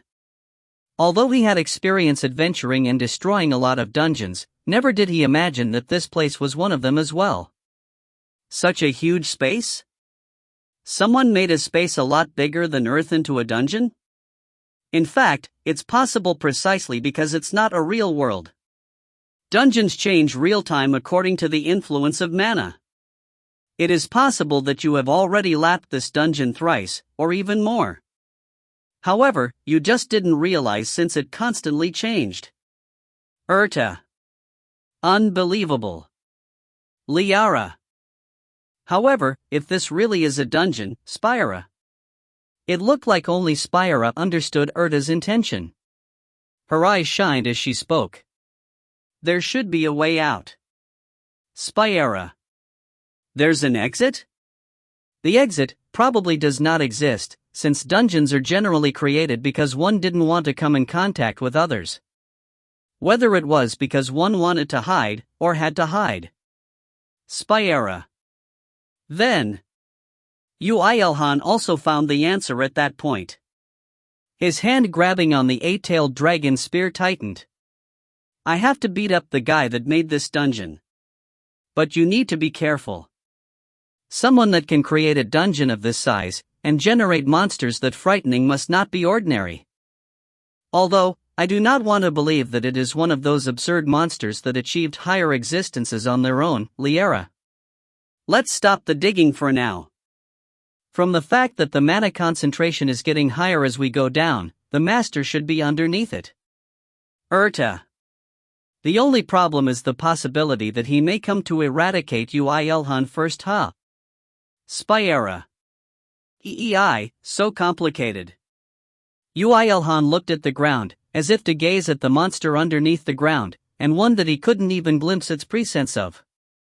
You said it's not a higher existence, right? Then I might have a go. Although I want to believe that. What if it is? Liara. I'll probably be able to run away, but. Yoo IlHan declared that he could run away from a higher existence despite being a third class. This was true, so the angels couldn't retort. If that happened, the biggest problem was to grow by killing monsters even while fleeing, but what was scarier? Yoo IlHan may actually succeed in doing it. I need to get it together. Yoo IlHan tapped his cheeks strongly as if to shake away the despair, and tensed his body while gripping and loosening his hands, alternatively. There was no need to feel down at all. Although it did worry him that he could not meet his parents, Ymir, his other subordinates, as well as his friends like Kong Mirai and Nayuna, he had everything else here, didn't he? Tools to make equipment, enough food for decades, a lake's worth of water to wash his body, the eternal flame, and all other techniques he had at his disposal. Yoo IlHan had been preparing for moments like these from the time he was left alone on Earth. But somehow, that kind of thinking made him feel more tired. Damn, never did I imagine that I would be a dropout on a dungeon on Earth. But it's good that you can still be with me, right? Liara. That's true. Yoo IlHan ended up laughing after seeing Liara poking out of his chest armor. She was right. He made a mistake since he got too used to saying he was alone. He was neither alone in the millennium on Earth, nor was he now. Not to mention alone, he had 3 people to rely on, including Liara. Although physically, they were just burdens, they were his precious and beloved partners despite that. Thinking like that, power surged in his body. He felt like he would be able to do anything now. Good, let's do our best until the day we go back. If it's you, you will be able to succeed soon. If you acquire 4th class, when you can kill these demons right now, you wouldn't have anything to be worried about either. 4th class, huh? It's scary since if it's Yoo IlHan, he may be able to do it within 50 years. Spira. What do you mean 50 years? Yoo IlHan snorted and denied that statement. Let's go with 5. 5 years. Liara. Yoo IlHan, how long has it been since Earth was linked to the Akashic record? About 2 years? And now you're saying you'll do what in 5 years? Erta was about to continue, but then thought that Yoo IlHan had achieved third class in just 1 year, when others would take 100 years if lucky. Although they forgot this common knowledge since the development of Earth was too fast, Yoo IlHan was the thumbs up in growing speed even amongst the people of Earth. What is Yoo IlHan's level again? Erta. 180. After level 170, the amount of experience required to level up became absurd. It's not like these absurd demons are everywhere either. Liara was speaking as if Yoo IlHan's growth rate had dropped a little, but Yoo IlHan's current state, of level 180, when he was just 162 half a year ago, was definitely not normal. Including herself, these angels were forgetting about common sense since they were with him for so long. Oh Lord God, please help Yoo IlHan stay as good as he is now. Erta. Why are you praying for such an obvious thing? IlHan is the best in the world. No, perhaps the best in all worlds. Liara. And please also help this idiot to not commit any disrespect towards you. Erta. Who? Liara. Although a peaceful mood lingered around between the angels after they came to this world, dungeon, and now they finally broke it, starting the 6th mini-war. Yoo IlHan ignored the angels' banter and went down the hole to get his equipment. He would have to bid farewell to digging holes for a while now. The difficulty of digging was so high, so much that his mindless digging made his excavation skill rise to 80, which made him think I'll be able to master it if I flip this place upside down, so it was quite unfortunate for him. However, digging could be done any time. Right now, he needed to become stronger, for himself, for the others on Earth, and for the angels. Okay, let's kick it up a notch. You still had room to speed up. Erta. I'll need to go back before Mir acquires his 4th class. It's hard to comment since Mir is just as monstrous. Liara. Yoo IlHan unfolded Ruin Calling and flew into the air. He checked his own state including his mana reserve, and started soaring across the skies with a light shout. There was still a lot of time before this dungeon collapsed. While Yoo IlHan was proceeding to be reborn as an even more absurd monster, Ymir worried about his dad, whose signal light cannot return due to business, and looked at the communicator with blank eyes. It's worrying without Dad. Is he not able to come? Yeah. Ymir powerlessly nodded at the question Kong Mirai asked, and made a worried expression. Will Dad be alright? That place looked very dangerous. He'll be fine anywhere. Let's not worry about him. You shouldn't worry about him, but worry about the world he went to. Kong Mirai and Ymir subconsciously nodded at Na Yuna's statement. Well, who was he to worry about? They had their hands full themselves. So we need to solve this by ourselves, huh? Their gaze turned away from the communicator to the gate in front of their eyes. The vortex that stormed as if to explode at any moment, it was a gate connecting to an abandoned world. Although I was prepared, but it looks like connections to abandoned worlds are quite frequent these days. But it's nothing new now. But this is a special one, isn't it? From the scouts, they saw at least 5 4th classes. And of course, there should be a lot more in reality. It's still fortunate that we weren't noticed, but from the state of the gate now, not all abandoned worlds were full of 4th class beings. It was just that the worlds Yoo IlHan have been to, and the world Kong Mirai, Ymir and company have been to, were the special cases. The majority of the worlds connected to Earth had at most 4 or 5 4th class beings, and as such, they were mostly taken care of with the help of the people of Earth and the people of other worlds. As they wished to acquire Yoo IlHan's support since this abandoned world had stronger enemies. Na Yuna looked behind her. The frontline alliance clans were all here, and behind them were some people from other worlds who they had private connections with. However, she still couldn't hide her worry. Did we really gather every fighting force here? I can't see the wolves. If you mean Flemir and Irisha, they're helping out over at Daru. It looks like they're having a hard time as well. Should we put up a notice? Although, it's a little unsettling since we don't have a lot of 4th-class magic stones. They know of our connection to Vanguard, so they might request something in exchange for helping. Although it might end easily if they borrowed power from people of other worlds, by making an official notice on the Mercenary Guild, the problem was after that. They couldn't make any harm going Yoo IlHan's way, but to not do it, the battle was very worrying. Just as when Kong Mirai was grabbing her head and thought, "Let's just go over ourselves and kill them all," said Ymir in a bright voice. "The people here will be able to block them if we just kill the 4th classes. Although that sounds optimistic, is it really possible?" Kong Mirai was doubtful, but Ymir was as bright as ever. He, unlike Yoo IlHan, who never cared about what other people thought, had a deep sense of consideration for others, and magnanimity. "It's all right." He couldn't help but worry about his dad, but he couldn't let the worried people here be. Ymir's communication ability was almost invincible against anyone except those stronger than him. "It will be possible because my concealment leveled a lot since last time." Leveled a lot? By how much? 97. Right before Master. Blood can't be fooled, alright? That makes me feel strange, so don't mention it. Definitely, Ymir looked very charming, taking after Yoo IlHan, and was more adorable and a precious existence to her.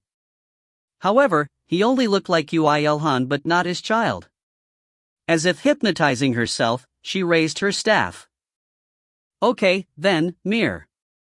Let's go. I'll be able to do it if I'm with you." Such a passionate shounen manga line. Na Yuna followed them even while finding the scene a little absurd. Kong Hajin, who was watching from the side, asked with widened eyes, "Are you really going to go? To such a dangerous place? With just the 3 of you?" "No, Appa. We'll go with the 4 of us." "4? Yes, Appa." Kong Mirai smiled cutely, which was very unlike her usual self.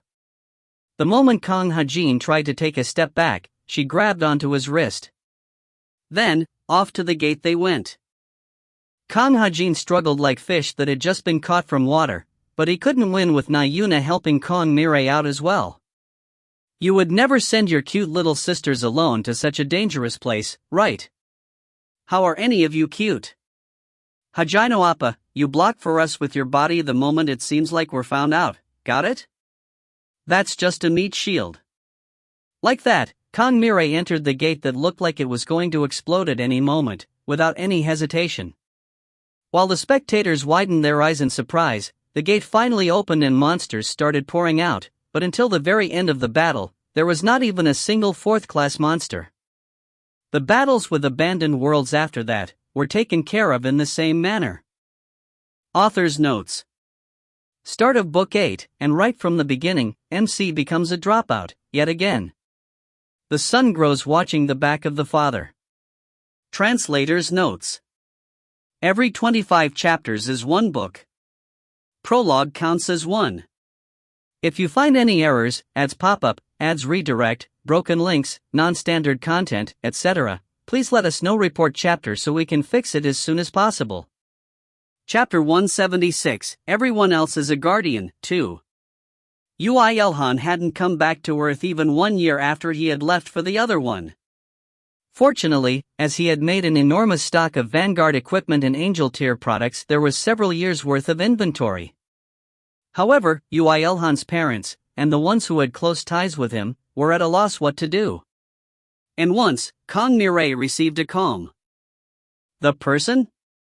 The person she feared the most right now in the world, Yoo IlHan's mother Kim Yisul.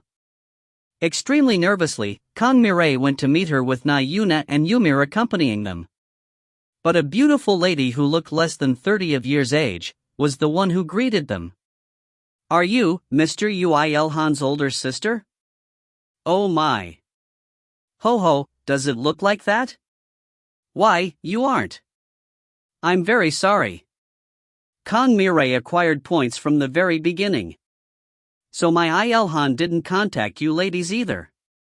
Yes, other than the periodic signals. Kang Mirai suspected that Yoo IlHan's family would know something about him, but Kim Yi-sul was in the same situation as her. Rather, she probably looked for Kang Mirai because she wanted to hear about Yoo IlHan's situation from her. Honey, he didn't call, right? What do you mean call? When a man does something big. Yeah. Whatever. Kim Yi-sul looked towards Yoo IlHan, who came back from working at Vanguard, with a maybe he knows gaze, but the answer was disappointing. Kang Mirai finally noticed Yoo IlHan and was startled. Whoa, so you were here. I'm very sorry. ****. Don't worry about it. My presence becomes very thin from time to time. Kang Mirai thought that blood was indeed very thick, but then also thought about how she had to acknowledge Ymir as Yoo IlHan's son, and shook her head. Kim Yi-sul looked at Kang Mirai with a mysterious sense of satisfaction, and tapped her shoulders with a smile. The calms are coming, and if it's IlHan, he'll do fine, so don't worry about it so much. Aren't you really busy as well? I see you on TV all the time. Don't you work in the front lines? No. That was all thanks to Mr. IlHan, and I have nothing to. Your words are pretty too. And this guy, he was going on and on about how he wasn't confident. About what? Oh, it's nothing. Kim Yi-sul's smile became thicker, and it widened yet again after seeing the figure of Na Yuna, who was hugging Ymir in her arms, next to Kang Mirai. Her son had talent. To think about it, although the blood of Yoo IlHan was running inside him, half of the blood was hers. Oh yes. Do you want to have a meal before you go? No, in fact, I have to go clean up the aftermath of the previous gate. I'm really sorry. No, it's fine. Rather than that. Yes. When Kang Mirai titled her head, Kim Yi-sul asked her in a small voice. Miss, from what I saw on TV, you wield lightning rather well. Are you well versed in magic? Well, I do have some degree of confidence. My. How talented of you. Magic is a hard thing to learn. I'm nothing compared to Mr. IlHan. Kang Mirai was undermining her ability, but when evaluating, there was really no need to compare herself with others. There were only two types of people that didn't look strange even when they did something so evil, and those were mothers who compared her own son with a friend's, or lovers who compared oneself with the other. Then do you want to come here for a second? I have something to show you. I can't comprehend this with my eyes, so I want to listen to another person's opinion. Sorry? Does mother use magic as well? Kim Yi-sul nodded with a flower-blooming smile on her face. Only she would know if that was due to Kang Mirai calling her mother or because she was proud of her ability. Then, would you like to come inside this room? Yes. Why was there a need to switch locations? Confused, Kang Mirai followed her. Of course, Na Yuna and Ymir also followed them inside. The place they headed to was the bedroom. Even though that room had to be an ordinary room inside a household, the moment Kim Yi-sul closed the door and closed the curtains, a strange mana started to circulate. Kang Mirai intuitively felt that it was a type of a barrier. Mother. It's too dangerous to do this outside. No matter how I look at it, higher existences were involved with this. But at least inside here, there's no worry of information leaking out. The moment she heard that, Kang Mirai felt shivers. Barrier? Avoiding the watch of higher existences? Even she did not have the confidence to make such a barrier. No, not only that, no mages she had met until now could deploy a barrier of this caliber. Of course, she must have used an artifact to help. Wait, an artifact? She was in possession of an artifact that could deploy such a high-level barrier? Did Yoo IlHan make it? But he didn't look like he was aware of Kim Yi-sol's ability. While Kang Mirai fell into confusion from just a fragment of Kim Yi-sol's abilities, Kim Yi-sol took out a staff from nowhere and lightly swung it. With that, the air split apart and a crack appeared. It was interspatial storage. Interspatial storage! Mother! I have it inside here. Kang Mirai gave up judgment. Until now, she just thought that Yoo IlHan was a mutant, but that wasn't the case. His DNA was inherited. Yes, I'll have a look. Fufu, you don't have to be so nervous.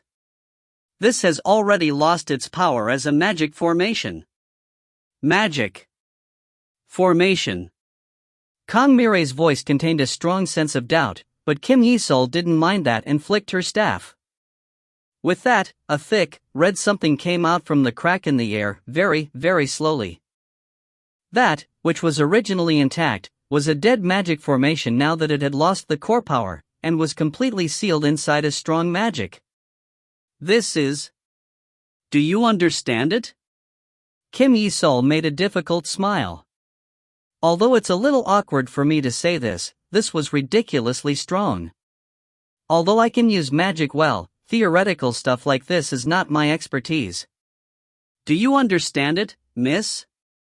Kang Mirai was about to answer that she didn't know anything about such a horrifying item, but she could indeed understand some of the characters engraved on the formation.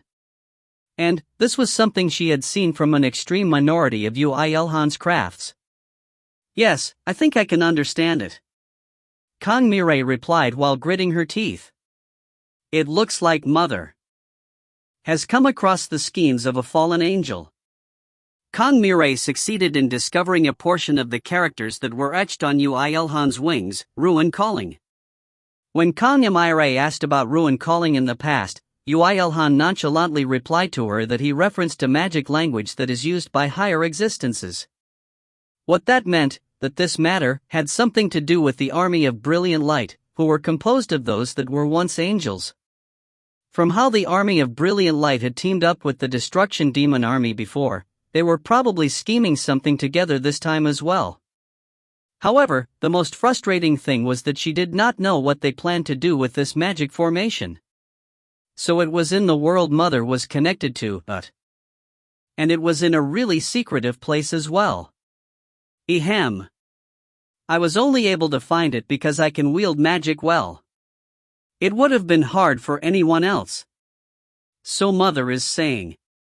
What if there are copies of these in other worlds? The world I resided in was relatively peaceful without any interference from the higher existences. However, ever since I found this item, I thought that there may be things like these in other worlds as well, and that if this was true, those magic formations were not made to endanger those native to each of the worlds, but rather, it was targeted at the people from Earth. Kim Yi-sol had a much smarter head than the useless angels. It was plenty amazing that she had found and nullified the magic formation, but she had already reached a conclusion with just a single magic formation. However, to prove my hypothesis, I need to see if there are similar magic formations in other worlds or not. That's why I called you here. I can trust you from how you worked with my son from the past, and you are quite exceptional yourself as a mage. Thank you. Despite the fact that the situation looked urgent, Kang Mirai's cheeks reddened. Kim Yi-sol laughed as though she didn't have any intentions on hiding her thoughts. It was even more funny that Kang Mirai didn't acknowledge that fact. While the hidden expert at delusions, Kim Yi-sol, spent an enjoyable time judging her potential daughter-in-law, Ymir, and Na Yuna also had a look at the formation. There is an enormous amount of mana in this. It's similar to the mana used by the angel Nunas. But it doesn't look like there's an evil aura. What would be a way to cause harm on Earth by making magic formations in other worlds? Let's move first. It won't be too late to come to conclusions then. The biggest problem with this matter was that they did not know who to trust. It was obvious that there were traitors among the angels, but they couldn't come up with any potential candidate angels to discuss this with. In the first place, the only two angels they considered allies were Urta and Liera. And right now, they were with Yoo IlHan. This would have been solved instantly if Yoo IlHan was here, thought Kong Mirai, and she sighed before slapping her own cheeks. She had just decided to not rely on him, but she instinctively looked for him. When did she become so weak? We can't trust the higher existences. We need to move ourselves. Yes. With Mir in the mix, we'd be able to do it. He. Ymir had mastered concealment not long ago. With his concealment specializing in party concealment, there was nothing for them to fear. Moreover, it would be quite a sight to look at once the skill evolves. Mother. Is it possible that you can lend us your? Of course, I'll help. I brought up this topic, I can't be left out now, can I? Kong Mirai sighed in relief when she heard that. With such a strong mage as her ally, really, there was nothing to be afraid of. With Mir's power in the mix, she thought that they might perhaps be able to go against higher existences. If there was one question, it was about how such a strong person stayed unknown until now. As if having read her thoughts, Kim Yi-sol scratched her cheeks and laughed cutely. Although I didn't participate in anything until now, I guess I can fill a little of my son's place. Well, yeah. If Mr. IlHan was here, these kinds of trivial matters would. Ugh. Kong Mirai punished herself for the second time. Then spoke with swollen cheeks. We'll depart as soon as you're comfortable with it. I'm fine at any time, but what about you, Missy? You have a lot to do right now. Replied Kim Yi-sol, but Kong Mirai shook her head without even thinking about it. I feel that we may end up with an irreversible situation if we left this magic formation alone. There is a priority to everything. Although other things are important. I feel that this must come at the top. My dear. Your shoulders will break at that rate. Such a beautiful lady, who does not have a life of her own. Mother, I'm different from Mirai. I'm fine as long as my friends are good. That's a little too much, little lady. I'm thinking of something in between the two of you. Ugh. Na Yuna sunk. So the reason Yoo IlHan could reject Na Yuna outright was because he took after his mother. Thinking that this household was really charming, Na Yuna burned in passion, as Kong Mirai smacked her on the forehead. Since mother said it was alright, then let's go right away. Are we going with 4, without Hajin Appa this time? Yeah, this 4-person combo would be much stronger. And my brother needs to look after the Lightning God clan while we aren't here. Poor Kong Hajin was receiving a poor evaluation even in places where he wasn't present. Kim Yi-sol laughed while listening to their conversation and hugged Ymir. The reason she decided to move for real was because of him. Ymir was the best helper in moving while avoiding the watchful gaze of others. As Ymir was well endowed and looking cute in the eyes of older ladies, he rubbed his cheeks on her naturally. Really, he was a weapon of mass destruction, not incomparable to the scale of Yoo IlHan. My Mir. You must protect this grandma well, okay? Yeah. I'll protect grandma. It would be more persuasive if Kim Yi-sol was called Ymir's older sister, with Kim Yi-sol becoming younger by the day, but Kong Mirai and Na Yuna decided not to retort on that. Instead, they decided to take more care of their skins in the future.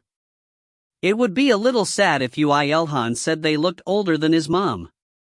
Author's notes. Kong Mirai does quite well, including seeing through the true head of the household. Na Yuna's loss, yet again. In fact, if Yoo IlHan was there, the higher existences wouldn't be able to do anything properly. Now, he just disappeared, but now his mother is up. Translator's notes. As you see from the title and this chapter, I think that we won't be getting MC for a while. Well, he does appear at the end of next chapter. If you find any errors, ads pop up, ads redirect, broken links, non-standard content, etc., please let us know. Report chapter so we can fix it as soon as possible. Chapter 177, Everyone Else is a Guardian, 3. They immediately started to move. And obviously, the first world they visited was Lanpa, the world Kongmire was connected to. They hoped that there wasn't one of those formations, but as if to betray their expectations, there was a magic formation left so blatantly in the open. Of course, it was actually hidden in the corner of the continent, but they could not escape the eyes of two mages who were searching for them by actively seeking out their characteristics. From this, they could deduce one thing. The creation of the magic formation involved a higher existence, but the installment was the doing of a lower existence. Of course, they did predict that the ones moving would be lower existences, as higher existences could not use their powers in worlds that aren't higher worlds. This fact did relieve the group. However, it didn't end with just discovering the formation. Although I already said this, the magic formation has a defensive system, so you must be careful. Perhaps there might be another pattern than the one I mentioned, so don't loosen your grip. Yes. Kongmire replied in a stiff tone, and grabbed her staff tightly. Na Yuna gave blessings to everyone. As Kim Yi-Sol was surprised at her absurd enhancement ability, she looked towards Na Yuna, but still came to herself and cast magic with her staff. Time stop. An advanced mana that Kongmire could not interpret flowed out and covered the area where the magic formation was. Kongmire understood the words Kim Yi-Sol had chanted and shouted in shock. Time stop. Oh, it's nothing overly grand. It just slows the target inside a set space using magic. That was plenty grand. However, leaving aside Kongmire's shock, Kim Yi-Sol attacked the magic formation using magic bullets compressed to their limits at the same time she used the time magic. The magic formation emitted an enormous amount of mana to create a shield the moment it detected an attack from the enemy. Only then did Kongmire realize that it was her turn to step up. Thunderstorm. The moment two waves of unquantifiable mana collided with each other, a highest-class lightning magic, which activated by sacrificing all the allies' mana as well as enemies' mana through a super-strong attractive force swept across the area. The fact that she had the ability to use other people's attacks to create her own was truly befitting of an empress. Oh my, that's really amazing. Hop. Lightning storms atop the magic formation swallowed all the magic bullets, and in the end, swallowed even the shield protecting the magic formation. On top of that, Kim Yi-Sol's attack magic poured out once again. These were magic bullets that put delays on all actions of the target, whether it was mana recovery or defense. Hop. Watch out. Kayak. However, her attack was a little too late. The moment the magic formation was inflicted with an intolerable amount of attacks, it started emitting black smoke like mad while trembling wildly. This was a dangerous attack that would kill them if they inhaled even the slightest amount of fog, as this was an extreme poison made from the combination of different magic. Kim Yi-Sol was also put into a dangerous situation when facing this. So, she tried to block the black smoke with the time stop and the magic bullets, but unfortunately, the range of the gas that the magic formation emitted was beyond her control. Though, if wasn't for her magic, the group would have been instantly swept through by the gas. Of course, as Kim Yi-Sol had warned about this gas beforehand, so she thought that everyone would be able to defend themselves in time. Just as she was about to cast another magic with her staff. Hap.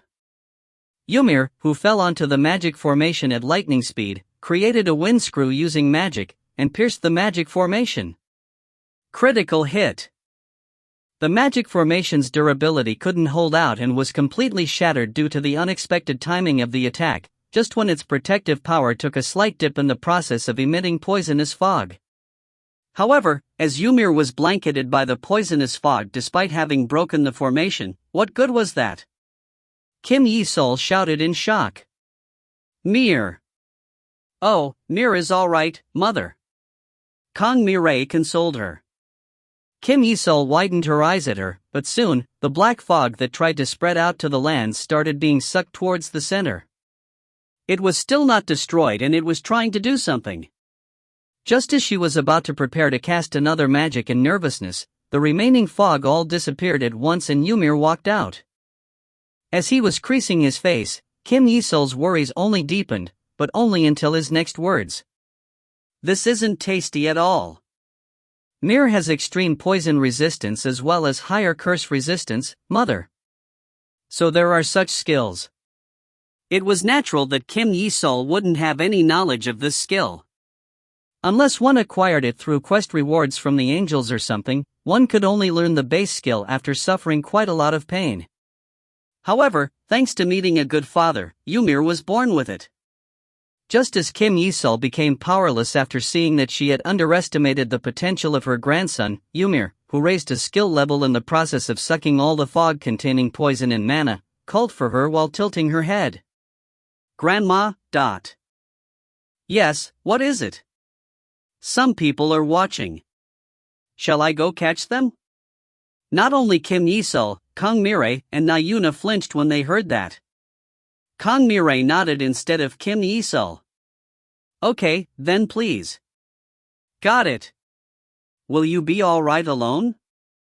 Yeah. Wait a moment, Nuna will give you a defense magic. No, those guys are weak so it's fine. With that, Mir disappeared on the spot. From the shallow winds that replaced him, it was possible to estimate that he had enhanced his body using wind magic. Kim Yi-sol muttered while dumbfoundedly looking at the spot he disappeared from. He really is multi-talented. If you take the talent to make artifacts away from Mr. IlHan, and put the talent to wield magic, then you'd get Mir. Although he was overwhelmingly inferior to Yoo IlHan in fighting power as well, that gap was shortening. Of course, this was because Mir had grown through fighting many enemies in succession, but it was also because he could level up by eating the dragon meat which Yoo IlHan had left behind. Yes, Mir was born different. Born into a position where anyone would be envious of, he also put in endless effort in his desire to become stronger, and was even lucky to gain opportunities to do so. Thus, it was no wonder he was so strong right now. What was even stranger was Kim Yi-sol, who looked even stronger than Mir right now. The magic she had casted in succession just now was something that Kang Mirae had never even heard of, and each and every one of them were strong beyond measure. According to her knowledge, it was impossible to use magic that interfered with time prior to becoming a higher existence, but it wasn't like she was one either. Mother is. No, it's nothing. Kang Mirae was about to question her but didn't. To start on that, Yoo IlHan's powers were inexplicable as well. Even though she knew that it was rude to ask, she had made a mistake due to the relaxed situation. However, Kim Yi-sol seemed to have understood what she was going to say, and shook her head with a smile. I also do not know why I became so strong. Really, why? Well, you were talented. No, it is not talent. I can declare that I have no talent. More so because I'm hitting loops without being able to go forward. Loops. Kang Mirae titled her head at the incomprehensible words, but Kim Yi-sol no longer spoke. Soon, Ymir brought a few men who fainted from magic, and Kang Mirae also forgot about the conversation just now. Kang Mirae did not have the interrogative ability that Yoo IlHan had. Of course, for him, it was just beating up souls. So she was worried about how to extract information from them, but it was all for naught. Obediently tell us about the magic FO. We will. Please spare our lives. I will say anything if you can guarantee that you won't kill me. Before she could say anything with lightning magic in her hands for threatening, they quickly caught up on the impending crisis, and spat out information like a leaking valve. Although they aren't here, there were nobles and knights that cooperated with us. There was only one fallen angel we saw. However, according to his words, they were nobles residing in the imperial capital that Kang Mirae had seen before in the imperial castle. The rotten ones with neither tenacity nor ability, but was full of greed. They were played by the fallen angel precisely because of that, and were spitting out everything they knew so easily. This won't do. Kang Mirae, who organized all the information that came from them, burnt them all to ashes and muttered while standing up. Although I did predict this, there's no way the fallen angels would have trusted them with so much information, but But we still found out something, that this magic formations are just what we predicted, a scheme to do something about Earth, and also a joint plan from the guys called Army of Brilliant Light and the Destruction Demon Army, as well as the name of the magic, Freedom. Freedom, huh? Kim Yi-sul pondered about the word, but nothing came to her mind. There was one thing that was for sure, and it was that the situation would become irreversibly big if they left this alone. People from tens of different worlds were already cooperating with them. Practically, all worlds connected to Earth right now had something to do with this. The route of proliferation was... There's no need to think about it. It's the Mercenary Guild, to be exact, the settled mercenary system, that is causing this, said Na Yuna with a sigh. The timing was so coincidental that they thought that the fallen angels had waited for this opportunity. At first, those guys pulled some strings behind a single world. And their plans were completely shattered by Yoo IlHan. Despite having repeated a few times, the results did not change. In the end, they realized the fact that they would fail with cooperating with just a single world unless they found a way to utilize the power of higher existences. However, with the second Great Cataclysm, Earth started being connected to many different worlds physically. Although there was the positive result that the good people had gathered, but in reverse, it had also produced a result that it gathered all the bitches from every world in one place. The Army of Brilliant Light are bad guys, and the traitors belonging to the Heaven's Army is also just a minority. They shouldn't have been able to come into contact with all worlds under Heaven's management. However, with the gates opening on Earth, they could openly do bad deeds through the humans. So the worst-case scenario we've come up with had become real in an even worse fashion, muttered Kong Mirai with a sigh. But soon, she tensed her body with a shout. Let's move as much as we can. They said that the effect of the magic would increase the more worlds there are, right? Then we shall clean up as many of the magic formations as possible. Hing. It would have been good if Mr. IlHan was here. Don't make crying sounds. We're going over to Brea immediately. We won't stop to rest, so prepare yourself. No, Mr. IlHan, ouch. Kong Mirai tapped Na Yuna's forehead lightly to shut her up. Kim Yi-sul watched the scene in satisfaction and hugged Ymir. Ymir tilted his head. Grandma, did you put perfume on? No. You smell good. Oh really? Just as she was enjoying some skinship with her grandson who only sweet-talked her, Kong Mirai and Na Yuna's gazes pricked her. She let him go, and he said the exact same thing to the girls and hugged them. Kim Yi-sul made a small sigh, unnoticed by anyone, after seeing their figures. This guy, what's he doing? Sheesh. He was busy all this time. She didn't think that he was lazing around after cutting all communications, but now that such a bothersome thing happened on Earth, she couldn't help but miss his son who cleaned up all messes before they even started up. Mother, let's go. Yes. Kim Yi-sul stopped her thoughts there and followed Kong Mirai. The gate that maintained connection with Earth constantly was within the Imperial Castle, so there was a need to move quickly. Meanwhile, the one that everyone longed for so much, Yoo IlHan, was currently Oria Aowa. Ho Iowa. Kwa. Kogaak. Kihioak. You're insane. You lunatic. How can you think of gathering them up to hunt all at once? Liara. Kayawayak. It's coming here. It's coming here. Yoo IlHan. IlHan. Erta. I'm not insane, I only kicked up the training difficulty. He had raised Hell difficulty into Inferno difficulty. Author's notes. Yoo IlHan's family are all not ordinary. What was after Inferno again? Translator's notes. If you find any errors, ads pop up, ads redirect, broken links, non-standard content, etc., please let us know. Report chapter so we can fix it as soon as possible. Chapter 178, Everyone Else is a Guardian of 4. It was not long ago that Yoo IlHan had become used to hunting these monsters. I'm no longer afraid of the vibration demon now. But you weren't afraid in the first place. Liara. We still are afraid of them. Urta. No, not that. I don't feel like I'd lose against anything in this dungeon now. The battles with these monsters became so easy that the demon he just killed, he killed with just 2 strikes, including a surprise attack. Well, of course, those 2 attacks were probably strong enough to split the earth in half, but until now, these demons had endured such attacks. Hence, hell mode.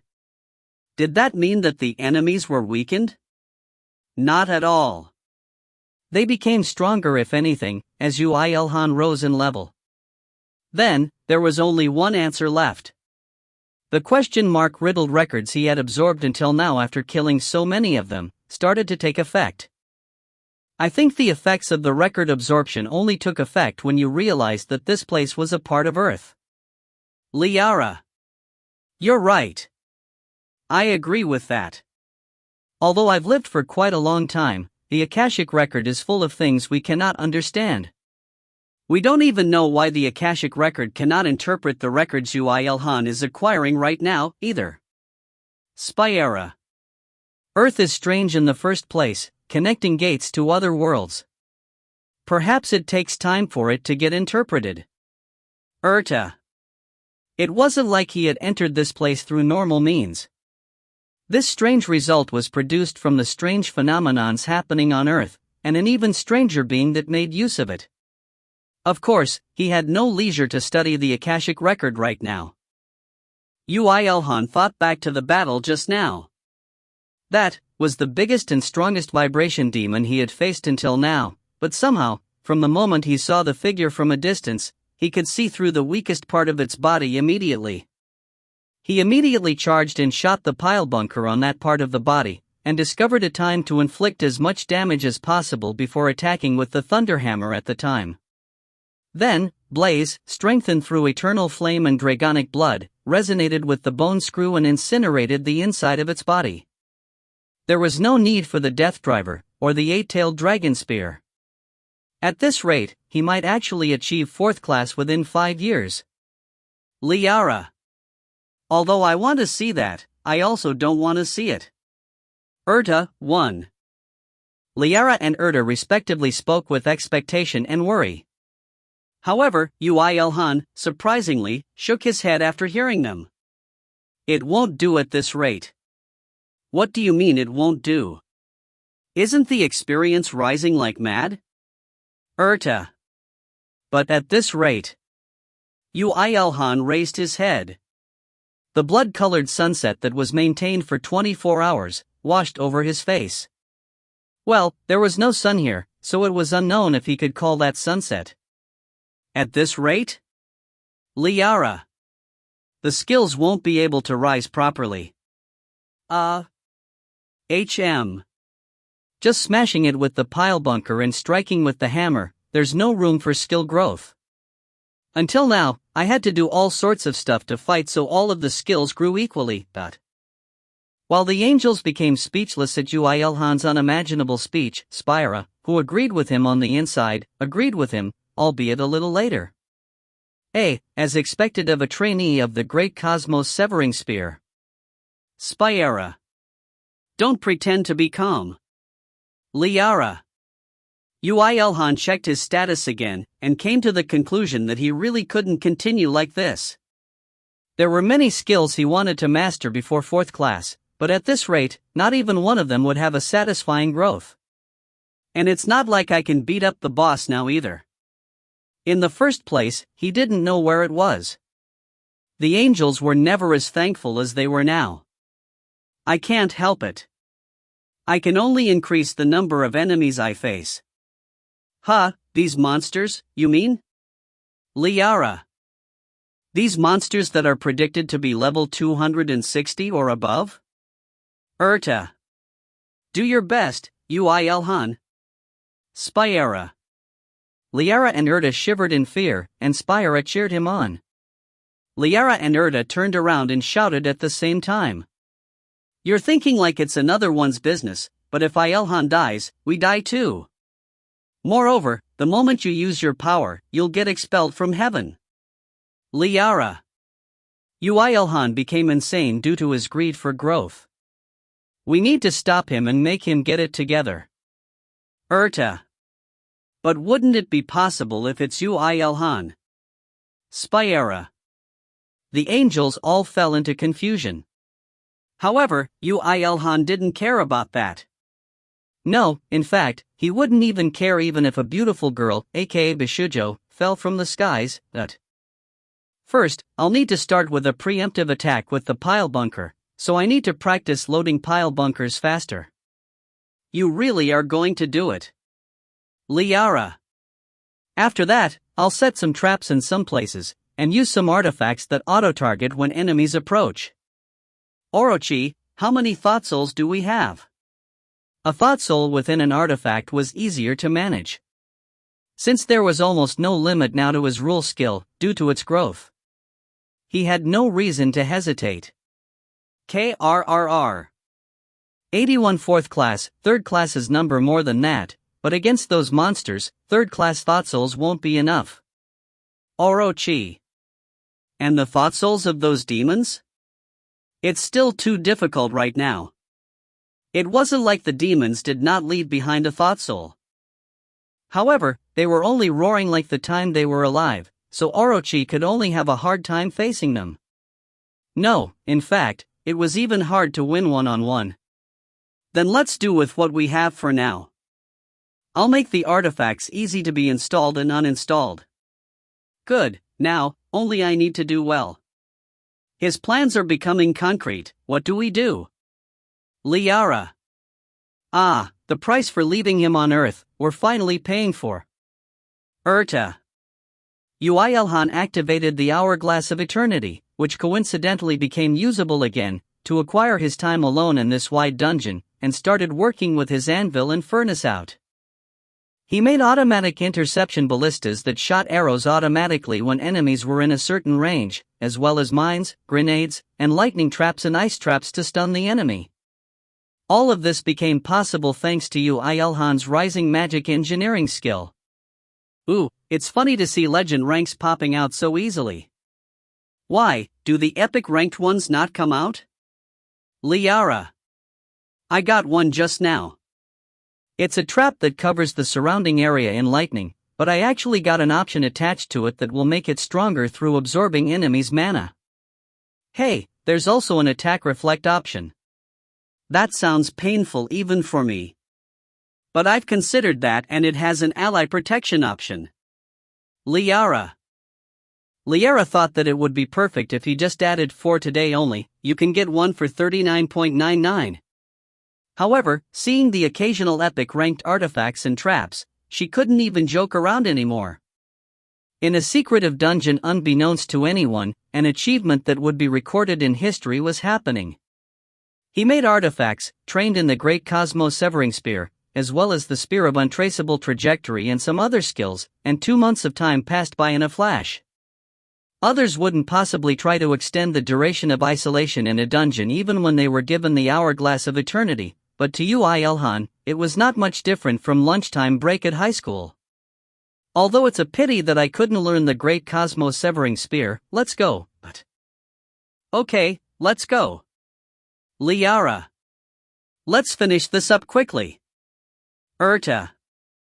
In the 2 months that didn't even take 1 second, the angels were all in a state of nirvana. If they couldn't avoid it, they could only enjoy it. The girls took a step forward as higher existences. And so, it comes to now. Kaya Hawk. As I expected, I can't do this. There are 2 more coming. Eliara. Yoo IlHan, beneath your feet. Below. Urta. Bullshit nirvana. Even the world's most frightening roller coaster wouldn't they scream like they were doing now. HHP. Yoo IlHan moved his body according to the 2 angels that loyally reported back the position of the enemies without him asking. Ku. Kihiik. Without even needing to look back, He could realize from just their voice alone that monsters that shot out vibrating tentacles, fire, frost, or lightning were waiting to devour him whole, even with their vital parts, such as the heart, penetrated through. Good, I knew skills won't grow without a thrill like this. You're a pervert. You pervert. Liara. Yoo IlHan had to become proficient in flying through the attacks of enemies that poured onto him literally by the second, and dodging all of the fire, lightning, ice and tentacles. However, even when dodging, he would not simply just dodge. The moment he directed a shockwave towards the back for leap, a slug cartridge appeared in the direction of the shockwave. And shoot! The cartridge obviously broke apart in the shockwave. The cartridge, which contained the power to absorb and amplify due to the materials being from the vibration demon, absorbed all the shock, and amplified it and sent it outwards in every direction.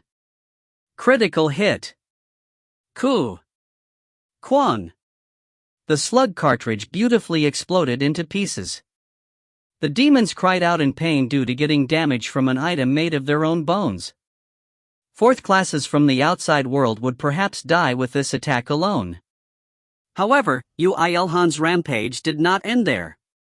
He had successfully lured them the range where he had set up small, mid, large, and extra large-sized ballistas, which he had set up like an orchestra. Despite the fact that they were hopelessly attacked by the grenades and the landmines until now, and precisely because that happened, the demons blindly chased Yoo IlHan while rampaging even more. The result was not worth talking about. Kawa'a. Ki-hee. Ki-hee-hee.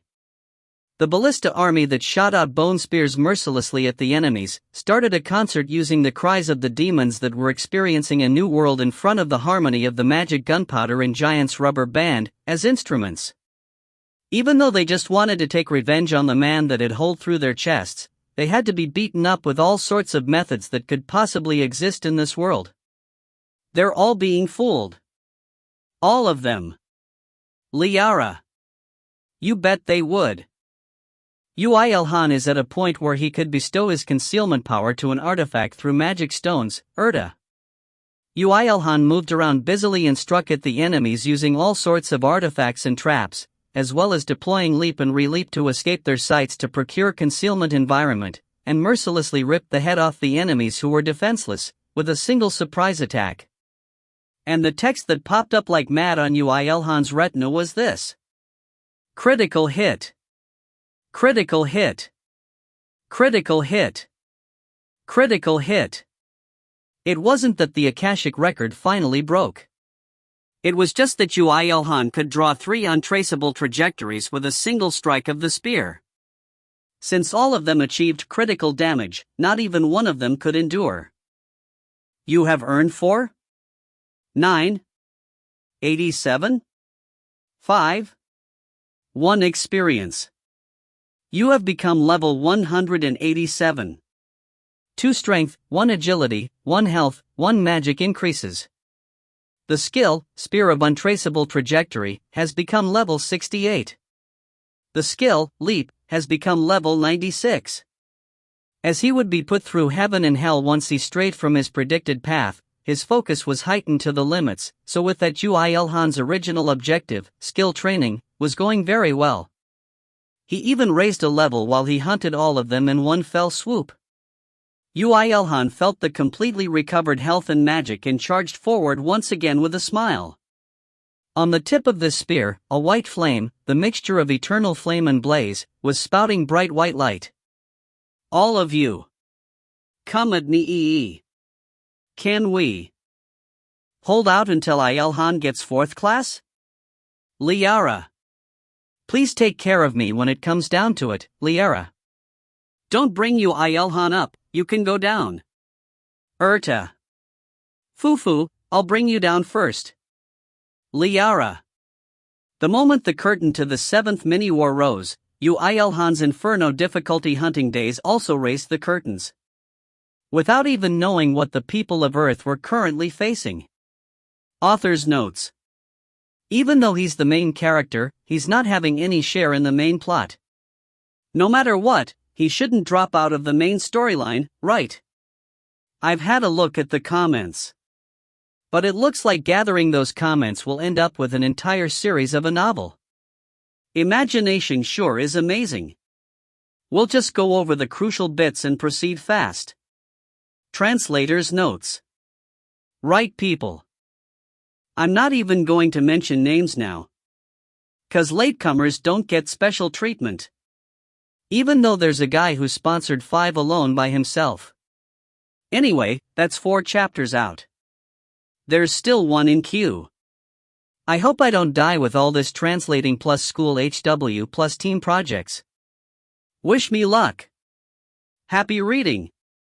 If you find any errors, ads pop up, ads redirect, broken links, non-standard content, etc., please let us know. Report chapter so we can fix it as soon as possible. Chapter 179, Everyone Else is a Guardian, 5. Another year passed. It had been 2 years since Yoo IlHan had entered the dungeon, and it had also been 2 years and 2 months since the Earth had undergone its second Great Cataclysm. Of course, it was hard for Yoo IlHan to feel that flow of time, as the dungeon was covered in red light without night and day, and Yoo IlHan's physical body had evolved a lot and now he was fine with almost no sleep. Just that, he remembered the number of times he had opened the barrier, which he opened every month when the angels told him the time. Inside, he would repair his equipment, resupply his consumables, make food, check his skill status, and train. Right now, after achieving second anniversary in this life of hell, Yoo IlHan was in deep thought with the scene in front of him. This is no longer hard either. Yeah, right. Liara. Retorted Liara with every bit of potential she had in her soul. Her eyes were also fixated at what was in the front. Endlessly bursting flesh and drops of blood, resonating cries and screams. Here was true hell. Of course, the difference was that the Punisher and the punished had switched places. Kuwawak. Kihik. Various overlaid traps, ballistas that never lost sight of the enemy once targeted. It didn't stop there, and there were drones which flew around to grab enemies, or pull them together, or tackled their legs, or just plain beat them up. That was the item that proved Yoo IlHan's growth in magic engineering. Of course, he wasn't able to push the monsters to their deaths with just that. Perhaps he would be able to kill them if they were normal 4th class, but it was nigh impossible to fatally wound these over level 260 demons, and Yoo IlHan also knew that well. So, all his install-type weapons and traps were focused not in attacking power, but in grabbing the attention of the enemies, and nullifying their movements. That, first, disabled their focused attacks on Yoo IlHan, and second, enabled Yoo IlHan to conceal himself more easily. Really, for Yoo IlHan, that was more than enough. The ones he trusted the most, and the one he sought to raise the most, were his physical body trained over numerous years, and his concealment, which now basically became one with him. HHP. Critical hit. You have earned 847, 34523. Experience. Yoo IlHan was more free than anyone in his own domain, and shook the insides of the domain with his spear that was more fatal than any other traps in the area, while taking the necks of the lower-leveled ones first. Yoo IlHan, who had absorbed their records for 2 whole years through hunting, was now literally the same as having equipped eyes that scouted these demons. Now, he could read through their health, weaknesses, patterns, skills, and even simple thought processes. There's around 50 here, but he's not even challenged. Liara. It's 67, Liara. With this many here, they're even committing team kills. They're just hitting something like mad, but they don't seem to recognize what they're hitting. Spyera. With bombs exploding everywhere as well as arrows flying from all directions, the demons were swept by away like mad. Naturally, attacks aimed at Yoo IlHan were frequently missed, and oftentimes they would hit their allies. In fact, more of these demons were killed due to team kills than through his traps. Yoo IlHan was undergoing battle while moving around hectically, but realized that at this rate, they would not be able to land a single finger on him, tentacles included. Then, there was no meaning to his aggroed hunting. A battle without thrills was akin to a practice stage. No matter how long he did this for, his skill proficiency would not rise. Did I go overboard with the artifacts? Should I decrease their numbers and fight up front? Please don't. Liara. Although you may be alright with it, we aren't. I'll really hate you if you keep doing such foolish things like this. Urta. I think it will be fine for Yoo IlHan though. Spyera. Stop with the baseless faith. He would have proceeded if this training was without a threat to his life, but since it was, he couldn't remove his safety devices. Yoo IlHan was pressured by the angel's desperate request and nodded his head. Then I can't help it. Let's switch to level up mode now. Yoo IlHan's level was still 195. No matter how much experience these demons gave him, unlike the worlds and dungeons full of monsters he had experienced prior to this, there was a limit to the number of these demons generated in this dungeon, and his growth had stalled. Stalled? Stalled? Liara. Ah, you're noisy. Of course, it wasn't just due to that. Another reason for the drop in his growth speed was because Yoo IlHan was adamant in group hunting, and had to go around with a massive trail of those demons on his tail. However, if he killed everything in his sight without even bothering to fold his wings, then his level up speed would accelerate. Although it did weigh on his mind that he hadn't mastered the skills as he wanted to, he decided to believe that around 2 more skills would reach the master level by the time he received the 4th class mission. Well, then. I should start off by killing everything here. The moment he decided on that, he activated all the landmines within the area and caused a grand explosion. The destruction was one thing, but the instantaneous boom and flash was even more frightening. There was no way these demons would get affected by normal light or sound, but Yoo IlHan's version was precisely made to affect them. He had thoroughly analyzed their abilities and made these so that they would disrupt their defense system. Kihik. Kihak. The moment all the demons in the area were nullified, he spat out a huge shockwave behind his wings and charged towards them by the repetition of leaps and re-leaps he was used to by now. Oroki Thai. Crow Aor. This scene looked like it was from some shonen manga, but Yoo IlHan and Orochi, connected through the rule skill, focused their wills on the tip of the 8-tailed dragon spear. On the 8-tailed dragon spear firmly gripped by his 2 hands, his level 99 superhuman strength, the power of dragonkin raised by dragonic blood, level 90 blaze, and finally, the sharpness of the sword, which he needed the most right now, was imbued. This was literally everything Yoo IlHan had piled up on Tylo now. Wait, no. One more thing. HHP. While charging in a speed even he could not control, Yoo IlHan swung his spear towards those that were blocking his vision. At that moment, demons in his range of all 6 directions as well as diagonal directions, all spurted out enormous amounts of blood. Critical hit. Critical hit. The skill, Spear of Untraceable Trajectory, has become level 83. Critical hit. Meanwhile, his spear took a step forward, and the number of strikes he could use at a single time increased in number.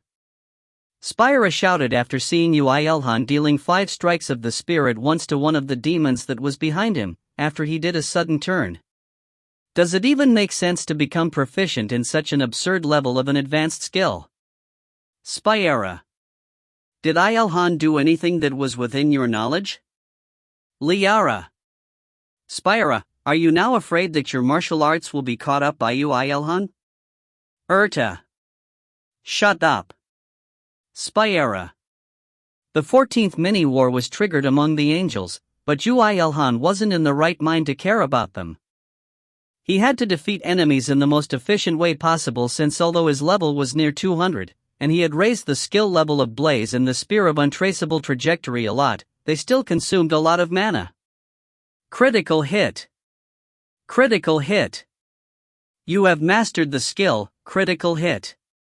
It becomes easier to find weaknesses even against enemies you meet for the first time, and the power behind critical hits increases by a large amount.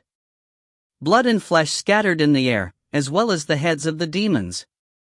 Even while moving faster than he could recognize, Yoo IlHan pulled off escaping the eyes of enemies and concealing himself, and the screams and cries that filled the region also started to die down after a certain point. You have earned 94, 45, 12, 453 experience. You have earned 53, 44, 35, 501 experience. And finally, the moment arrived. You have mastered the skill, Leap. The limitations on the number of re-leaps, as well as the delays between each re-leap completely disappears.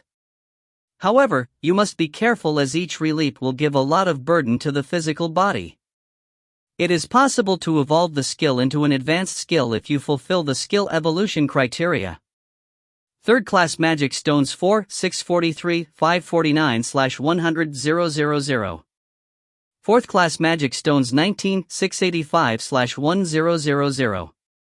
Blood of high magic species 201, 559/1000L. Attain 2 achievements related to Leap 2 halves. The skill evolution criteria for the skill, Leap, has been fulfilled. Will you evolve the skill? Although he wanted to master the superhuman strength skill first, he ended up mastering Leap first. Well, yeah. He had no complaints in that itself. However, what the hell was with the insane skill evolution criteria? 100,000 3rd-class magic stones? 1,000 liters of high magic species? Achievements related to Leap? Leaving aside everything else, 1,000 4th-class magic stones, that was impossible for anyone other than Yoo IlHan. Even language required only 100. Although, language requires a 5th-class magic stone too. If the language skill went with quality, Leap skill went with quantity. Of course, that was according to Yoo IlHan's standards. He thought about what to do, but then remembered that he was still under battle. Cool. Fine. I'm coming. Yoo IlHan, who replied as if he was going to play with puppies, did indeed play a lot with them. The final one remaining was the one with the most tenacious connection to him, the perverted vibration demon. Flu. Kehaha. Yoo IlHan struck out with his spear after dodging all of those long and large tentacles. Critical hit. The 8-tailed dragon spear, which would have been deflected by the vibrations before, ignored all vibrations and just burnt everything.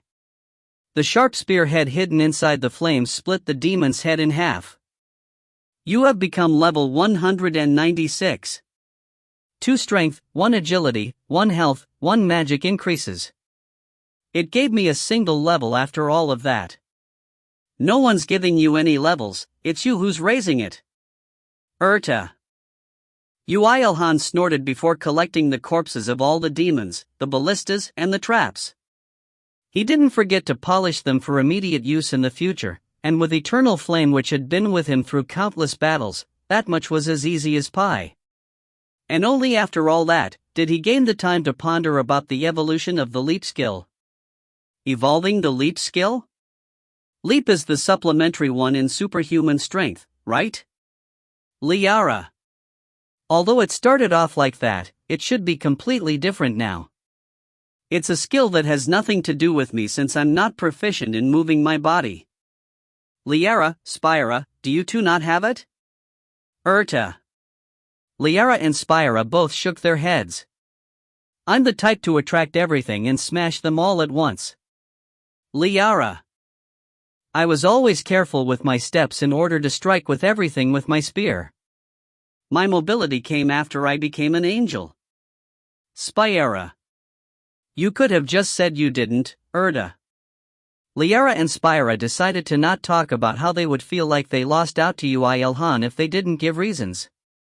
Of course, Yoo IlHan was busy thinking about the Leap skill, and didn't care about their conversation. I should evolve it, right? Unless you're planning to eat all those 4th-class magic stones or something, then yes, I guess? Erta's advice was effective. Yoo IlHan shook away the final shred of hesitation in his heart and chose to evolve, and immediately, a portion of the magic stones and dragon blood in his possession appeared outside and covered his body. And finally, the 2 achievements he attained related to Leap, the quickest, and the frog that leaped out of the well, as well as the records related to those 2 titles were all dismantled and sublimed into a higher form of record. Of course, he did not know how and why those 2 titles were achievements related to leaping. It's strange that this skill is possible to be evolved alone in the first place. Liara. Just what kind of results would it bring? I'm looking forward to it. Urta. No matter how grand the conditions for evolutions are, there are plenty of cases where the results aren't up to par. Of course, I wish that was not the case, but if you expect too much, you may become Spira. The moment Spira was about to continue, the dragon blood that enveloped Yoo IlHan swallowed the numerous magic stones, and seemed to change in property before being absorbed by Yoo IlHan's body. The angels realized that the enormous quantity and quality of mana was changing into a form that they knew very well. I think it's for sure. Urta. But that ability is... Spira. While the angels were tilting their heads, Yoo IlHan also started to understand the identity of the power surging inside him. And the fruit of that finally etched onto his retina. You have acquired the skill, Warp. The power of leaping beyond the extreme will distort spacetime and will lead you to the location you want. It is possible to transfer by using a large quantity of magic stones, and you are able to move to anywhere as long as its place you are in perfect comprehension of. It is also possible to bring others with you by consuming additional magic stones. After realizing the identity of the power that completely settled inside him, he felt a strange combination of freedom, emptiness, disappointment, and joy as he spoke. Let's go home now. Representing the other 2, Liara replied in a bright and worry-less voice.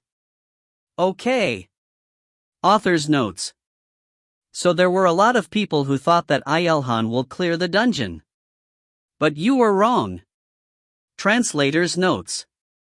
If you find any errors, ads pop up, ads redirect, broken links, non-standard content, etc., please let us know. Report chapter so we can fix it as soon as possible. Chapter 180, Everyone Else is a Guardian, 6. There was a limit to the sleeper's net catching a lot of fish. Never did he imagine he would master leap while training to kill the boss of the dungeon, and even escape the dungeon with the advanced version. He could have predicted it when the title, Frog That Leaped Out of the Well, came into play in the evolution process. Perhaps his foreshadow reading abilities had come to an end? Well, it didn't matter that much, since he could now go back home, but Yoo IlHan still couldn't erase the sense that something was remaining in his heart. Although it's good that everything's solved, what is this stuffy feeling? That's because you're a pervert that cannot rest still until you kill the boss in whichever dungeon you're in. But I still like you that way. Liara. I also like myself this way. And yes, I like you too. Hey. Liara. Liara thought that she would be forgiven if she just attached I like you at the end of her lines, and it was true. Yoo IlHan stroked her hair and checked the skill he had earned just now, Warp. The conditions for using this skill is so tedious. It's not like I can go to anywhere I've been to, but only after I have a thorough comprehension of that area. What is thorough comprehension?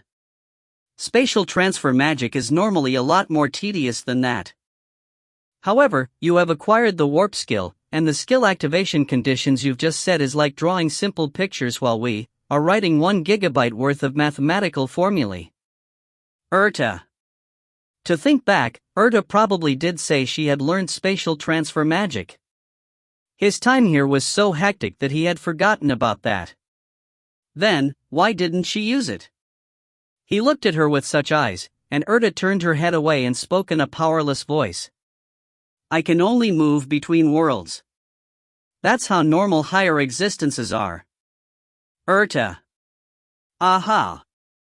Urta probably had her pride as a higher existence specializing in magic.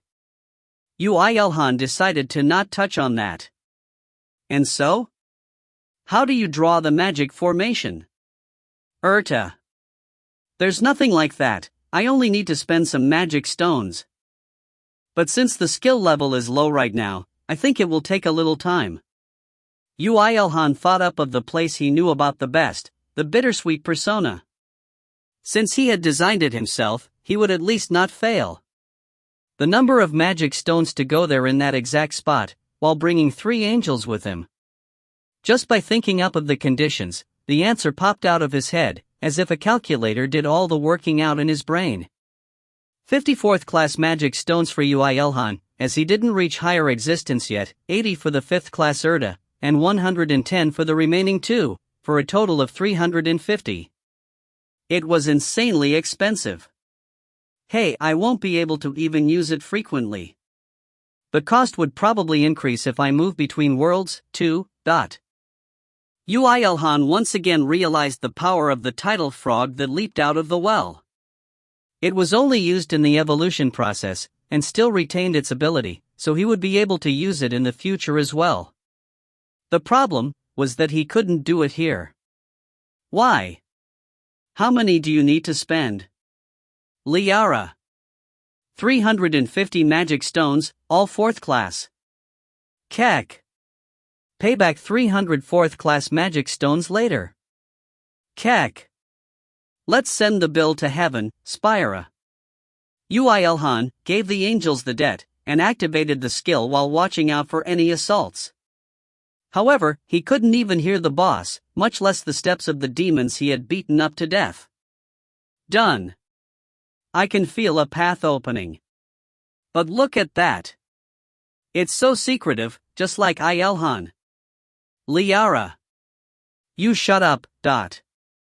As Yoo IlHan's skill was an advanced version of Leap, there was no tedious process like summoning a gate outside, and just needed for everyone to jump from the spot. That action would become the trigger and distort the path. Now.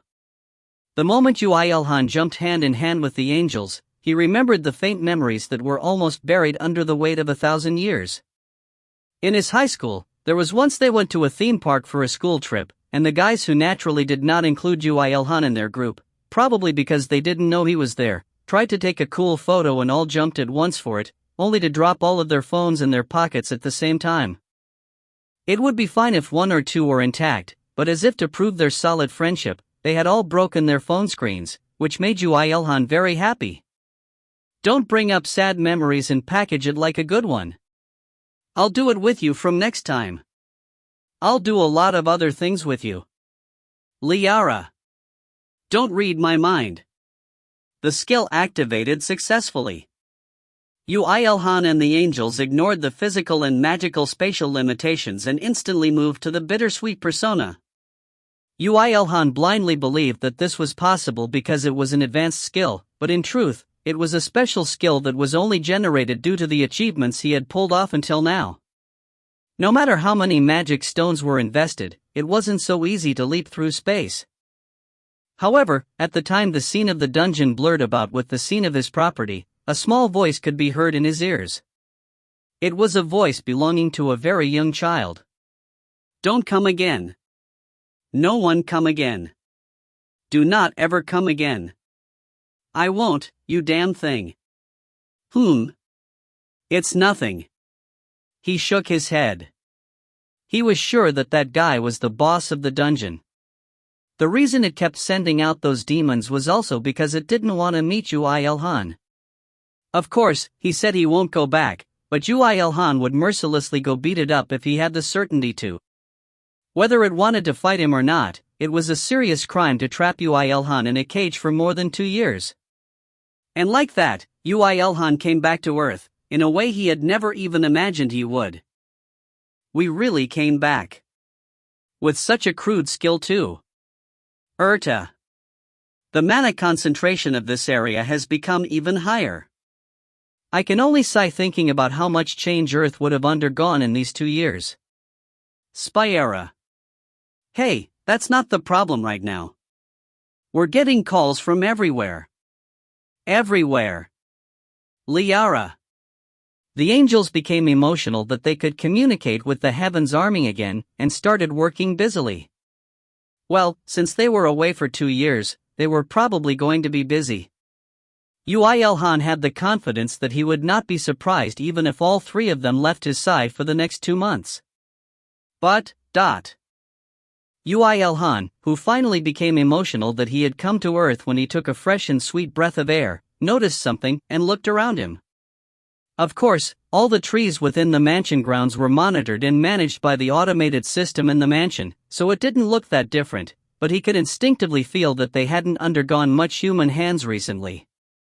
Looks like everyone was busy until now. Nothing bad happened. Right? Liara. No, there are traces of them being here from time to time.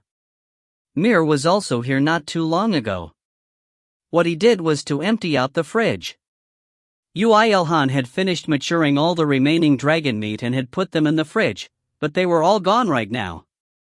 I suddenly feel like a lot of time has passed, but... This guy, you didn't say anything like that when you were learning magic engineering to craft artifacts and leveling up. Liara. Well, parents only feel the flow of time with the growth of their children. Yoo IlHan couldn't deny Erta's words. Not to mention deny, he wanted to meet Ymir right now. The things he had endured until now started exploding all at once. Oh crap. I might even be glad even if I meet Miss Yuna right now. Hey, don't go saying that to that woman. It will become a mess. She might try to put a stamp on you. Liara. Yoo IlHan entered the mansion while laughing. The first thing he wanted to do was to have a nice bath with the luxurious facilities in the mansion. Thinking back to how he couldn't even wash properly in the dungeon for 2 years, he gritted his teeth. Let me go with you too. Liara. You also need to scrape your body though. Let's use a bath each, while I still stay calm. The angels all agreed that they needed to wash up before getting busy, and they each headed to their own battlefield after splitting up. Liara couldn't let go of the regret, but Spyra and Erta forcefully took her. Yoo IlHan first took off all his armor and washed them clean, and jumped into the bath after a quick wash. Dirt and dead skin floated up the bathtub without even needing to scrape his body. It was as I looking at a birth of an army. Although, the bath was also an artifact so the waste automatically disappeared. Wait. It was at that moment that Yoo IlHan thought of the giant bucket in his inventory. He discussed with the angels about how it would be good to train mana inside it, but he had forgotten about it since he had a lot of other things to use it on. But since he had used up all the materials in the 2 years in the dungeon, there was no need to use the giant bucket for quite a while. Then. Good. Scraping all the dead skins and dirt off his body in a flash, he stood up after draining the bath. But then, he realized something else as well. Although he didn't notice until now since he had no time to check his growth in the dungeon, it looked like he had grown taller in the past 2 years, and he reached 190 centimeters. So I didn't notice since the growth was too gradual. Yoo IlHan was surprised after seeing himself in the mirror. He thought that his growth period had ended with him entering 20 years of age, but it looked like the cells that had evolved over his millennium on Earth had gradually changed his physical body with the repetitive level-ups and the flow of time. He alternated between gripping and loosening his fists, and cleanly shaved the beard he had left alone until now, since he was in front of the mirror. He also took out the spear to cut off his hair and it became quite neat. Well then, Thankfully, the bath was wide enough for the bucket to fit. He burned all the cut-off hair with blaze and poured hot water in the giant bucket. But then, he thought up of something and took out a bottle of breath and put a few drops of it into the water. Then, the water was dyed in pink and the bucket vibrated slightly for a moment. Yoo IlHan thought that his thoughts weren't wrong. Perhaps because it's made of dragon hearts, it sure does have a great compatibility with dragon blood. Yoo IlHan scraped his body once again before entering the bucket, and jumped in without hesitation. Phew. Although on the outside, the bucket looked normal since the magic organs comprising the heart had all been fused into the bucket, it was quite clear that the group of dragon hearts absorbed in the bucket were doing their jobs. The waves of mana from various parts of the bucket vibrated the water, and vibrated the dragon blood diffused inside it, and even shook the mana residing in Yoo IlHan's body. The feeling was considerably good. Since I made so much, I won't need to make cookies for a while, right?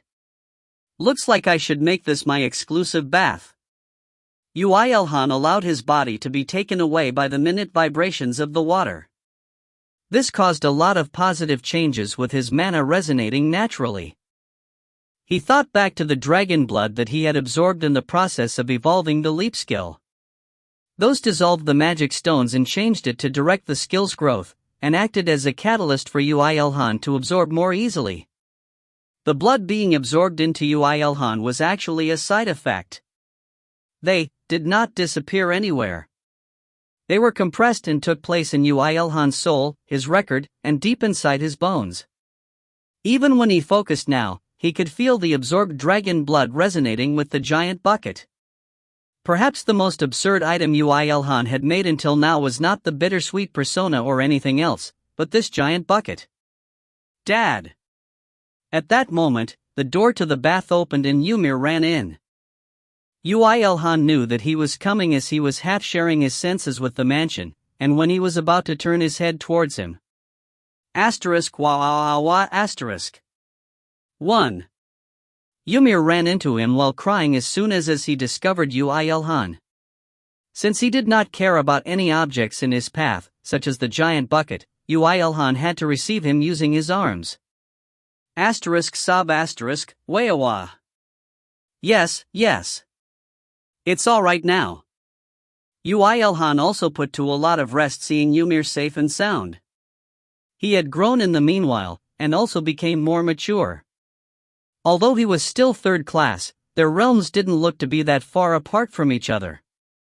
Just with hunting, there was no way he could have caught up to Yoo IlHan, who suffered in hell, but it looks like the effects of the dragon meat were really effective. Dad, where did you go? It's a long story. A really long one, do you want to listen? Yeah. Okay, then.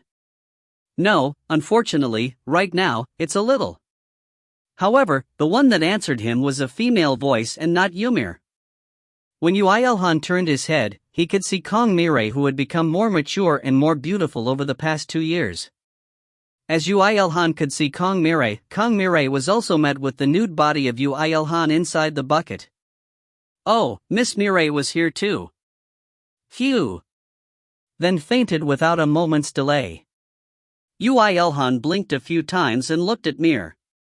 Mir, why did she just faint? I don't know. What was she about to say again? That I do know. Ymir answered confidently. They say the third Great Cataclysm is coming. What? The moment Yoo IlHan was about to say something, a loud noise resounded from where the angels would be washing. Just where did Liara throw her pride and dignity as an angel? Yoo IlHan missed the her of when they first met as he stood up. It looked like this was no time for a leisurely bath. Author's notes. Let IlHan rest already. Crying face. Translator's notes. No, you don't need those donors right now, you guys are killing me. And hey, sponsors are done. No more in the queue now. But there are still 2 regular chapters tomorrow. Presumably at this time. 1 God, I have no idea how to translate crying sounds. If you find any errors, ads pop up, ads redirect, broken links, non-standard content, etc. Please let us know. Report chapter so we can fix it as soon as possible. Chapter 181, Everyone Else is a Guardian, 7. Yoo IlHan tried to lightly wipe his body and get clothed, but the clothes he had bought 2 years ago didn't fit him anymore. Without any options, he just wore a gown over his underwear, and pushed the giant bucket to one corner of the bath. The water inside was constantly affected by the bucket to keep the cleanness of the water, so he only needed to heat it back up again when he entered later. But why is Dad having a bath here?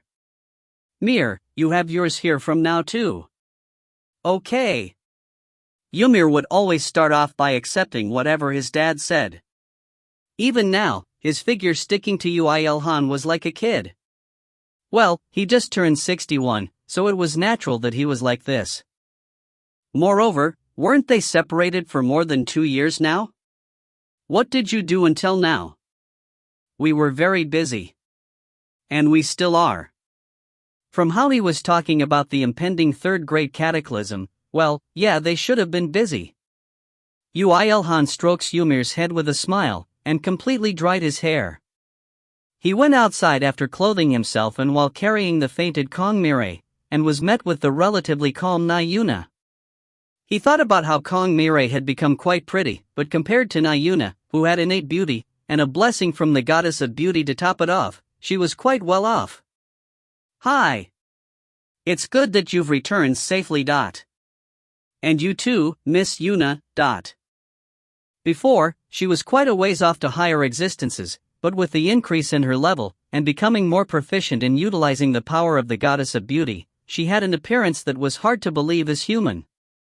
As Yoo IlHan couldn't see the change process over the 2 years, he was shocked even more. Since she was already catching up to the original beauty of a higher existences, despite being a lower one, what would happen once she became a higher existence? He could finally understand why the heads of the various factions aimed for her. And at the same time, he was sure that a lot of annoying things would happen in the future because of her.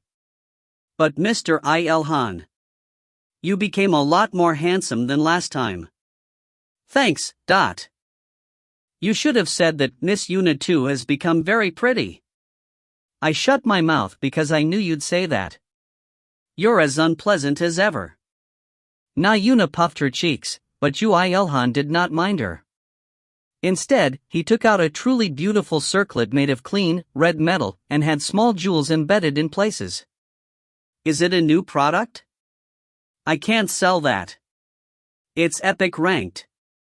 Well, for Yoo IlHan, this was nothing more than some random accessory he had made in his spare time in the 2 years of hell, but even the carefree Nayuna couldn't help but flinch at that. However, Yoo IlHan's next words were even more serious. You can have it, Miss Yuna. Although there's an ability to strengthen mana, it tilts more to protection. You'd be able to endure even if you were ambushed by a higher existence in some higher world, that should be able to hold out twice. So you need to find someone to protect you while you run away. There's a lot of other options, so do take a look. He turned around since he couldn't hear a reply, and it looked like she was so absorbed in the circlet, and didn't listen to him at all. Well, it was no wonder. Anyone would be like that with an epic ranked item in their hands. Yoo IlHan understood her feelings. And soon, a reply came back in a small voice. Thank you. It's fine if you use it well. Okay. Nayuna immediately put the circlet on.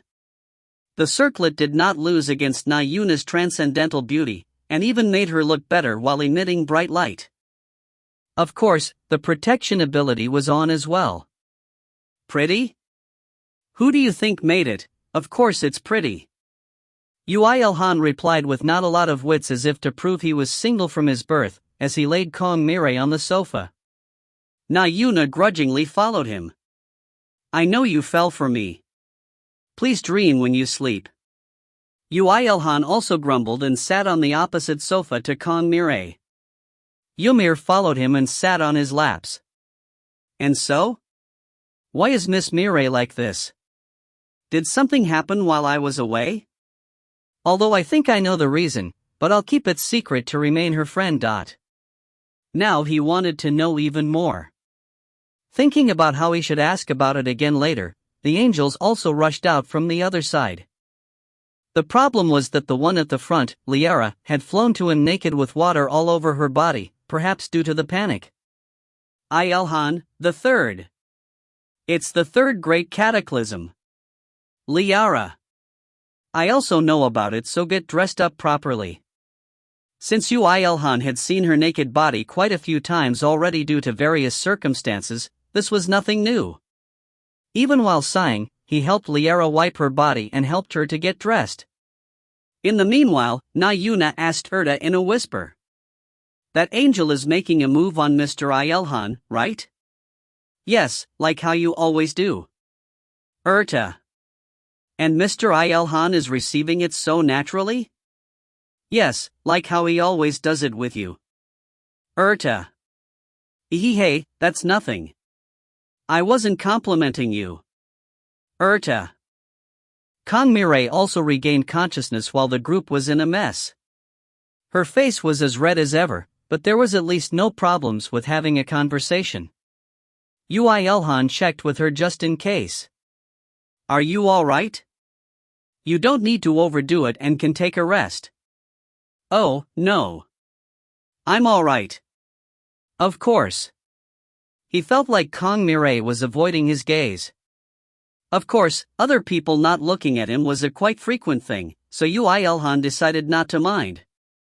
What he needed right now was information on the current situation on Earth as well as the matters that were happening inside it.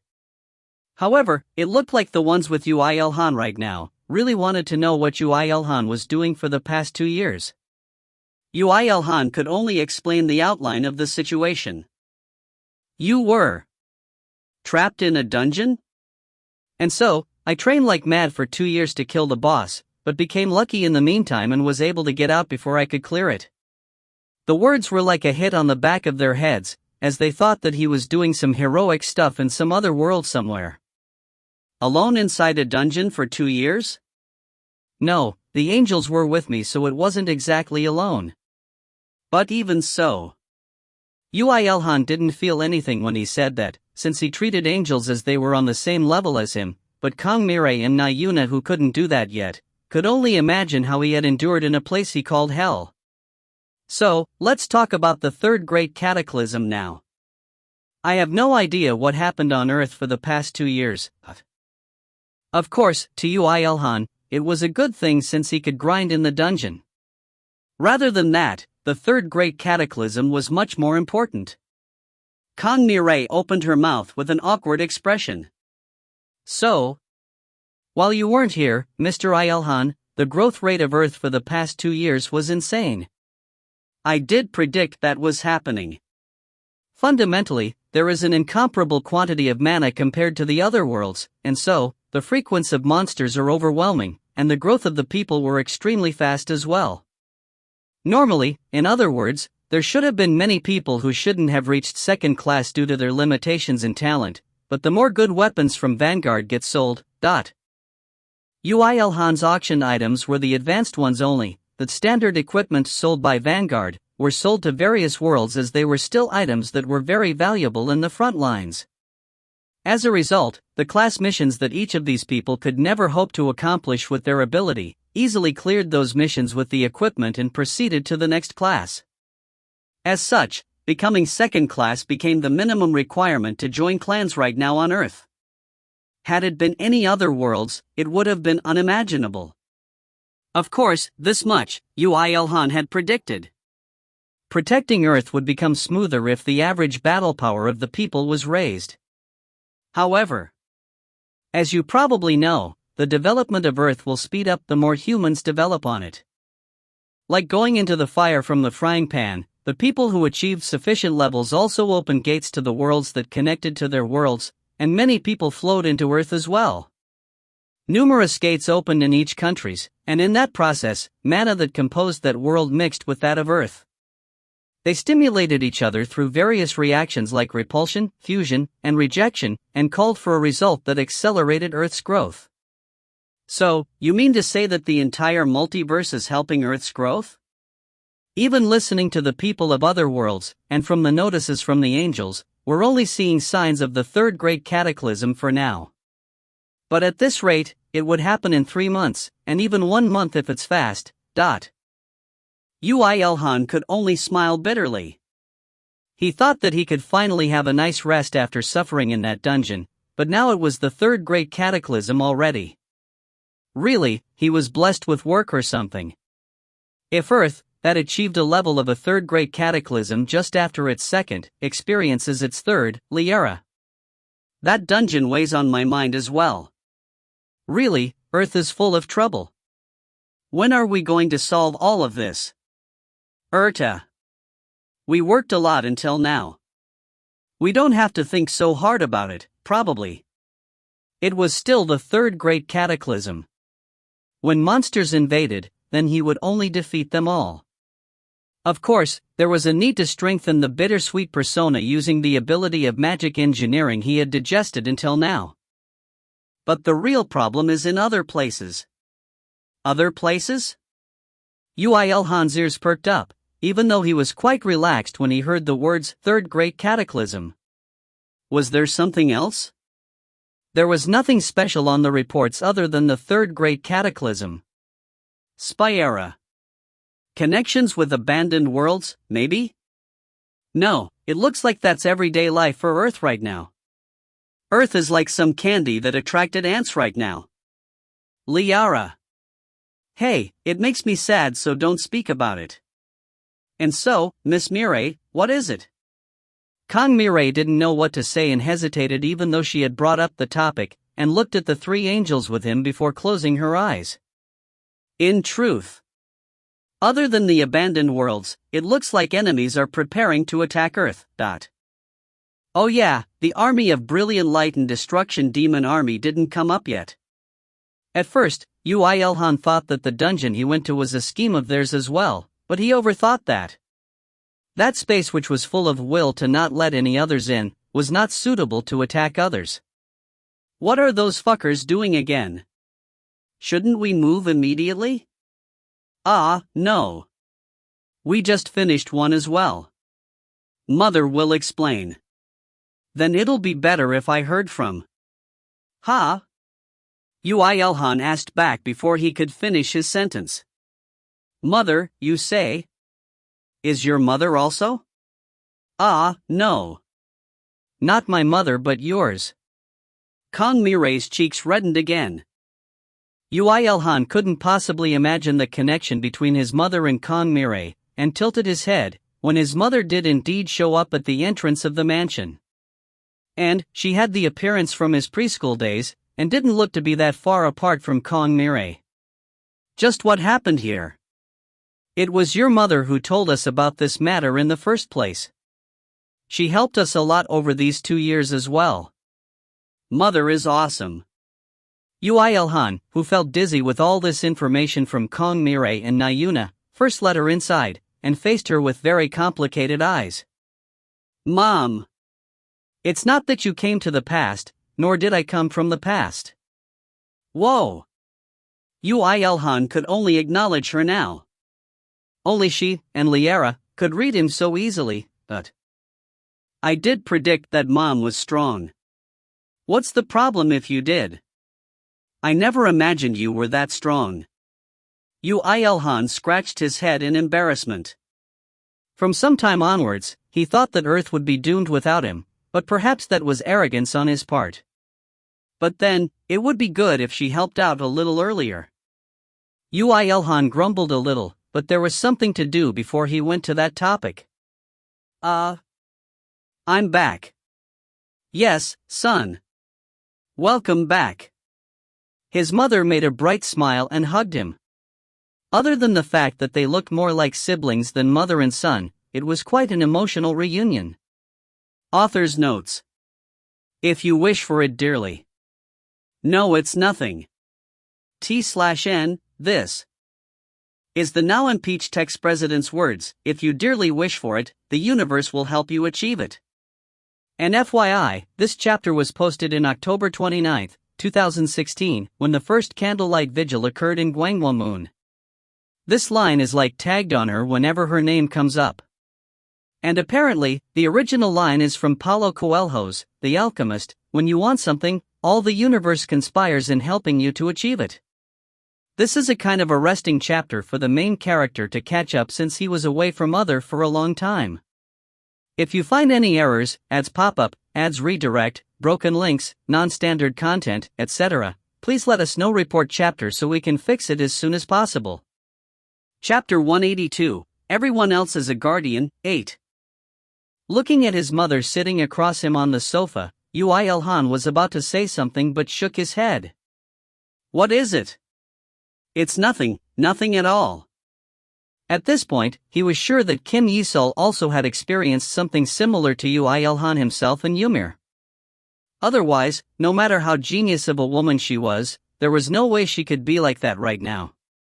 Although Kim Yi-sol was not saying anything, in Yoo IlHan's eyes, it looked like she was just before 4th class. In other words, her level was similar to his own. Although it was no boast, Yoo IlHan could not accept that anyone else other than him had digested a schedule as hard as Yoo IlHan. It was only possible for him as he had the foundations from the 1,000 years of training. No amount of talent would explain Kim Yi-sol. However, she did not speak of the reason. It was probably the same as why he didn't talk about his 1,000 years of dropout period. There was definitely not so simple reasons behind this. Yoo IlHan thought that he didn't have the qualifications to ask her about that. And so, what is this that you're about to tell me? It's a magic formation. Like the time she did with Kong Mirai and Nayuna, Kim Yi-sol opened her interspace. Yoo IlHan was worried that the angels may go on a rampage with such a scene in front of them, but he was worried for nothing. From the point they had warped back to the mansion with the advanced version of the leap skill, their comprehension ability had gone through a fundamental change. What is that woman doing? Liara. Think about how we came back here. I can accept that easily right now. Erta. You became strong, Erta. Liara. So she was hiding her ability. Truly capable. Spyera. He laughed when he heard the angels, but was still captivated by the magic formation that came out of Kim Yi-sol's interspace. He could feel the malicious intent behind it even though he knew that it had lost all its power. Just what? Is? It's a long story. Kim Yi-sol had told him everything about how she first found this formation in the world she had gone to, and how she discussed that with Kong Mirai and Nayuna, as well as how they found those magic formations in each of the worlds, and finally how they found people who cooperated with fallen angels, and they proceeded to destroy them. As the number of worlds connected to Earth increased, it really became a mess since the number of people they, fallen angels, can meet had drastically increased. Moreover, considering the defensive ability of the formation, and the weight of this incident, we can't exactly ask for help from others. Rather than unable to ask for help. Everyone was so busy. In these 2 years, the average level of the people of Earth had risen by about 20. There were more than 70% of those that had no will to fight, so really, it was an absurd increase. Even so, you four went around so many worlds? To destroy this magic formation that you don't know was doing? For 2 years? It was sure that it was the joint work of the Army of Brilliant Light and the Destruction Demon Army. Moreover, didn't you also say to not trust the angels? There was the one with Yuna too. And so, I couldn't bear to consult the Heaven's Army about this formation. Ugh, at this point, I'm wondering if Army of Brilliant Light was planning to sow discord between the angels and the humans in the first place. Liara. While Liara sighed, Yoo IlHan thought that there was a need to tell Kong Mirai, who had misunderstood his words, and spoke. The reason why I said not to believe in the angels is because they can't do anything even if you do, not because I'm worried about some random traitors among their ranks. You, come with me to the rooftop. Liara. And although unintentional, we could also grow a lot while destroying a lot of things by going around to other worlds, in these past 2 years. Definitely, he didn't notice for a moment, since the incident with his mother had too big of an impact, but Kong Mirai and Nayuna had high levels as well.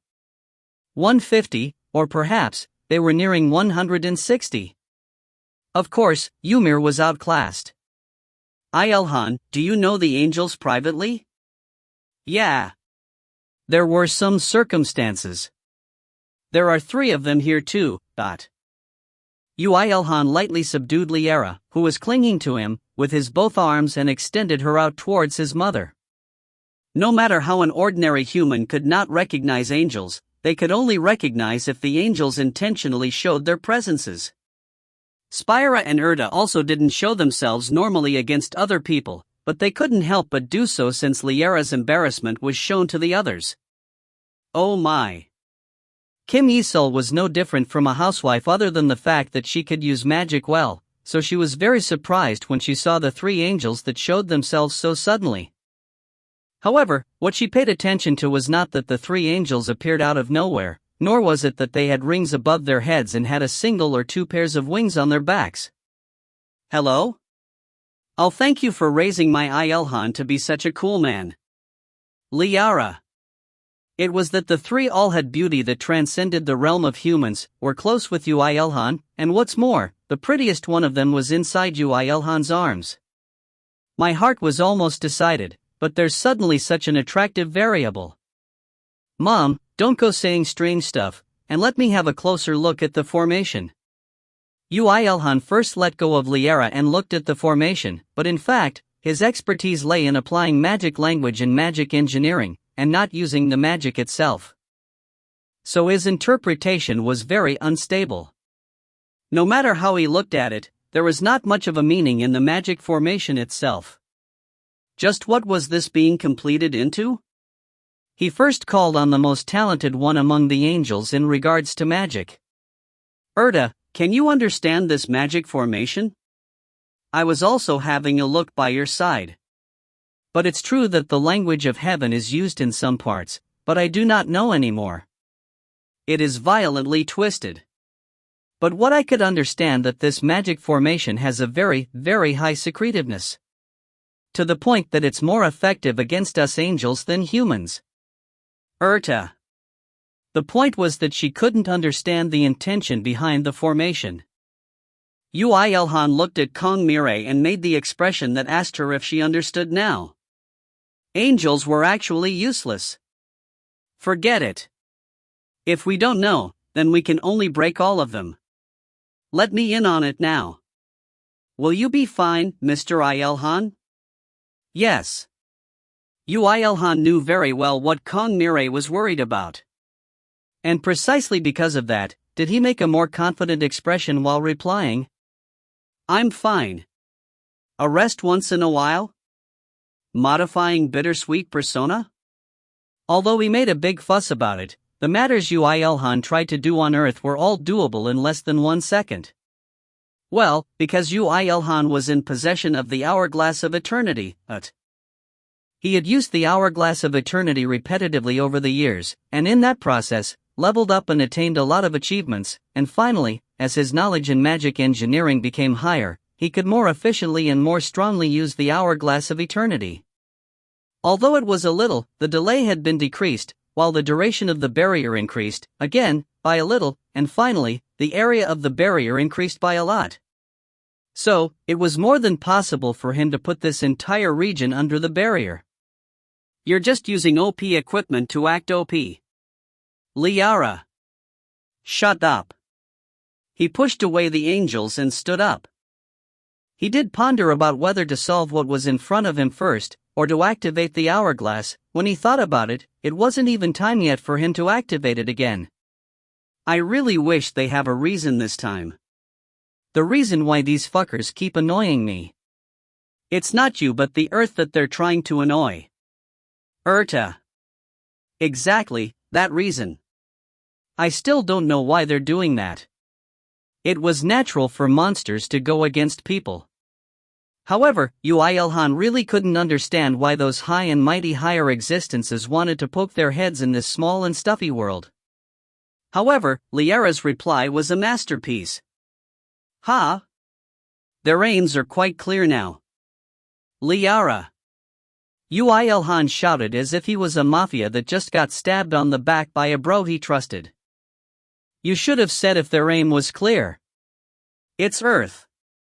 They're aiming for Earth. Liara. Why, did they hide some treasure or something? It will evolve into a treasure chest soon. At this rate, it is not that far away. Liara. She took a deep sigh before continuing. Earth will be reborn as a higher world. To us higher existences, they're resources that have incomparable value. I'm sure that they're aiming for Earth itself. Liara.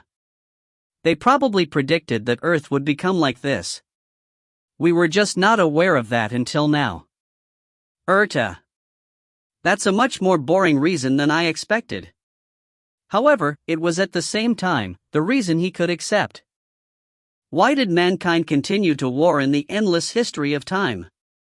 Although there were cases where they were disguised as religious beliefs or global justice, they were fundamentally about the land and the resources in it. Once it becomes a higher world, it will become a truly tiring thing. They would be able to invade all they want and use their powers since restrictions would not apply anymore, and once that happens, they will try to wipe out the humans on it and try to conquer it. Eliara. And that's why the Heaven's Army exists. Once Earth leaped into a higher world, then the Heaven's Army would go all out against the Destruction Demon Army and the Army of Brilliant Light in order to protect it. Immeasurable amount of blood will be shed, but they would not back off. That was the path they had chosen. Looking at their serious expressions, Yoo IlHan asked in a nonchalant voice. I'm thankful that you're finally doing what you're paid for, but Earth is gonna be in a mess in that three-way war, no? Perhaps it will not be a three-way war. The Garden of Sunset may interfere as well. You can just consider this world being flipped over entirely. Spyera. But isn't it fortunate that you have other worlds to find haven? Liara. Are you serious?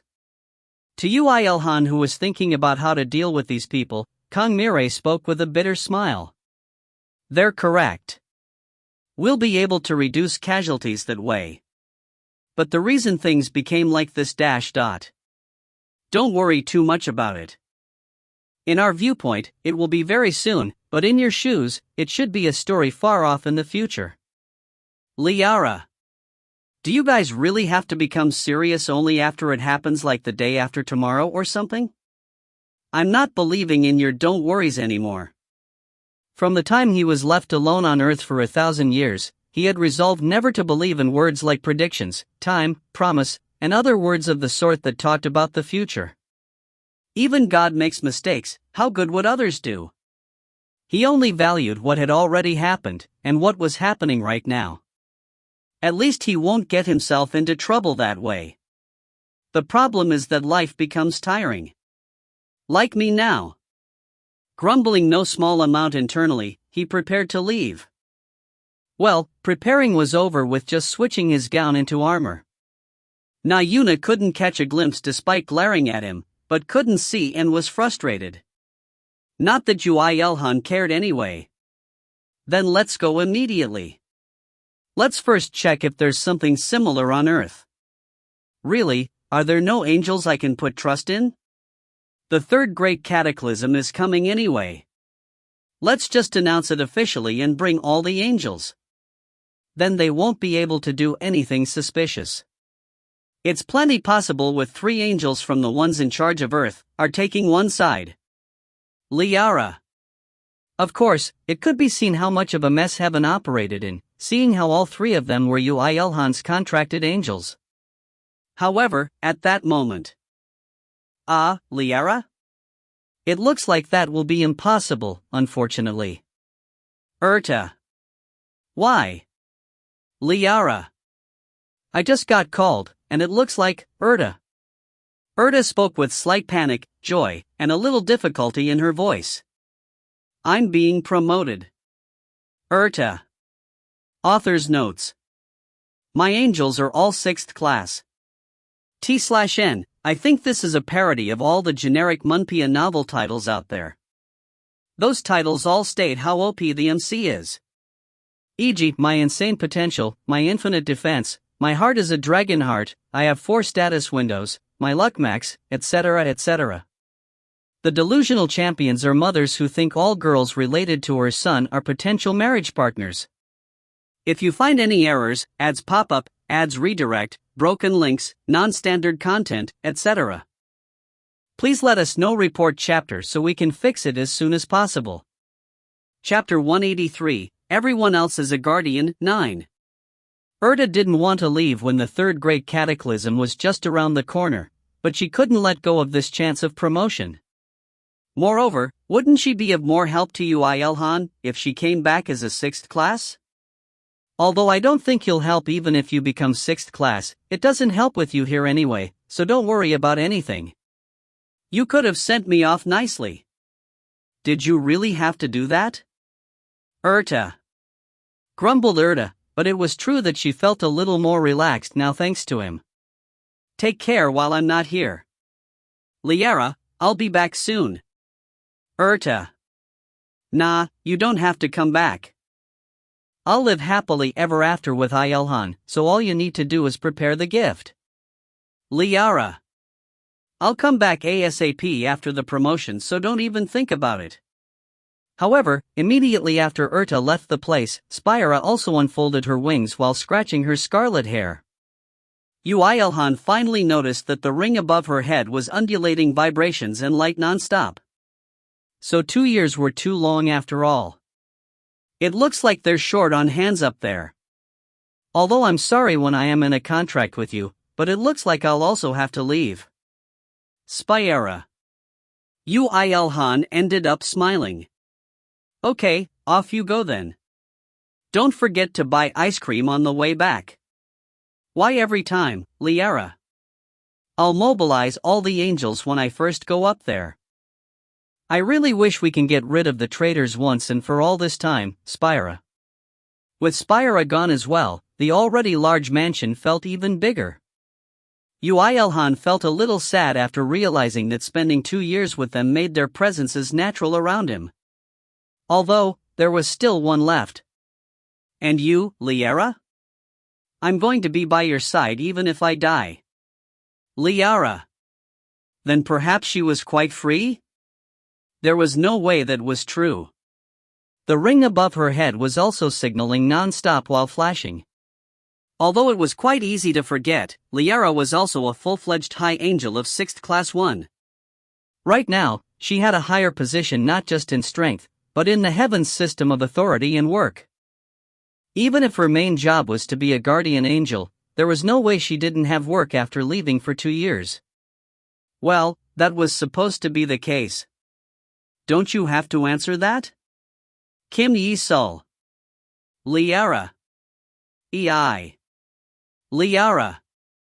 Just as when everyone's gaze was focused on the undulating ring of light, she grabbed it and snapped it in half. There, no more calls now. Liara. Is that really fine? It's the same as having turned it off. Liara. That doesn't seem off. You just broke it. Liara didn't answer him but got closer to him instead. I don't know what might happen at any time. So I'm going to stay by your side forever. I'm not leaving you. That's my mission as a guardian angel. Liara. Yoo IlHan became speechless. It seemed like the incident where they were put in a place where even the Heaven's army could not reach, had remained as a light trauma for her. At the time, the angels were grumbling about how they couldn't return, but perhaps Liara was thinking about something else at the time. In any case, their relationship had continued for more than 1,000 years. Yoo IlHan was not confident with his relationships with other people, but he knew that Liara was treating him as special. He was very thankful to her for it. Hey, I feel so better with all the calls gone. Liara. Then do whatever you want. But do receive the calls that come from heaven. Yup. I've set it to away mode. Liara. Away mode. She laughed it off lightly, but it shouldn't have been an easy decision for her. Yoo IlHan decided to respect her decisions. In fact, he felt better now with her by his side. However, Yoo IlHan left her hanging on him without pushing her away, when Kim Yi-sul, on the other side, had shiny eyes. My. I know what you're thinking, but it isn't that. We're like siblings. Mother does not remember having such a beautiful daughter. Though, I'd love to have her as a daughter-in-law. Like I said, there are no women who likes your son. Yoo IlHan denied that, but Kim Yi-sul didn't seem to believe it. To her, anyone was a potential daughter-in-law if they were pretty and had the ability, regardless of whether they were higher existences or not. Not only her, Kang Mirai and Na Yuna's eyes on the two were also very wide. Yoo IlHan shook his head to deny what they were thinking, but Na Yuna spoke in a small voice while pouting. Traitor! No way! Perhaps another world other than Earth was running inside Na Yuna's head. What were they called again? Yoo IlHan thought about such useless things again, and stood up. In the first place, they were the ones who rushed into the mansion saying it was urgent. Since we've set a target, let's go work now. So Dad is going to destroy formations with us too?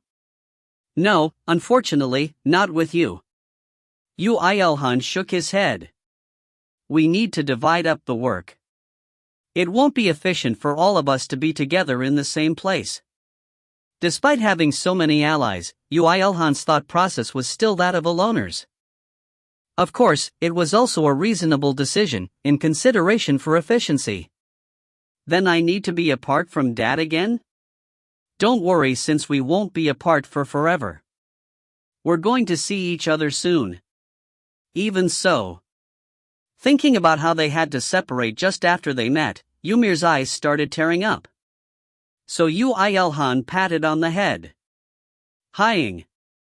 If this works out, we'll be free for a while too. Let's endure it for now. He failed. Although he thought that everything was fine since Yoo IlHan himself was fine in the 2 years in the dungeon, it wasn't like that.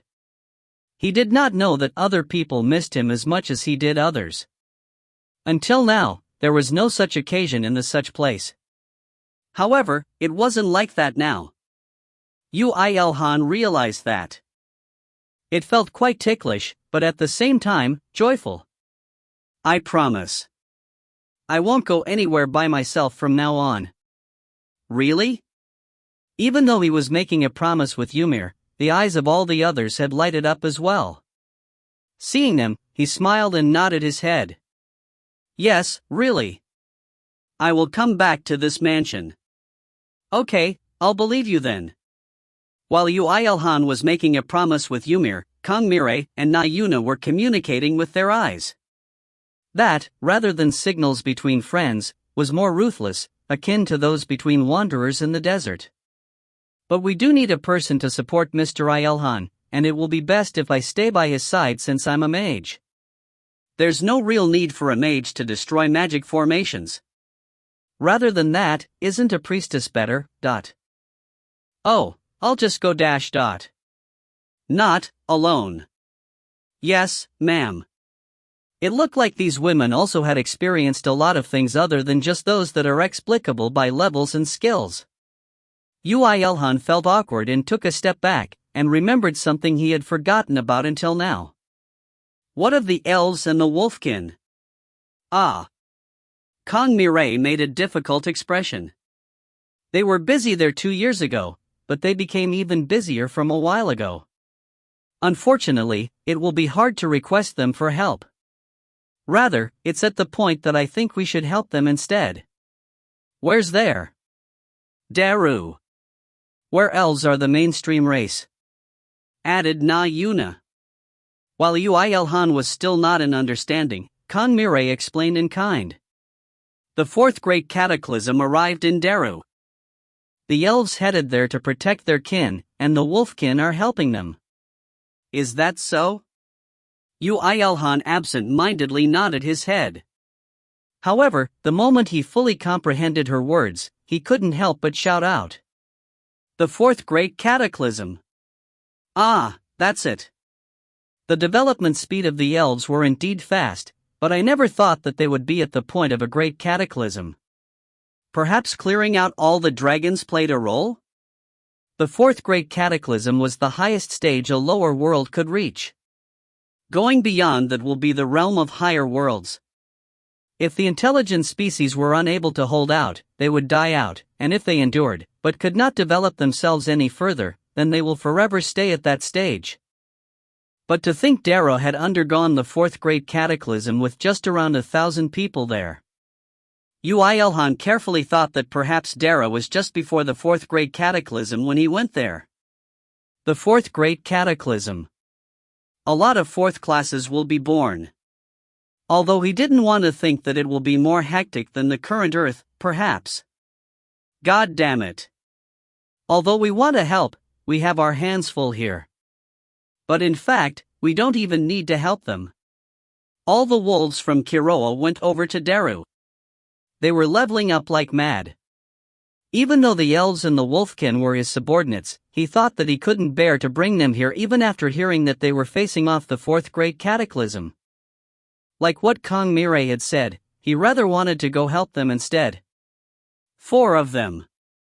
No, 6 of them including Irisha and Flemir. I armed them with legend rank or better items, so it should be fine, I guess. Pate has an epic that can control undead, so they should be able to limit the amount of casualties. However, the verb limit was a very evil word, as it meant that casualties were factored in. Yoo IlHan hated himself a little for thinking like that. When he turned his head around after a sigh, since he couldn't think of any countermeasures, he saw the gate to Daru in his mansion. Although there were no people around the gate, Yoo IlHan had made an artifact that inserted mana into the gate by gathering them up from the mansion, so it was maintained perfectly. Worst case scenario, they should just push the monsters out the gate, and the mansion will handle them all. They probably did that a few times already. In the monsters' view, the gate connecting to Earth may as well be their path to hell. Just what is the identity of this mansion? Secret. Yoo IlHan shook off his mother's question, as well as his worry about the elves and the wolfkin.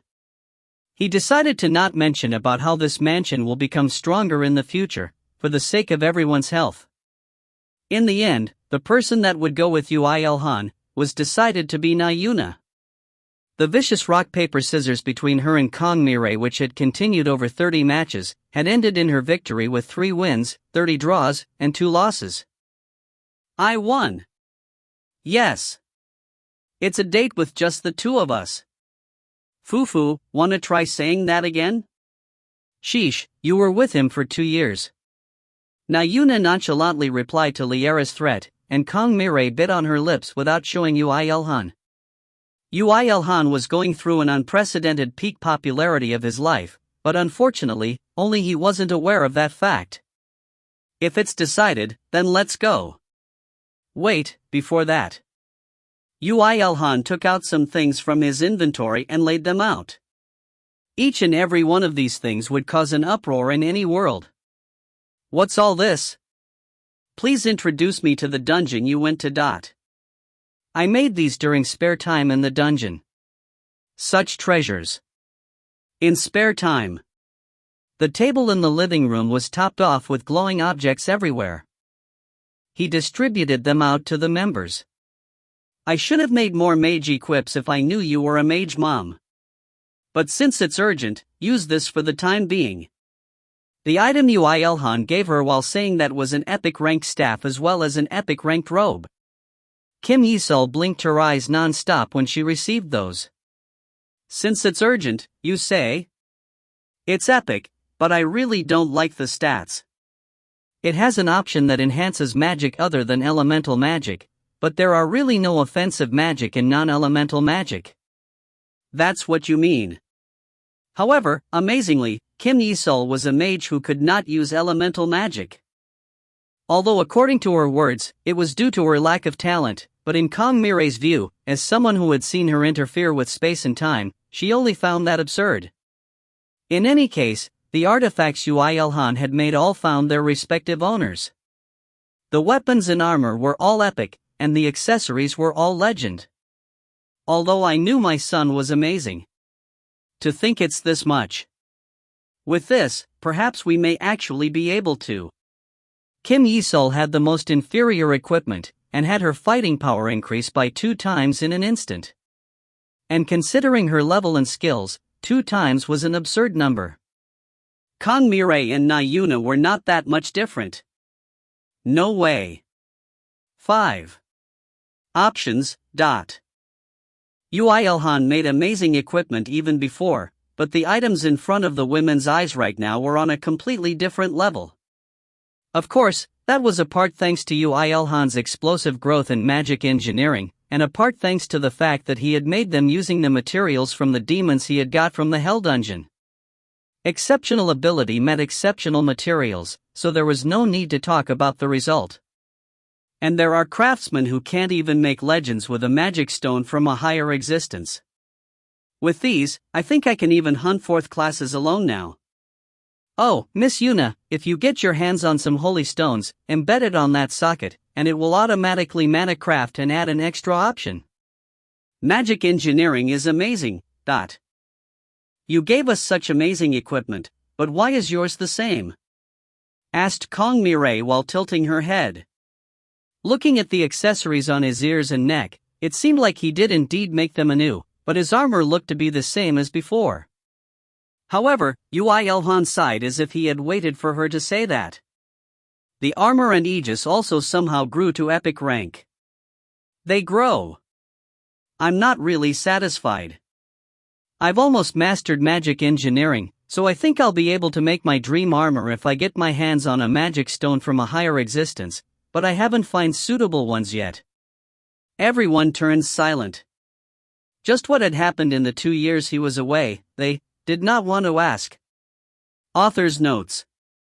This novel writes the psychological growth of an OP loner, half serious. In regards to Yoo IlHan's mother, Kim Yisul, as well as Kong Mirai and Na Yuna's levels, there are no balance problems at all. I repeat, at all. Please remember that even the foreshadow reading Meister Yoo IlHan cannot know the things he has not seen with his 2 eyes. You are free to understand novels as you wish, but if you endorse that to the author, it's troubling. After this, all comments talking about how she's a balance breaker or is a complete BS will be deleted. Please understand, since I've made this decision in consideration for the eyes of many kind readers out there, as well as this author's mental health. Translator's notes. LOL, I think I read a NUF spoiler post about how broken MC's mom was. And it's true, there are absolutely no problems at all. In reading this, I found one superior point of KR novels compared to CN cultivation novels. The places MC has been to does not get discarded. Talking about Daru here. Spoiler alert, highlight to see, deleted due to being spoiler, tried making it white, but that's gonna show up in dark mode. 1. I'll use 5th equals angel, 6th equals high angel and 7th equals archangel from now on. If you find any errors, ads pop-up, ads redirect, broken links, non-standard content, etc., please let us know. Report chapter so we can fix it as soon as possible. Chapter 184, The Path I Walk, 1. The party comprised of Na Yuna and Yoo IlHan, which made people wonder how such a combination was possible, was unexpectedly getting off quite well. The reason was simple, Na Yuna was not noisy. Then I'll search now. Then please. Perhaps even she differentiated the time to rest easy with her allies, and the time to work hard. Well, they did repeat this process for the past 2 years, so she wouldn't have been able to stay immature all the time. While Yoo IlHan was thinking of something slightly rude, Na Yuna raised her staff and struck on the ground. Holy power, in a scale incomparable to any, thanks to the blessing of the goddess, came into contact with the lands and read through the records. Lady Laitna, would you please? The scene of pink holy power covering Na Yuna, her staff, and the surrounding regions was very grand and beautiful. As she wasn't being noisy like usual, she even looked holy, Yoo IlHan felt his heart thump while looking at Na Yuna concentrating with her eyes closed, before quickly denying himself. He only felt nervous because a certain someone was acting unusual. The process ended not long after. The mana gathering towards Na Yuna seemed to increase, before it all scattered at once to all directions. Then, she opened her eyes.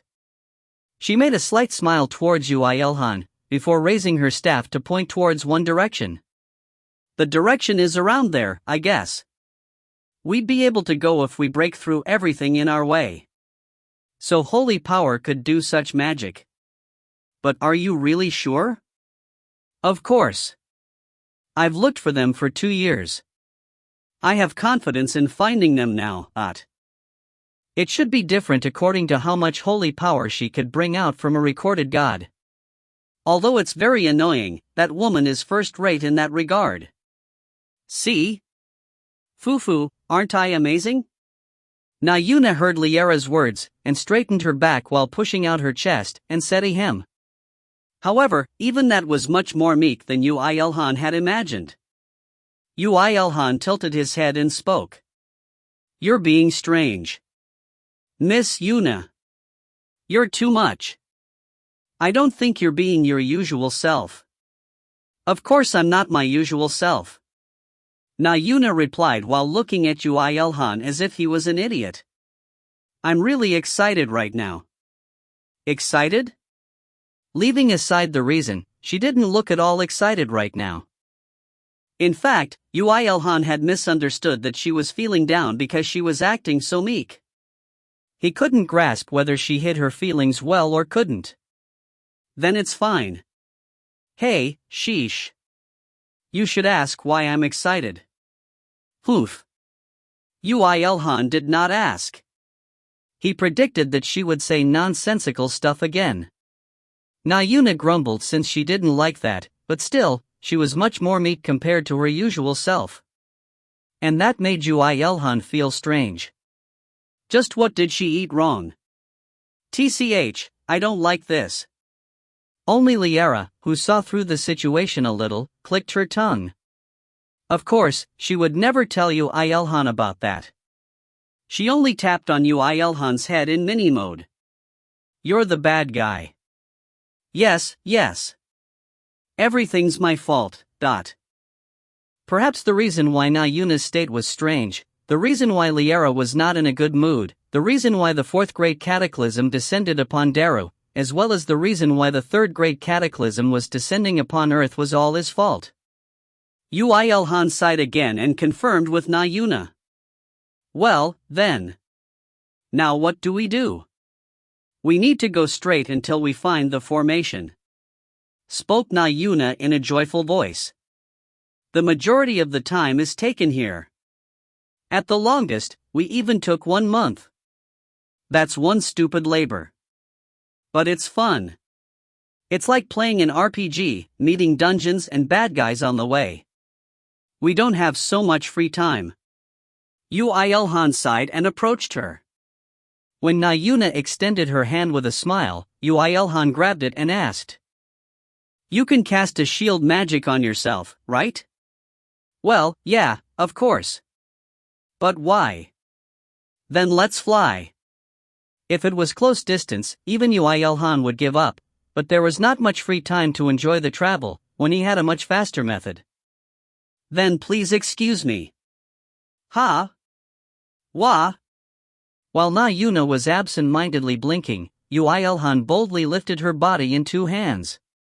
This was the pose that husbands did a lot with their wives in weddings. Yay! The service is great. Cast shield magic before it's too late. The cheering Na Yuna felt seriousness in Yoo IlHan's voice and instinctively cast a shield on herself. And concludingly, that was a very wise decision. Yoo IlHan had immediately activated leap to jump into the air. Oogie awayawuk! Screamed Na Yuna. Well, anyone would be like that if they jumped 5 kilometers into the air in an instant. She was fine only because she had acquired an enhanced body and even cast shield magic on herself.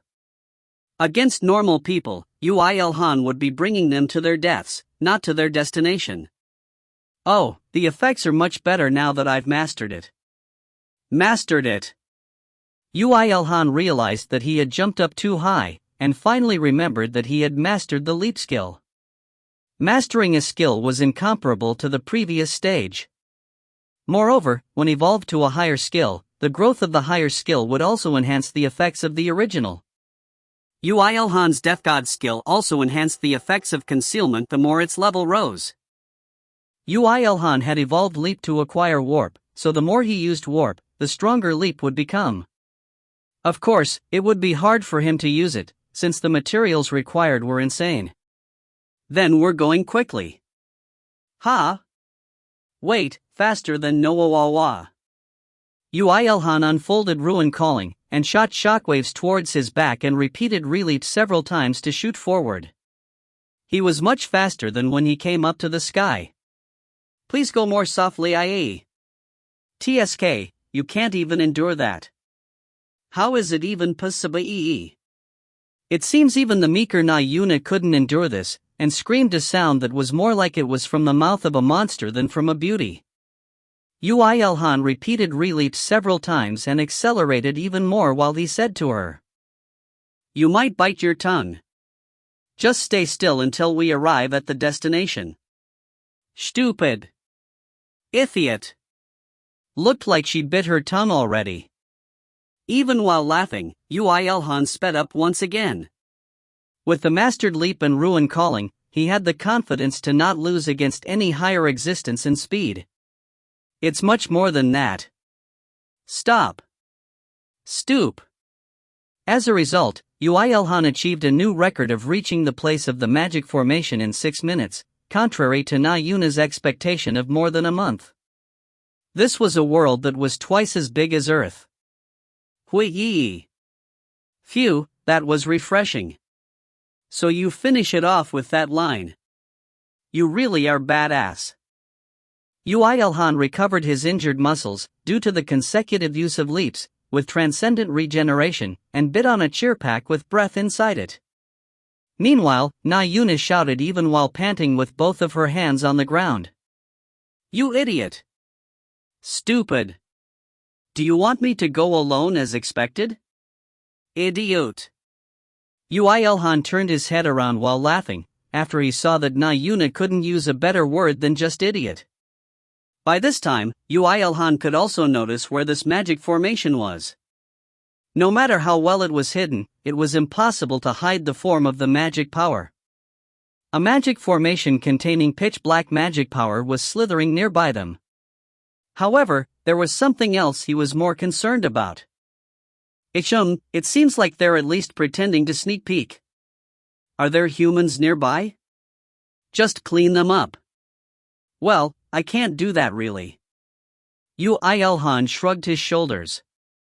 It's a higher existence. This guy has one pair of pitch black of wings, so he must be a 5th-class fallen angel in the army of brilliant light. Why is such a guy waiting here? Did they perhaps predict that you would come here? Well, perhaps they came to check the progress on their plan since the Great Cataclysm is coming soon. If it isn't that, they might be on patrol since they heard that there was a new variable. Is this plan that much important? The moment Erta and Spira went back, the other angels should have been notified that Yoo IlHan had come back. Her predictions were very reasonable. However, traitors won't be able to do anything reckless if they announce it publicly? Bullshit, they were no different from a leaking bucket. They should have caught notice of something like that. Sheesh. IlHan, do your best. I'm always on your side. That doesn't help at all. Yoo IlHan felt that it would be better if the Heaven's army just left the 3 angels with him, and retracted all others. At least the 3 angels with him would not betray. But there's nothing that he can do to you, so don't worry. Casting off one's shell is only possible for the destruction demon army. Fallen angels were once angels, so they have no shell to cast out. I know that. He doesn't even notice that we're here in the first place. Obviously, they were under concealment. Although he didn't have a party-specialized title like Ymir, he was still a master of concealment. Concealing Liara and Na Yuna with him was as easy as pie. But Yoo IlHan thought for a moment in that spot. Then, he turned around to Na Yuna, who was still vomiting. It looks like it will be hard without a buff. Would you please give me your strongest one? You, fine.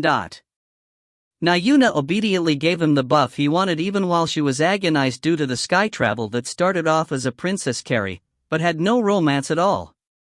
Yoo IlHan felt that his power had risen by 30% in an instant, and nodded in satisfaction. It's no good as expected. Don't tell me you were trying to kill a higher existence? Don't do it yet. The wall of a higher existence is not so simple. I'm not, so don't worry. I also didn't plan to go against them with just a mere 30% increase. Yoo IlHan denied her and charged against their original objective for coming here, the magic formation. Even the fallen angel could not notice him. Naturally, the magic formation did not notice Yoo IlHan's arrival at all, and without any interference, he arrived right in the center of the magic formation, and struck with the pile bunker he had just taken out. Critical hit. With that single strike, the magic formation disappeared without a trace. The pile bunker was only loaded to the 6th stage too.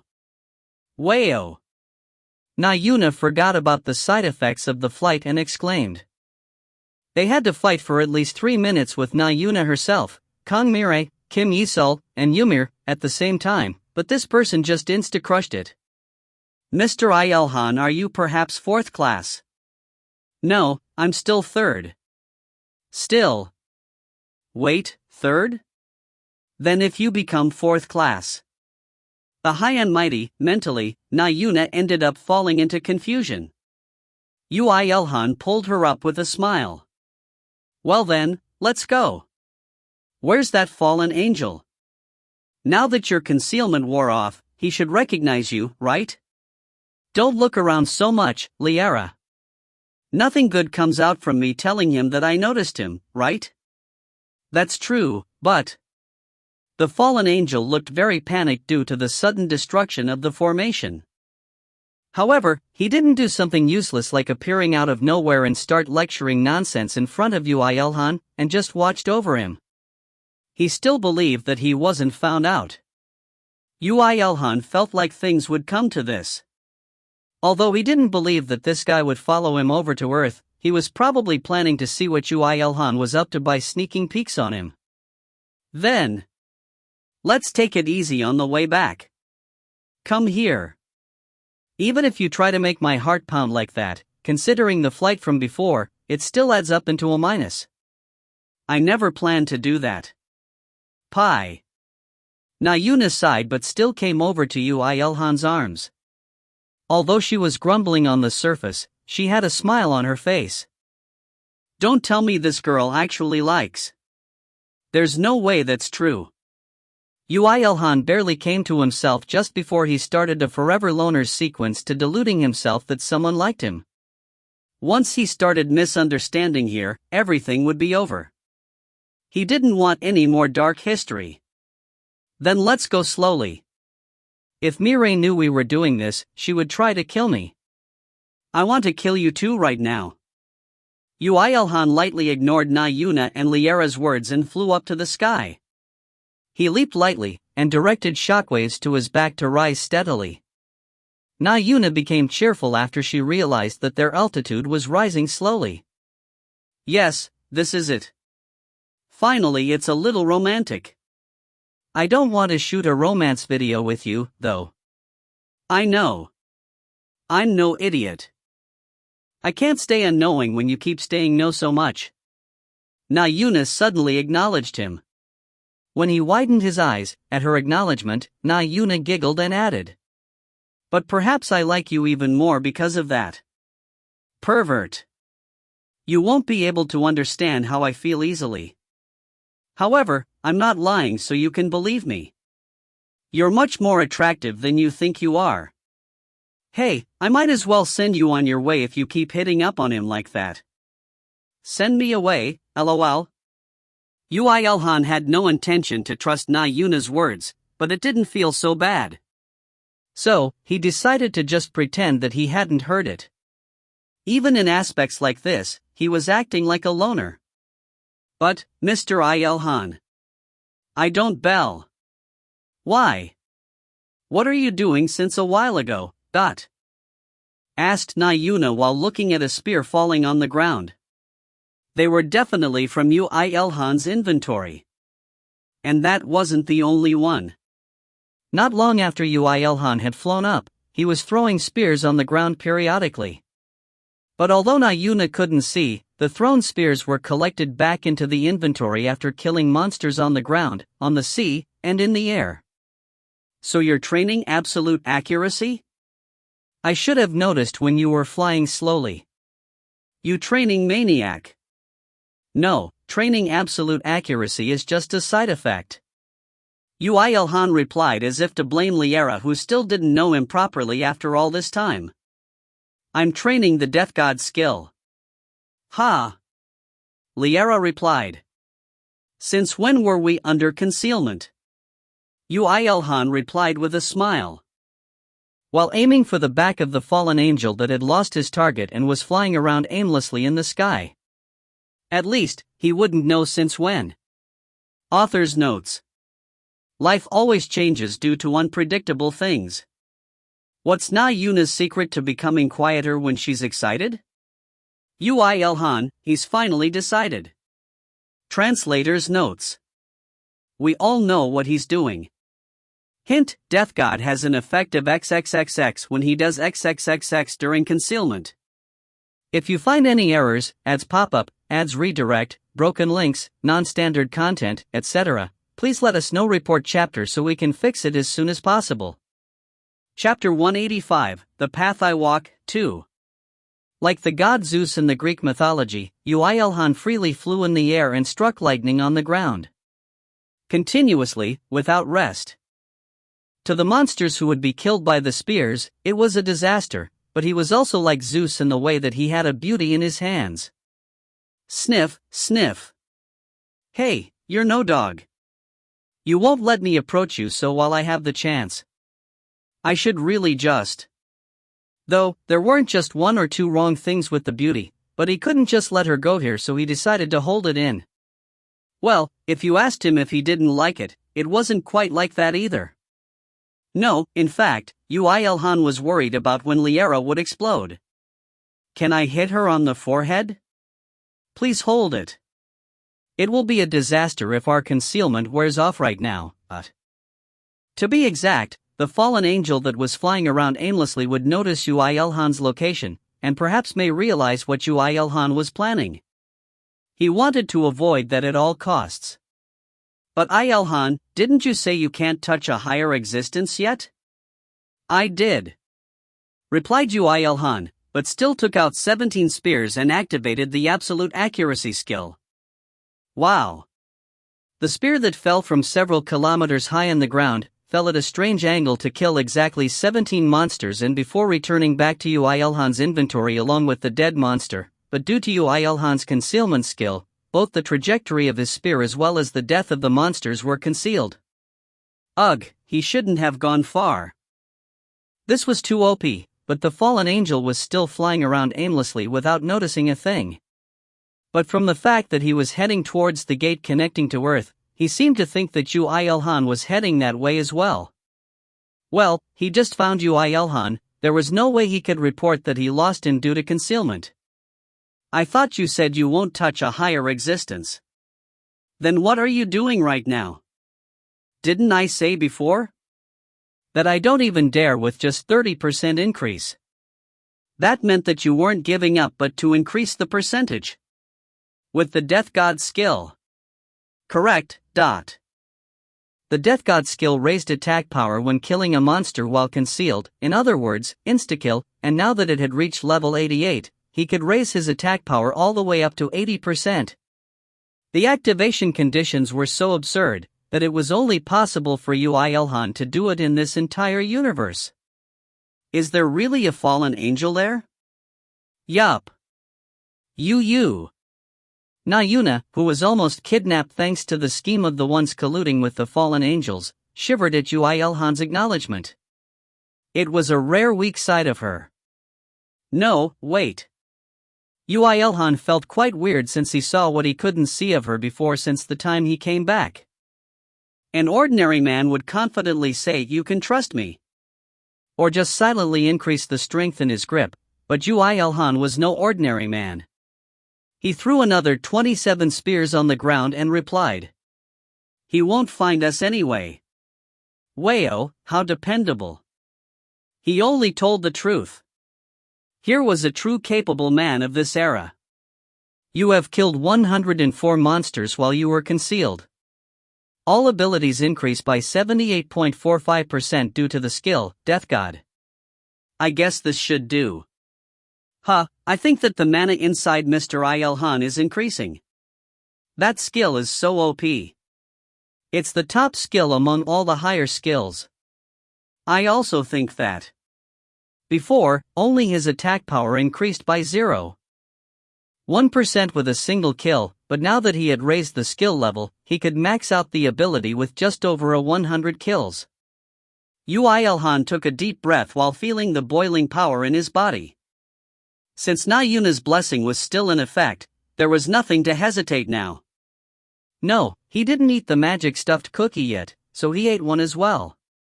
Magic increases by 100 during the 2 hours that the effect of the cookie is in effect. It was a clean 100. The effects of magic cooking increased as he had not been slacking on the cooking skill in the dungeon. Feeling his magic increasing, Yoo IlHan finally took out Aegis to shield himself, and left one of them to hold Na Yuna. Please stay still. Mr. IlHan. Weren't we just going to ditch him? It's a chance in a lifetime, so I can't help it. Are you really going to kill him? Even though you didn't kill the boss of that dungeon? At that time, I couldn't use the Death God skill.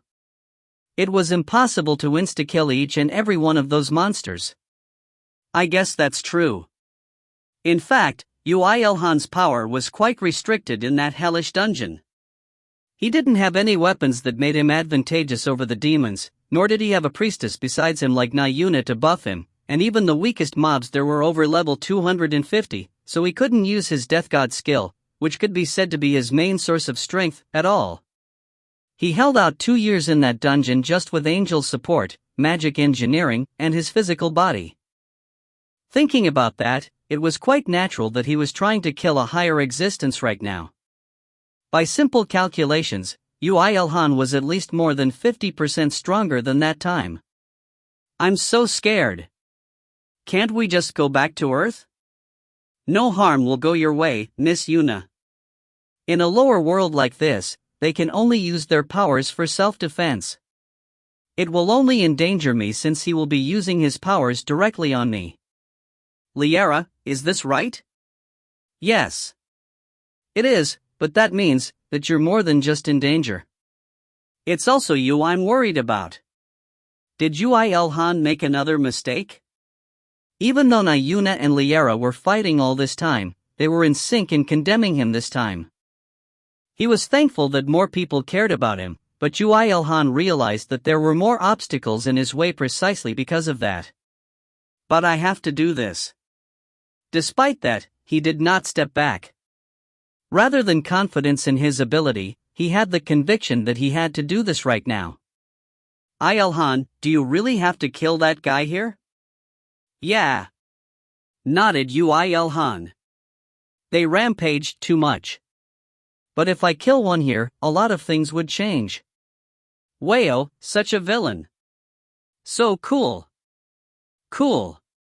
The reason why those damned fallen angels proudly strolled around lower worlds despite the fact that they couldn't use their powers, was because there was nothing that could harm them in lower worlds.